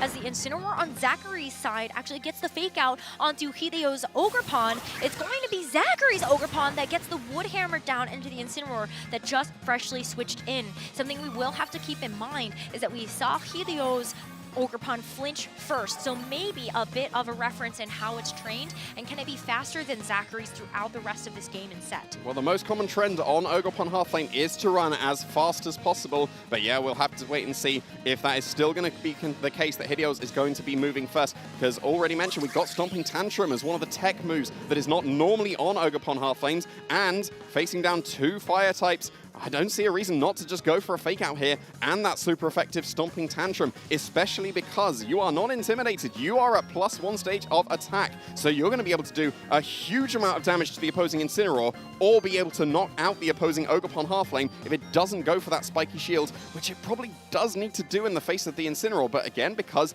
you surely have to protect in front of the fake out. Do you just fake out the Incineroar expecting that? Apparently not. It's going to be a switch out instead. Just going to keep that Incineroar safe for later, and the Raging Bolt will reappear on the field. Knows that it's not under a huge amount of threat here in the face of these 2 fire-type attackers, as well as that Wood Hammer from the Ogerpon, but Hideo calls the spiky shield. The Stomping Tantrum into the Incineroar is going to be enough for another knockout in this game 1.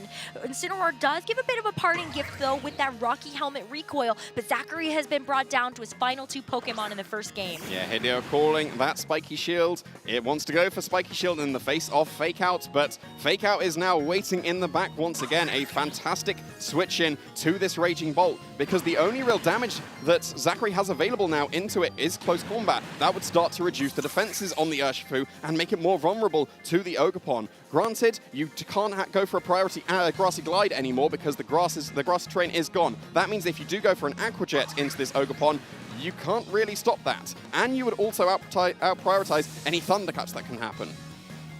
Another switch here for Hideo as this Ogerpon feels the threat of this Rapid Strike Urshifu.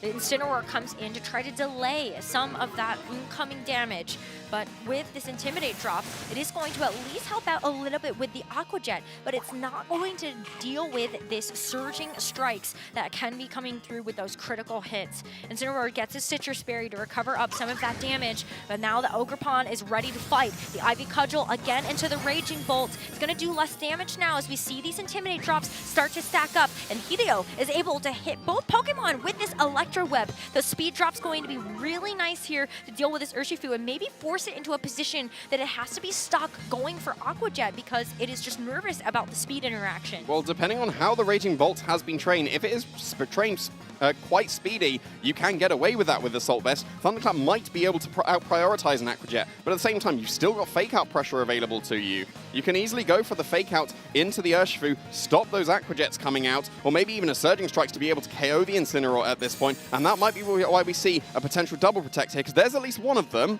but it wasn't a Protect, and that's a fantastic call. Perfect there, because it is the Ogerpon on Zachary's side that was hoping to get some damage down, but Hideo does not get the Dragon Pulse into that Pokemon. It was going after that Urshifu. It is at such low HP that really should be a knockout coming through here closely at Zachary on the back foot. Yeah, he is for sure. He's been intimidated on the Urshifu, and close combat is the most amount of damage that you can do into a Raging Bolt. I don't think it would go down to a -1 close combat here. Maybe with the help of the Ogerpon with an Ivy Cudgel, could be very close if that Raging Bolt's able to survive that attack. If it is, an Electro Web gets fired off once again, that is absolutely game for Hideo. And even if the Raging Bolt goes down, that could be a potential parting shot coming out from the Incineroar to get that Fake Out pressure back once again, because your Ogerpon is definitely faster now. Oh, well, Follow Me is one way that you can get around that speed control from the Electro Web a couple of turns ago. It's going to redirect away the attention from the Raging Bolt, so the Ogerpon takes that move instead. And here's the final moment. The close combat is not enough to get the knockout into the Raging Bolt, so it gets to stick around for the next turn. And Incineroar is going to finish off this Ogerpon with the knockoff. Final Pokemon here for Zachary, and very slow HP. Hideo is one Pokemon away from going up 1-0 in the series. He just needs to attack with all of his Pokemon at this point. Wasn't the Ogerpon would be waiting in the back to finish the job. This Raging Bolt is going to take that Aqua Jet like a champ and deliver the final blow to the Urshifu, and Hideo Uezu wins game number 1.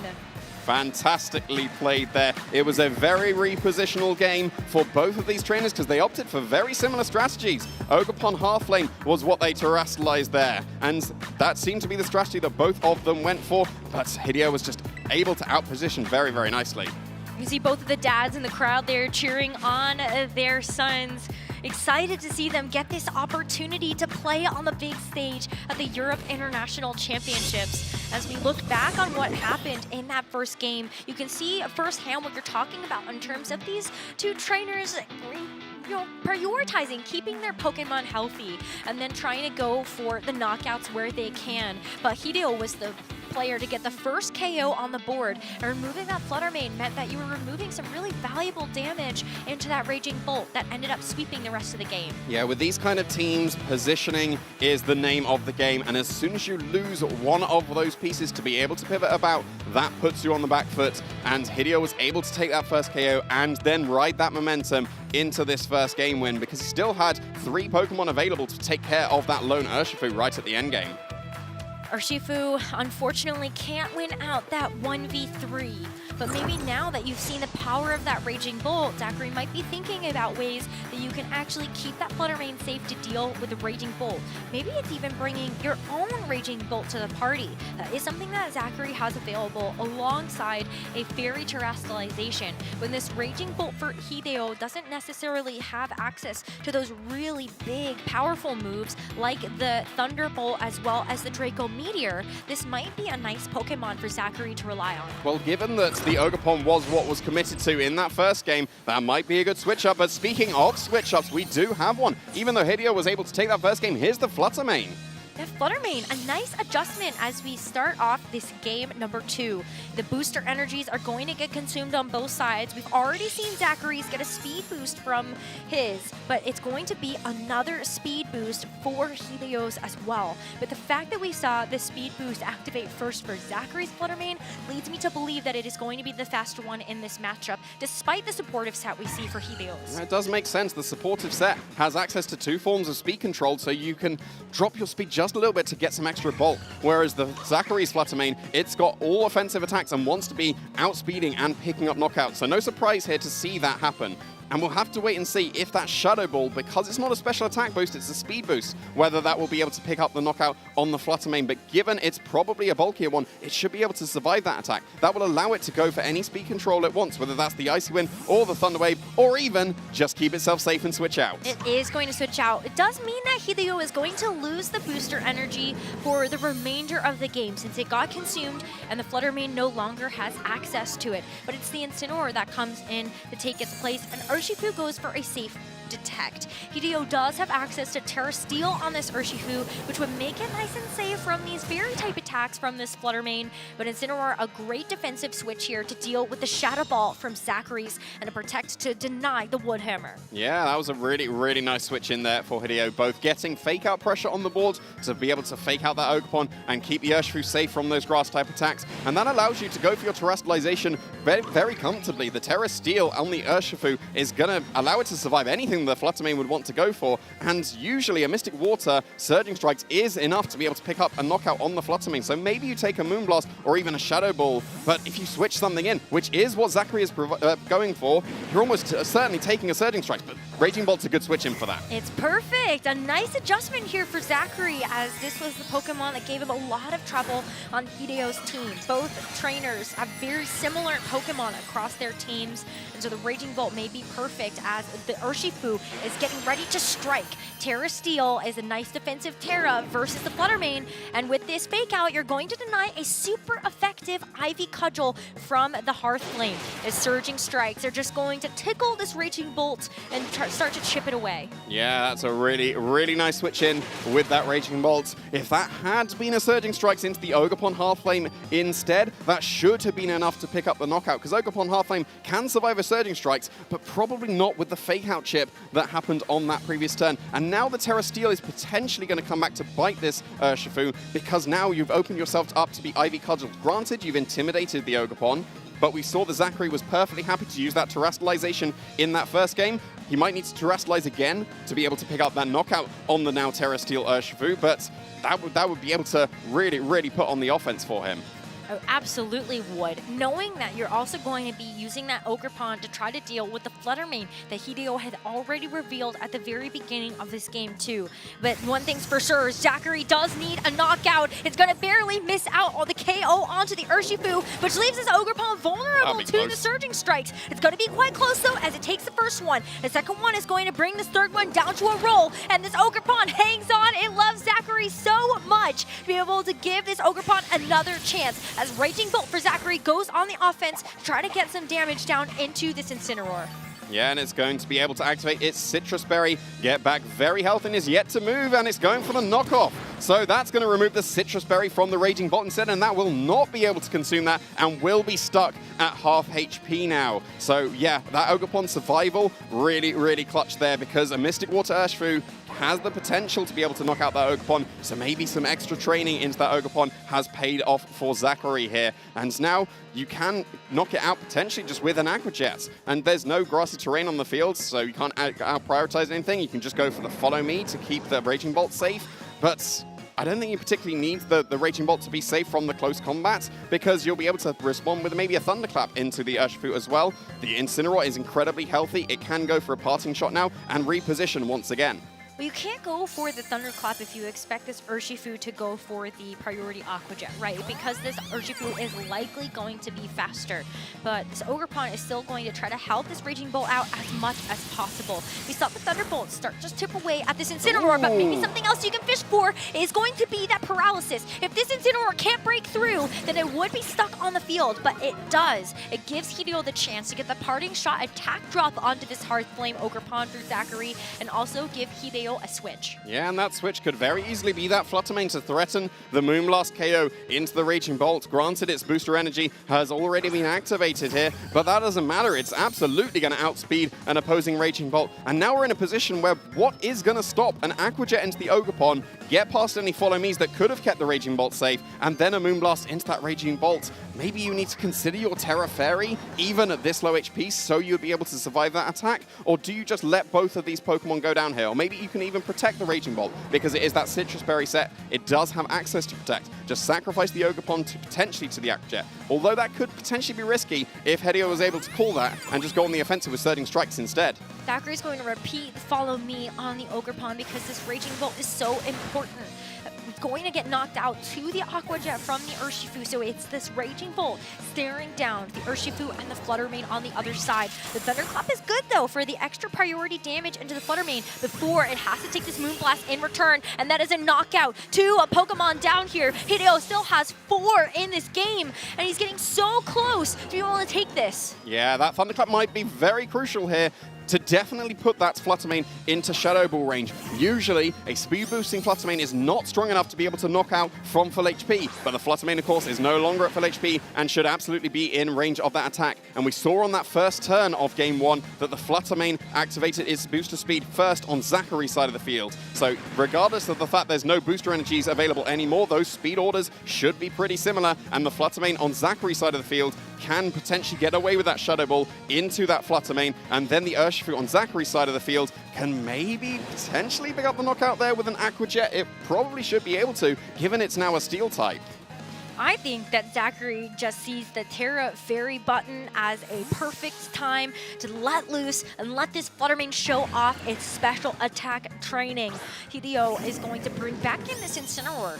Going to stop anything like a close combat, but you would still not be able to help out there with those Surging Strikes with that Intimidate. Hideo's gonna make a full switch. It's gonna be both Pokemon at his side of the field, making a return to their Pokeballs and sending back out the Raging Bolt and the Incineroar in its place. This Raging Bolt does have an Assault Vest, so that's going to help out against the special attacks of this Flutter Mane, but look at how beautiful this Pokemon looks with its Terra Fairy Jewel. It is going to be so excited to go for these Fairy type attacks. The Aqua Jet into the Incineroar brings it down so low. A Pokemon that otherwise might be able to take these Dazzling Gleams pretty well is now on a sliver of HP. The Dazzling Gleam fires off, deals the finishing blow to this Incineroar, and chunks this Raging Bolt. Yeah, that covered a lot from Zachary there. Fantastic play, getting a lot of damage into that opposing Raging Bolt. That should put it in range of the Terra Fairy Moonblast now. So that was a big trade of damage, double switching there, probably necessary to avoid any of the KOs. The Dazzling Gleam should have been able to KO that Urshifu that's in the red, regardless of the fact that it's a Steel type, and the Terra Fairy would have pushed the Dazzling Gleam and Aqua Jet to be a KO on that Flutter Mane. So not opting for the, well, I can see the Shadow Ball would be able to KO this, let me cover my bases, because now you can go for exactly the same thing now that the Flutter Mane's back on the field. Pokemon deficit for Zachary as the Urshifu and the Flutter Mane are going to be the final Pokemon in this game to keep Zachary in this set. But Hideo still has some very healthy Pokemon left, as this Flutter Mane is going to be switching back in since that Incineroar got knocked out. With those speed interactions, Zachary still might be the first to strike with his own Flutter Mane, but now that you know the Terrestrialization has been spent on both sides, you don't have to worry about that mechanic getting in the way. No, I think I would probably still give the momentum here to Zachary, even though he went down to the last 2 Pokemon at the beginning, mainly because of the fact his Flutter Mane is still surely the faster of the 2. And it is going to be the case as we see it move again in the face of Hideo's Terra Fairy Moonblast is going to secure the knockout into the Raging Bolt. And that's going to tie up our second game. 2 Pokemon left here for Hideo. Icy Wind comes out from the Flutter Mane, try to get the speed drop onto the Flutter Mane across the way. Zachary's has been faster, and so this Icy Wind critical to get Hideo's Flutter Mane to be one of the fastest Pokemon. Yeah, that might give a window of opportunity here for Hideo. Now that you know your Flutter Mane is going to be outspeeding the opposing Flutter Mane on Zachary's side of the field, and potentially the Urshifu. Given that it's a Mystic Water set, we don't know its training and whether it will be able to outspeed an opposing Flutter Mane that is at -1, but they usually are. So we'll have to see. Is the Urshifu on Zachary's side of the field going to be faster as well? Because we know how low that Urshifu is. It's a Steel type now as well. It will take a neutral hit from an Aqua Jet, and of course you can't protect from that because of Urshifu's ability. So yeah, you could very easily here just go for the Aqua Jet into the Urshifu on Hideo's side of the field, pick up the knockout there, and because this Flutter Mane on Hideo's side of the field is much more supportive, you won't be able to do the damage you need. And even if you could, there's still the Focus Sash available on Zachary's side of the field. Hideo's options here, get rid of the Flutter Mane. It is going to be a huge damage threat to the Pokemon that Hideo has left, especially in terms of that speed. But you're right that the Focus Sash from the Urshifu can get in the way. So Hideo has got to make the call here of what is going to be the most important, the damage threat of the Flutter Mane, or the fact that this Urshifu gets a chance to stick around for the next turn if it hangs on with that Focus Sash. Yeah, we'll have to see the damage that can be coming out here from either of these Flutter Manes. But we did see that Dazzling Gleam was the move of choice coming out for Hideo, and it is Aqua Jet into the Flutter Mane. Okay, so that is going to allow this Urshifu to move first, but the Flutter Mane on Hideo's side is faster. It's going to get another speed drop onto this Flutter Mane, which should almost surely guarantee the outspeed of this Urshifu. It's a surging strike into the Flutter Mane. That's going to be a knockout, and that's going to bring Zachary down to just the Urshifu remaining. Icy Wind serving two big pieces here. One, to get the Flutter Mane to be slower than Hideo's Urshifu and also break that Focus Sash. I think this is going to be it, boy. Hideo looks to be in a very good position here if he can land these two final attacks. Yeah, went for Aqua Jet on the previous turn instead of Surging Strikes. If that would have been Surging Strikes, the Flutter Mane would have dropped, and then you can definitely beat the Urshifu that's now so low and a Steel type. But yeah, with the Focus Sash broken, Moonblast is going to be able to pick up the knockout on this Urshifu, and Hideo Uezu is going to be your Junior 2026 European International Champion. What an incredible performance by this little junior that came over all the way from Japan. The reigning Japan Nationals champion turned into a top 4 at the World Championships, and now you get to call yourself an international champion. What a great match between both Hideo and Zachary. They played their absolute hearts out, but it is going to be Hideo Uezu that wins the Europe International Championships at the end of the day. Yeah, fantastically played from both of these trainers here. Just sneaking in that first Icy Wind there allowed the Flutter Mane to get that second. Guarantee that the Urshifu was then faster than the opposing Flutter Mane on Zachary's side of the field, because if that had been that Dazzling Gleam that we did see locked in, that would have KO'd the Urshifu on Hideo's side of the field, and for sure knocked out the Flutter Mane as well. And if it didn't, the Aqua Jet would have done it, but that Icy Wind there, sneaking that in at the last possible second, that's what secured him the victory. And I think that's Dad. It looks so. Must be so proud of his son for getting the victory. Absolutely should be. And it is just such a major accomplishment to be this young, to call yourself an international champion after already claiming a title of champion in your home nationals. That is just so standout, and I really hope we get a chance to see more from Hideo in the future. And of course, Zachary Thomas. That was a great display, getting so close in these top cuts of previous regional championships. You know it's just only a matter of time before Zachary's going to win a regional or an international championship. Well, speaking of winning an international championship, we're ready to throw it over to Costa to interview our new Junior International Champion. Thank you very much. We have got a new champion amongst us, so please make some noise for our EUIC Junior Champion, Hideo Uezu!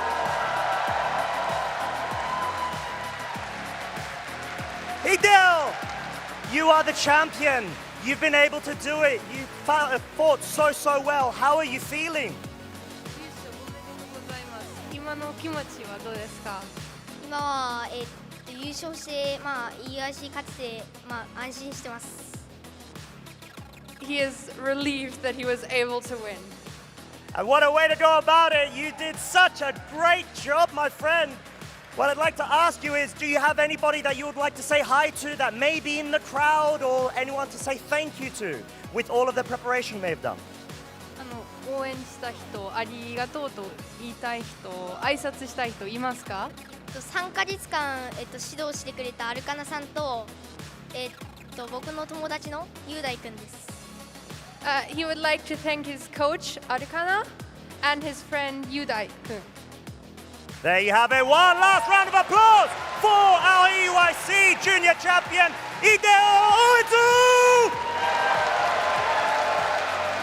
Thank you so much, Hideo. You put on such a great show, but it's not all over just yet. We've got the senior division coming right up, so stay tuned for more. Congratulations to Hideo for being our Junior European International Champion, and we are so excited to be able to see Hideo later on this year at the World Championships. Now that we have crowned our champion in the junior division, it is now time to turn our attention to the senior division, where we have two incredible trainers that are ready to take the stage, both from the United States. Please give it up for Charlie Kim and Leland Smith. Who we've heard are good friends here and have maybe shared some team building between each other coming into this event. And they've had a really, really nice schedule to be able to get here. Charlie Kim able to take down Pietro Silva in the quarterfinals with a 2-0 victory. Fantastically done from him. And Leland Smith took down our reigning world champion Kevin Hahn in the semifinals to meet each other in the bracket. They are such good friends, and I feel like that makes it all the more special to be able to sit across the stage from one another and battle it out for the European International Championship title. Yeah, you've guaranteed that one of you has the championship, and that will be a fantastic feeling for both of these trainers. Being able to reach the final of an international championship is no small feat, and we will have to wait and see which one of these two is going to be able to take that extra step and claim the championship title. For Leland Smith, this would be an impressive victory. He is a two-time regional champion in 2024 in the junior division and recently aged up into seniors just last year, being able to end cap the season in the World Championships with a top 8 finish. But heading into the 2026 season, it really has been about Charlie Kim, a finalist at the Latin America International Championships just this season. He's already a regional champion, winning Monterrey at the beginning of the year, and was also a finalist at the Pittsburgh Regional Championships. And it has just been an incredible season here for Charlie. Leland would love to be able to add this trophy to his cabinet with a win here at EUIC. Yeah, some fantastic accomplishments coming out from both of these trainers. 3-time regional champions in their own rights previously. Can they add international champion to that title as well? Of course, Charlie got so close in the previous Latin American International Championships that we just had a few months ago. And as mentioned, we can see just the sneak peek. Those Pokemon look pretty similar. They are. It is an exact mirror, as both of these friends and trainers in our finals have actually shared their teams with each other. So we will not be seeing any differences in terms of the Pokemon, the Terra types, the moves, the held items.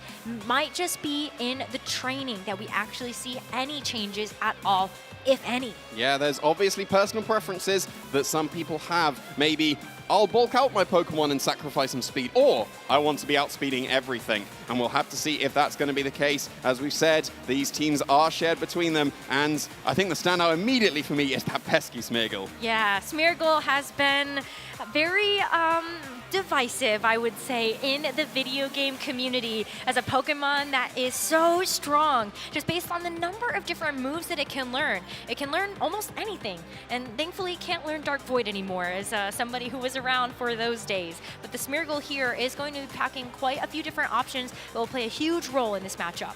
It definitely can. One of the awkward things is that there is a Smeargle on both trainers' side of the field, and they both have access to Fake Out, they both have access to Spore. And it might just come down to those speed ties between them. We're going to assume that the Smeargle is run as fast as possible when it has that Focus Sash. We're going to have to wait and see the speed interactions between each of the Pokemon on either side of the field. And of course, we might even see any speed boost coming out from the Smeargle as well that might push in the favor of either trainer. If you haven't seen Smeargle before, Moody is an ability that gives Smeargle a random stat increase and stat decrease at the end of every turn. So it can get really interesting. The longer the Smeargle is on the field, the more varied that these game plans can get. Yeah, and if you weren't sure what was going to be run on Charlie's side of the field, we'll be seeing very shortly what's going to be run on Leland's side. You've already seen the same 6 Pokemon just on the previous graphic. We can confirm they're exactly the same here. The movesets are identical. And we haven't even mentioned yet just how much damage is available on both of these teams. You've got the choice specs on the Chi-Yu to make it as strong as it could possibly be. You've got the choice band on the Urshifu to make it as strong as it could possibly be. But actually, no, I tell a lie. You could decorate both of them and make them even stronger than they could possibly be.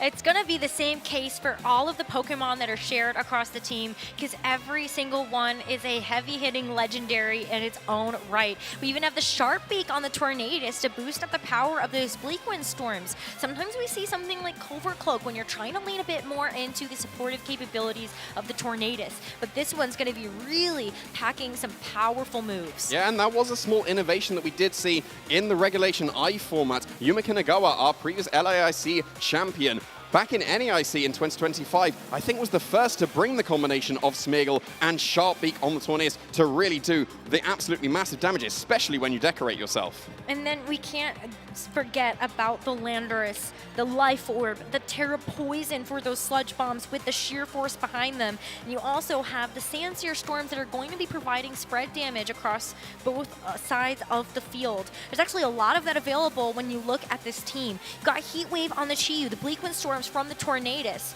and then the Sandsear Storms. There is not Rain Dance on these Tornadus to make the Sandsear Storms and the Bleakwind Storms bypass the accuracy check if the rain is set up, but it's still going to be doing a lot of damage if you actually land the spread moves at all. And that's also what the Decorate is for, because you've got access to all those spread moves. If your Pokemon become +2 or maybe even +4 or 6, then you're really going to be able to pick up some one-hit knockouts on both sides of the field when you go for those spreads moves. That's why we've got the Sharpbeak on the Tornadus. He's usually just there, maybe to set up Tailwind, and occasionally do some okay damage with Bleakwind Storm, but with that Sharpbeak, it will really do the damage. With the Choice Specs on the Chi-Yu helping it as well, it will do extra damage on top of that also. So we have established between these 6 Pokemon, there are 5 that we're really going to focus on that damage output. Tornadus can kind of fit into both roles in terms of supportive as well as dealing out those Bleakwind Storms, but the big difference is going to be if there are any training discrepancies between these two teams, and also what will happen if the Smeargle hits the field and gets some moody speed boost that could really swing the momentum of this match into either of these trainers' favors. If you're the Smeargle that gets the speed boost, you're going to be giving your trainer the edge. That will absolutely give the edge to the trainer for sure. I don't know what it would be in terms of, well, do you preserve the bulk on your Pokemon and sacrifice some speed? It's going to be personal preference here for sure. Like we said, they shared the team with each other. How much do they actually have identical Pokemon? And how much have they shared their strategies? Yeah. Because when it comes to a mirror match like this, we're really looking at what is going to happen in the league. Now, commonly when we take a look at this matchup in the Masters division, we do see oftentimes that you are going to need to want to lead with your speed control. Because if you get behind the 8-ball immediately in the game, then it's likely going to be a loss for you. So what do you think, Boyd? Are we going to see both of our senior division finalists actually lead with something like the Tornadus and the Smeargle and just see where Lady Luck brings in? Well, if you lead with the Tornadus and your opponent doesn't, that gives you a huge advantage in terms of speed. So I think maybe they're both forced into a Tornadus bring, because otherwise you can't let the opponent get speed control, especially because we don't know, are these Pokemon actually trained to be exactly the same speed stat? Because if you get that speed control and your opponent doesn't, that would surely swing the matchup way further in your favor.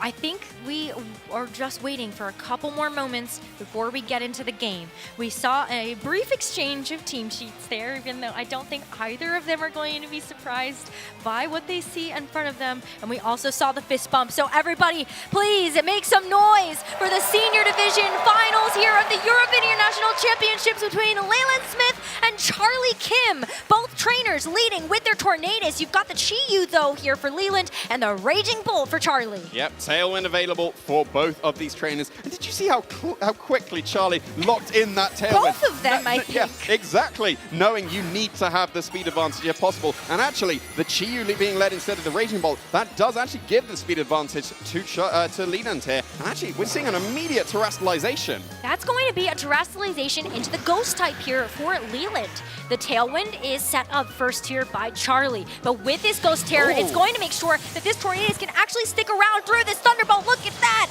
And it fires off a Bleakwind Storm that connects onto both targets. A speed drop here would be crucial, and that's going to be a drop onto the Tornadus to help offset a bit of the Tailwind that got set up, but it's going to be the Snarl to follow. A KO onto the Tornadus, but a critical special attack drop onto this Raging Bolt. Yeah, that's really going to weaken the damage output that is on Charlie's side of the field. And Leland didn't click Tailwind on that first turn, and I think that benefits him a lot because now you've staggered your Tailwind. We talk about it so much when we see Tailwind available on both sides of the field. If you have staggered Tailwinds, you will have the speed advantage in the future because Leland didn't actually need the speed advantage on that turn. The Thunderbolt did do extra damage because it didn't get snarled initially, but that didn't KO the Terra Ghost on the Tornadus. So I think that was the perfect terrestrialization there to now click Tailwind on this turn. I am a bit worried though because Charlie does have the Urshifu that has hit the field. Depending on how the Urshifu and the Chi are trained, typically we see Urshifu that is able to get the outspeed. Chi would need something like a Choice Scarf to be able to do that. So while Leland does get to stagger the Tailwinds and gets a chance to set that up with this Tornadus, this poor Chi is going to have to take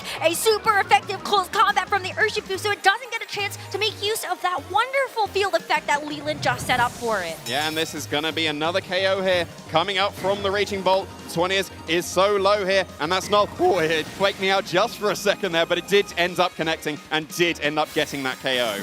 So here's a saving grace. Leland did get 2 Pokemon knocked out on this turn, but now there are 2 free switches to bring in the final 2 Pokemon, and they get to use the maximum amount of Tailwind turns. One of those is going to be the Urshifu to stare across the way from its brother on the other side, as the Raging Bolt is going to make this like looking in a mirror. And this might already come down to which Urshifu is able to move first with a close combat. We know that Charlie has already locked into close combat on his side of the field. Yes, you can go for Wicked Blow instead to be able to do some good damage to the Raging Bolt, but I think it kind of maybe has to be close combat. But also, actually, there's still the Terror available on the Urshifu, potentially going into that Terror Poison, and that would end up resisting the close combat. And in that case, the Wicked Blow would be the preferred move of choice instead. It's tough because there is going to be a nice defensive Terra onto either of these Pokemon. So if Leland wants to keep himself in this first game, he's going to have to get the call right of which Pokemon did Charlie actually terrestrialize. And for now, it's going to be that Raging Bolt. The Terra Fairy would make those Wicked Blows just be shrugged off like nothing. And you can see Leland having a bit of a reaction there. The close combat moves first from Charlie's Urshifu to get a one-hit knockout into Leland, so it doesn't even get a chance to move. So we don't get to see whether Wicked Blow was going to connect into the Raging Bolt. This Terra Fairy is also going to serve a dual purpose. It's also going to make any of those Dragon-type attacks from the Raging Bolt neutralized, completely immune, but Leland has set his sights on another. It is the Urshifu, so we have traded blow for blow here as both Urshifu are knocked out, and we're going to see the final Pokemon for Charlie revealed is the Landorus. And that's easily going to be able to take care of this Raging Bolt. Assault Vest or no, that's going to be game 1 for Charlie. Leland throws in the towel, and Charlie's taking this game 1 in such a quick fashion. What a great terrestrialization from Leland to start off the game to guarantee that this Tornadus would be able to survive the Thunderbolt and actually get some damage down with the Bleakwind Storm. I feel like where things started to go a little awry is just the general speeds that these Pokemon have naturally, not even within the training, but just based on the fact that you have the Tailwind set up on both sides. There wasn't really a way for either trainer to get an advantage because of how quickly that first game played out. Yeah, you mentioned natural speeds. Chi-Yu actually does naturally outspeed an Urshifu, but when you run the choice specs, you prioritize some extra bulk instead, and that meant that it undersped the choice band on the Urshifu. Urshifu doesn't care about bulk, it just invests completely in speed and offense, and that's why it was able to outspeed. If the Chi-Yu had moved first before the Urshifu, I think the advantage would have still been on Leland's side of the field, and that was the crucial turn. We said, there's probably some similar speeds or maybe identical speeds across this team, and that close combat moving first on Charlie's side prevented what we assume is going to be a close combat coming out from Leland, and that would have been able to pick up the knockout on the Urshifu and preserved it for being able to close combat in the future. And it seemed like Leland would have also called it correctly there. Using Thunderbolt instead of a Dragon-type attack would have been able to help chip away at Charlie's Raging Bolt. So as we look forward to our second game, Charlie is going to have a 1-game advantage in this best of 3. He wins this next one, he becomes the Europe International Champion, being able to overwrite the finalist performance that he had at LAIC a couple of months ago. But for Leland, if he keeps himself in this game and wins this next game, then we might be able to add an International Championship trophy to his own cabinet, something that he has been missing as an accomplishment yet. So let's see what this second game has in store for us. Yeah, it's going to be Chi-Yu still coming out as the lead with Tornadus for Leland, but Urshifu is now paired up with that Tornadus, and we are immediately into a mind game because that Chi-Yu is Terra Ghost. Do you close combat it? You probably should have done, given it didn't go for that terrestrialization. But there is going to be a Tailwind. First from Leland's Tornadus, next from Charlie. So Tailwind is going to be And it dashed, was! And it is going to be a close combat. There's no Terra Ghost. Leland doesn't get to use this Chi-Yu at all in the second game. And so now, what has to happen from here? Well, now at least you're locked into close combat, and that's going to be not very effective into the Tornadus. And actually, the Tornadus, assuming it outspeeds an Urshifu, will be able to knock it out with a Bleakwind Storm. We're back to the mirror once again. Here's Urshifu and Tornadus also, but we're back in the same speeds because Tailwind was matched. Exactly, so that means these Urshifus might get a chance to do something a bit different in this game. We saw Charlie's move first, get the KO onto the opposing Urshifu, but this time around, Leland has actually saved the terrestrialization for the Urshifu, so you will not fall to something like a super effective close combat or a super effective Bleakwind Storm. It's Wicked Blow into the Tornadus, just a one-hit knockout, and that's going to leave this Urshifu very vulnerable if the Bleakwind Storm is going to connect on the other side. Close combat is not going to do very much thanks to that defensive Terra Poison, and now this Urshifu has dropped its special defense by 2 stages. Surely it gets picked up by this, and the Bleakwind Storm connects. It's 2 knockouts here for Leland to keep himself in the series. Yeah, fantastic terrestrialization there because, of course, the close combat on Charlie's went first. And now the Urshifu, it's still going to be able to put on a lot of offensive pressure. There's that beautiful shiny Chi-Yu joining the field for Charlie. And it's Raging Bolt as the Pokemon joining the last 2 for Charlie. The last 2 that could take his title here. That Urshifu, it's locked into close combat. And, sorry, we're locked into Wicked Blow, so it didn't drop its defenses. It probably is in range of Thunderclap, though, because Chi-Yu is going to be helping out the Raging Bolt with its Beads of Ruin. So maybe you have to consider switching out the Urshifu here in the face of a Thunderclap. But no, everything is staying in. I don't know if you want to risk it. If you know that you have a full HP Pokemon in the back, you might not want to let it take insequential damage when it ends up switching in. Charlie is going to use the terrestrialization here, with the Wicked Blow being the choice ban-locked move here for Leland's Urshifu. This Terra Fairy is going to work like a charm.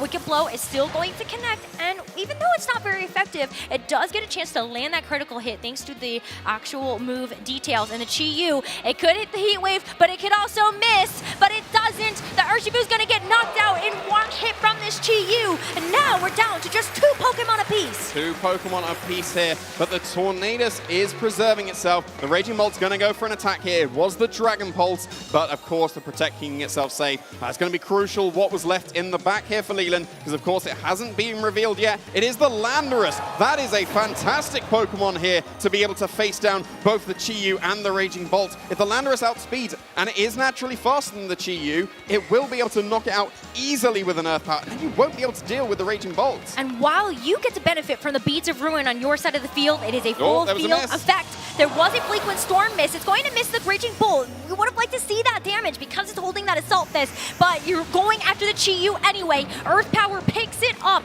Thank you, Landorus, for the double Genies being on the field. And now this Raging Bolt has to deal with at least one of them. The Dragon Pulse into the Landorus just isn't enough. And you can see how those Beads of Ruin would have been nice to have in this moment. But how do you deal now with these 2 attackers in front of you? Well, it's got to be Sludge Bomb. Bleakwind Storm did miss, though, into that Raging Bolt. That might have been crucial damage, because with the Assault Vest, is it going to live this Sludge Bomb? It does! It hangs on with a sliver of HP. The Bleakwind Storm would have put it over the edge, and now the Dragon Pulse has knocked out the Landorus, making it a 1v1 for Leland. but now we're into the Thunderclap mind game. Like, you can not go for Bleak Wind Storm here to try and avoid a Thunderclap. Maybe your Tornadus was trained to survive that attack. We're going for a Protect first. Just scouting out here, maybe stalling out the PP of the Thunderclap as well. We've got 8 power points available, 1 getting used here thanks to the Protect. But you have 7 more left with just a tiny little bit of HP remaining. Yeah, and it might even still survive the Thunderclap. So, like, Tornadus are usually run pretty bulky. Maybe this is much more offensive one because it's got that access to the Sharp Beak, implying it's been trained in its special attack. But yeah, like, you can still play that mind game. You can stall out all of the Thunderclaps. However, if there's Thunderbolt clicked at any time and Bleak Wind Storm was not, that's immediately game for Charlie. We'll have to see here. Find out. Thunderclap, and it's going to go off. It's going to go off, and it is the KO on the Tornadus. Bleak Wind Storm connects on the Raging Bolt, and we are going to a game number 3. Wow, what a finish there. Oh, that was a clutch survival from the Tornadus. I wouldn't be surprised if they trained for that attack because that is incredibly crucial. Wow. Yeah, I was going to say what a finish, but we're not finished. We've got another game to go. Thank goodness for that. A fantastic 3-game set upon us. The Europe International Championship title hanging in the midst of this 3rd and final game.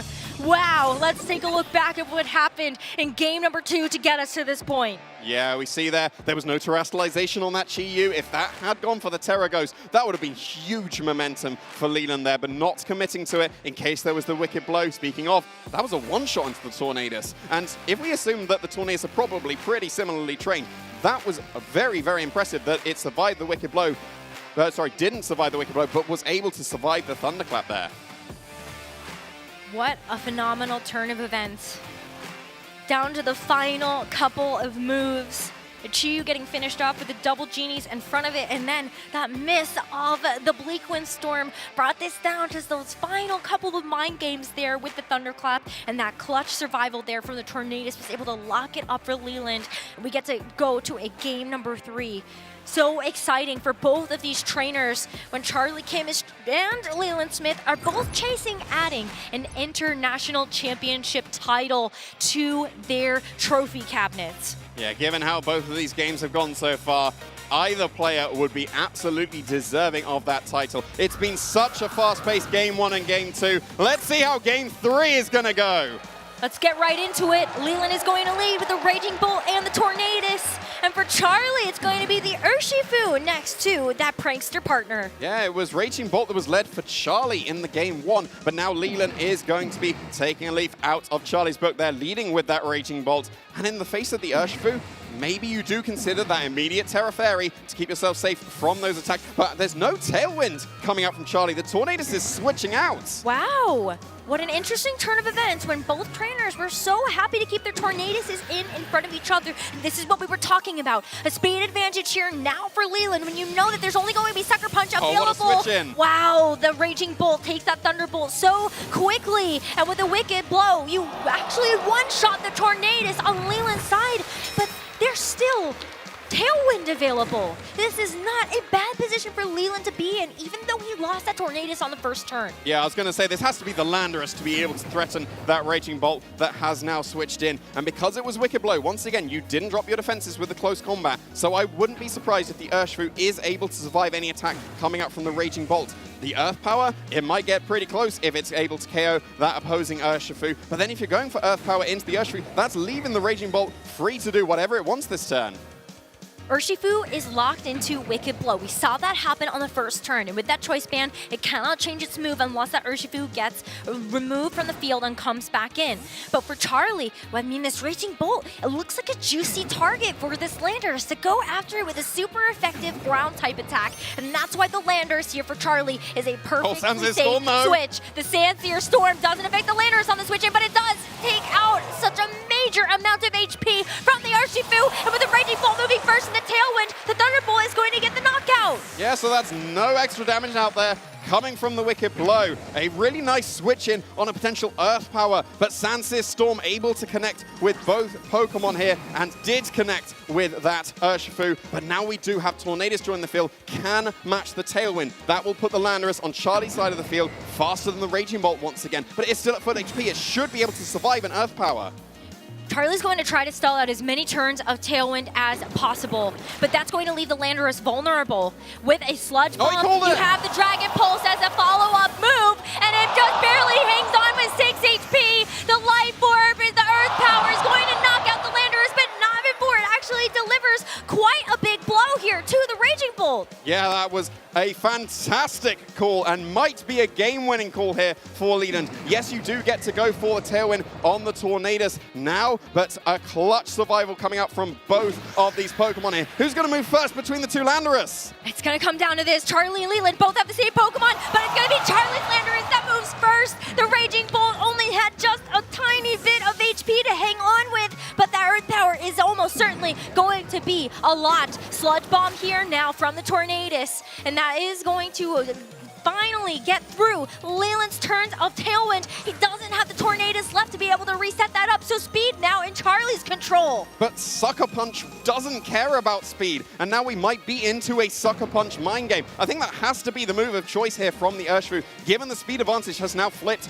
back to Charlie's side of the field, because Bleakwind Storm should be able to pick up the knockout on the Urshifu. Earth Power should be able to pick up the knockout on that Urshifu, and now you might need to play around with those Sucker Punches. Do you have to go for a Protect to be able to bypass that? Well, at least the Tornadus is going for that Protect. Protect is available on both of these Pokemon, but it's going to be the Tornadus for Charlie that is going to use that, and the Sucker Punch was headed its way, but it's going to fail because of the Protect. So Earth Power fires off into the Urshifu. It's just a one-hit knockout for that Pokemon, and Landorus is all that Leland has left to decide this final game. Charlie with 3 Pokemon remaining, make that 2 because Leland is going to be able to knock out the opposing Landorus on the other side. Tornadus and Raging Bolt versus the Landorus for Leland. It's not over yet. It's not, and we've seen that Raging Bolt was able to survive an Earth Power from full HP. It's only just not at full HP, so it might be in range of that attack. We know Sludge Bomb would KO the Tornadus, but it's been able to connect with the Bleakwind Storm. Bleakwind Storm is huge. That Landorus is going to take a lot of damage, and the Tailwind is still active for Charlie.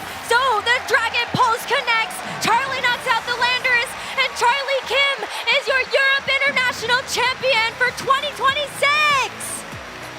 Everyone give it up for Charlie. A fantastic set played between both of these trainers, and Charlie Kim able to just get that last little bit about positioning, get that speed control. We said about staggering Tailwind. How about like 4 turns in the future, let's stagger that Tailwind, and that absolutely paid off and allowed Charlie to take this championship. The foresight from Charlie to preserve that Tornadus until the end game was able to ensure him that victory and give him the opportunity to overwrite the LAIC finalist position, and now he gets to call himself an international champion. But an amazing showdown between these 2 best friends. Leland and Charlie came into this tournament sharing their teams together, sharing their prep, but it is Charlie that gets all of that experience under his belt and is able to get that an international championship win. Yeah, it's such a cool team coming out from both of these trainers. I think we need to hear from Charlie himself to see how he's feeling now that he is a senior international champion. Thank you very much. We have got yet another champion, but now for the seniors division, make some noise for Charlie Kim!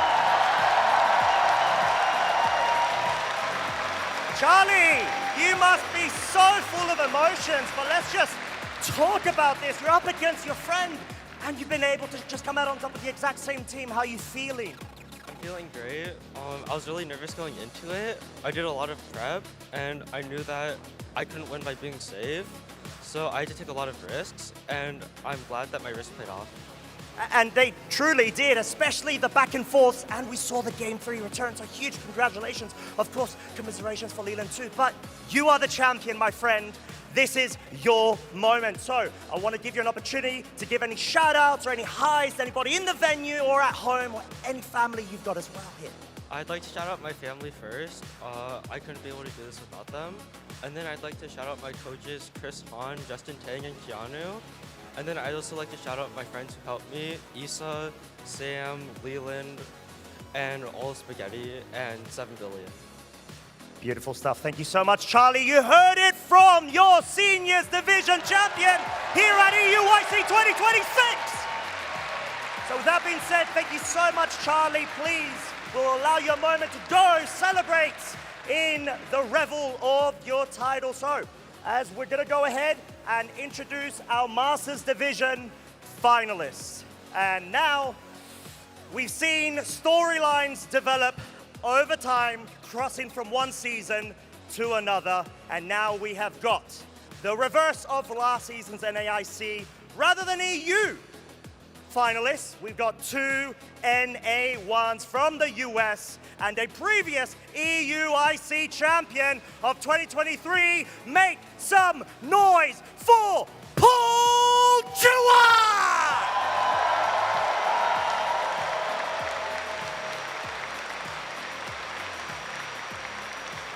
Thank you so much, Paul. I mean, it's amazing to have you here, but we've got another finalist as well, your opponent, let's not forget. We've seen them earlier this season go ahead, reach a finals back in Las Vegas, now being able to bring all of that momentum and consistency to EUIC. Please also make some noise for Zachary Weed!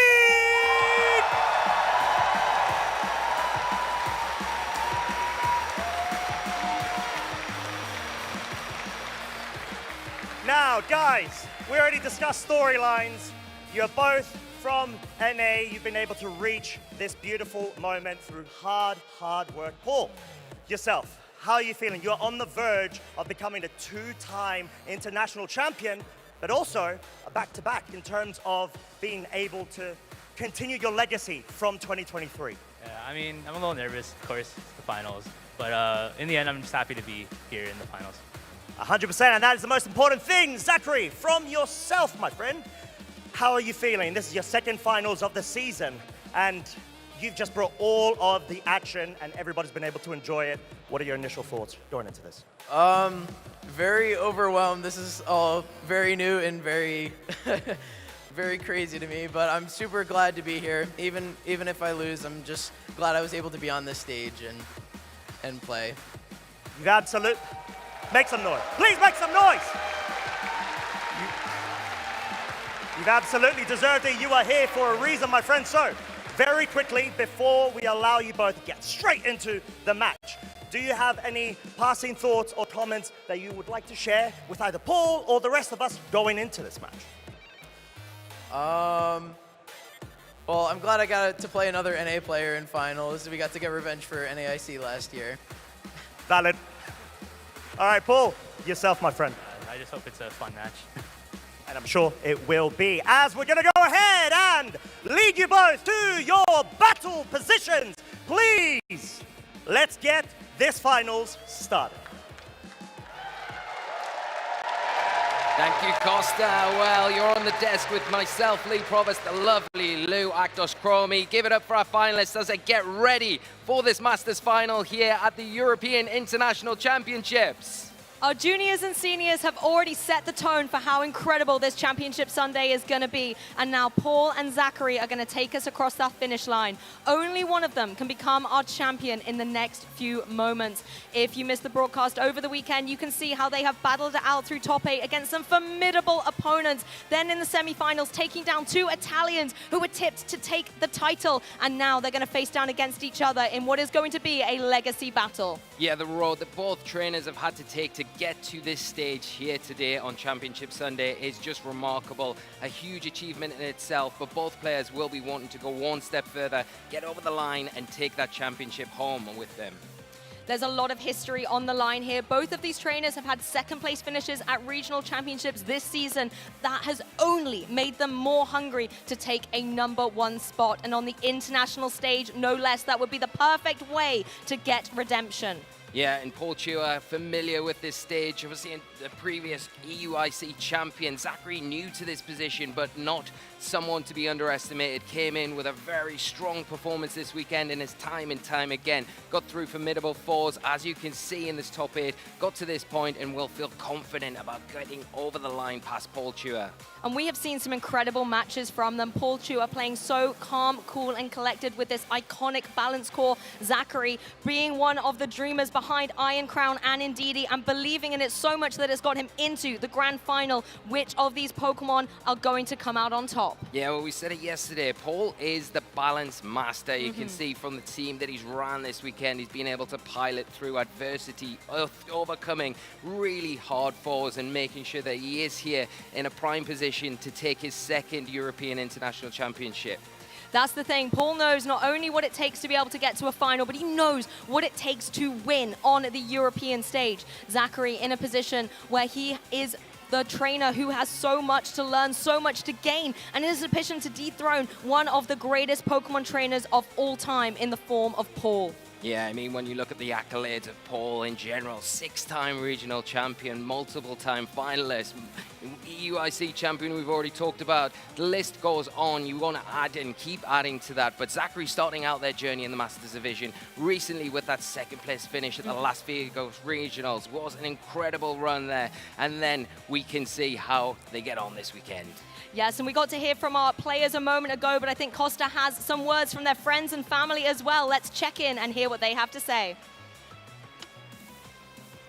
Thank you very much. We have got a couple of friends over here in support for Paul as well as Zachary. We've got Lonyu over here. You've been friends now with Paul for a couple of years. How are you feeling being able to see him on the stage right now, being so close to getting the title? It feels great. I'm so excited because EUIC is the biggest tournament of all time, of course. And having a friend in final is always amazing. Exactly as it must be. So I'm going to have to ask the exact same question to yourself as well, Andrew. How does it feel? I mean, it feels great. I've been working with Zach for the last month and a half, and he's come a long way since he beat me up at Vegas, and I'm excited to see him on that stage, and I'm hoping for the best, but I also respect Paul, and I'm excited for them both. I think it's going to be an absolute hype final as we are going to go straight to it. So make some final noise as we've got both of our finalists getting into action. Woo! Oh my goodness, the energy from the crowd is palpable all the way across the arena, and I hope you viewers at home as well can sense that energy and excitement ahead of the final match of the European International Championships. Well, it's all come down to this one moment. Both trainers here getting prepared, going into this match. You can see here, Paul previously won EUIC 2023. Did you know, Lou? I think we might have said it a couple of times, and there's only an elite group of trainers who've been able to win more than one international championship, and Paul is now primed to be able to add himself to that roster. Yeah, just incredible. And I mean, you can't really say enough about Paul as a trainer. Just a remarkable player and has done it time and time again. Zachary here. Zachary's playing for his first championship title here this weekend, this Championship Sunday, which is so exciting to see. You love being here to witness the start of a journey, the start of that championship title moment for these new trainers that come in. Can Zachary do it today? Regardless of which chapter is going to be written into the history books, you have got a fantastic storyline to behold, either the double international win or the first of what is sure to be many for Zachary. In case you need a little bit more of an insight into these trainers, as we've said, Paul won this tournament back in 2023, but is also a six-time regional champion, as well as earlier this year getting that finalist position in Toronto. Yeah, just a world caliber player, Paul. Overall, you can see a top 4 finish in the 2022 London World Championships there. So really loves this environment here in London. Paul always performs well, doing it again this weekend. So no surprise to see him sitting here. The accolade list goes on and on and on. We'll move over though. Zachary, no stranger to an accolade either. Recently, that regional finalist position in Las Vegas, top 8 as well at regionals. So familiar with this center stage as well. Just needs to go one step further. Yeah, a lot of consistency in those top cup finishes, but let's dive a little deeper into the teams that are going to try and take their trainers to the title.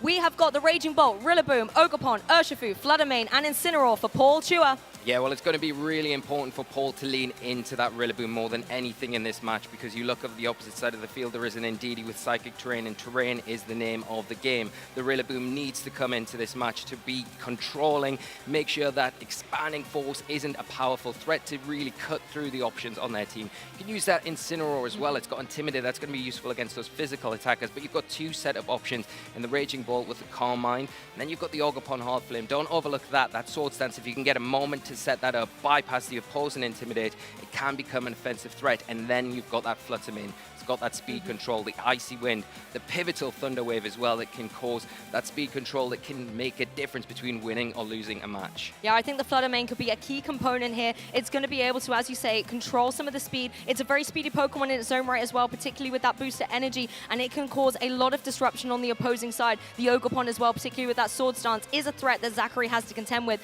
Taking a dive at his team, Ogerpon, Urshifu, Tornadus, Iron Crown, Landorus, and Indeedee. Now, the Iron Crown and the Indeedee are a perfect combination, and this is something Paul has to be prepared for. Yeah, the Iron Crown, the centerpiece of the team, the Pokemon that Zachary is going to lean into with that Expanding Force, the Tachyon Cutter as well, and supported by that Calm Mind. If you can get one of them off, it's going to mean that it's so difficult for Paul to be able to contain that damage. Now, you've got ways to support that Pokemon in redirection, not only from that Indeedee that brings that Psychic Terrain, you've got Speed Control, helping hand support from that, but also the Ogerpon, it has that Follow Me. You've got Speed Control of your own, Prankster Tailwind from that Tornadus. Not going to worry about that the Fake Out either on the opposite side of the field. The Covert Cloak going to give you some really useful advantage there with that. Also able to ignore that Icy Wind, and then the big star of the show, I would say, is that Landorus Therian with that Choice Band. It's going to cause all sorts of issues, in particular for that Raging Bolt. Yeah, the Indeedee is going to be instrumental as well. Being able to have that Psychic Terrain on the field is going to stop Rillaboom from being able to go for its priority and stopping a lot of priority in play. But hey, Pokemon trainers, it's time. Masters Finals, here it is.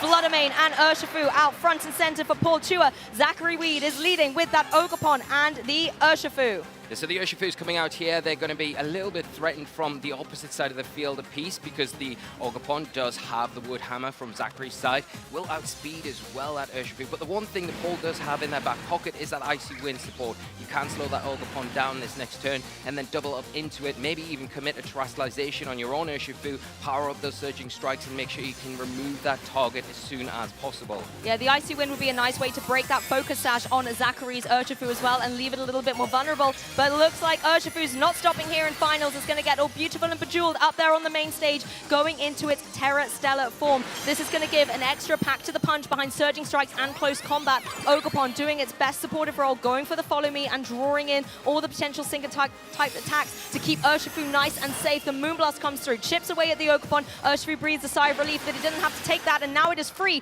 to unleash this boosted Surging Strikes. 1, 2, 3 critical hits are guaranteed to connect down into this Flutter Mane, and with a third one, it looks like Zachary Weed is going to be able to take an early knockout in game 1. Yeah, really great Terastallization here from Zachary straight out the bat, and with that Surging Strike, the support from that Follow Me Ogerpon into that Flutter Mane, taking a key part of Paul's team down. I mean, Ogerpon on Zachary's side doesn't want to take these Surging Strikes either, but it has got a lot of endurance to withstand all 3 of these attacks and just hang on. Wow, that's a huge survival there because it allows this Ogerpon to sit for another turn, utilize that Follow Me, and further protect that Urshifu that Zachary still got that Focus Sash intact, which is very beneficial, especially when you've got a Rillaboom coming onto the field. Now the terrain is set. There is the option for Zachary to say, well, maybe I get my Indeedee on the field now and overwrite that terrain, keep control and disrupt what you're trying to do as well. Take away the option of that Grassy Glide that is a threat as well as a Fake Out. And we also saw Zachary's Urshifu move first in that previous turn. That is something that you have to be cognizant of, whether that's the way it's been trained or whether we're going to see maybe an alternate version of that in the next couple of turns. Yeah, and that's the thing. I think here we've still got Paul with their Terastallization available. The Urshifu and Zachary's side are going to keep that safe and sound, and I'm going to switch up the board position and overwrite that terrain with that Indeedee. This is what Indeedee loves to do, just get disruptive in the face of this Rillaboom. Now you can no longer have that priority, so Fake Out is off the board. Rillaboom may be sensing that was coming, so it gets off the field to bring its grassy terrain a little bit later on. Paul can use the Balance Core, however, to bring in this Ogerpon. It can now be in a position where it can provide some support in the next couple of turns, but first of all, Ivy Cudgel will come down onto the Urshifu on Paul's side. The Focus Sash is broken, but it can unleash these Surging Strikes. Finds its mark onto the Indeedee, though. Yeah, but this is going to hurt because this Rocky Helmet is going to have that residual damage each and every hit, making this Urshifu Sash broke, as well as taking unnecessary damage that Paul can't afford to take.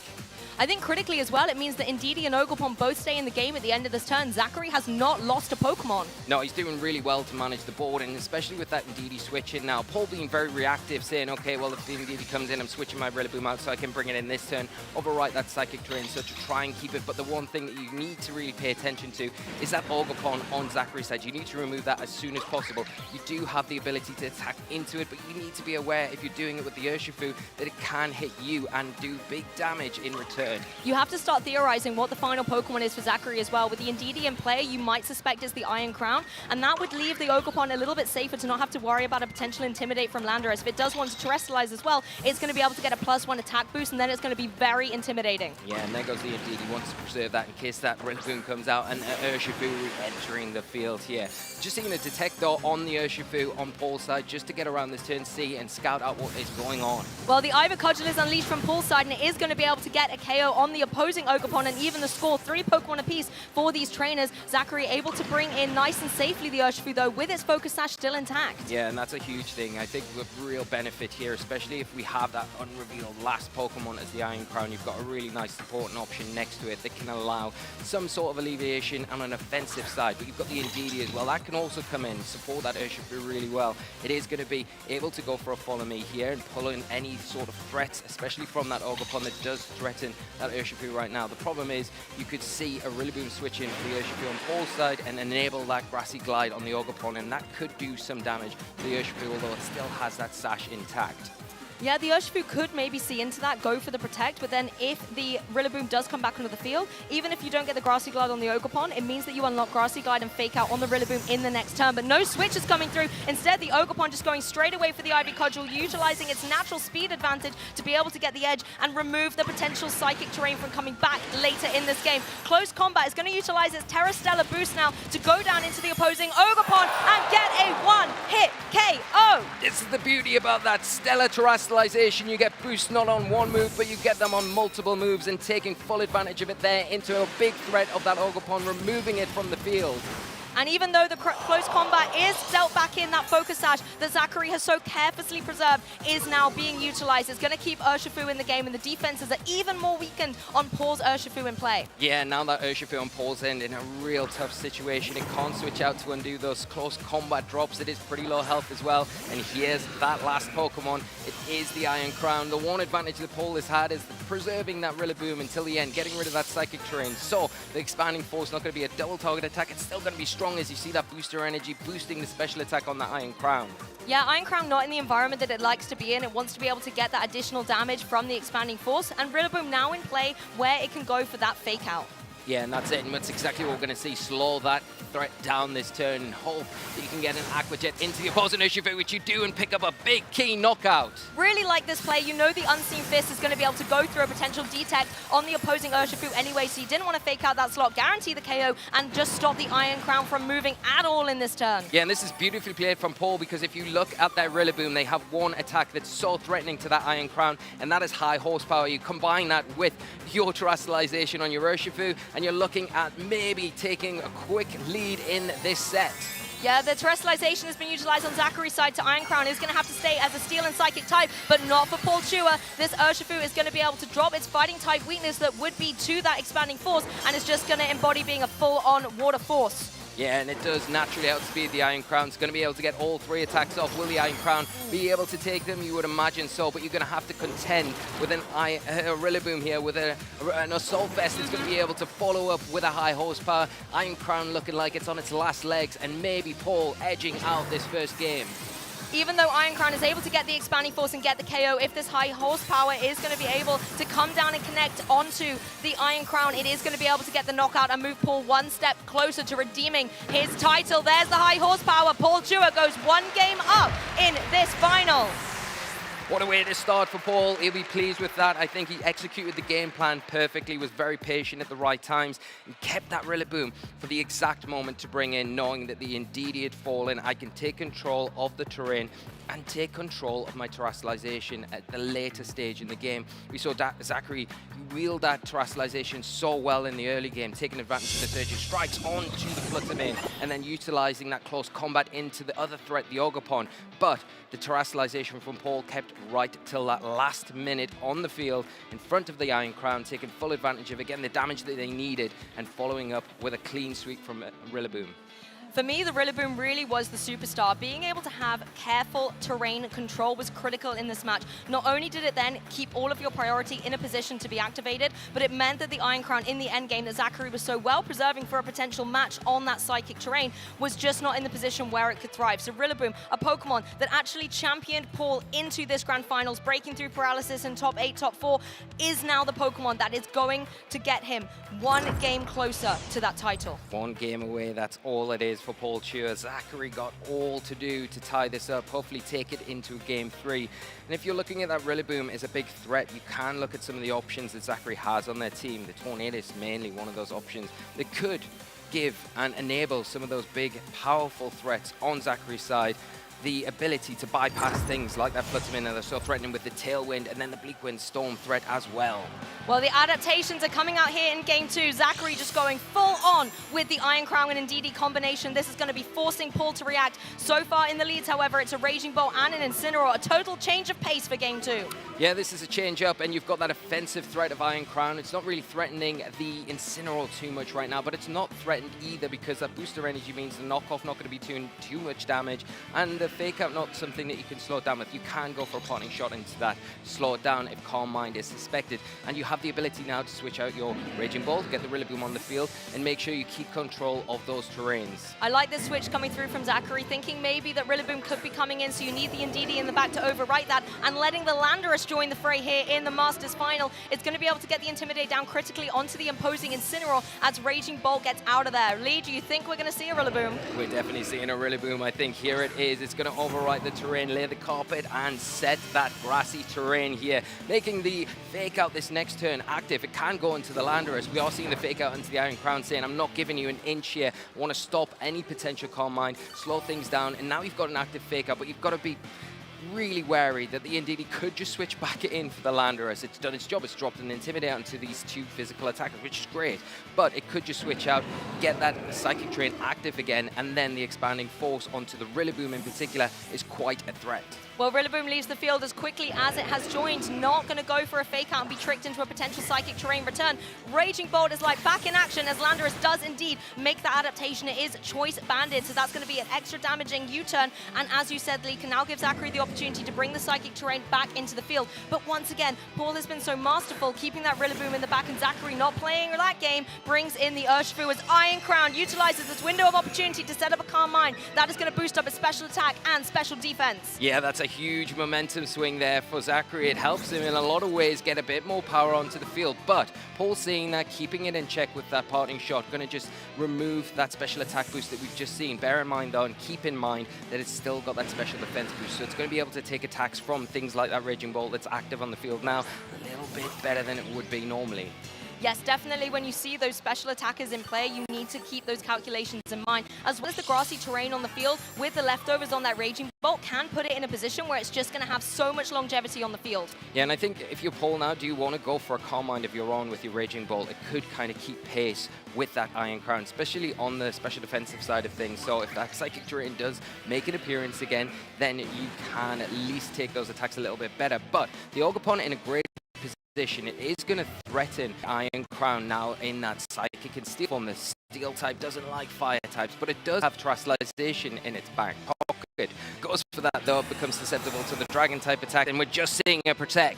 Yeah, defensive play on Zachary's side, protecting up that Iron Crown as the Grassy Glide just goes straight down into that Urshifu. Thunderclap trying to follow up, but it's going to fail. Now, if you are the Urshifu, you can go for this taunt, not going on the offensive, but shutting down a potential Calm Mind. That is now no longer an option for that Raging Bolt. Yeah, it's a big risk going for the Grassy Glide there, especially if you see the Indeedee switch in. It would have been blocked from being a priority attack. It would have hit anyway, but a big amount of damage to get onto that Urshifu and put it in an awkward spot now. And now the Iron Crown becomes a big target because you can kind of pin it with a terrestrialized Ivy Cudgel and cover it with a Dragon Pulse. And almost either option that you go for with that Iron Crown, it's going to take big damage. But can you get that Indeedee position to take advantage of the expanding force? Is that going to be enough to deal with these two threats on Paul's side? And I think the Ogerpon as well, really primed to apply pressure to that Iron Crown. It does not want to take one of these Ivy Cudgels, particularly if the Ogerpon wants to utilize its terrestrialization and give itself the attack boost. Yeah, but you do have the Landorus. That is one thing that can come in and reduce the attack power on the Ogerpon.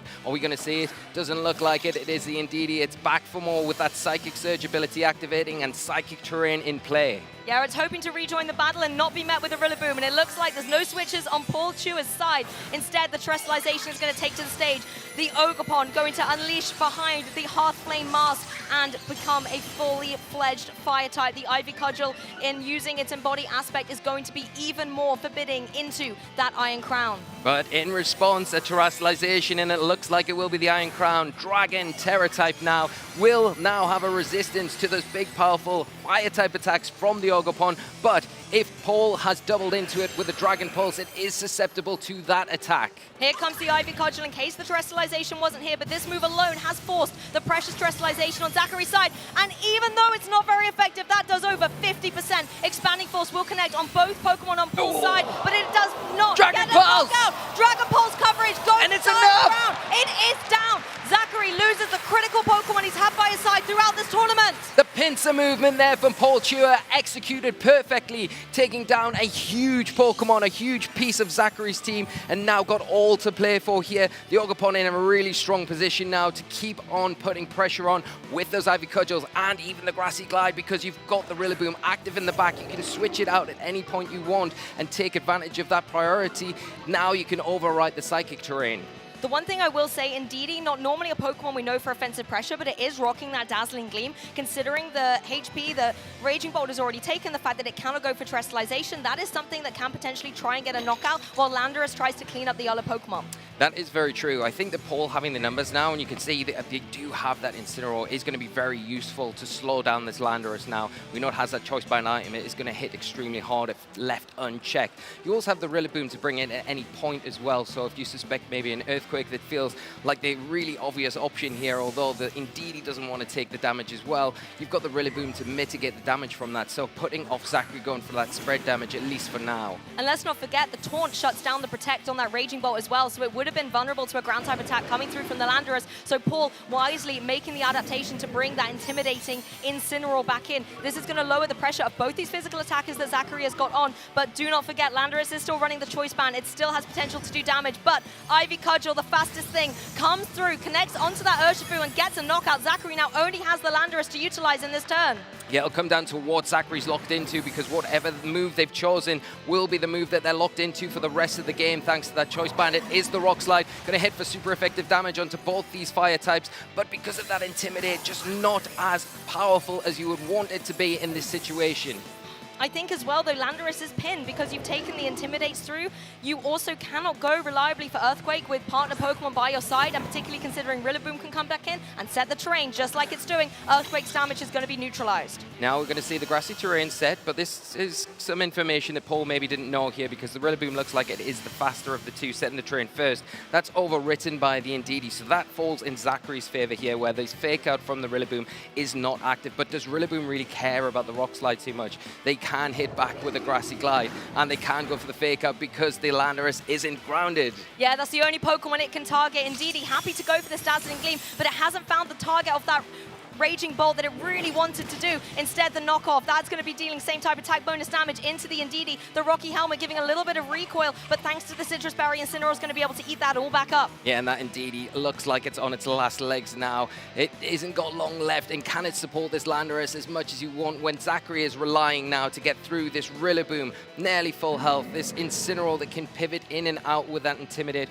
with just that Rock Slide. There's a reason why they're called the Pivoting Pals. Rillaboom and Incineroar can just keep keep switching out with one another. Rillaboom will eventually get that terrain back in play, and Fake Out can just keep raining down all day, stopping that Choice Band Landorus from play. Yeah, that was so well said there, Lou, but the helping hand, a last-ditch attempt from Zach. Can you get a Rock Slide, a big damage, a knockout onto the... Oh, no, nowhere near enough. There is the flinch chance onto that Incineroar. No flinch here. The parting shot going to allow that Incineroar to get out of there. The Rillaboom going to come back on, win the terrain war once again, and have that active Fake Out. And now, more importantly, Grassy Glide's going to be stronger. Woodhammer's going to be stronger. And you're going to be in a position where you could switch the Raging Bolt out if you want. Drop another Intimidate with that Incineroar. The partnering, the pivoting pals are doing so well to overwhelm Zachary in this endgame. The Incineroar has the trophy in its sights, breaking through with that parting shot, and again just neutralizing the pressure that Zachary can exert. With 2 Pokemon remaining, Zachary does not have the luxury to switch them out and reset those drops. It's going to come down to how ferocious this Landorus wants to be. Yeah, and we see the Fake Out locked in on the Landorus, just wants to prevent any sort of let-in back for Zachary here, as the Raging Bolt will probably target down the Indeedee to remove that. The Dazzling Gleam coming out again, the Raging Ball hanging in there saying I'm not done yet. Dragon Pulse in return and taking another piece of Zachary's team down. Such a valiant effort from this Indeedee. The Dazzling Gleam trying desperately to get the KO on the Raging Bolt, but it was not to be. The bulk was just too much, and with the Grassy recovery as well, it's just hanging on. Yeah, it has been all along, Paul. Every single match, this Rillaboom's come in and out and been the star of the show, and it looks like it's done it once again.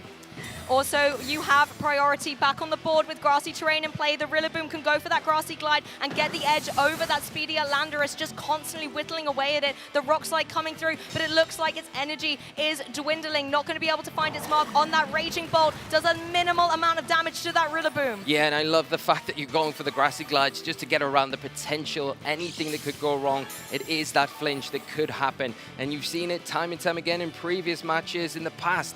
Paul doesn't want to allow that to happen, locking in with that Grassy Glide, going for that consistent, present damage. There we have it. Paul Chua is your 2026 Pokemon European International Champion. Wow, Paul Chua has done it once again, 2-time European International Champion. Incredible, incredible. Paul is just one of the best Pokemon players in the world and showing why he can mix it with the best at the top time and time again. And with that Rillaboom, no less, that has been the star of the entire weekend. Experience, patience, precision. Paul Chua once again becomes your European International Champion. While others tried to crack the meta wide open, Paul trusted in the balanced core and has written the book on how to maneuver the perfect ball position and construct incremental advantages. This is what inspiration looks like, and it is exactly how greatness presents itself to your champion. Just phenomenal, just phenomenal. Paul is... I'm lost for words with what to say about Paul, because the accomplishments that this player achieves time and time again are just phenomenal. He's setting the standard for what it really means to be a top Pokemon player, and has just done it again at this biggest stage. We've had over 14,000 Masters start the weekend. Here we end up with our 2 top players at the end, Championship Sunday, and our #1 player coming out on top. Taking the championship this weekend is Paul Chua. And I want to give a big shout out to Zachary Weed as well, bringing such an inspirational team, something outside of the meta, that Landorus in the Therian form, when we've seen so many incarnates running around, taking it all the way to the runner-up position. Huge congratulations, but it was Paul Chua that became our champion. So I think it's time to hear from the man himself. Costa, over to you. The biggest VGC tournament of all time. And who's on top of it? Just one trainer. And it's not a one-time, it's a 2-time EUIC champion, Paul Chua!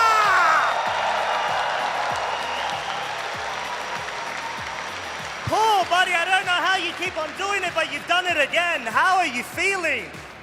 I can't believe it. Like, I know, like, in the past I've won like a bunch of regional stuff, but like, as of recently, I've been getting second place a lot every time I reach finals, so like, I never thought I'd be able to win again, but I'm really happy to get first place. I mean, as you should be, you have got so many accolades, and you've just gone ahead and proven you are the king of balance that we've seen and needed this format. So, I mean, it was a tough match, not to lie at all. but you did seem to have a very good handle in terms of how to sort out that Iron Crown and play around with the terrain. So what kind of prep were you undergoing yesterday going into today? So yesterday, most of my prep was looking at how Zach played the other balanced teams.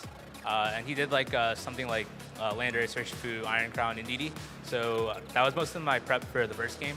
Was just trying to figure out like a combination that helps against that. So that's why I went with like Flutter Mane and Urshifu. I felt like Urshifu was like a nice middle ground in case he went like the Tornado switch up. Yeah. But I also felt like that wasn't really like the greatest mode. I feel like what most of the people were doing on stream was good with like the Raging Bolt like setup. I did have like a few different things. So, like I had Ogre Pawn, for example. Some of them didn't. And also like my Raging Bolt was leftovers, so I'd be able to heal more HP than compared to them. So I think that was like another thing that I decided to plan about.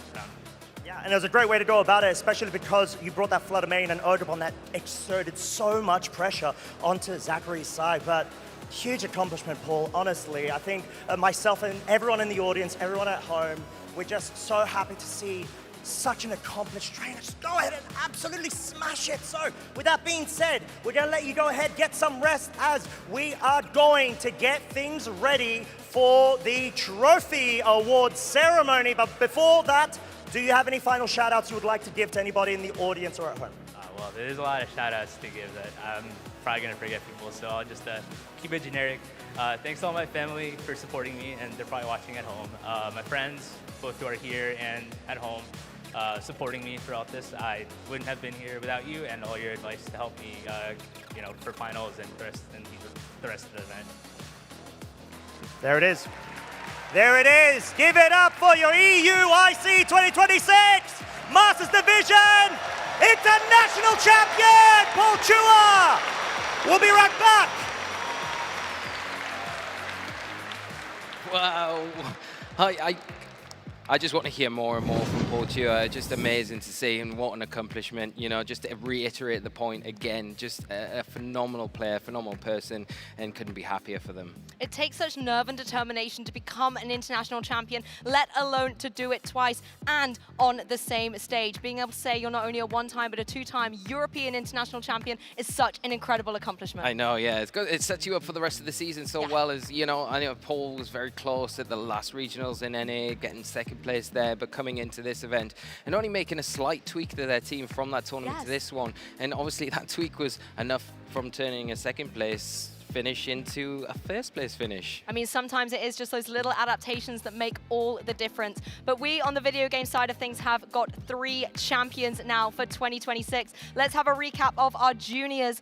The top 8 was very intense, but a lot of these were 2-0 finishes. Our top 4 trainers knew what they wanted. Yeah, I mean, incredible. You know, you look at the juniors division, it was slightly different, but nothing out of the realms of what we haven't seen in the Masters division in terms of teams. But Hideo doing so well to take that final in such commanding form as well, and what a road they've had, not an easy one by any stretch of the imagination. Yeah, Hideo was an incredible champion there, gave us such a fantastic match, one for the history books and one to remember for many generations to come. Yeah, and our only Japanese champion from all 3 divisions as well, coming all this way over here and taking the title home with them, must be extremely pleased and has to be very proud of their performance. And particularly with the Flutter Mane, you've got it in the plush, you've got it in the team, together you make a winning combination. I love that, yeah, we do. And, you know, I think as well, locking in those world invites as well, so we'll be seeing both of these trainers at the World Championships later this year, which is so exciting because we've had a taster this weekend. We're going to be able to see a lot more from them as we get through the season.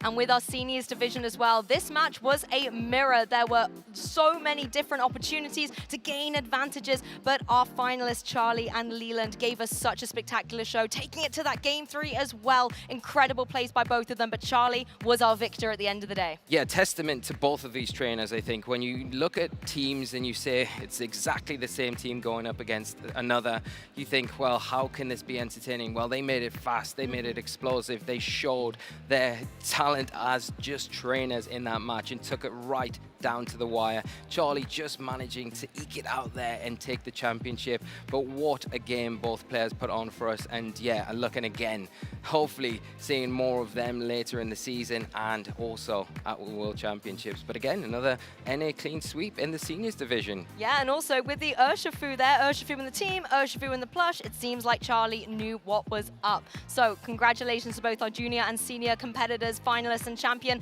But in our Masters division, in case you missed it, Paul Chua was able to reclaim the crown at EUIC. Just phenomenal. Look at the road that Paul has had to get to that final as well, going up against Frederick Nelson to start with, who was using and has known to be so formidable with that Ursaluna, overcoming that threat. Then moving on to Francesco Piapero, one of the heroes of this event over the weekend, bringing that team that was so unorthodox and having so much success with it. But Paul able to get over the mark there, take himself into the final, and then up against the toughest opponent of them all, Zachary Weed, who has just performed absolutely amazing all weekend, and yeah, just an amazing finish to this championship.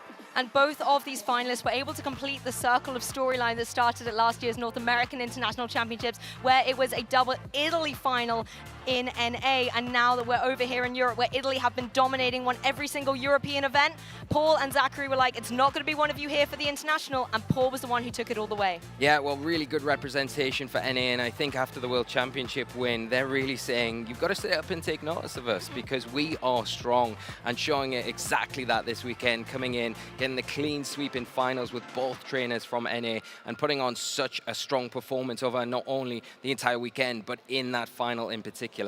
We want to congratulate all of our EUIC champions, juniors, seniors, masters division. So much history, so much promise and inspiration here as we have battled it out through Regulation F. Yeah, just incredible to see, and it's been a definite one for the history books this weekend with all of our champions from our juniors, seniors and masters division.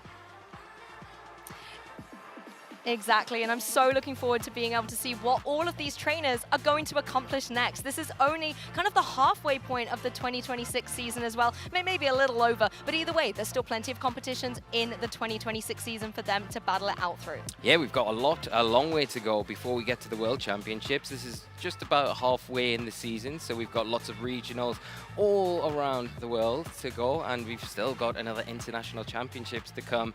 Can the rest of the regions around the world kind of do what NA have done to the other ICs this season, and maybe World Championships, and maybe take their crown from them? Maybe, maybe not, though. Well, before we get a chance to find out, I think it's time to go and crown our champions. We've talked about them all weekend long. You've seen them battling it out. It's time to give them their very well-deserved moment in the spotlight. Let's go to our crowning ceremony. There we have it, folks. The remaining finalists of EUIC 2026 have battled their best with their Pokemon partners all weekend. And now it's almost time for us to close out the show. But before we do, we need everyone all over here to raise the roof as we celebrate our Pokemon Video Game Championship finalists. So, first up, our Video Game Junior finalist, Zachary Thomas!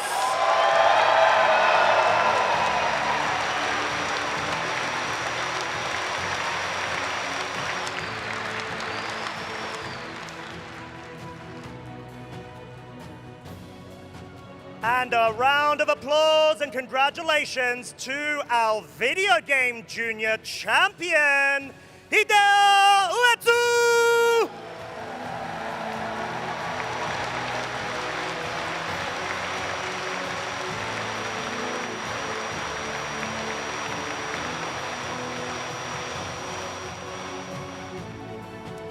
On to the senior division. Go absolutely bananas for our Video Game Senior finalist, Leland Smith!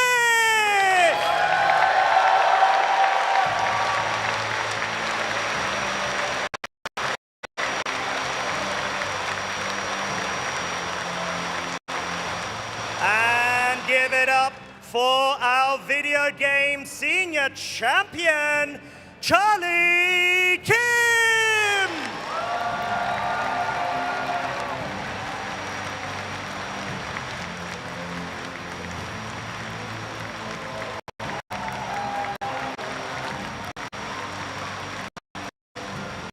Now, time for the Masters division. Make them hear you across the globe as it's your video game Masters finalist, Zachary Weed!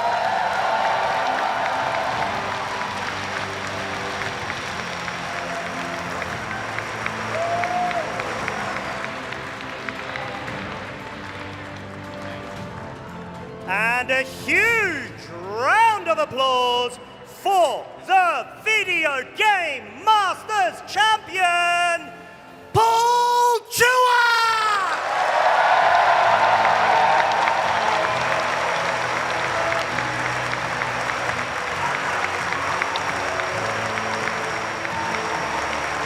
Let's get those trophies in the air and let's hear it one more time for all of our video game finalists!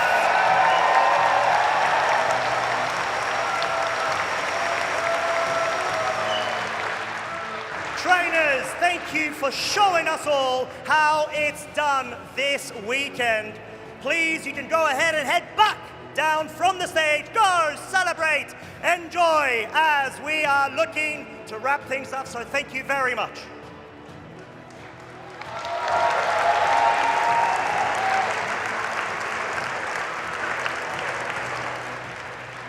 We've iron crowned our champions across all 4 games. So let's give them all one final round of applause for the whole of London to hear it.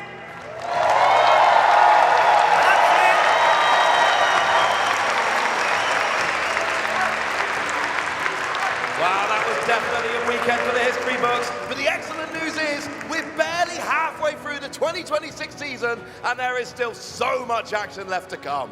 And there's plenty to play for, but if you want to follow the rest of the season, then the next broadcasted event will be the Seattle Regional Championships in just 2 weeks. Followed quickly by Houston, Orlando, Los Angeles, and Indianapolis as we speed towards the North American International Championships in New Orleans in June. But it's no less exciting over here in Europe, with our next stop being Seville, followed by our next event in Czechia. Yes, we're headed to the incredible city of Prague before we round out the season in Utrecht and Turin. Where we've actually got, wait for it, a back-to-back-to-back of events with Indianapolis, Turin, and NAIC. That's going to be an amazing few weeks for competitive Pokemon to round out the season and give our players just a few more chances to cement their Worlds qualification. As well as set the stage for the World Championships and the debut of Pokemon XP in San Francisco later this August. And that's not to mention our events in Latin America, Oceania, and online. So if you want to make sure you don't miss anything, head on over to championships.pokemon.com to find out all about the event schedule and how you can get involved. And if you do want to catch all the action, Pokemon.com/broadcast hosts all of our upcoming streams from all of our games, where you can follow our Twitch as well as YouTube channels in order to make sure you are staying tuned in. So all that's left to say is thank you for coming out, thank you for joining the stream, thank you for your dedication to competitive events and competitive Pokemon. We also asked you to please join us in saying a huge thank you to all of the staff and crew who put their hard work and passion into bringing all of this event to life. That's it! That's what I want to hear! And as well as for all of their support throughout the entire season, when it comes through to your local store, all the way up until World Finals Arena. Arguably the most deserving round of applause of the weekend, but there's still plenty of battles left before we make it to the World Championships. So safe travels home, rest up, look after yourselves till next time. We'll see you again soon. Good night, good luck, have fun.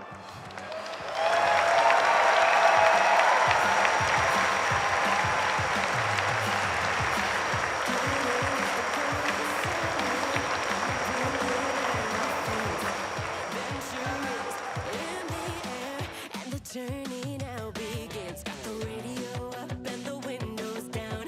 Me and my squad will never back down. Gonna show the world how to get that gold. But first things first, baby, let the good times roll.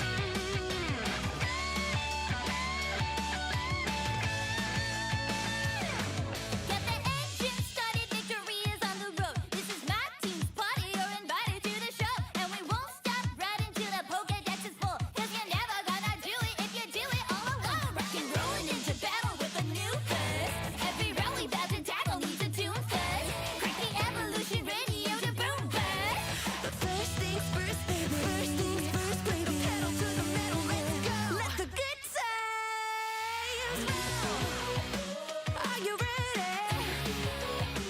Are you ready to put the pedal to the metal? Let the good times roll. Oh yeah, let the good times roll. Are you ready? Are you ready? I'ma tell you about the come up, how I learned the game. Every challenge that I faced, how I earned the name. Nobody said that it was easy going for the gold. You gotta take risks, you gotta be bold. But I'm here to run the race, yeah, I'm here to go far. Here to take names, here to be a star. And when I finally make it, I'll be at the top. Best of the best, yeah, I'll be walking. Where legends are alive, I'll be walking. I'ma be right there by their side, I'll be walking. Where everyone can see, I'll be walking. That I'm the best to ever be. Forging my path, just a matter of time. You better get yours, cause you ain't getting mine. Learned every lesson in the hardest way, but that's the path that I chose, that's the hero's way. Yeah, they said I couldn't do it, but I proved them wrong. At the top of the mountain, right where I belong. And now I finally made it, yeah, I'm at the end. Best of the best, yeah, I'll be walking. Where legends are alive, I'll be walking. I'ma be right there by their side, I'll be walking. Where everyone can see, I'll be walking. That I'm the best to ever be. I'ma walk the road with pride. I'ma hold my head up high. Make 'em stop and stare. You can find me there with my finger pointed to the sky. I'll be electric, and I'll never grow old. Here on Victory Road,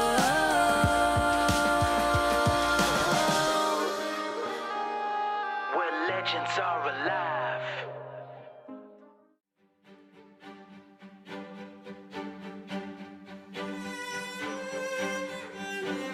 tell me if we had to start from the beginning once again, would it be worth it?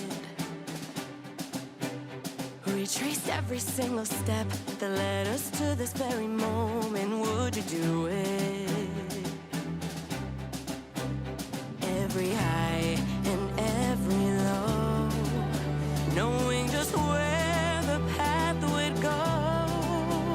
Every sacrifice we made, would you do it all again so we could stand up here and say, it's our time. We've been waiting so long, feels like forever.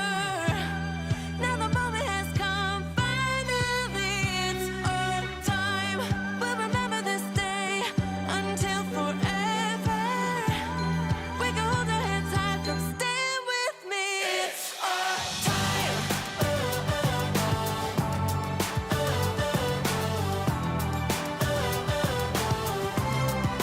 It's our time.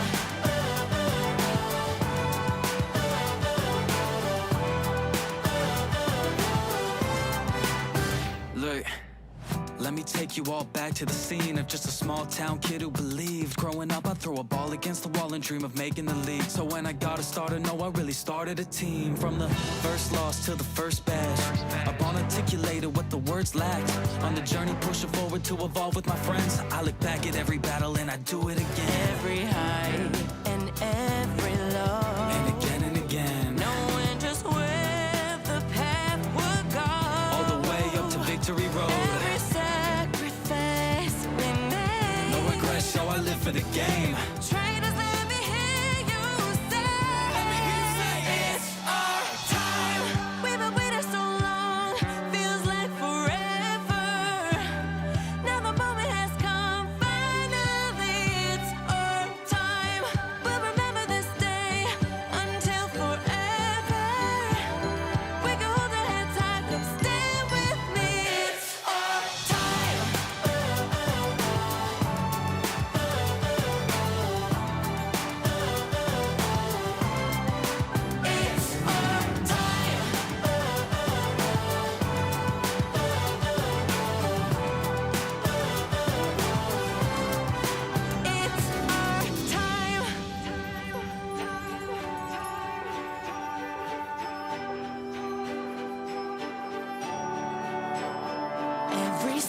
in every scar, every wish upon a star. Built the strength to chase the sun. We faced our fears, refused to